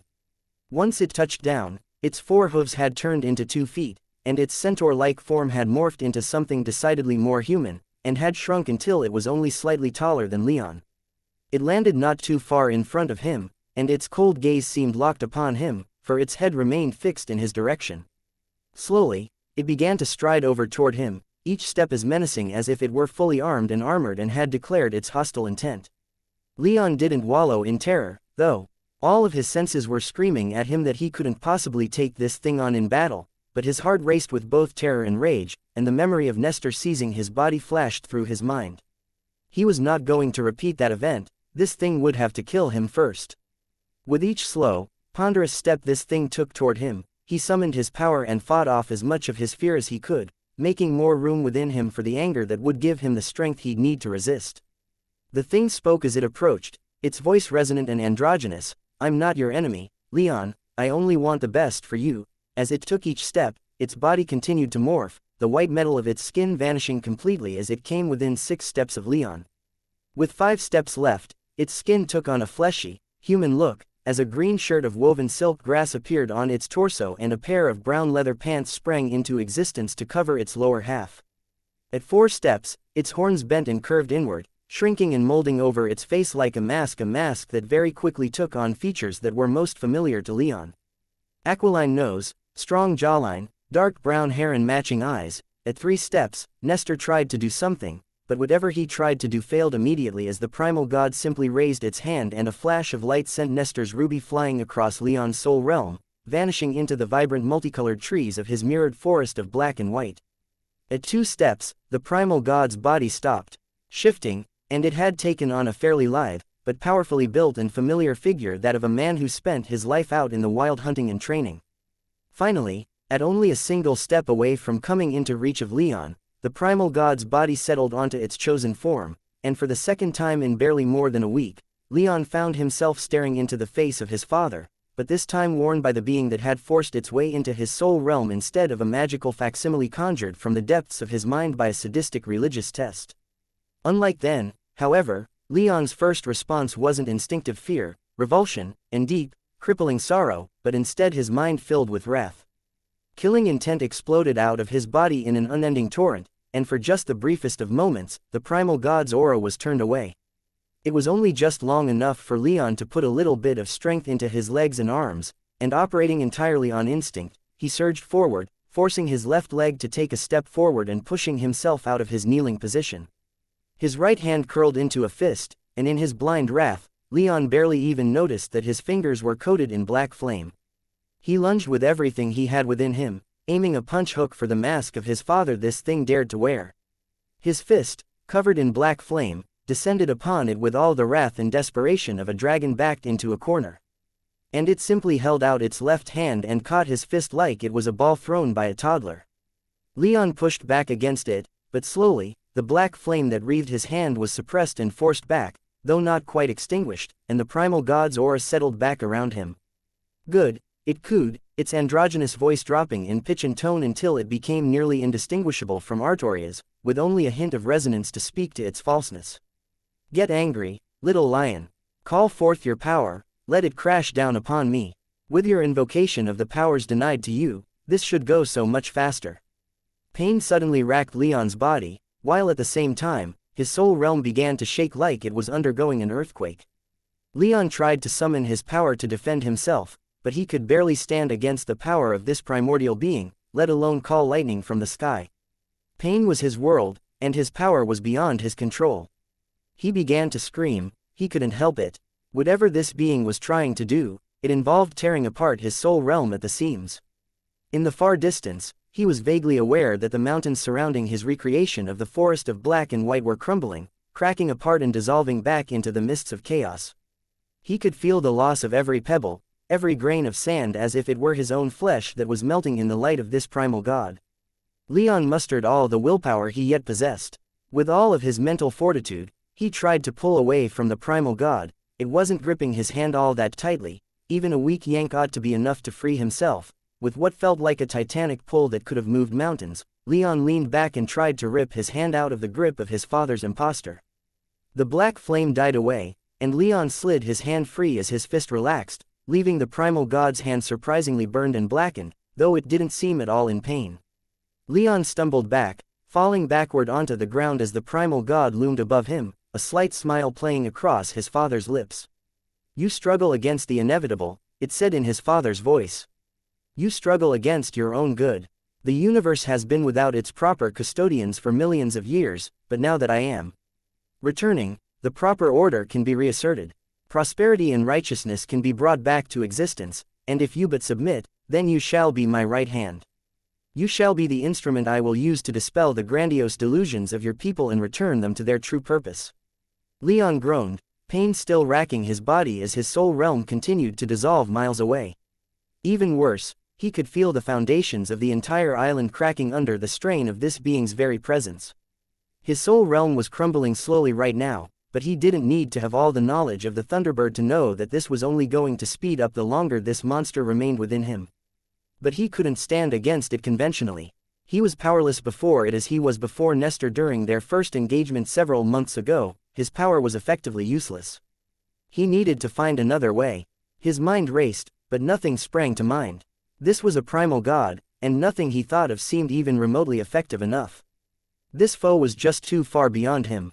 Unfortunately, he couldn't think of anything he could possibly do in time, and the god snapped its fingers as it contorted Artoria's face into a soothing, fatherly smile. Instantly, Leon felt all of his limbs seize up as an ancient rune appeared in the air beside the god. This wasn't the same as the rune Nestor had used to imprison him, but the effect was the same, and he fell to the ground completely immobile, his power lost to him. As he laid there on his back, his blood boiling with wrath and fear, the primal god sauntered over, that same smile on its stolen face beaming down at him. Fear not, little lion, it whispered. Though the process may hurt, when it's over, you shall be the right hand of divinity. It then held out its hand, and Leon felt more power than he had in his entire soul realm erupt from the god's fingers and reach out toward him. As soon as it touched him, the pain he felt was doubled, and he felt like his blood was literally boiling in addition to the metaphorical sense. But he couldn't scream. In fact, whatever the god had done to him made him relax as he laid on the ground as pain ripped through his nerves. Soon enough, his entire existence became pain, and all of his other senses began to dim. For the third time in less than a day, he felt his consciousness fall away as he slipped into the merciful dark. Leon's soul realm continued to break apart, shattering and dissolving back into mist. Distant mountains broke apart as his soul realm shook, and all that Leon had built slowly vanished. The primal god stood above Leon's unconscious form, the same smile plastered across the face of Artorias that the creature wore. It simply kept at it, only pausing for a moment when a speck of something dark appeared in the distance. But, as the speck grew bigger until it was identifiable as a dreadful storm cloud speeding toward Leon's soul realm from deep within the mists of chaos, the primal god's smile turned into a deep, hateful scowl, and it stepped away from Leon as the young man's soul realm ceased to terribly shake. By the time the storm cloud had filled the horizon and arrived at the island floating in the mists, Leon's soul realm had largely stabilized, only to start shaking again for a different reason. Horrific bolts of lightning suddenly lit up the storm cloud as it spread across the sky, silver blue in color, each one accompanied by deafening thunder. The stagnant wind within the soul realm began to whip and howl, and rain suddenly fell in great sheets that blanketed everything that Leon had built. From within that dreadful storm came an equally dreadful screech of fury and death, and the storm was magnified by a deep, nightmarish cloud of killing intent. A moment later, a great bird came bolting out of the storm clouds, her gorgeous brown and gold feathers alight with grand arcs of silver blue lightning, her yellow avian eyes blazing with wrath and indignation. If Leon were awake, he would have recognized her as the Thunderbird, but at least 3 times larger than her already giant raptor form usually was. Not even a second later, her body vanished within a titanic bolt of silver blue lightning. The primal god had barely enough time to raise its arms in front of its face in defense of itself before the bolt fell upon it, and did exactly nothing. With clear confusion, the primal god lowered its arms, only to realize that the bolt had merely passed by it, for it wasn't the Thunderbird's target. Instead, she now stood just in front of Leon's throne, standing protectively between Leon, who was now slumped across the throne still unconscious, and the unspeakably ancient deity. Thunderbird, the primal god crowed, its voice increasing in pitch back to its normal resonant, androgynous tones. The Thunderbird, her bronze skin flashing with lightning, her pure white peplos dress billowing in the hurricane winds, her yellow avian eyes glaring down at the god like it was nothing more than an ant, snapped her fingers, and all the rain falling in Leon's soul realm vanished. The storm clouds and terrific winds remained, but the rain immediately ceased on her whim. "You wear the face of one of my descendants," she sharply growled, her aura thick with tremendous killing intent, "but to my eyes, you look like Krithis, the flesh ripper." The easy-going smile the primal god wore on Artoria's face thinned in displeasure, while at the same time, its head twisted slightly and bent in the tiniest of bows it accepted the name that the Thunderbird ascribed to it. "For what reason have you invaded this place?" The Thunderbird continued, her attitude imperious, her power radiant in its obvious threat. "For why do you ask?" The Flesh Ripper inquisitively replied as its aura rose to match the Thunderbird's, and then surpassed hers in a subtle show of strength. "Surely, you have many descendants, I'm surprised you would waste your time coming to this one," the Thunderbird, uncowed, responded, "This one is my personal apprentice. He will do great things, of that I'm certain. The universe will bend to his whim, and through him, my name and my line shall know greater glories than those anyone else has ever experienced." The primal god gave the unconscious Leon a meaningful look. "Unless my eyes deceive, he appears to be drooling on himself." The Thunderbird didn't verbally answer, but when an awesome bolt of lightning crossed the sky and shook Leon's soul realm with its thunder, her response was clear. "You will have to pick another descendant to carry on your legacy," the Flesh Ripper continued, "for I'm pressing my claim upon this one. The power contained within his blood is of better use in my hands than in yours. If you want him to truly accomplish the greatest of deeds and win the highest of honors, then you'd do well to step aside. You have no claim upon him, and I shall not step aside," the Thunderbird said as the lightning that danced across her body intensified. The Flesh Ripper's smile turned dangerous as the features of Artorias vanished, replaced instead with the rapidly growing metallic horned centaur-like figure that was the primal god's truer form. "I did not fear you when you were intact," the horned deity growled. "I do not fear this shadow of you now.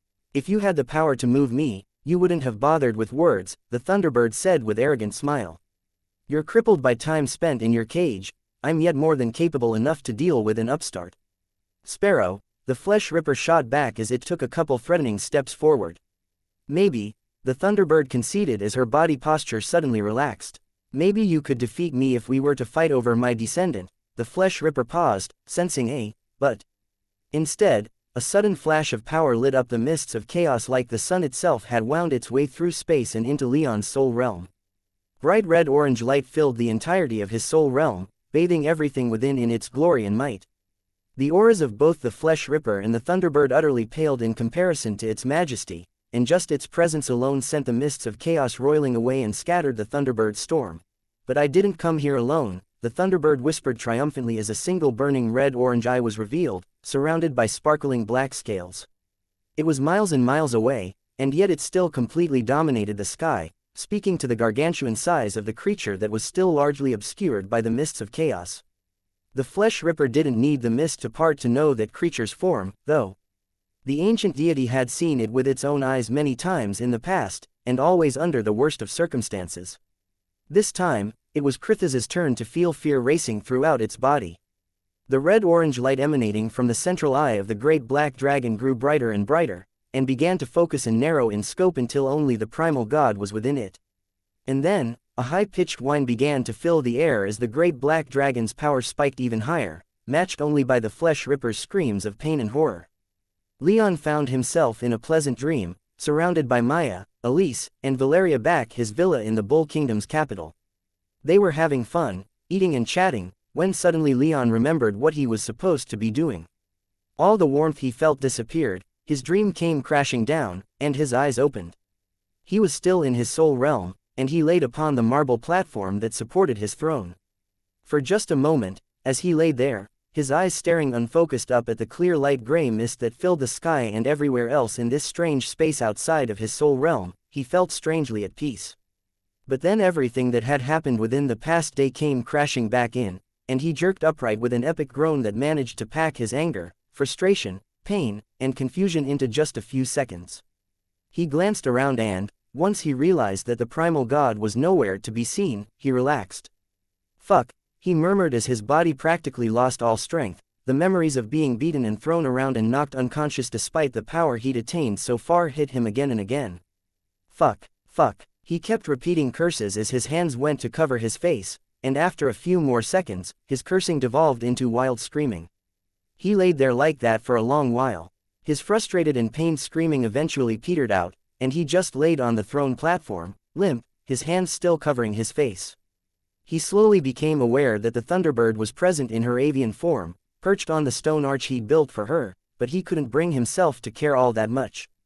It seemed she picked up on his current mental state, for when she spoke, the magically conjured words that came out of her golden beak were dripping with trepidation, caution, sympathy, and motherly concern. "Leon," she whispered, "I understand that you've had a bad day, but the day isn't over. You need to get back up, and we need to have a few words." Chapter 597. Searching for the exit. The Thunderbird was urging Leon to get up, but he ignored her for a moment. By his estimation, both his magic body and his physical body were fine, though his soul realm had been severely damaged at the edges. He'd have to repair that damage before continuing to gain any power. However, for all that he was physically all right, he felt like he had a foot in the grave. He knew that he had to get up to continue dealing with the current situation, but he needed a moment to compose himself. To that end, one of the first things he did was probe the connection he shared with Maya. It seemed that either whatever that primal god had done to his soul realm had blocked him from speaking with her again, or he'd never spoken to her in the first place when they linked back up. He supposed everything he'd heard from her had probably been the primal god spurring him to make hasty decisions by presenting something as an ongoing threat to his river nymph lover. Or maybe it wasn't just that. Leon had a bad feeling that even if there wasn't a gargantuan horned snake laying waste to Sigebert's fleet, there was still something terrible going on back at the island's remnants. So, he quickly took a deep breath and focused on forcing himself to push all of dark thoughts down until he had a better time to process all of them. He was ready in short order, but he could tell from the look of concern visible in the Thunderbird's avian face that he probably looked about as well as he felt. "You said we needed to have words," he croaked. "So let's have some words." If the Thunderbird thought he was going to continue after that, she was sorely mistaken, and it seemed that took her off guard a little. There was a short silence between them as Leon laid back on the floor and stared up at the misty sky, wondering just how in the hells he'd gotten into this mess, and he wasn't in any particular mood to talk, or even to feign politeness. He hardly even cared that Nestor was still lost somewhere out in his soul realm. "You just faced a primal god," the Thunderbird whispered, though her alien voice was still perfectly audible to Leon. "You survived. That's no small thing." Can hardly attribute that to me. How exactly did that happen? Leon asked as he shifted position so that he could look at the Thunderbird out of the corner of his eye. For a moment, he thought about the primal god transforming to look like Artorias, and he wondered if he were truly looking at the Thunderbird, especially since he already knew from the look alike that the primal god knew what she looked like. However, her aura was identical to how it always was, carrying that unique blend of lightning, wind, and water, along with a hint of something a little more special that he couldn't quite identify, but was probably what gave their lightning its mind-protecting properties. She was the Thunderbird, there wasn't much doubt in his mind about that. The god that invaded here was well known during the Primal Age, the Thunderbird slowly said, her voice tinged with both apprehension and maybe a layer of guilt. He was known for taking apart living things and putting them back together in different ways. No doubt he'd describe what he did a little more elegantly, but he deserves no such courtesy from us. Her feathers puffed out a bit in indignation and affronted pride, and Leon couldn't help but let a smile lightly grace his lips. He was originally responsible for the creation of angels, I believe. It seems he somehow survived the genocide of the primal gods and found a way to call you here and invade your soul realm. Where is he now? Leon asked. He felt quite a bit of urgency fighting against his mental exhaustion when he thought about Zaffin, Maya, the rest of his retinue, and the bull fleet, but with the Thunderbird here, he felt none when he thought about the primal god. Just quiet anger and resentment. Gone, the Thunderbird replied. For whatever reason, the humans did not kill him when they seized the Nexus. The great black dragon fixed that error. Leon nodded in acknowledgement before what the Thunderbird said truly sank in. When it did a moment later, he bolted upright and stared at her. The great black dragon felt it rooting around in your blood, and took issue with that, she explained, though her tone was far less arrogant and didactic than usual. She sounded almost soothing as she explained what happened after she showed up. If I fought that primal god as I am now, setting aside whether or not I would even win, I think you would have been killed in the fallout. But the great black dragon had no such issues. It smote that arrogant bastard with ease, eliminating it for good. You'll not have to worry about him ever again. Leon stared at his ancestor, his mouth agape. He briefly wondered just how a being in the same position as the Thunderbird could summon enough power to kill that monster, but for now, that question could wait. So, the great black dragon actually showed itself? He asked. He did, the Thunderbird replied. Not for very long, and he screwed back off after his job was done, but he came here when he felt something trying to undo the suppression effect he placed upon your blood. Leon's eyes drifted from the Thunderbird and ventured back out into the mists, slowly widening in thought and wonder. He wondered what exactly his life might have been like if his other powerful ancestor acknowledged him. He wondered what he might accomplish if that power was his. He also wondered what his life might have been like if that overgrown lizard wasn't connected to him at all. He would have been killed by that primal god, probably, but he also didn't think he'd even have been in that mess. The great black dragon denied his existence and the power he inherited, but Leon's entire life had essentially been defined by his connection to the divine beast, so much so that he even just trying to contemplate his life without that connection was nearly impossible. If he'd been born at all, he probably would have grown up a proper son of House Rame, a noble of the Bull Kingdom, his father married to some other noblewoman. Everything would have been different. In that case, he didn't think he'd ever have known the Thunderbird personally, met Zaffin, or Maya. He didn't like to admit it, but for as much as he'd gotten from the Thunderbird, the great black dragon had arguably more impact upon his life. But Leon pushed those thoughts out of his head as he turned back to the Thunderbird. He needed to compartmentalize until he could meet back up with his people. Already, the initial shock of his losses was wearing off, and his desire to return to Maya and the others was rising quickly, overpowering everything else. Is there anything of critical importance that we need to discuss? He asked. The Thunderbird's eyes narrowed for a moment. That primal god did muck around in your body a bit before Great Black destroyed him. I'm unsure how much he accomplished, but if you have something you need to do, I suppose this conversation can wait until a more opportune time. We need to evaluate your condition. I think it has to wait, Leon said as he turned toward his throne. My body is still lying on top of that pyramid, I need to find a way out of it. That shouldn't be too difficult, the Thunderbird said as she closed her eyes. It looks like that the primal god was able to interact with the enchantments within this tomb from his own resting place, so finding the enchantments that control this place shouldn't be too difficult for you. Leon, before he forgot, waved his hand, and Nestor's ruby flew out of the woods. by Leon's mind palace and landed back on his stand. "What is going on?" he shouted as soon the ruby touched down. Later, Leon growled as he sat down on his throne, and a moment later, opened his eyes with his mind back in his physical body. He was still lying where he'd fallen at the top of the pyramid, but as if to underscore how much time had passed, when he glanced back down at the plaza, the entire place was starting to well and truly flood. About 2 feet or so of water now covered the entire floor, though strangely, the many thousands of angel skeletons that decorated the plaza remained right where they were, unmoving. It was a little harder to see them, though, because the great beam of light that had once connected this pyramid to its counterpart hanging from the ceiling had vanished, presumably shut off now that its occupant was dead. More comfortingly and, at the same time, more chillingly, about halfway up the pyramid's large central staircase was the dead body of the angel that the primal god had resurrected, looking like it had fallen in the midst of a mad scramble to climb the steps. Its body was still largely intact, though all of its feathers had vanished, and its flesh was slowly dissolving into motes of light. It was going slowly enough that Leon guessed the entire massive cavern would flood before it finished dissolving, but Leon only registered that it was dead before turning his attention back to his surroundings. "All right," he said to Nestor and the Thunderbird, "what am I looking for?" "No consoles in sight," Nestor asked, his tone impatient and affronted from how Leon had treated him, but at least cooperative. "None that I can see," Leon replied. "A place like this wouldn't be controlled through consoles," the Thunderbird replied. "It likely uses ancient runes in its design." As she said this, Leon heard Nestor groan. "What am I missing?" Leon asked. "Control consoles are the best way to control enchantments using modern runes," Nestor dejectedly explained. "They're precise and static, easy to use, but locked to one position.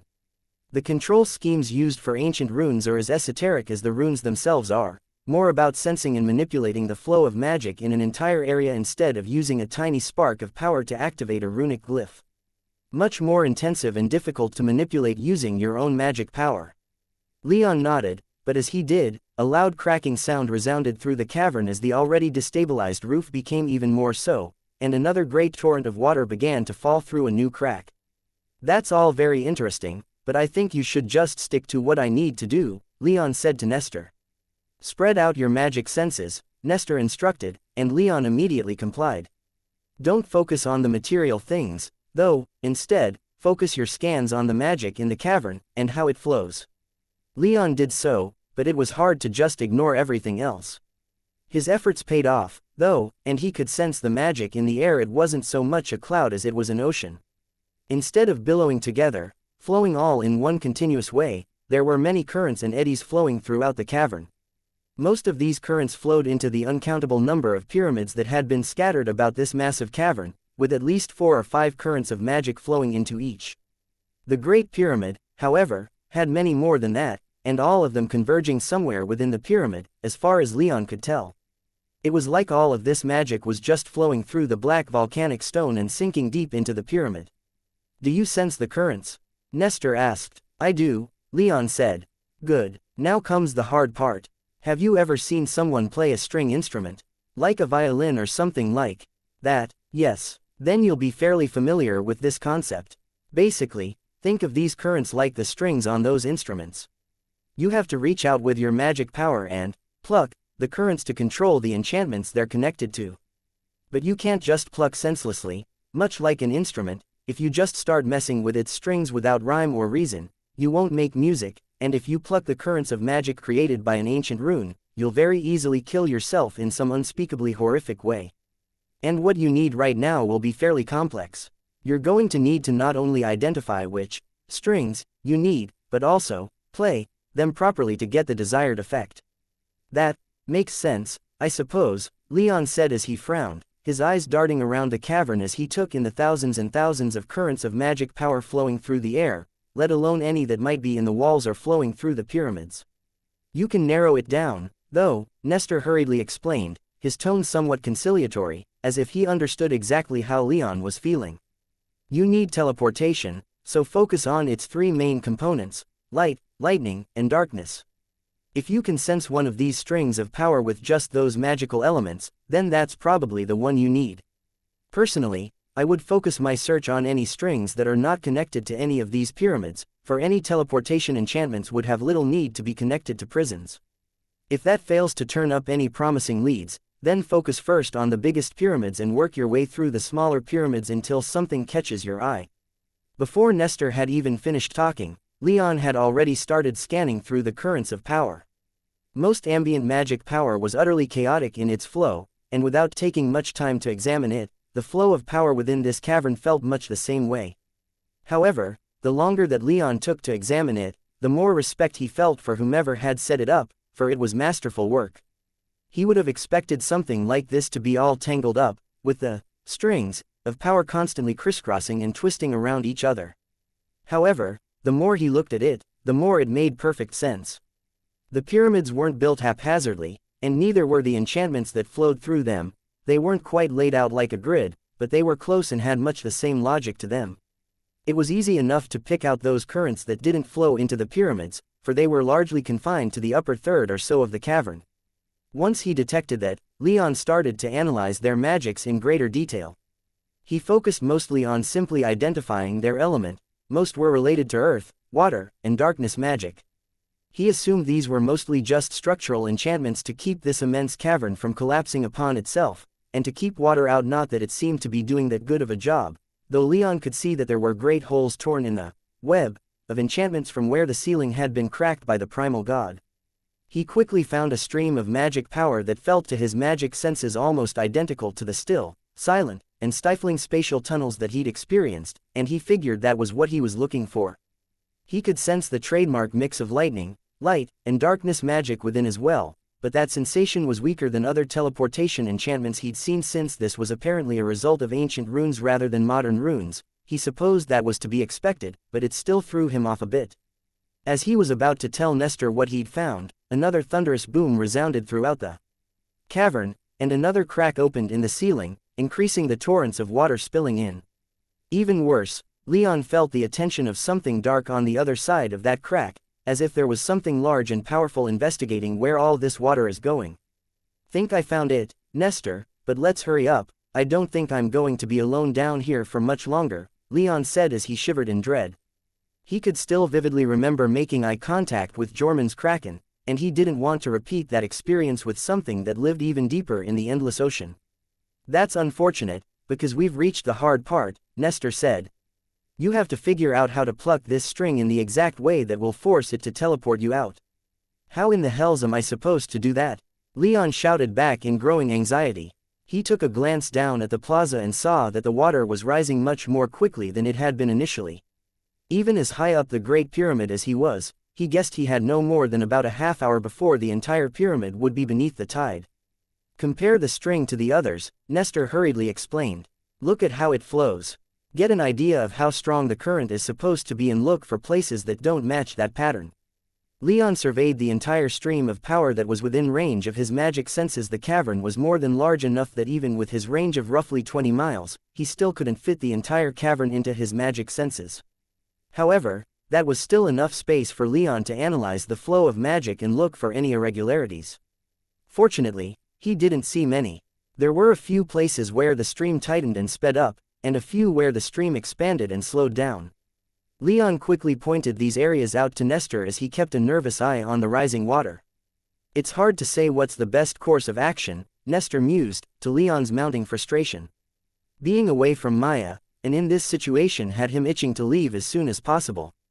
The general rule of thumb is that the narrower a flow like this is, the more recently it was used. However, we can't say what that thing was doing before you arrived, or even what it was doing while you were out. It wasn't doing anything after it foolishly invaded Leon's soul realm, the Thunderbird declared. It had no opportunity to. "So that just leaves what we know," Leon responded.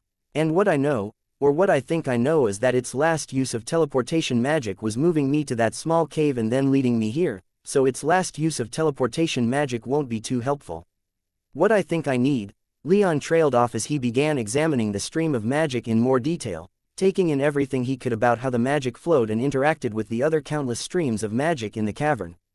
If he wanted to leave, he figured the best way to go about it was to try and follow wherever the primal god had sent Jormun, and that meant he'd likely need the second to last use of the teleportation enchantment, which he managed to locate in fairly short order.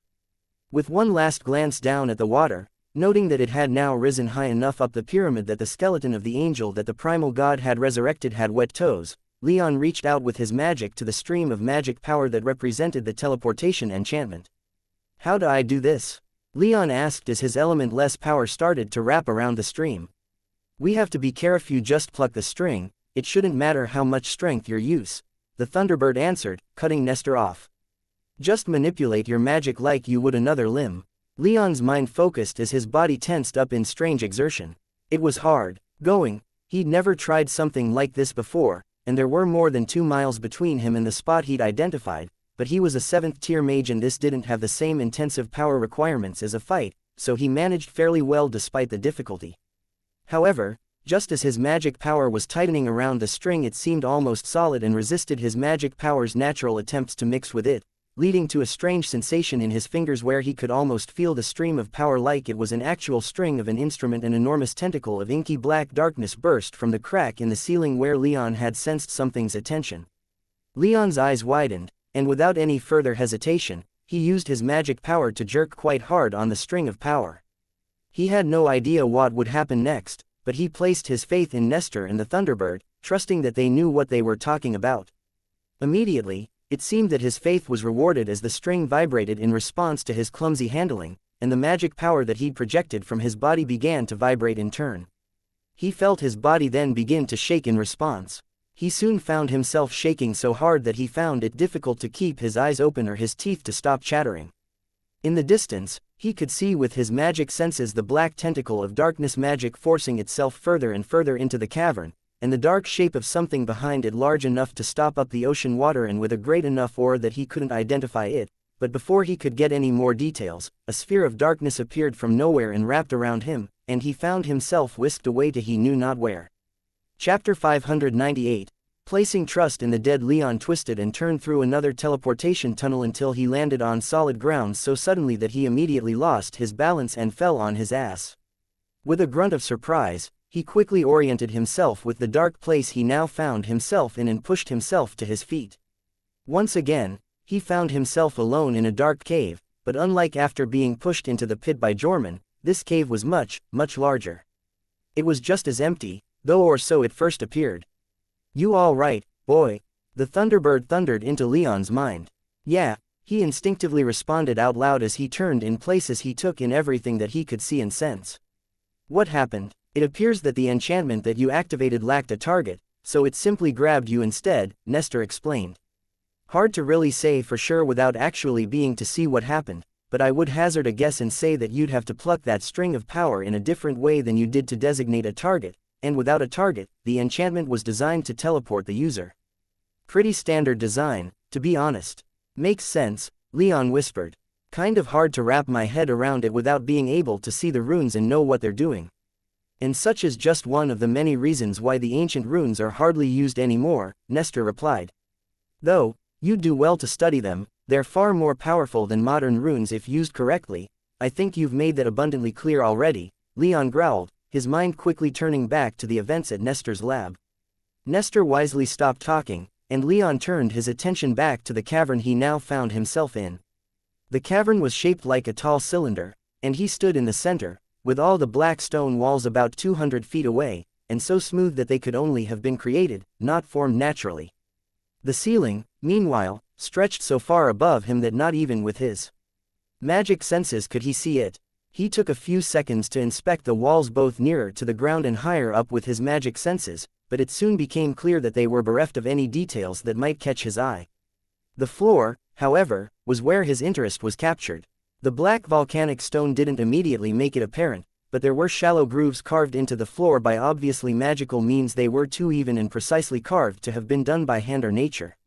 As Leon bathed the area in his magic senses, he quickly realized that he stood in the center of a large array of several huge, terribly intricate enchantments, each one made up of thousands of runes. Unfortunately, he couldn't make much sense of them, for they were mostly made of more ancient runes. The modern runes that made up part of the enchantment array were almost entirely relegated to the outer edge of the room. "What is all this?" he asked aloud. He felt Nestor's own magic senses project out of him, though the dead man's range was awful.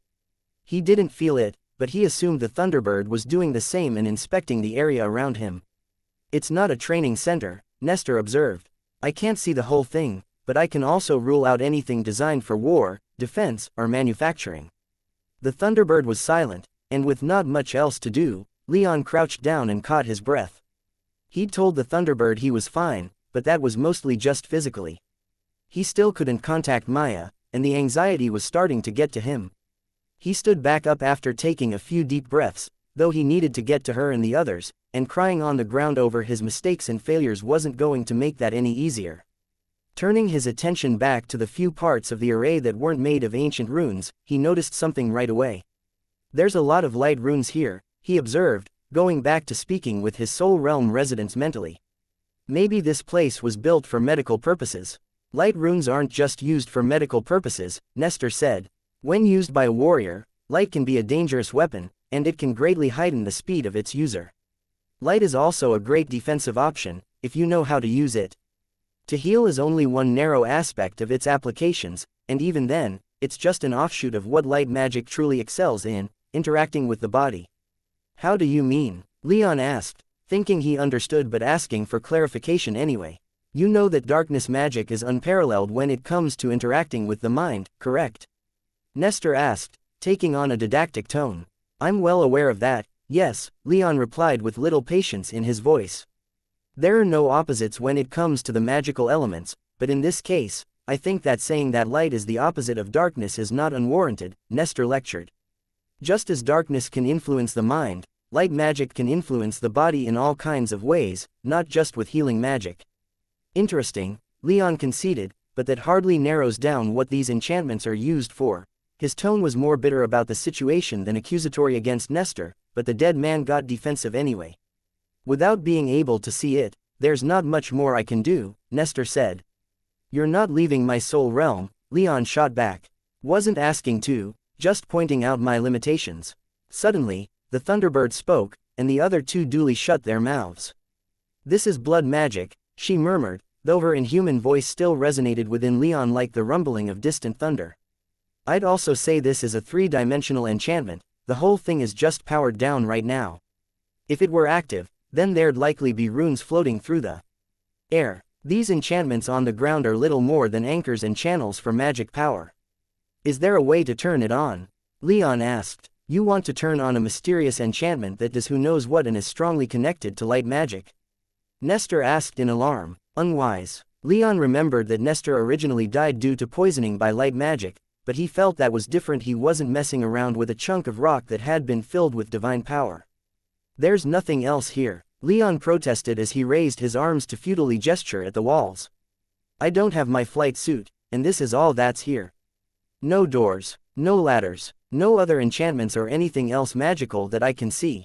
So, yes, I'd like to activate this and see what it does and if it can get me back to my people and out of this hole. When he was done, he took a deep breath. Failures and time spent away from his friends and family while a watery hell was likely being released on the surface was testing the limits of his patience. He was keeping himself in check as much as he could, but his heart raced so fast that he could hear the blood pumping through his head as clear as day. All right, no need to jump down by throat, Nestor muttered. I'd be willing to bet that something like this is self-powered, so you're not going to find a power source, you are the power source. So I should be able to just activate it myself? Leon asked. The Thunderbird answered, cutting Nestor off just as he was about to respond. This thing, it looks rather familiar. She went silent for a long moment, during which neither Leon nor Nestor spoke a word. When she spoke again, she said, Leon, I don't think this is a dangerous thing, but I would still highly advise caution when dealing with it. I can't sense anything else in your vicinity that can help, but such a thing as this was likely built by the primal god. I can see traces of its power in the stone. This place was not built for you. Do what you must, but use caution. Leon gravely nodded, taking the Thunderbird's words to heart. In that case, he replied, I'll try whatever I can, first. He was a 7th-tier mage, there had to be something else he could do. The walls were too smooth to climb, but maybe he could use his strength to carve handholds. He instinctively flexed his right hand, calling upon his family's blade, but when it didn't appear out of his soul realm, his mood instantly dropped a notch. Still, he quickly ran over to the wall and felt around.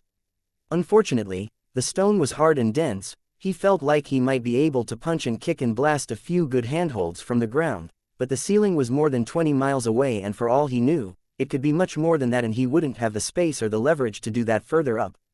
Climbing was out, he'd need another way. He returned to the center of the room and stared directly up, his 7th-tier eyes straining to see anything in the gloom. The place wasn't completely pitch black, so there had to be light coming from somewhere. Unfortunately, he couldn't see anything. There were no visible light sources, despite the dim light that was undeniably present. Leon conjured a ball of fire into his hand. He did his best to make sure that he packed it with enough power so that it would burn for a long time, and then used as much of his strength as he dared in such an enclosed and subterranean place to fire it straight into the air. He watched it rise like a ball of molten stone fired from a flame lance, casting a great deal of light into the cavern. Not as much as a flare would have, but even with his bow, a flare would have only been able to travel a mile at most up the shaft. His fireball rose higher, and higher, and higher, and higher. He watched it until it became little more than a tiny speck far, far above him, shining like the nexus in the night sky. And then it winked out, and Leon had only learned that the shaft was almost unfathomably tall. Still, he decided to try one last thing, and only if that failed would he try the enchantment on the floor. Leon gathered his magic power, preparing himself to use magic that he'd only used on rare occasions. His magic power blew through his body like an unceasing gust of wind, and his element-less power became that of wind magic. Wind then began to gather around his legs, rising in a small cyclone in the same manner that Leon remembered Nestor had used when his magic body invaded Leon's soul realm. Leon doubted his ability to fly without Anzu or his flight suit, but he'd give it a try in any way he could. Leon packed his legs with power and jumped. He easily cleared 100 feet and kept going, while at the same time, he pushed his meager skill in wind magic to the limit as he tried to keep himself not only aloft, but also rising. For a moment, he thought it might work. He rose up quite high, and he could feel his wind magic giving him a boost, but then he began to slow down, and then when he wasn't able to properly adjust his wind magic, he found himself suddenly being knocked off kilter and spinning through the air until he fell back down to the cavern floor. Being a 7th-tier mage, the only thing hurt on impact was his pride, and for the first time, he was glad Zafin wasn't with him. He didn't think he'd ever hear the end of the demons mocking if he'd seen Leon's disastrous attempt to fly unaided, especially since Zafin had demonstrated that very power during his fight with the angel. Zafin, Leon thought as he pushed himself back to his feet, brushed himself off, and glanced upwards. Yet another reason to get out of here as soon as possible. He was sure that Zafin had beaten his feathered opponent, but his need to get out of this place only grew as he thought about his demonic partner still fighting while he was down in this abyssal pit screwing around with wind magic trying to fly. Still, Leon gave his flight idea 3 more tries before he abandoned it too with wind magic before it became clear that he had neither the power yet to keep himself aloft with anything resembling control, and once more with fire magic, with the hope that its explosive power would be the key he needed. He got some good experience from the attempts, but other than that, his only reward was a few bumps and bruises and redoubled remorse for letting that female fire mage destroy his flight suit.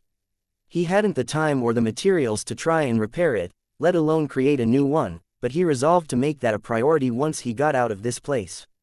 If he could get out of this place.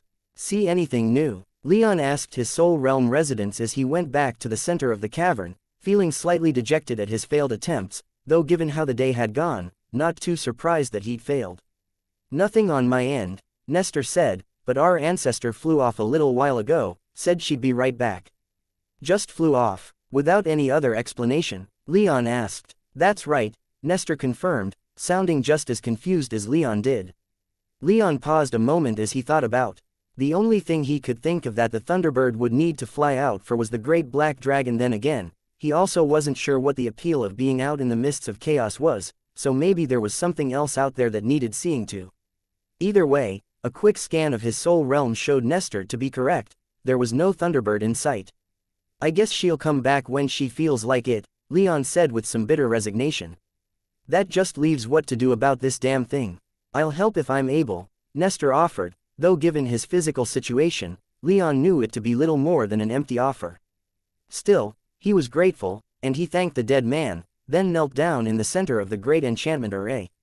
He reached out with his power and tentatively let it begin to interact with the runes inscribed upon the floor.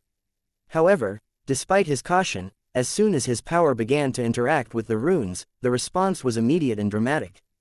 The thousands of runes began to glow with power and sucked up every last spark of power that Leon released from his body.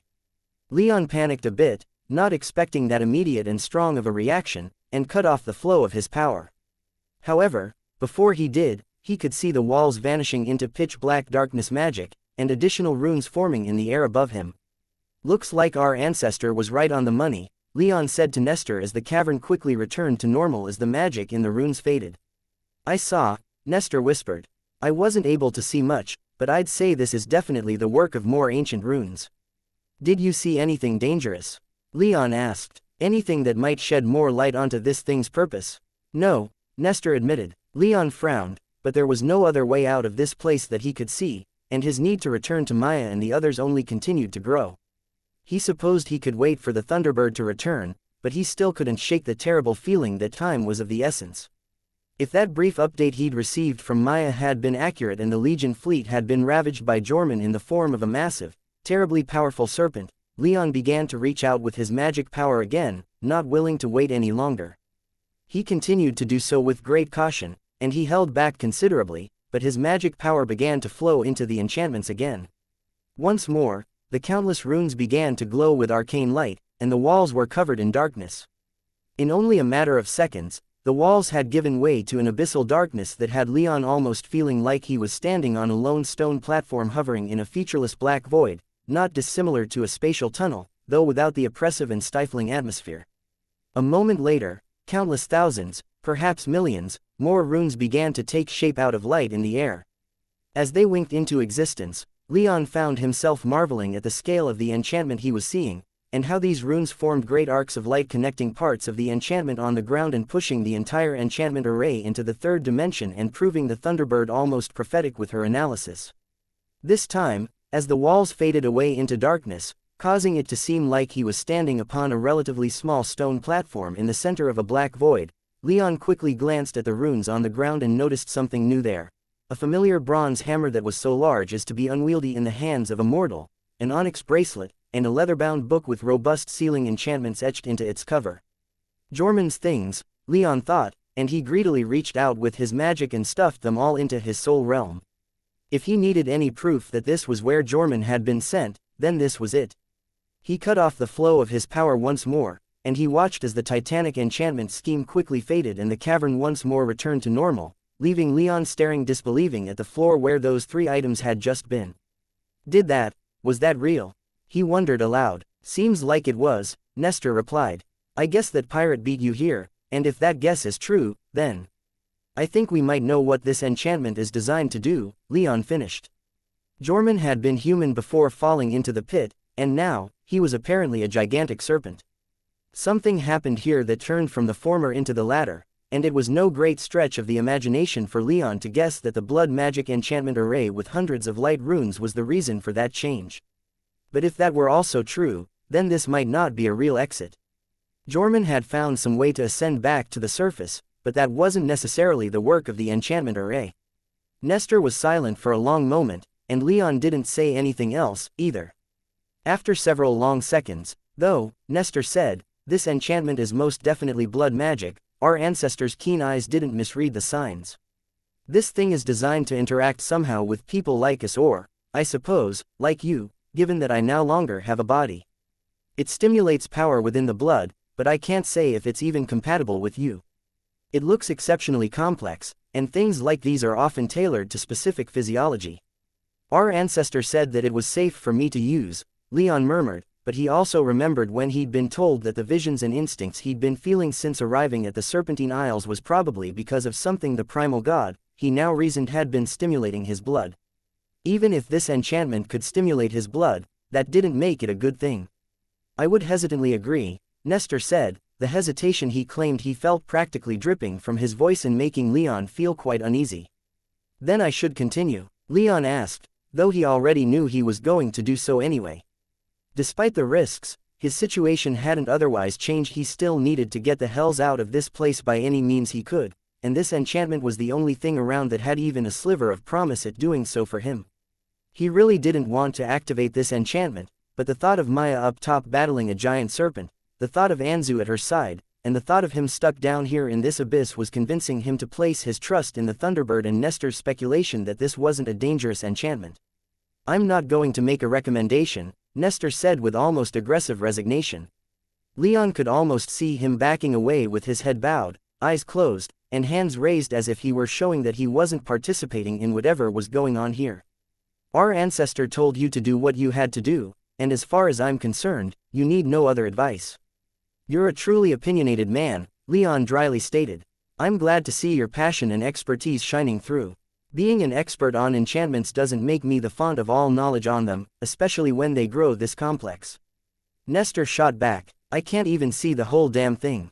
Something like this, designed for blood magic by a primal god, is something that I'd need time. We don't have to examine it and get a good idea of what it's supposed to do." Leon sighed, all the excitement at finding Jormun's hammer and the other two objects having faded. "Well, it hardly matters. I don't think I can power this thing on my own. It hardly seemed close to being fully powered the last time, and I poured a lot of my power into it. If I push this too hard, and it leaves me too drained to fight, you have alternatives," Nestor replied. Leon was about to argue back that he didn't, until he realized what Nestor was talking about. And he wasn't happy about it at all. He'd resolved to never use it, to get rid of it. It was a relic of his clan that had been put to terrible purposes and could be an awful crutch that might stymie his growth. Leon quickly located the power crystal he'd taken from Nestor's lab, still stored in his soul realm in an almost forgotten location within his vault. It wasn't too big, perhaps about the same size as both of his legs put side by side, glowing a faint yellow-white, indicating it was still flush with power. But Leon bit his tongue on his instinctive rejection of Nestor's idea. He had his pride and his desire to do things on his own, but in the past couple months, he couldn't deny that maybe his initial rejection of his clan after his possession by Nestor was a little overzealous. He didn't want that power crystal to become a crutch, but if he could gain some benefit from it in this situation, letting it open a possible route to free him from this place to return to his people, then letting his pride demand that he not use it was a little foolish. Without a word, Leon closed his eyes in distaste as he conjured the power crystal from his soul realm. Anything else he might have wanted to do or ask Nestor was pushed out of his mind as soon as the power crystal touched the stone floor, for the enchantment array suddenly activated with a speed that it hadn't when Leon had been powering it. The thousands of runes on the ground instantly began glowing, the walls vanished without a trace as darkness magic consumed them, and enormous bands of light appeared above Leon, reforming the gigantic array of modern runes in the air, far more than had ever appeared while Leon was using his own power for the enchantment array. He'd intended to try and activate the enchantment as slowly as he could, and to remove the crystal if he noticed anything strange, but the enchantment array simply sucked down the crystal's power too quickly. The power crystal at his feet sputtered, and in less than a second, its internal light cooled to a duller yellow-orange, indicating a massive drop in contained power, and one that wasn't even close to being done, yet. As more and more runes of multicolored light flashed into existence above him, Leon watched the power crystal drop even more to a fuller orange, and then to a dark red. He couldn't watch further, for he started getting a strange feeling in his body as the enchantment started to finally interact with him. He had no idea what was going to happen, and he trusted Nestor and the Thunderbird when they said that this probably wasn't dangerous, but he couldn't help but feel significant fear at what was going to happen. He was expecting a teleportation portal to eventually appear, at which point he'd leap through it without so much as a glance backward. But none appeared, and he could only hope with more and more of his being that Nestor and the Thunderbird weren't wrong in assessing the danger of this enchantment. It started with some itchiness in his skin, which he hardly noticed until it had spread across his entire body. This itchiness soon became painful, and he watched with horror as his skin started to split open like old leather. This pain then sank deeper into his body, and he felt his organs begin to shift around in his body, and then his bones began to break and twist. He tried to scream in pain, but his body was soon drained of energy, and he collapsed to the ground, unable to move, or to express his pain at all as the enchantment went to work on his body.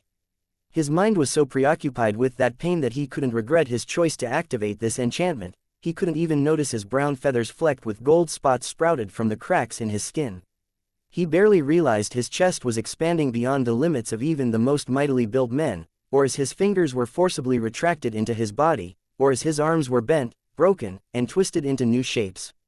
He didn't notice his body as a whole rapidly growing and tearing out of his clothes, or his feet erupting from his boots as they were twisted into talons covered in glittering black scales. He simply felt like he was burning alive, and he couldn't even scream. His hair soon fell out, replaced with more black scales. His skull shattered and reformed, becoming more angular and slightly narrowing his vision.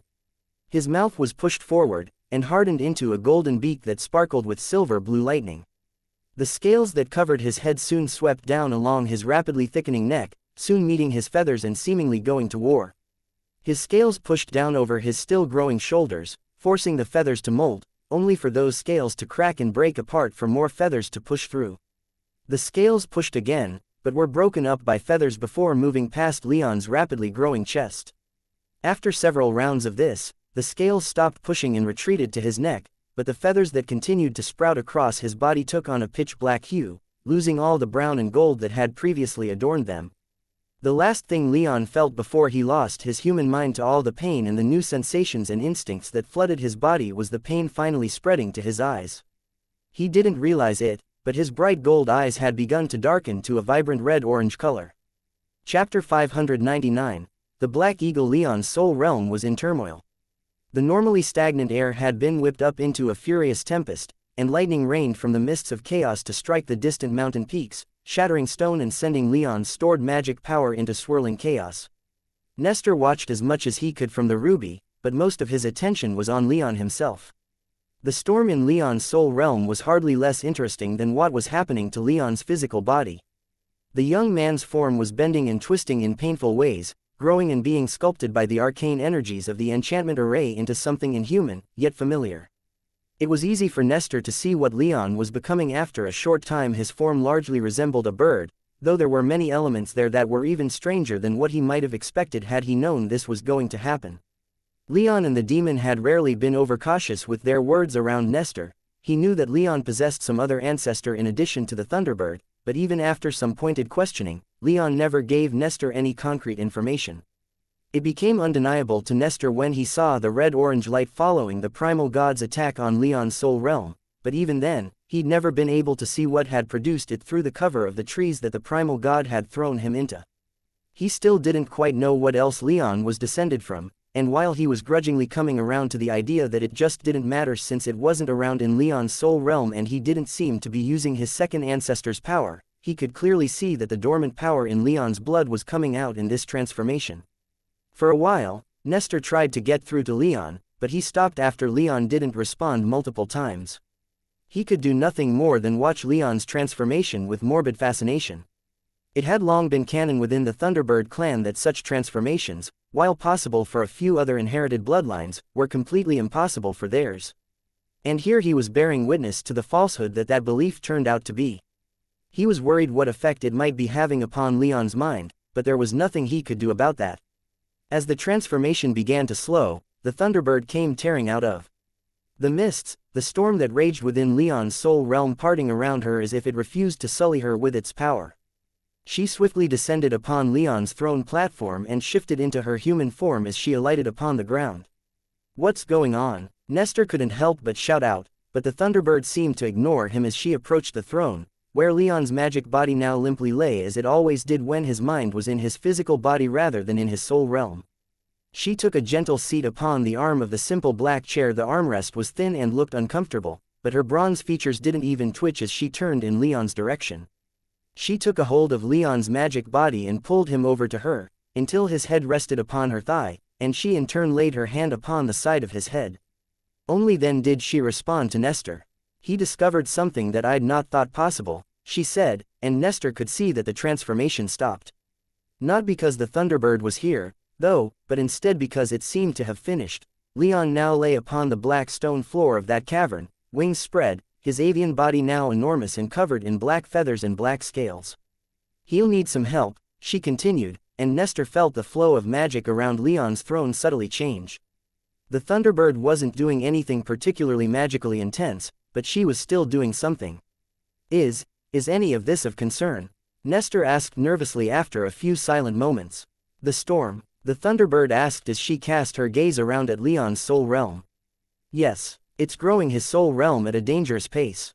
If left unchecked, it could damage the connection between here and his physical body that would take years, possibly even decades to heal. But his body and mind are more fragile than his soul realm right now after that transformation. It'll take some doing, especially since this is something I've only just confirmed as possible, but I think I can stabilize him. Just confirmed? Nestor asked, seeking clarification. However, the Thunderbird ignored him and continued with whatever she was going with Leon. Nestor had no idea what that was, but after some waiting, he watched as Leon's avian body began to twitch, and the Thunderbird said, "He's in a new form, and unfortunately, we can't wait for him to learn how to move on his own." "That's what you're doing?" Nestor inquired. "Teaching him how to move like you do?" "Among other things," the Thunderbird said. Nestor detected some iron in her voice, and he wisely went quiet. Much like usual, there was simply nothing he could do. He could only watch as Leon, in his new avian form, wake up, struggle to get upright, and then launch himself into the air as if he'd been doing it all his life. He flew a few circles around the enchantment array, and then in a terrible show of power, silver-blue lightning erupted from his feathers in a manner identical to the Thunderbird, and tore the entire cavern to pieces. The enchantment array was annihilated, and as the cavern began to collapse upon itself, Leon wordlessly began to fly up the shaft toward the ceiling, miles above him, lightning pouring out of his body all the while. Xianxia stood upon the island at the center of the storm. The wind whipped around him, stretching the fires that covered his body for dozens of feet. The rain poured down upon him, but all that water had little to no effect upon those very same fires. He didn't pay any attention at all to the storm, for as fierce as it was, he was beyond caring about weather. Rather, he was far more concerned with how the ground beneath him never once ceased to shake after the storm pulled in and surrounded the remains of the 8th island. With his magic senses, he could see the outlying islets breaking and crumbling under the power of the storm and these earthquakes and falling into the sea. After several hours, nearly all of the islets had vanished beneath the waves. Even the great crater walls surrounding this lake were growing unstable and were about to crumble as well. Nowhere could he see the cause of all that destruction. The horned serpent that had emerged from the remains of the boxy structure was somewhere under the waves outside of the fracturing crater walls, but he knew not where. If worst came to worst, he knew he could always fly away. Enough of his powers had returned to him that he was capable of flying for at least a few hundred miles at a time, but he didn't immediately do so. And the reason was simple: Leon had yet to show himself. Their contract was still active, and unless it dissolved and Xianxia knew that the young human was dead, he wasn't going to leave until Leon had shown himself. The demon felt like kicking the human's ass for losing like that and making them both look bad. Xianxia had defeated his opponent, but Leon had fallen to his. He couldn't help but click his tongue at such a result, but he also felt no small amount of shame at the same time. He'd promised to help Leon win, and to protect him against threats he couldn't face. He'd certainly done that in killing that angel, but that Leon had still fallen anyway just meant that Xianxia hadn't done his job well enough. He'd let his partner down, and now he didn't know where Leon was or what was going on with him. Xianxia couldn't leave until he knew Leon was all right. Of course, this wasn't because he actually cared about the boy. He just found Leon's soul realm a convenient place to recover and to learn a few things from the powerful beings that occasionally visited. No, that would be silly, and beneath an exalted lord of flame like himself. Or so he told himself. And so, he stared out at the turbulent lake as it was shaken by both whatever was shaking the island's remnants and by the storm, all while the storm raged around him. He couldn't jump into the ocean to find and contend with that serpent, such would be asking for death, but he felt utterly useless just standing there. He just didn't know what else he might be able to do until the serpent showed itself again. Again, he contemplated leaping down the abyssal pit that the serpent had jumped out of, but he detected spatial magics many miles down, and he knew that jumping down there would be a terrible idea. Anything strong enough to construct and control such enchantments was not a being that he could take on right now, especially not if they could summon angels, as well. However, as he hurriedly glanced over his shoulder at the pit, he realized that there was a building charge coming from deep within it. Magic power was gathering, indicating that the spatial enchantments were about to activate. Xianxia spun around and called upon his magic, letting his demonic power feed the flames that covered him. Whatever was coming, if it were hostile, would regret challenging him, for he was a lord of flame, and there was no enemy he could not defeat. Eventually, with enough time and preparation, suddenly, a titanic aura burst from the pit, one that equaled, if not surpassed, his own, and lightning began to strike all around the edges of the pit, shattering the edge and sending tons of rock and rubble falling into the abyss. He took a few steps closer and assumed a defensive stance, his fires burning with a ferocity that was worthy of his demonic heritage, and readied himself for whatever came out of that pit. After a moment, though, what came out of the pit surprised him so much that he almost froze up. A thin bolt of silver-blue lightning came rocketing up from the depths of the pit and vanished into the swirling storm clouds above. So powerful was this bolt of lightning that just about every drop of rain within and above the pit was flash-boiled. Leon, Zaffin thought, and another bolt erupted from the pit as dozens more bolts of golden lightning struck the edges of the pit, preventing Zaffin from getting close. But then, he saw something emerge from the depths of the pit and come barreling up toward the surface, something alien and utterly foreign to him. It was a giant bird of prey, perhaps 4 times as tall as Leon was, and with a wingspan wider than the width of a Legion dreadnought.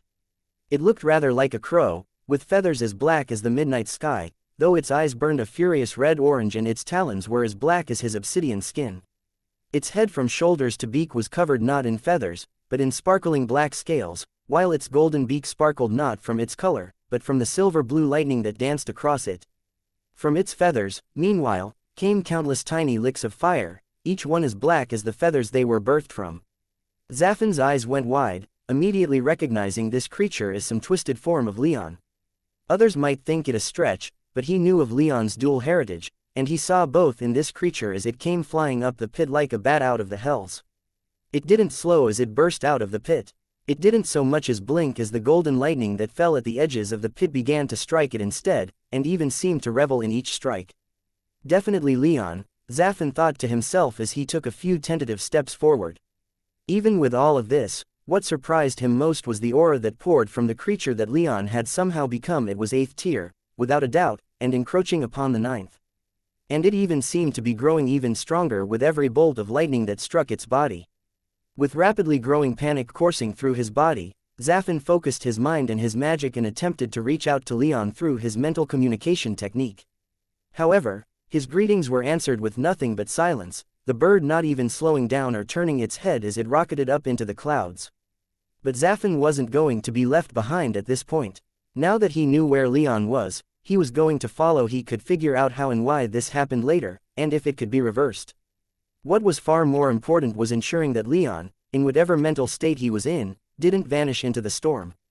He leapt into the air and used his fire magic to propel him even further, on a course to follow Leon wherever he went in this form. Soon, he, too, rocketed into the clouds.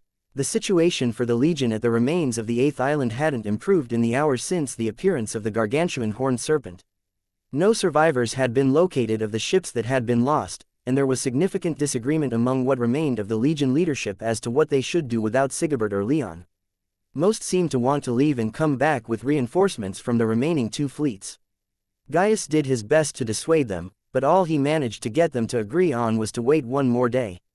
Apart from that, he couldn't think of anything good in their situation, other than the fact that the swirling storm that had utterly engulfed the island's remnants hadn't spread since its earlier expansion from merely covering the walls of the caldera.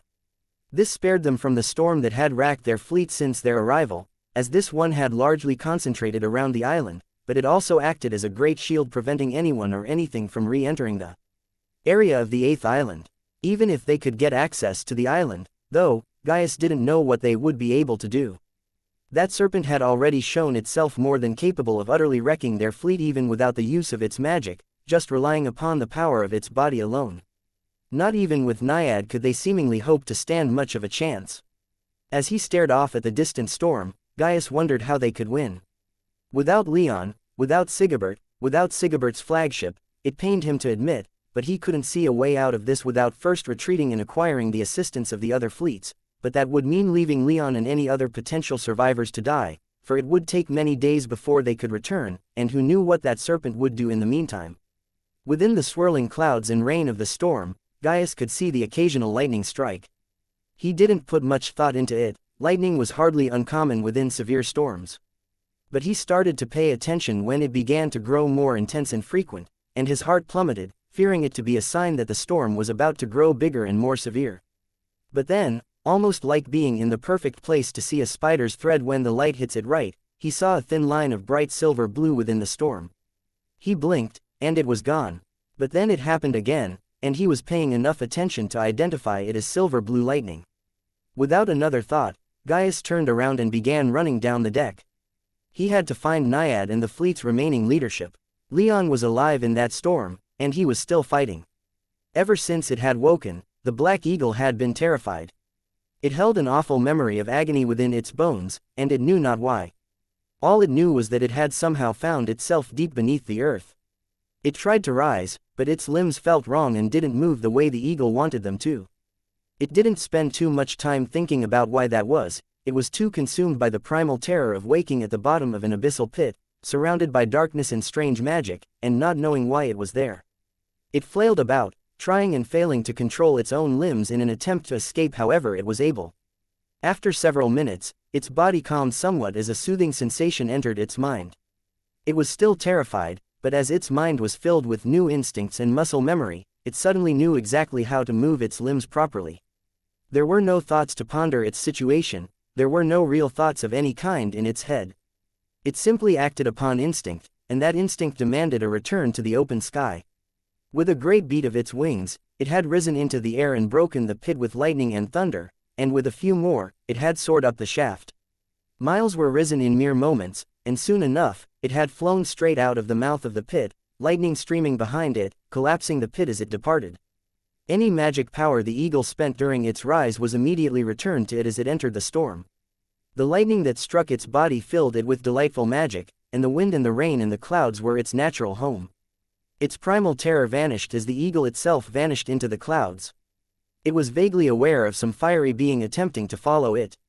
Its predatory impulses demanded that it turn and confront this impertinent being, but there was a small part of the eagle that felt this thing was familiar, and even friendly. It refrained from attacking, but the eagle paid no more attention to the fiery being, and instead focused on figuring out where it was. It vaguely remembered that it had an enemy around. Here, some reason for why it had risen, but it took a long moment before it realized what that enemy was. Far below, on the other side of the storm clouds, it caught a glimpse of deep, sea-green scales, and the white flash of an enormous ivory horn as one of the small handful of islets below cracked and crumbled into the seas. This was its enemy, this creature of the sea. The magic it possessed was inundating the sky it had called the storm. Fury lanced through the eagle's mind. Serpents were creatures of the sea and the dirt. They had no business in the heavens, where the eagle made its home, where the eagle was lord. The eagle unleashed a terrible screech, and the world resonated with its power. The rain that swirled around this section of the sea halted and the wind slowed. The clouds that had descended and shrouded this region began to rise as the eagle seized back its rightful domain. But a moment later, the enemy showed itself without its watery cloak. The great horned serpent erupted from the waves, its aura staggering, its horn glowing, its emerald eyes narrowed in fury. It roared at the heavens, and the storm returned. The rain began pouring, the wind began howling, and the clouds again descended. Without missing a beat, the eagle flapped its wings, and a bolt of silver-blue lightning gathered in a nearby cloud, and less than a second later, accompanied by an ear-splitting clap of thunder, struck the great horned serpent. The serpent shrieked in pain as scales were torn from its hide, and the light that illuminated its horn dimmed just a little bit. But then, with a great wave of magic, millions of drops of rain halted in the air, and then were hurled back up at the eagle like needles. The eagle shrieked again, though, and the rain was merely absorbed back into the lowest cloud layer.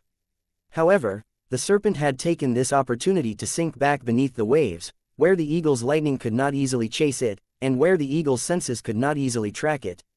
The few islets within this great storm had been shaking when the eagle had emerged from the pit, and they began to shake even more, being consumed by the waves after only a few more seconds. The eagle largely felt nothing but contempt. This was a paltry show, and it did not scare the eagle. However, on the last island to break and fall, which happened to be where the pit had been located before the eagle destroyed it buried within the stone rubble, the eagle's eyes caught the flash of a blade as it sparked with lightning. A moment later, that sword passed beneath waves. It was a simple weapon, and surely no match for the eagle's razor-sharp talons, but the sight of the blade as it fell into the sea filled the eagle with righteous fury and indignation, to pile onto the wrath it felt for its domain being trampled upon.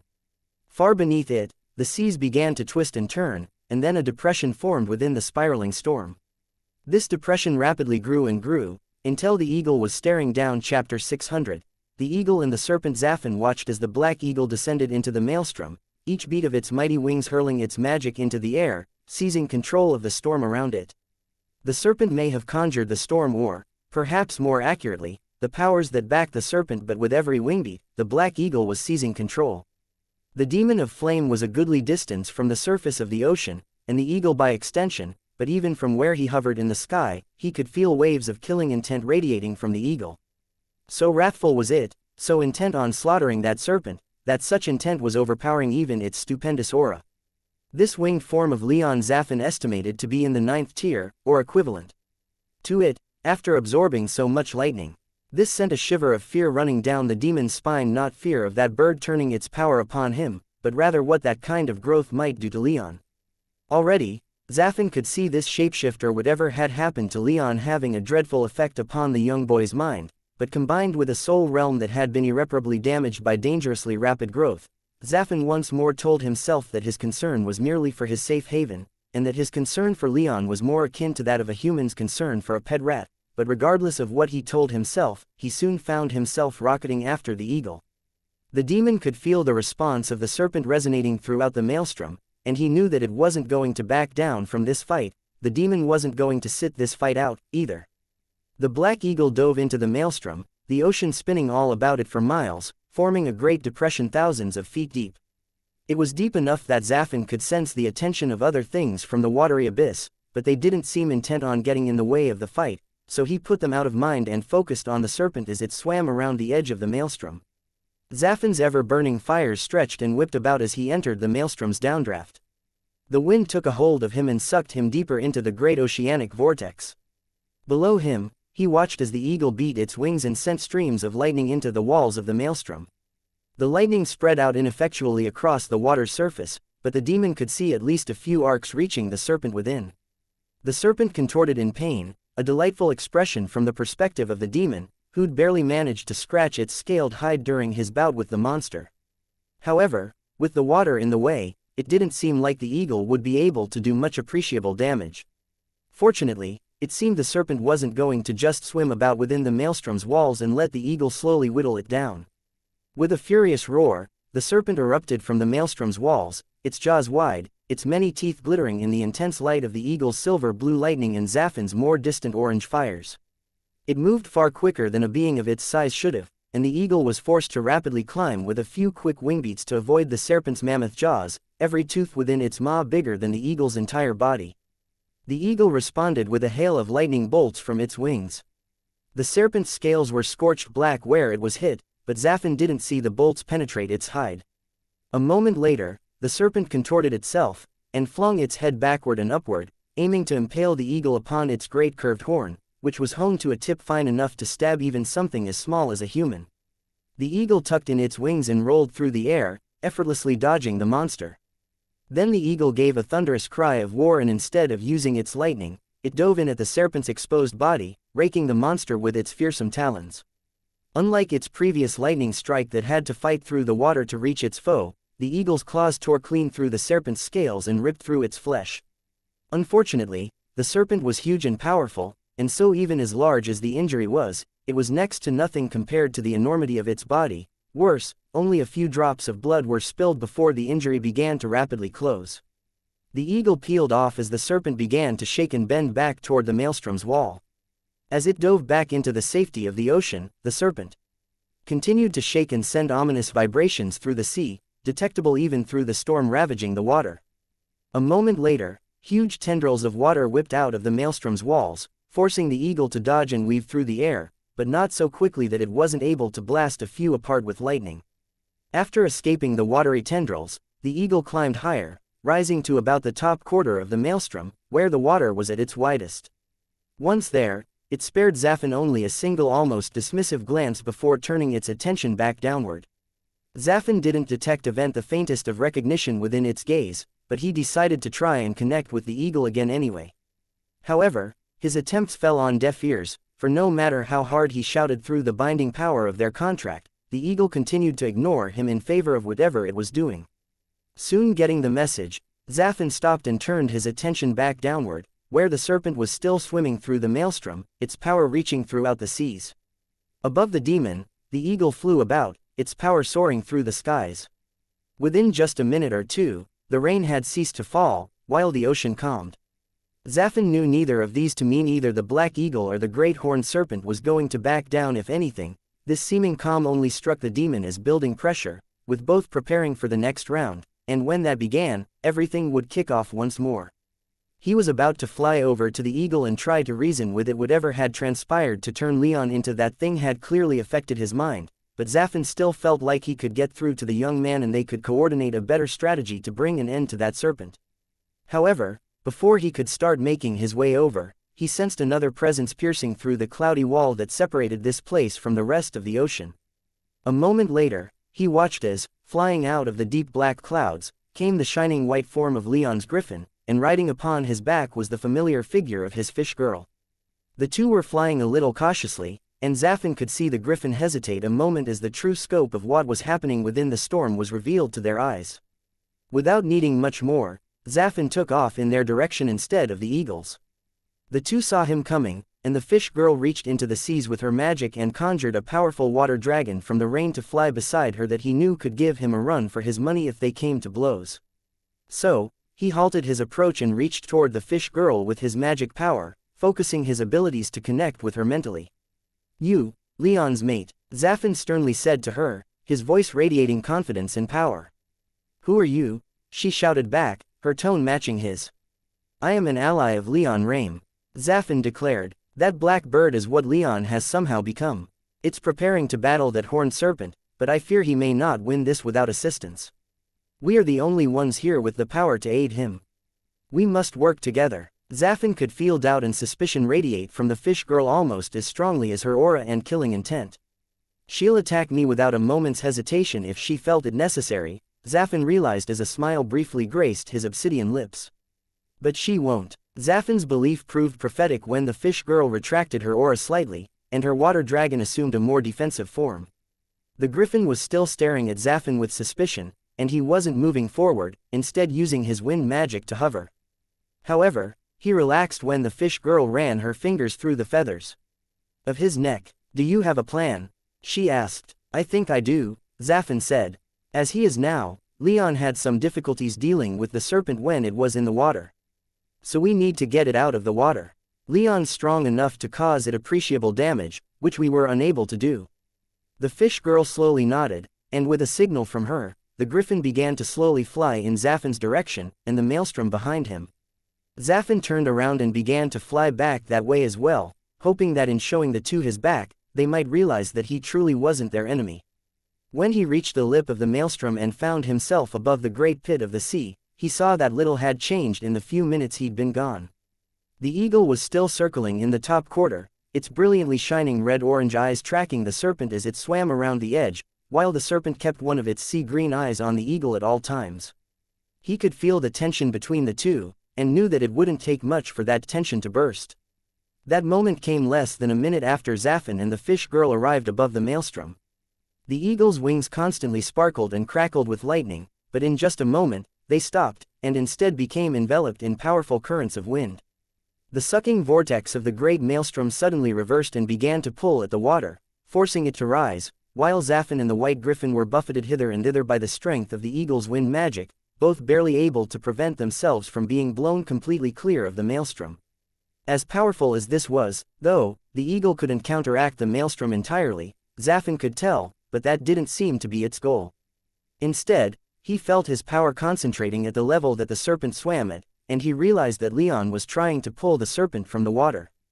"The bird needs help," Zafin shouted at the fish girl. She didn't waste a moment, and her water dragon dove into the wall of the maelstrom as the griffin simply concentrated on not being hurled away by the eagle's windy tempest. Within the maelstrom's wall, the serpent writhed and roared, its distorted voice causing the entire sea to vibrate. But little by little, it was being forced out of the water and into the air. After half a minute of struggling, the serpent changed tactics, and roared once more, causing the ocean to again form hundreds of watery tentacles that reached high into the sky toward all four of them. Zafin responded with a storm of fire. He spared not a single spark of magic power, and the maelstrom was covered in a calamitous sea of dark red demon fire. A moment later, the serpent's watery tentacles burst through this shield, but they were far less numerous than before. Zafin only had to dodge 3 strikes, while the griffin and fish girl only had 2 to contend with. However, the three of them were mostly afterthoughts, and just above Zaffin's shield of fire the eagle dodged and weaved about, wrapping itself in a bubble of pulsing air that kept both the serpent's tentacles at bay whenever they drew too close, and Zaffin's demon fire. The serpent, meanwhile, continued to be sucked out of the maelstrom, and Zaffin could see at least part of the sea pushing against it, forcing it out into the air. The fish girl's magical influence, he guessed. The serpent contorted its immense body, and the bird had to beat its powerful wings to dodge out of the way before it could be impaled upon the serpent's massive ivory horn. It responded with a shriek of fury and raked its talons across the serpent's body as it flew about, opening objectively large, though relatively inconsequential tears in the serpent's scaled hide. Zaffin saw this as his chance. The serpent's attention was locked upon the eagle. He dropped like a meteor, the fires of his body growing more intense with every passing millisecond. The demon of flame hit the side of the serpent where the eagle had parted its scales with an ocean-rattling explosion of demon fire, and the serpent's body shuddered in pain. It screeched, and the wall of the maelstrom surged out to envelop Zaffin and his fires, but the demon rocketed back into the air before he could be consumed. His demon fire continued to burn within the serpent's wound, though. A moment later, a water dragon more than 300 feet long erupted from the maelstrom wall and dove many of those very same spots, ripping and tearing into the flesh of the serpent. The serpent writhed in agony, and the maelstrom began to quake. The demon fire on its body was extinguished in an instant, and the water holding the fish girl's dragon together lost all cohesiveness as her magic was scattered to the winds. For a moment, Zaffin and the eagle made eye contact, and staring into those red-orange eyes nearly had Zaffin lost in a vision of black flame. However, a moment later, the eagle blew right past him, the wind magic in its wake pulling him like a loose leaf higher into the air. Not a second later, the wall of the maelstrom blasted apart, and serpents of all shapes and sizes in numbers beyond counting shot toward where Zaffin and the eagle had just been. Below them, Zaffin could see another water dragon gnawing at another of the serpent's relatively small wounds, opening it even further and keeping the serpent from healing, but then the serpent whipped its massive head back, cutting the water dragon in half with its horn, and the fish girl above grimaced in pain. The serpent dove back into the walls of the maelstrom, though this time it was now streaming blood behind it as it swam. The eagle shrieked, and flew even higher, eventually blasting past the fish girl and the griffin, the wind magic in its wake dragging Zaffin along for the ride. Below them, the water shook and the maelstrom tightened, causing it to spin even faster. The surface of the ocean rippled, and then the serpent came erupting out of it, its enormous frame rising into the air and rapidly gaining on the griffin and fish girl as they followed Zaffin and the eagle higher into the air. Zaffin pivoted to look downward as he was dragged along by the eagle and let loose with a thin laser-like stream of demon fire. That fire splashed across the serpent's face, but the titanic monster didn't even blink. Its jaws opened as it closed on the griffin, and only with a panicked beat of the griffin's wings was it and the fish girl not swallowed by the immense reptile. The serpent glared up at the eagle, and the eagle glanced back downward, returning the creature's glare. Their killing intent clashed in the air above the ocean, dropping the temperature within the cloudy vortex far enough that Zaffin could see the steam of the fish girl's breath. The demon then felt a charge building in the air as the eagle's power gathered within the clouds as he relinquished control of the wind within the maelstrom. The serpent's eyes flashed with emerald light, and the ocean water around it formed hundreds of spikes that had launched up at them with terrible force.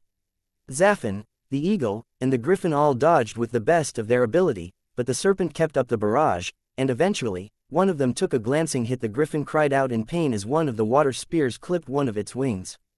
Thanks to its wind magic, it wasn't knocked out of the sky, but its speed and maneuverability were drastically reduced.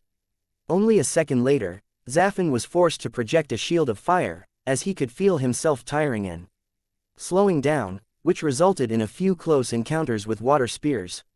The eagle fared the best of them, weaving in and around the water spears with seeming ease. However, as soon as the griffin cried out, the eagle shrieked in fury, and the clouds above instantly darkened. Rain began pouring in quantities equal to the storm of the past couple days, and the fish girl took the opportunity to create a dozen small water dragons that she sent plummeting back upon the serpent. However, it was the eagle that made the bigger move. It turned into a steep dive, and plunged toward the serpent, which was still sticking its head out of the ocean. Bolts of lightning thicker than Zaffin's body began to fall from the sky, striking the serpent's body and opening new gashes on its hide.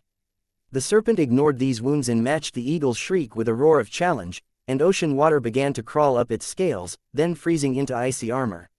Its wounds were blocked, and the eagle's lightning was drastically reduced in effectiveness. The eagle itself hit the serpent's head with all the force of a furious god before the ice could reach its skull. The serpent screamed as its face was bloodied, but its icy armor prevented the eagle from moving down its body and slashing away with his claws. However, with a surge of power, hundreds of arcs of silver-blue lightning shot out of the eagle's black feathers, and even more golden lightning fell from the heavens and danced across the serpent's body, rending huge holes into that armor. But a moment later, the serpent's eyes flashed with power again, and a huge torrent of water exploded out of the ocean, rising like the javelin of an ocean god to meet the thunderbolt of a sky god. The eagle had raked its way down the serpent's body, and so was too close to the surface of the water to dodge soon enough. This massive spear of ocean water hit it, and it vanished within. The spear rose for hundreds of feet, so high it passed into the lowest of the storm clouds, where it was suddenly struck by a dozen bolts of golden lightning, which caused it to evaporate and free the eagle. Zafin could immediately tell that the eagle had come out the worse in that exchange. Its body was too darkly colored to see any blood, but it flew off balance, and one of its wings was slightly bent. Its aura, too, flagged slightly as it righted itself within the clouds. The serpent finally allowed itself to sink back into the ocean, its baleful gaze locked upon the eagle. Both sides were injured, but as the magic power in the area continued to build up, Zafin could tell that the final moves were about to be played. The maelstrom had picked up even more, and was spinning with terrific speed, so whatever the serpent was doing by spreading its power throughout the ocean, it looked to be about to be finished. He hadn't the slightest of ideas what the serpent was doing, but he sensed that there would only be one more exchange. They had to make this count, or else the serpent was going to finish whatever it was doing, and there would be no stopping it then. Chapter 601. The Serpent Falls. Gaius could only scowl as the dreadnought pushed deeper into the storm, the sounds of battle growing steadily louder as they cut through the waves. He could feel an immense amount of power up ahead, so much that he was feeling quite queasy, but regardless, he stood at the bow of the dreadnought, guiding the ship forward. Not that the ship needed a guide, for all the islets that had been here only a few hours ago were now gone, having fallen into the sea. However, what everyone on the ship was far more concerned about were the bolts of lightning, fiery explosions, and bestial roars that were rolling over the waves. But still, even with the titanic auras, the monumental killing intent, and even the occasional convulsion that rocked the ocean hard enough to shake the teeth in Gaius' mouth, the dreadnought soldiered on. The rest of the broken fleet remained outside of the storm, for the sole remaining legate of the fleet refused to put those survivors in danger, but he trusted Gaius' word that Leon was still active and committed the ship to sailing to the former knight's aid. Naiad had long since abandoned the ship to fly ahead with Anzu, but the rest of Leon's retinue were only a little bit behind Gaius, silently staring ahead just as he was. Alex, Marcus, and Alcander were all equipped with the best bows that the Legion could provide them with and were furnished with all the remaining explosive arrows that Leon had given them. None of them expected to be able to do much with them since the Serpent had proven itself invulnerable to even the flame lances of Sigebert's flagship, but they were resolved to use them regardless. Whatever it took to end this threat, they were ready to do it. They hadn't even moved through the swirling clouds before that resolve was tested, though. There was a loud, though hoarse, roar, and the seas shook even worse in response. That roar was answered with several claps of thunder that had Gaius' hair standing on end. But even with the titanic amounts of magic power that were emanating from deeper in the clouds, the ship kept on. They heard many more terrifying things, but they never once thought of turning around. They kept moving forward, the flame lances at the ready, the sailors and marines that were on the ship prepared for whatever may come. Soon enough, the ship was pushing out of the swirling clouds and finally let everyone aboard see what they had obscured. They saw the maelstrom, and the black eagle high in the sky. They saw the demon seemingly trapped in the eagle's wake, and the white griffin and his rider behind them. Most eye-catching was the serpent, still raised into the air, fury in its eyes, and long, jagged lacerations and burns decorating its scaled hide. Before the flame lances could be brought to bear, the massive reptile slid back into the ocean, and the maelstrom ahead began to spin even faster. In only a moment, the dreadnought was seized by the current, and any chance they had to turn around and flee to safety vanished. "Hold on," Gaius called out to the rest of Leon's retinue. "We're committed now." "So be it," Marcus responded. "Nowhere I'd rather be," Alcander added as both young noblemen held the guardrail and prepared themselves for battle. Alex didn't verbally respond, but her eyes kept flitting between the ocean and the griffin high above. Her body radiated killing intent, though, so Gaius knew that she was ready for battle. The eagle above, now that they were closer, Gaius could see a little bit of blood amongst its black feathers and, oddly enough, fire and scales screeched, and dove after the serpent. It seemed to completely ignore them, its attention focused entirely upon the sea monster that they were all battling. Behind it flew the demon and the griffin. The demon streamed magic power, while the river nymph riding the griffin seized control of nearby rainwater and formed a ferocious water dragon that she pushed ahead of them. The eagle spread its wings and pulled out of its dive about 100 feet above the water, while the water dragon continued downward and crashed into the ocean surface. Gaius couldn't see what was going on below, but he could feel some titanic collisions buffeting the dreadnought, and he guessed the water dragon was now wrestling with the serpent. This didn't last long before dying down, but the river nymph's power was inundating the sea by then, and the eagle had begun to rapidly fly in a tight circle at the edge of the maelstrom, doing something that Gaius guessed had to do with wind magic. After a few seconds, what the two were doing became clear. A twisting tornado formed at the water's surface that grabbed hundreds of tons of water every second and lifted it into the air. The river nymph seemed to be assisting, and Gaius could see the serpent caught up in their combined power, struggling to escape as the power of the maelstrom was slowly overcome. Gaius, realizing what they were doing, quickly turned and began signaling to the control tower to slow down and bring the flame lances around. The legate in command followed those directions, and the dreadnought began to turn slightly so that both of its lances could be used. Slowly, the eagle with its wind magic, and Naiad with her water magic, pulled the serpent out of the sea. The monster roared in wrath as its head was exposed, and huge spears of water were launched from the ocean at those causing it grief. The eagle and the griffin nimbly dodged these strikes and kept going, slowly but surely yanking the colossal serpent out of its domain. At the same time, the ship continued to slide closer to the immense serpent, pulled in by the currents of the maelstrom. "Get ready," Gaius shouted as he raised and aimed his bow. One of his explosive arrows knocked. The wind was strong, so the range of the bows was drastically lower than usual, but he guessed they could still shoot accurately out to at least 500 feet. Still, for a creature the size of this serpent, that was practically close enough to reach out and touch it. The other three got ready as well. As the serpent's body was slowly lifted out of the sea, the flying demon plunged in and started hurling great fireballs. The demon concentrated on the wounds that the monster had suffered in previous clashes and seemed to do some good damage as Gaius could see some of the monster's huge scales torn from its frame. He wasn't too happy that there was a demon on the field, but after seeing this and feeling the power of its attacks, he was at least placated that the demon seemed to be fighting their mutual enemy. The serpent roared again, this time its hoarse reptilian voice sounding more pained than usual. Massive serpents of water whipped out of the sea, biting, gnashing, and lashing at the demon as it circled, still throwing fireballs. Most of the demon's flaming attacks were thusly blocked, but the demon itself was more than maneuverable enough to avoid being hit by the tentacles. The eagle and the griffin stayed far enough up that the serpent couldn't easily strike at them with such an attack. More and more the serpent was ripped from the ocean, and as it took more and more damage from the demon, the serpent finally seemed to abandon all resistance. It suddenly lifted its immense head out of the ocean, throwing it back in an attempt to impale the eagle upon its horn. Up until now, Gaius had gotten the impression that the eagle was more than quick enough to escape this slow attack, but as the horn rose up, speeding toward it and the griffin, the eagle beat its wings, creating a powerful burst of air that sent Anzu spiraling away from danger. For the first time, Gaius noticed that Anzu had been somehow injured, with one of his white albino wings covered in crimson blood.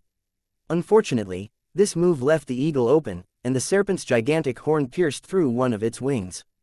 The eagle let out a dreadful shriek, and a moment later, innumerable bolts of golden lightning rained from above down upon the serpent, while the eagle's body sparked and crackled, and lit up with silver-blue lightning. The power within these bolts shook the sea with every strike, nearly blinded those whose eyes were turned in the serpent's direction, and just about deafened them as well. Each strike tore scales clean from the serpent's hide and ripped and burned its flesh, spilling immeasurable quantities of the serpent's blood into the ocean.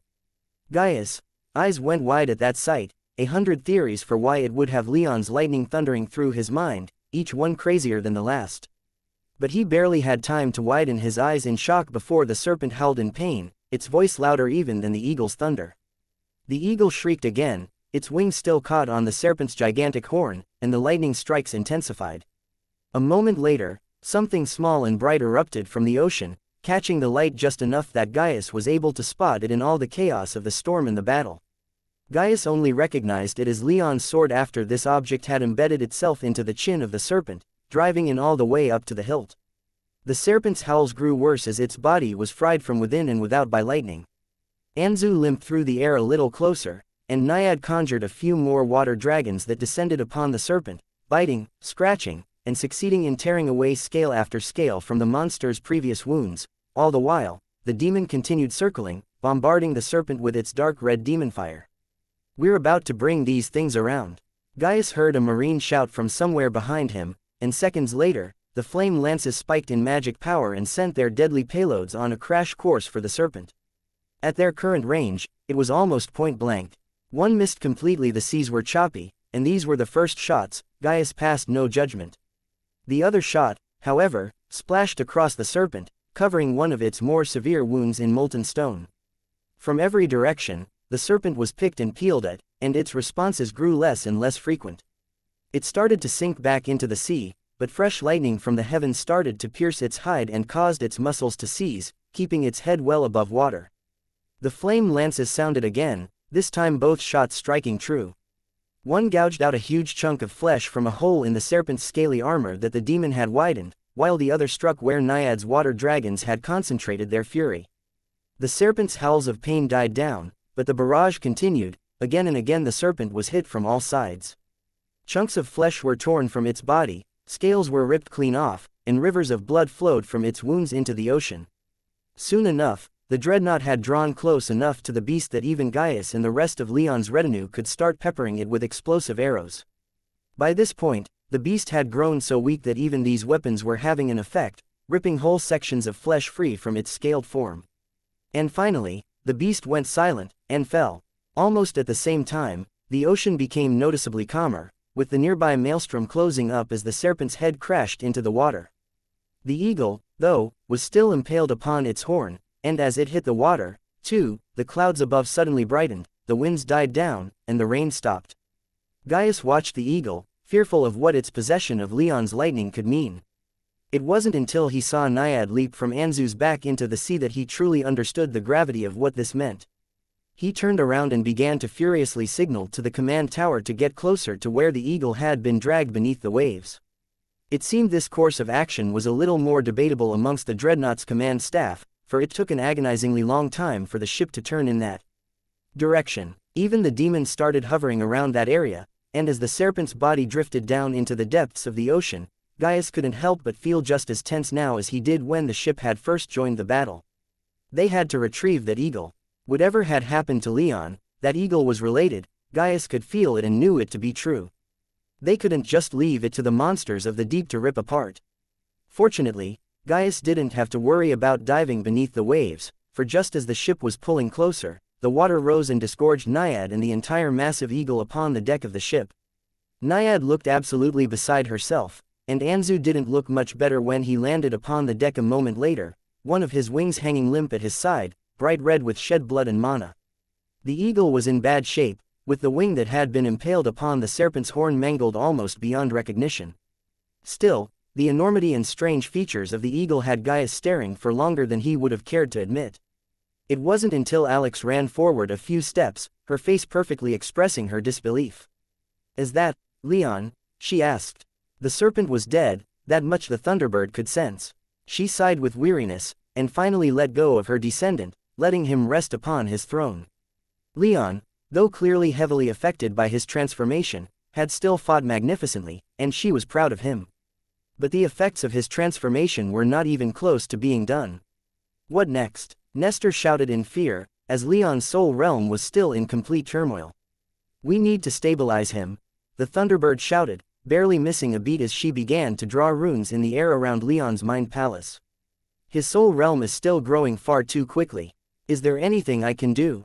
the dead man asked. "You can be silent," the Thunderbird sternly replied. Nestor, without a body, was useless to her right now. She needed someone who could act, and for the first time, she found herself slightly missing the demon. She briefly glanced outside of Leon and saw the demon flying away into the clouds as the dreadnought's primitive weapons were turned in his direction, and knew that she would have to help Leon alone.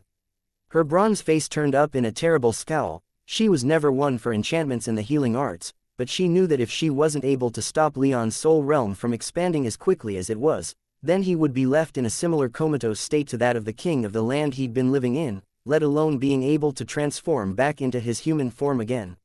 Rune after rune she carved into the air, letting them all spiral around Leon's mind palace in a manner that she knew Nestor was probably analyzing, but she hadn't the luxury of time.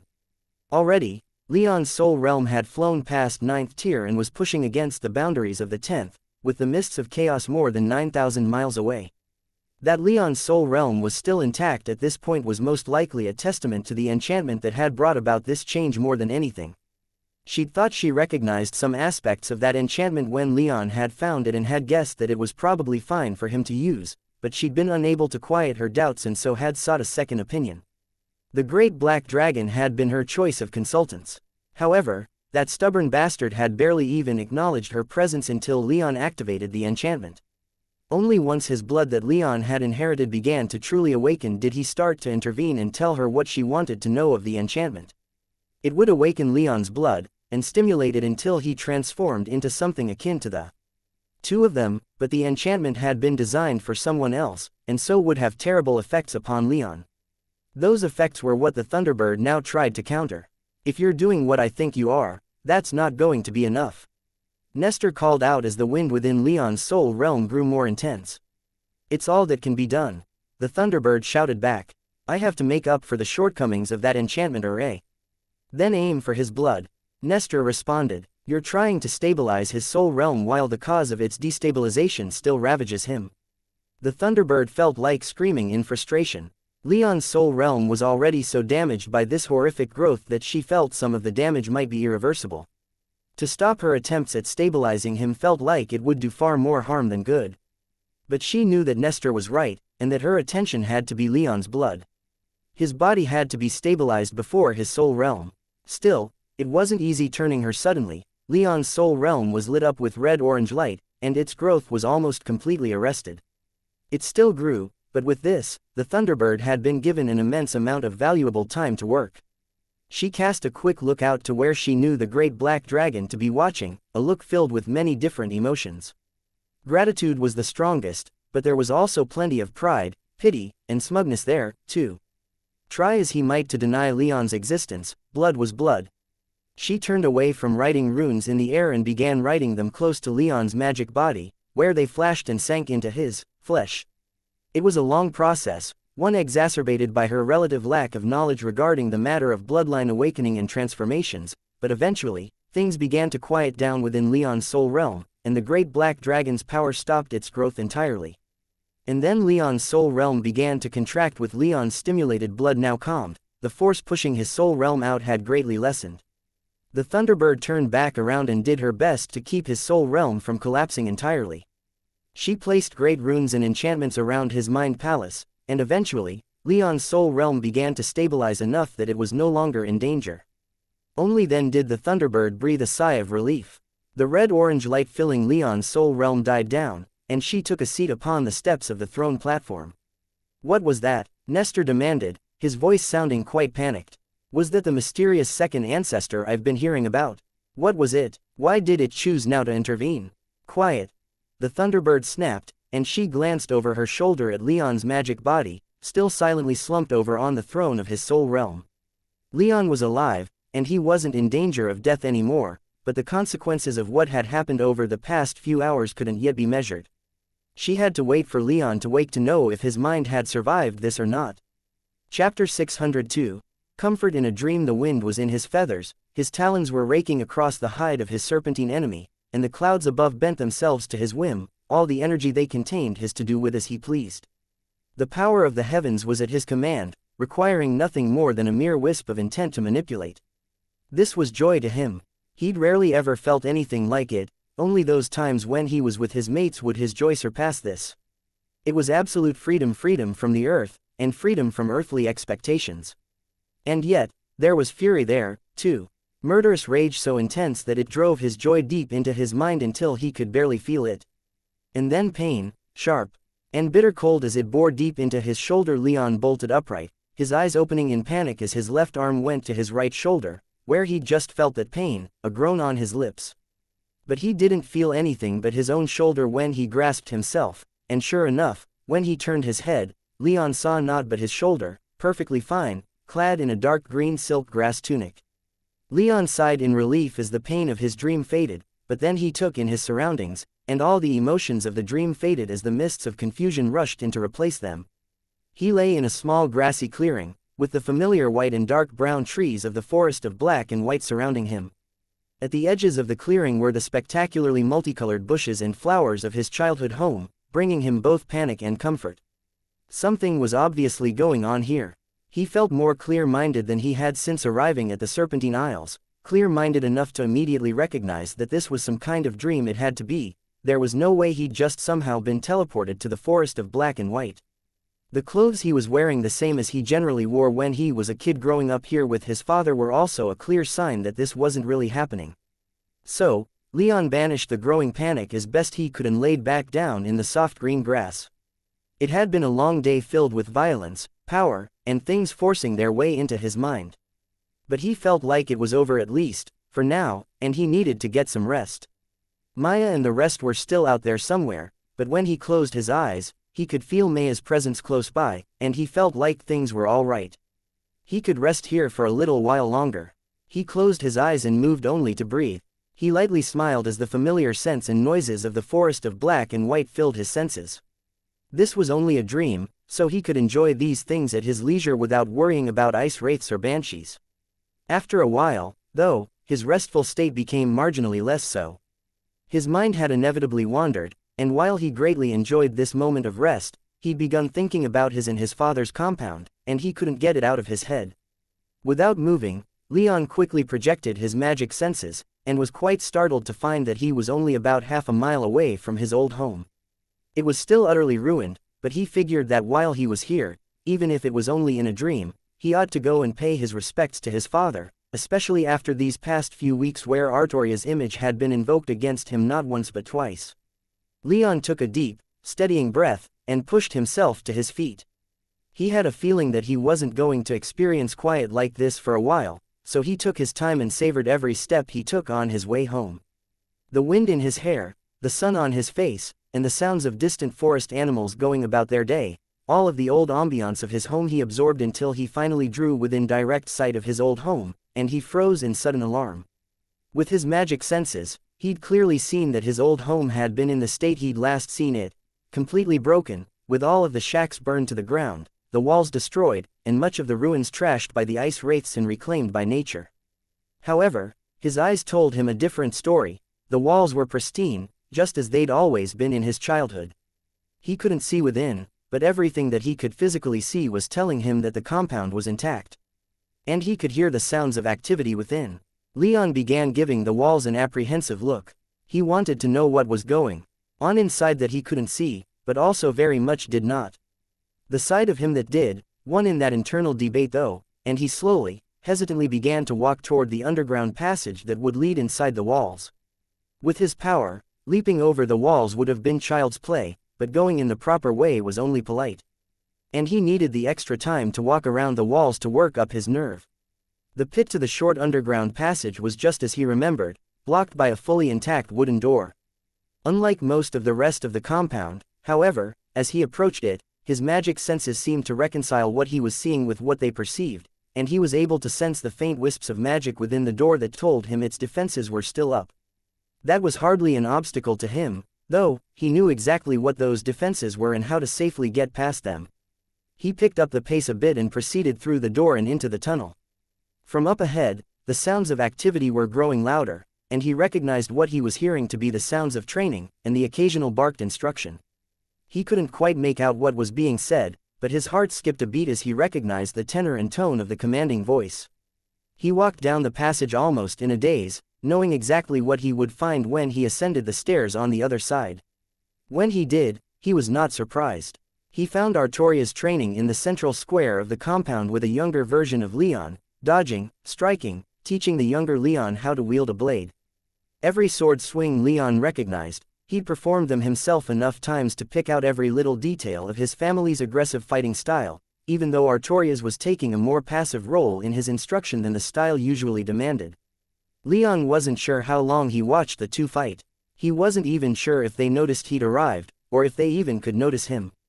They could just be projections, a memory his brain had recalled of a specific training session that he wasn't able to consciously remember. His younger self appeared to be about 11 or 12, so it had been almost a decade since this would have had to have taken place.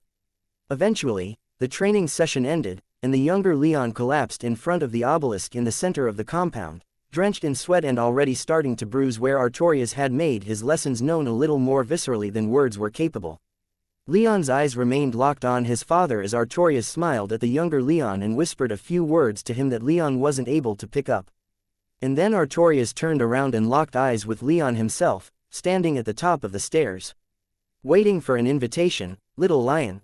Artorias asked with a wry smile, catching Leon entirely off guard. Leon stood there, his mouth hanging slightly open, his golden eyes wide and darting around in embarrassment, utterly at a loss as to what to do. This could just be a trick for all he knew. He called upon his lightning, just in case, and his body briefly sparked and crackled with silver blue lightning, but what he was seeing didn't change.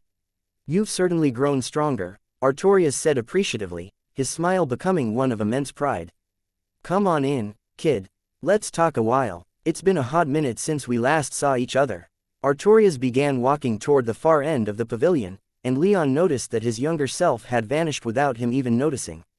And then he realized that his magic senses had reconciled the interior of the compound, too, showing him the same things that his eyes were, and Leon momentarily bathed in the nostalgic high of returning to his childhood. Home, a place that he'd never thought he'd ever see again. This could all be a dream, or some kind of trick, but for the moment, Leon decided to set aside those thoughts.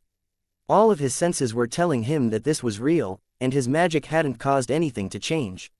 Quickly, Leon followed Artorias to where a stag had already been skinned and prepared on the enchanted cooking counters that Artorias had built when they'd first moved here, so long ago that Leon couldn't clearly remember it. The smell was delicious. There were green-hand potatoes and other produce from Vale Town in whatever he was making, and Leon's mouth began to water, just as his eyes were starting to do likewise. Leon hurriedly wiped his eyes before Artorias could turn around. "So, how have things been going, little lion?" Artorias asked as Leon approached from behind.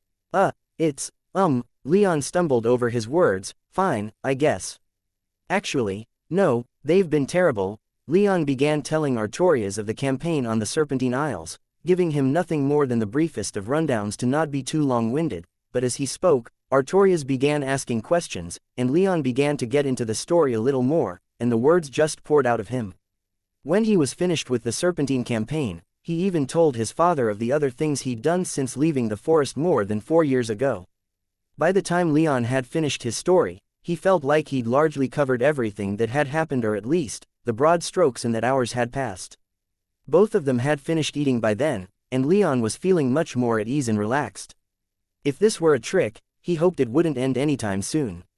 Artorias sat and listened as Leon spoke, only asking for clarification a few times, and when Leon was finished, he sat back and sighed in what to Leon sounded like amazement.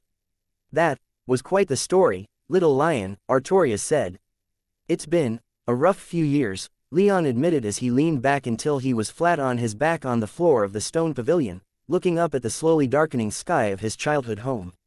"Sounds like it," Artorias responded. "Maybe some good parts, though. This girl, Elise, and Naiad."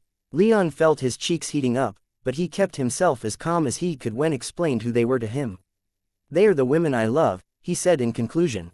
"It kills me to be away. If they would ask me for the world, I would do everything I could to give it to them." "A bold declaration," Artorias said. "Sounds a lot like how I feel about your mother." Leon felt the color in his cheeks swiftly drain and he started to sit up in panic. "Dad, about Valeria and her father, nope." Artorias interrupted as he shot Leon a quick smile. "Don't even worry about that, little lion. As far as I'm concerned, you did the right thing. Justin has been harshly punished, all of his people are dead, and you chose the future over the past. It sounds like it took you a while, but you steered yourself true." Leon laid back on the ground, his breath rate quick and shallow, but he took his father's words to heart, even if he had a couple doubts about the choices he'd made regarding Valeria and her family.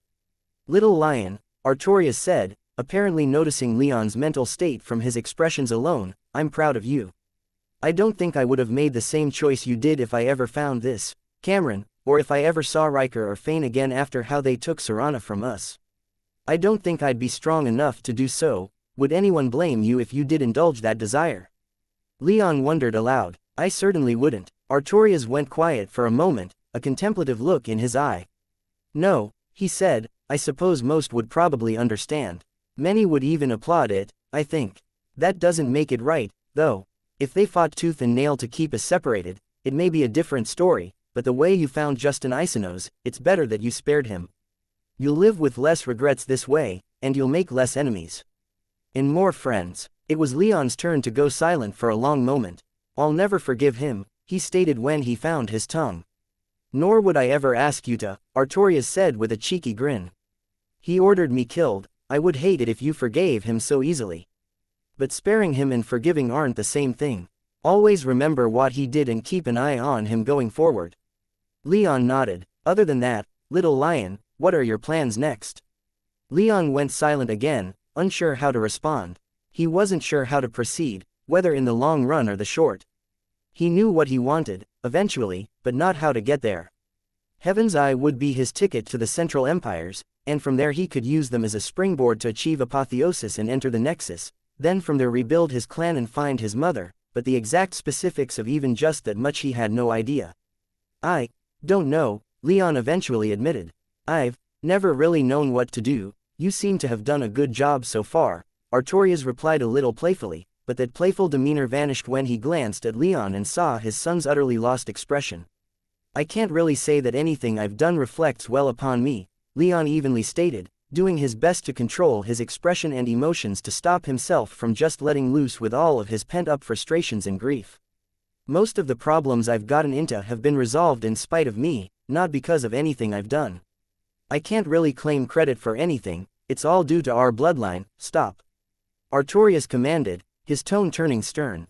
"Stop right there. Don't go down that road, there's nothing at the end of it, I assure you." Leon, with the calm of a man who was resigned to his situation, responded, "It's true, though. I have no idea what I'm doing. I've never known what to do. I can only make one decision at a time, and anything beyond that, ever since," Leon's voice began to crack as his calm demeanor crumbled. His eyes watered, and it took all he had in him to keep those tears from falling. "I love you, Dad," he croaked. "Ever since I've felt alone and lost. I don't know what to do." Artorias scooted a little closer and wrapped an arm around Leon's shoulders. "It's all right, Leon," he whispered soothingly into Leon's ear. "No one who has the choice presented to them knows what to do at your age. You're almost 21, still barely a kid in the eyes of the powers that be. It's all right to take a decade or two and figure out how to proceed. Being lost now is nothing to be ashamed of. I've never known what to do, either. When my father kicked me out for marrying your mother, I only had the vaguest idea of heading south to serve King Julius. After Serana was taken, I lost even that. We went north to the Vales because I had no other ideas of what to do. Seclude ourselves beyond the reach of civilization, that was my grand master plan for keeping us alive. Anywhere else, you could have been found. But even beyond that, I had no plans for what to do once you'd grown older, just some vague desires. I was not a man who knew what the hells he was doing when you were born, I was only about your age, you know." Artorias paused, and he pulled Leon closer. He then gently turned Leon's head in his direction until Leon's golden eyes locked with his dark brown. And then, with all the love and sincerity that he could express, Artorias continued. "Focus on what you can do. Take some time and learn. You have good people around you, let them help you. And don't be afraid to ask them for help. You don't need to be 100 steps ahead of our enemies, and you certainly don't have to have your life planned out in exhaustive detail. Surround yourself with good people, and focus on what you can actually do. And always remember this, you are my son. You are the last son of House Rame. You are the son of Serana. You have everything you need to live up those names, and you will, I have no doubt of that. But even if you don't think you will, or you have doubts of your own skill, it won't change the fact that you're still my son, and I will always love you. You have absolutely nothing to prove to me, or to anyone else. I don't expect anything else from you other than for you to be happy. So long as you pursue that which makes you happy, Then you're living a far better life than I could have ever hoped for you. Okay, Leon swallowed, and finally looked away from his father, his eyes turning back to the sky where they began to pick out familiar stars. It wasn't long, though, before his eyes found the brightest star in the sky, the one in the exact center of the sky, unmoving, always there, the locus upon which the rest of the universe turned. The Nexus. He'd go there eventually, but it might take a great deal of time. In that case, there wasn't any reason he couldn't do as Artorias suggested. He would pursue that which made him happy, and he would surround himself with people he loved, and who could love him in return. He'd made a good start with Elise, Maya, and his small retinue, but this wouldn't be enough. He'd need more. How many more, he couldn't say, and more importantly, he wouldn't say. He'd take them as they came, and if they left, then so be it, but it wouldn't be because he drove them away. When he did go to the Nexus, he wouldn't be going alone. He wanted his family and a great many friends to be there with him. Thanks, Dad, Leon whispered. I think I have a better idea of what to do. Now, Artorias simply smiled, and held his son a little tighter against him. Just be happy, kid. No one's forcing you to do anything. Live a good and happy life, and no matter what, remember that I will always love you. Leon and Artorias laid there on the bare stone of the pavilion for a long while more.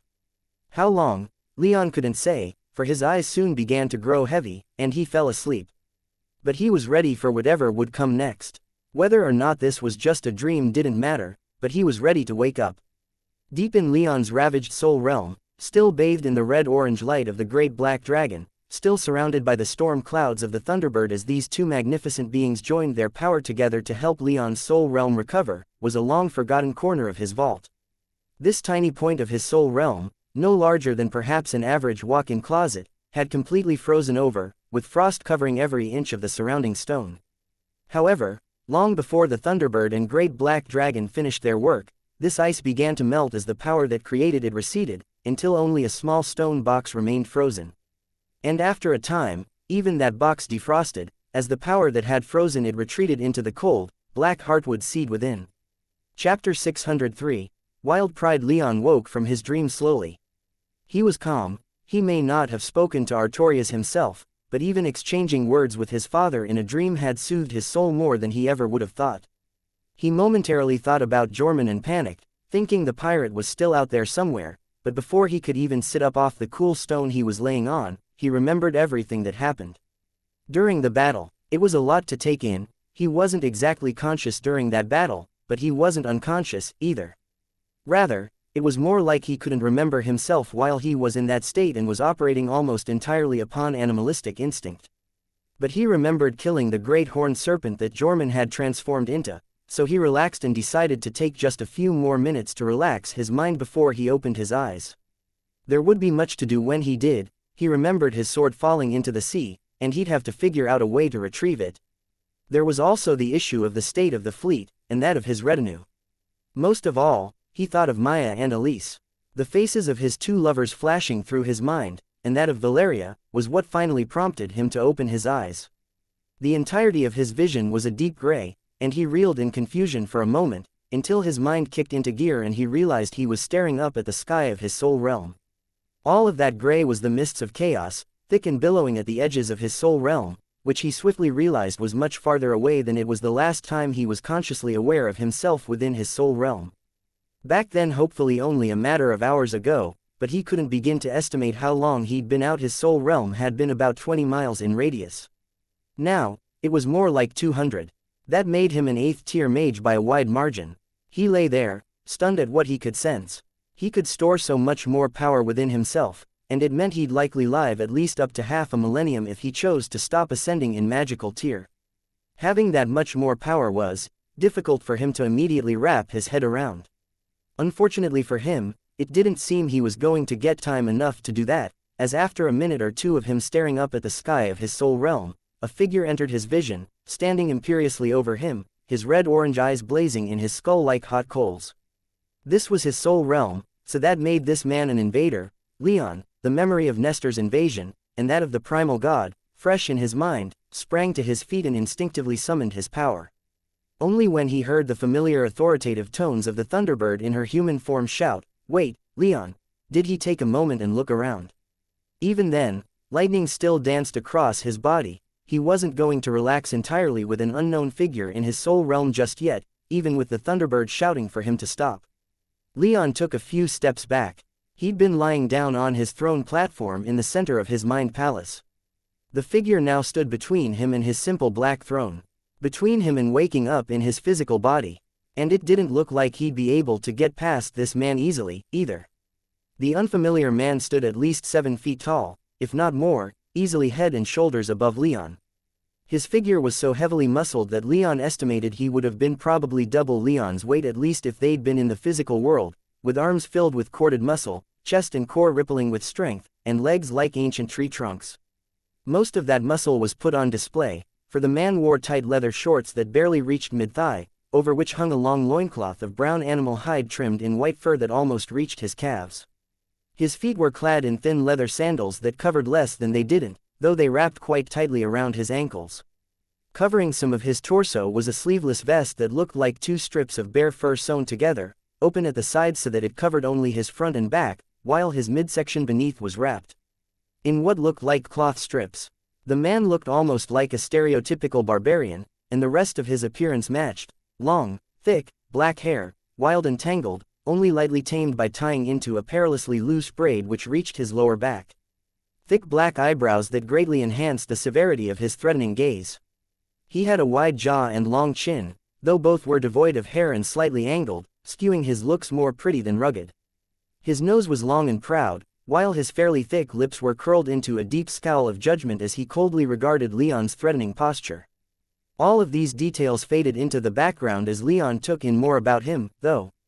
The man was dark-skinned, with skin darker even than the Thunderbird's bronze hue, which made the more inhuman aspects of his appearance take a moment for Leon to notice in long vertical strips along his bare arms and legs and surrounding his eyes so completely that they stretched all the way into his temples, were glittering scales darker even than Zaphan's obsidian skin.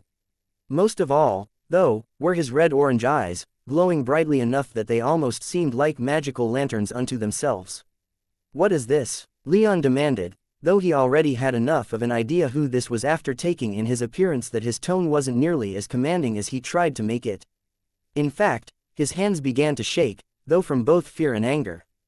The man answered, speaking in a rumbling voice that seemed enough on its own to put Leon's soul realm in danger of shaking apart, while his unblinking eyes stared at Leon with blatant hostility. "You know who I am, bastard. You cannot mistake me for anything but what I am, the greatest of all beings birthed from the universe, the mightiest of all those that live in the light of the sun and even those who do not. I am the great calamity, the living night, the black-winged terror. I am the eldest of my brothers, the first and highest of all divine beasts. I am the progenitor of my clan, the most feared in all the universe, whose wrath shakes the nexus, and whose power outmatches all who dare to oppose them. I am the great black dragon." The man spoke with immense pride, though he didn't emote that much. His overt hostility softened slightly by the end of his overlong introduction, and Leon could see that he was one who greatly valued his titles and honors. But he found it kind of ridiculous, and the only thing that kept him from bursting out into laughter at the pomposity of it all was the man's radiant aura to Leon's magic senses. It was like the sun itself had found its way into his soul realm and now stood in front of him, listing off its various accolades. Still, some of his attitude showed, and the man's hostility returned, but Leon's fear was gone by then. The great black dragon was one of the most powerful beings in existence, but that introduction, and the way the dragon himself now stood in Leon's mind palace like he owned the place, really irritated Leon like few things ever had. This place was his, it was not the property of this old dragon. But Leon did his best to hold himself in check. He didn't immediately set himself off on his new guest, such a thing would be terribly rude, and he figured such behavior would play right into the dragon's hands. But it was damned difficult to hold back, and only grew harder the longer this man stood in unwelcome territory. Before he responded, he cast a brief look at the Thunderbird, standing nearby, an unfamiliar look of mild apprehension on her face. As they made eye contact, though, he saw her subtly smile and nod, then take a quick step back. And like that, Leon understood what was going on. He turned back to the great black dragon, still towering over him, aura still resplendent, body still coiled and primed for violence in what now seemed to Leon less like the act of a powerful man who was in control and had the resulting confidence, and more like a salamander posturing before an anaconda, trying to make itself seem bigger and more threatening than it was. This is some kind of test, Leon thought to himself, and his anger grew, banishing the last of his instinctual fear. He straightened himself up to his full height, let his aura spill out of his body unhindered, and locked his golden eyes upon those of the great black dragon. I am Leon Rame, and you stand in my mind palace, he said, and he said no more. This was enough. He had no need for titles and to precede himself with flowery words. He'd gone for years without his true name, and now, no matter what might come in the future, no matter how far he might get, his name would always be more than sufficient for him. He didn't back down as the great black dragon stepped closer, inflaming Leon's anger. He'd never given this man permission to enter his domain, yet here he still was. This was Leon's place, his home, his lair, the center of all of his power, and here, he would not be cowed by anyone. He stood firm against the dragon, somehow ignoring completely all the weight of the dragon's aura settling in around his shoulders. After a long, tense moment, the great black dragon stepped back with a contemptuous look. Youth, he growled, always impetuous. And none more so than those born outside the proper rites. Rights or no, the Thunderbird countered, blood is blood, and power is power. This boy is your descendant, by blood and right. The great black dragon turned to coldly regard the Thunderbird, before his gaze momentarily softened. Such naivety was always your, shut the fuck up. Leon roared, his anger starting to boil over, and his soul realm went silent, save for a solitary gasp of fear and surprise from Nestor's Ruby. He wasn't supposed to speak like this to such powerful and ancient beings, he knew that, but ancestor or no, Leon wasn't going to just allow the great black dragon in here to talk shit to him and then leave like an absentee parent. You are unwelcome here, he growled to the dragon, his voice dropping in pitch until it almost matched that of the dragon's. I don't care for your power, I don't care if you aided me recently, I don't care for you as a person. Be gone. Leon's eyes darkened for just a moment, flashing a dull orange, and his soul realm shook in response. The dragon, however, as well as the Thunderbird, barely even responded, aside from turning in his direction. When Leon's soul realm stopped shaking, the dragon smiled derisively, and said, the bastard whelp thinks himself a true dragon. Are not all descendants of yours true dragons? The Thunderbird retorted. All those trueborn, the dragon replied. Leon's eyes flashed again, though he cared not at all for the dragon's words. Rather, he could feel his heart beating ever harder as some new instinct tore through his mind. He had an intruder in his territory. No matter how strong, this could not be accepted. This instinct grew stronger, and it took Leon to the point of taking a threatening step in the dragon's direction before he forced himself to calm down. Instead, he focused inward. He was supposed to have powers over his soul realm that made his lordship over this space more than a mere claim, and this interloper had put him into the mood to test them out.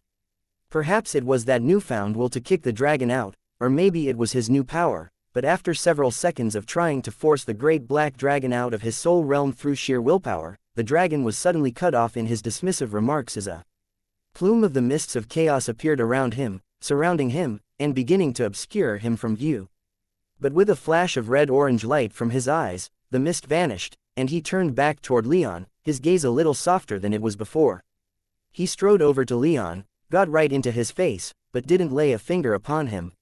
Listen here, bastard, the dragon rumbled, I have done much for you these past couple days. But as far as I'm concerned, you are unworthy of bearing my power. You are nothing, just a lowborn half-breed without meaningful name, title, or power. You lack even a horde. The benefits you receive of my actions are incidental. I did what I did for me, not for you. So I will leave you with a warning. Never push against me again, never seek for my power within your blood. You will never wield my power and will never wield my name. Nothing has changed here. Leon stood against the dragon, still not giving an inch against him.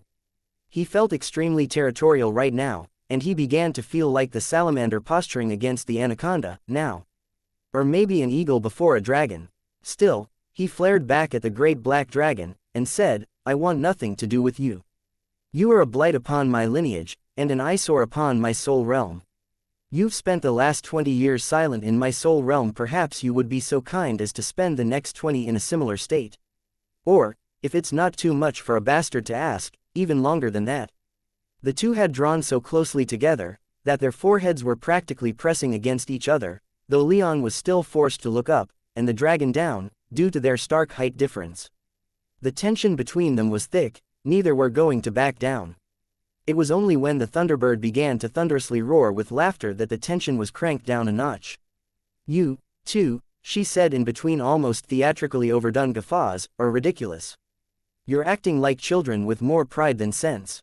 This is why you lost to me, you know." The great black dragon's eyes flashed with light again, and he responded, "I am, and shall always remain, undefeated. Repeating it won't make it true, no matter how much emphasis you place upon it," the Thunderbird retorted. "And you seem a mite dead for an undefeated being." Leon rolled his eyes, and pushed past the great black dragon, not bothering to be careful. He thought he got his intent across, but he almost stumbled and ruined the whole thing, for the dragon was as steady as a mountain, and Leon wasn't in the best state. But he made it past with his dignity mostly intact, until he stood between the dragon and his throne. The dragon spared him a contemptuous look and said, "I've wasted enough time with you two." To the Thunderbird, he said, "You did not win that time, and you will not impugn my honor by saying that you did." To Leon, he said, "And you, mongrel. I don't care what you get up to, but you are not and never will be one of mine." With that, the dragon's form burst into black flame, and rose up into the air, where it grew and grew, only to suddenly dissipate into nothingness. After several long seconds of staring up into the sky, Leon, confused, asked, "Is that it?" "He's just gone. He's just gone," the Thunderbird said with a smile of triumph on her face. "Honestly, that went about as well as I could have ever hoped for." Leon took a few deep breaths, biting back all the caustic and completely unproductive insults he was more than prepared to shout after that dragon. "That didn't go well at all," Leon murmured as he glared up at the sky, his strange territorial instinct only now dying down. "What the hells was that all about? And was that really the great black dragon?" He seemed petulant, childish, close-minded, the Thunderbird helpfully offered. "All of the above," Leon replied. "That's about right," she said. "He was never the most patient of his brothers, or the smartest, or the more charismatic. But he's undoubtedly the most dangerous. Of course, you can't really expect such beings, who were around before humanity, to act in line with how you might expect, can you? He's not human himself, so acting as a human lord might is hardly the most reasonable thing to expect of him." Leon shrugged, silently conceding the point to the ancestor that he held more respect for. "Despite everything that he just told you, that you lived long enough to be so disrespectful to him is a testament to how he really thinks." "I don't care how he really thinks," Leon bitterly growled, the territorial instinct dying down, but still very much racking his mind with indignant anger. "If that's the great black dragon, then he can keep his worthless power. I'd rather have nothing at all to do with him. I think the ship for that has sailed," the Thunderbird said as she walked over and wrapped an arm around Leon, giving him an oddly proud look that was so plain that Leon's anger almost entirely dissipated in a matter of seconds. Why do you say that?" he asked. Feeling a little strange, she asked. A little defensive, a little angry. Leon scrunched up his face in a terrible scowl and glanced into the distance, not looking at anything in particular. But he slowly nodded. He did feel those things, though he hadn't had any time at all to figure out why. "I think that what happened to you after activating that enchantment array might have jostled those restrictions that he placed on you, the ones preventing you from using the power you inherited from him. Going along with the transformation, I think you might have awakened to more than just my instincts, but also some of his." Leon's scowl deepened slightly. "Is this something I'm going to have to get used to?" he worriedly asked. He knew his flaws. He wasn't the most patient, or the most thoughtful person, and if these draconic instincts were going to push him more towards the behavior of the great black dragon, then he was not going to be happy. "I don't think so," the Thunderbird said. "I don't think those restrictions are going to be repaired. You're much too old for that, and blood can't be made to go to sleep, so to speak. When blood is awakened, it's awake forever. However, I think that after a few days, your body will stabilize with all of its new changes, and you should start feeling a little more normal by then." "Speaking of," Leon muttered, "I noticed my soul realm has grown a little." "Just a bit," the Thunderbird said with a playful smile. She was in an exceptionally good mood, which Leon guessed might have had to do with how the great black dragon was received and sent off. "The transformation was strangely designed, though I can hardly argue with its results. It stimulated your blood to the point of forcibly transforming you into an image of me. Well, a hybrid image of me and that old grump, but your body was still transformed." Leon's scowl finally dropped, only to be replaced with a look of deep worry. What? Don't worry about that, I don't think it's a permanent change. If anything, I think that enchantment can be adapted to allow you to transform as you please. Leon glanced at his ancestor, his worried look morphing into one of surprise, and as he saw that the Thunderbird didn't seem to be saying this just to mess with him, an expression of excitement began to creep over his face. It'll take some work, but I can say with quite a bit of confidence that this has been nothing but beneficial for you. Can it turn me back immediately? Leon asked. I don't know what's going on outside, though he couldn't sense much out there, but now that he had some time to stop and think, he could feel his connection with Maya again. He almost reached out to speak with her, but he refrained until he could get a better idea of what was going on within his head. First, you're still in that form, but it should be quite easy for you to turn back, the Thunderbird said. Come with chapter 604, waking up he rarely dreamed anymore. For him, sleep was a delightful void of thought and a much-needed relief from boredom. When he did sleep, it was often for long periods of time. Tens or hundreds of years would pass before he would wake. And it was always one of the most entertaining parts of his existence, waking up. Oftentimes, it was like stepping into a completely new world. The empires around his sea would rarely change, but there would usually be great happenings going on in other parts of his realm. Plus, there was a boy he'd been keeping an eye on, and he was looking forward to finding out how he turned out if he met a heroic end, if he upset the status quo, anything at all, really. Unfortunately, he barely felt like he'd laid down before he found himself being shaken awake in his bedchamber, a gorgeous room richly appointed almost entirely in blue. The walls were painted a dark blue, the carpets were a slightly lighter shade of blue, and his bedsheets were blue. The ceiling, 30 feet above him, had been enchanted to resemble the sky at dawn, with a few hints of red and pink at the edges, while the rest was a deep, calming hue of dark blue. However, all that he saw when his eyes cracked open as he was forcefully dragged back into the waking world was the worried face of his apprentice, still looking like he was barely out of his schooling days despite being almost a full Nexus cycle old. His apprentice's lips were moving, but he'd been sleeping very deeply, and even his mind worked rather sluggishly when he was forced back like this instead of being allowed to wake naturally. He groaned as he blinked several times, his eyes opening wider every time. What's going on? He croaked groggily. Master. His apprentice called out, his anxious voice on the verge of panic. Master. The grave warden shook his head clear of sleep, letting his powers fill his body and properly wake himself up. What is it? He asked as he sat up in bed, blinking the sleep out of his eyes. One of the crystals is dimming. One of the primal gods is attempting to escape. The grave warden stared at his apprentice for a second, his sleep-addled mind working slower than usual. However, when what his apprentice had just said fully hit him, less than a second later he'd teleported the both of them down to the crystal chamber, and fully dressed himself. The chamber echoed with shrill alarms, and from what he could tell, had been doing so for days. He mentally cringed, wondering just how long it had taken his apprentice to wake him up. Days. Longer. It wasn't a large chamber down below the tower, deep within the core of Eterna, but it was the safest and most heavily warded place on the entire plane. It would take many primal beings working in concert to breach the defenses here. And yet, it seemed a simple place largely empty, almost appearing to be a natural cave save for a wall covered in fist-sized crystals that glowed white, arranged in a grid. However, for those that could sense it, they'd realize that a terrifying amount of magic power was flowing through this room, more than even a 10th-tier mage could control. It would take a post-apotheosis mage to fully comprehend and control the ocean of magic power that flowed through this chamber, and even then, few would be capable of fully controlling the nearly endless enchantments that wound their way from here throughout all of Eterna. For the grave warden, however, controlling the magic flowing through this chamber, even without a single control console in sight, was as easy as breathing. His eyes and other senses immediately ascertained that there weren't any faults with the supply of magic to any of the wards and that those same wards were all functioning perfectly well. Rather, something was subverting them instead of undoing them completely, working around them and triggering various fail-safes and contingencies to achieve a desired result. It wasn't much of a difference in practice, but he supposed that was why nothing had tripped his alarms earlier. If he'd paid more attention before this, though, then things might not have gone so far. Regardless of how exactly things were happening, the result was the same, something that could not be killed, even by the most destructive and powerful means that humanity had at their disposal, was being released upon the universe, and the Grave Warden did not believe that humanity as it stood now was a match for such a creature. If it successfully escaped, the primal god would rise, and all the universe would be at its command.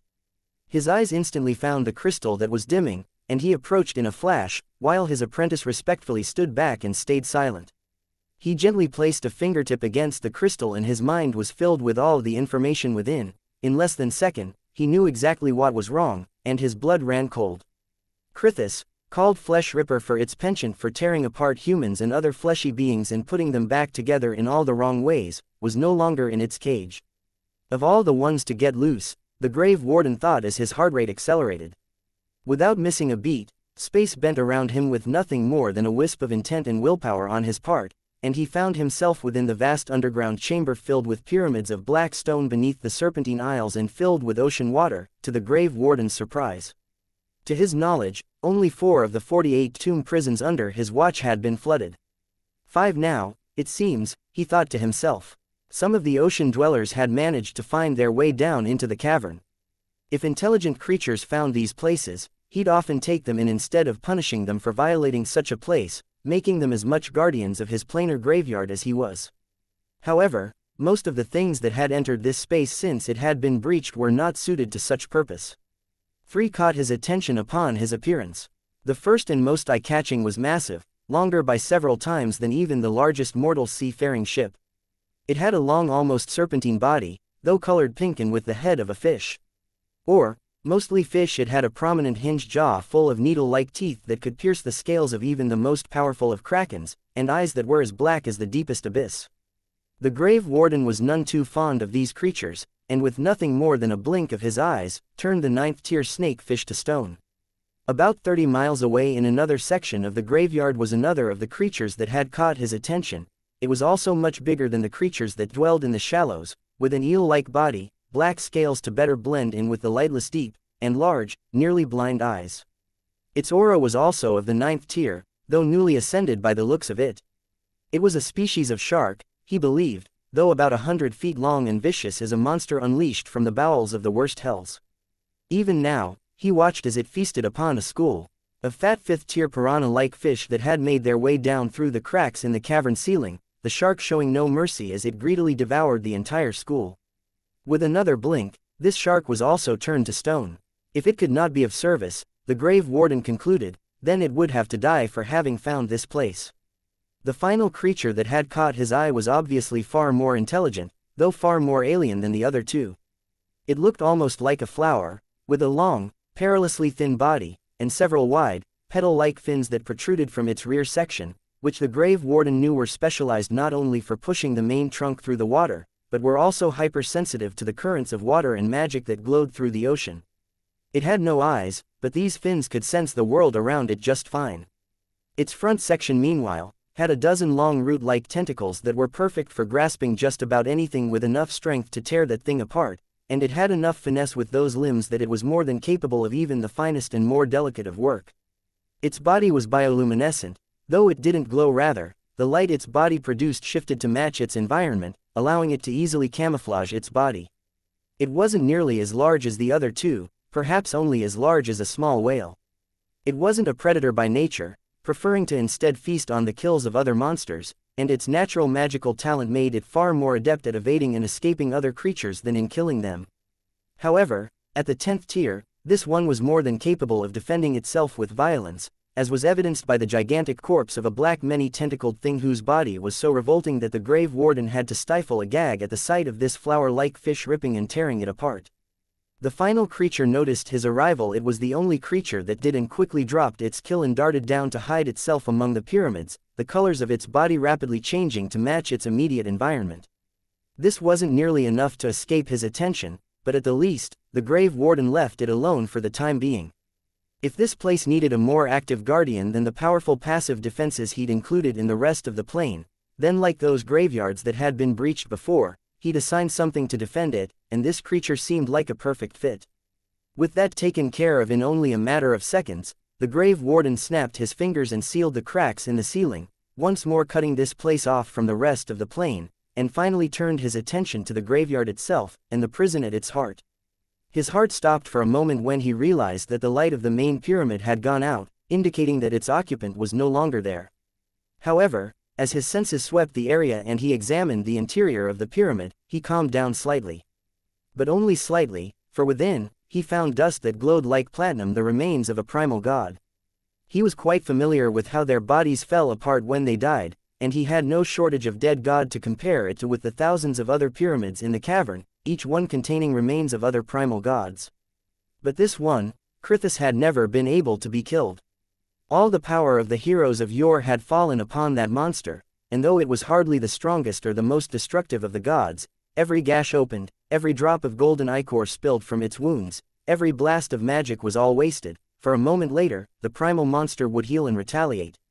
Some insight it had gained from tearing apart humans and any other sentient creature it could get its hands on had given it this power, of that the Grave Warden had no doubt.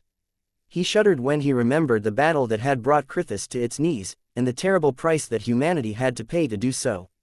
If the kings of the primal gods and devils, and the 7 great dragons had not already been defeated by the time the Flesh Ripper had been captured, then the losses humanity suffered at Crithis's blood-soaked hands would have likely crippled their revolution. But somehow, in the brief couple of years since he'd fallen asleep, the monster had met its end, or maybe it's some kind of ruse. The Grave Warden thought, and in a flash of light, he entered the pyramid, being immediately transported to the pocket world within. It was little more than a black featureless void, an abyss perfect for storing something that couldn't be killed. The Grave Warden examined the corpse dust more closely. He'd seen more than enough of this stuff in his time to know that this wasn't fake dust, and the Flesh Ripper had been stored alone, as had the few other still living primal gods in his care, and as far as he could tell, the other graves were full. If this was some kind of ruse, then it was incredibly convincing. However, he took some comfort in noting that the prison had never fully opened, preventing Crithis from physically escaping. Piecing together everything he knew of the primal gods, he imagined that the Crithis had used its divine form to escape from its prison, but then ran into something powerful enough to break it in its much more fragile state, which then resulted in the death and disintegration of its physical body. In a flash, the Grave Warden appeared outside in the cavern once again and took to investigating the area much more closely, looking for anything and everything that might prove or disprove his hypothesis. He took in every detail, every disturbed ward, every quiver in the currents of magic. He even cast his gaze upward and examined the Serpentine Isles in greater detail. He scowled when he realized just how negligent he'd been these past few thousand years. He'd been guarding these graves for so long that it was so easy to fall into complacency, but he'd long ago sworn to fight such instincts with everything he had. No more sleep for me, not for a long time, he thought to himself as he traced the few strands of strange magic he felt, quickly identifying several dozen origins from all over the plane. Evidence of many blood magic rituals, all designed to weaken the wards protecting this place, and this was after the destruction of the islands above had already slightly disturbed the wards, as far as he could tell. With a few thoughts, the wards all over the plane were repaired and reinforced, from the most distant at the edges of the plane, where a thin border of mist of chaos separated the plane from the void, to the hub of all his enchantments within the crystal cave back in the center. He'd have to do much more work to ensure that his reinforcements did their job, but for now, these measures were enough, especially since he could sense that all the other cages were still intact, and their residents accounted for. At the very least, it seemed his hypothesis was proven correct, for even without its physical body, a being like Crithis could not have run around in Eterna without his notice, not in Eterna, not in his place. And yet, the Grave Warden could sense no sign that its divine form had escaped. So, Crithis is dead, the Grave Warden mused as he glanced back at the central pyramid. He then noticed that one of the angel corpses was on the stairs leading to the top, while another angel was missing. He also noticed a small fleet of ships slowly sailing around the empty patch of sea where the island above this place used to be, and a demon hovering in the sky, following at a great distance while hiding himself in the clouds. It was no stretch for the Grave Warden to assume that these people knew what had happened here, and with another silent invocation of his teleportation magic, he appeared in front of the demon. "Gah, fuck!" the demon shouted in surprise as he scrambled in the air, quickly assuming a defensive position. The Grave Warden only smiled. He had to know what had happened here, and the demon would tell him. Leon felt himself twitching as he slowly opened his physical eyes. It hadn't taken much between the Thunderbird and Nestor to help him return to normal, but the process wasn't painless.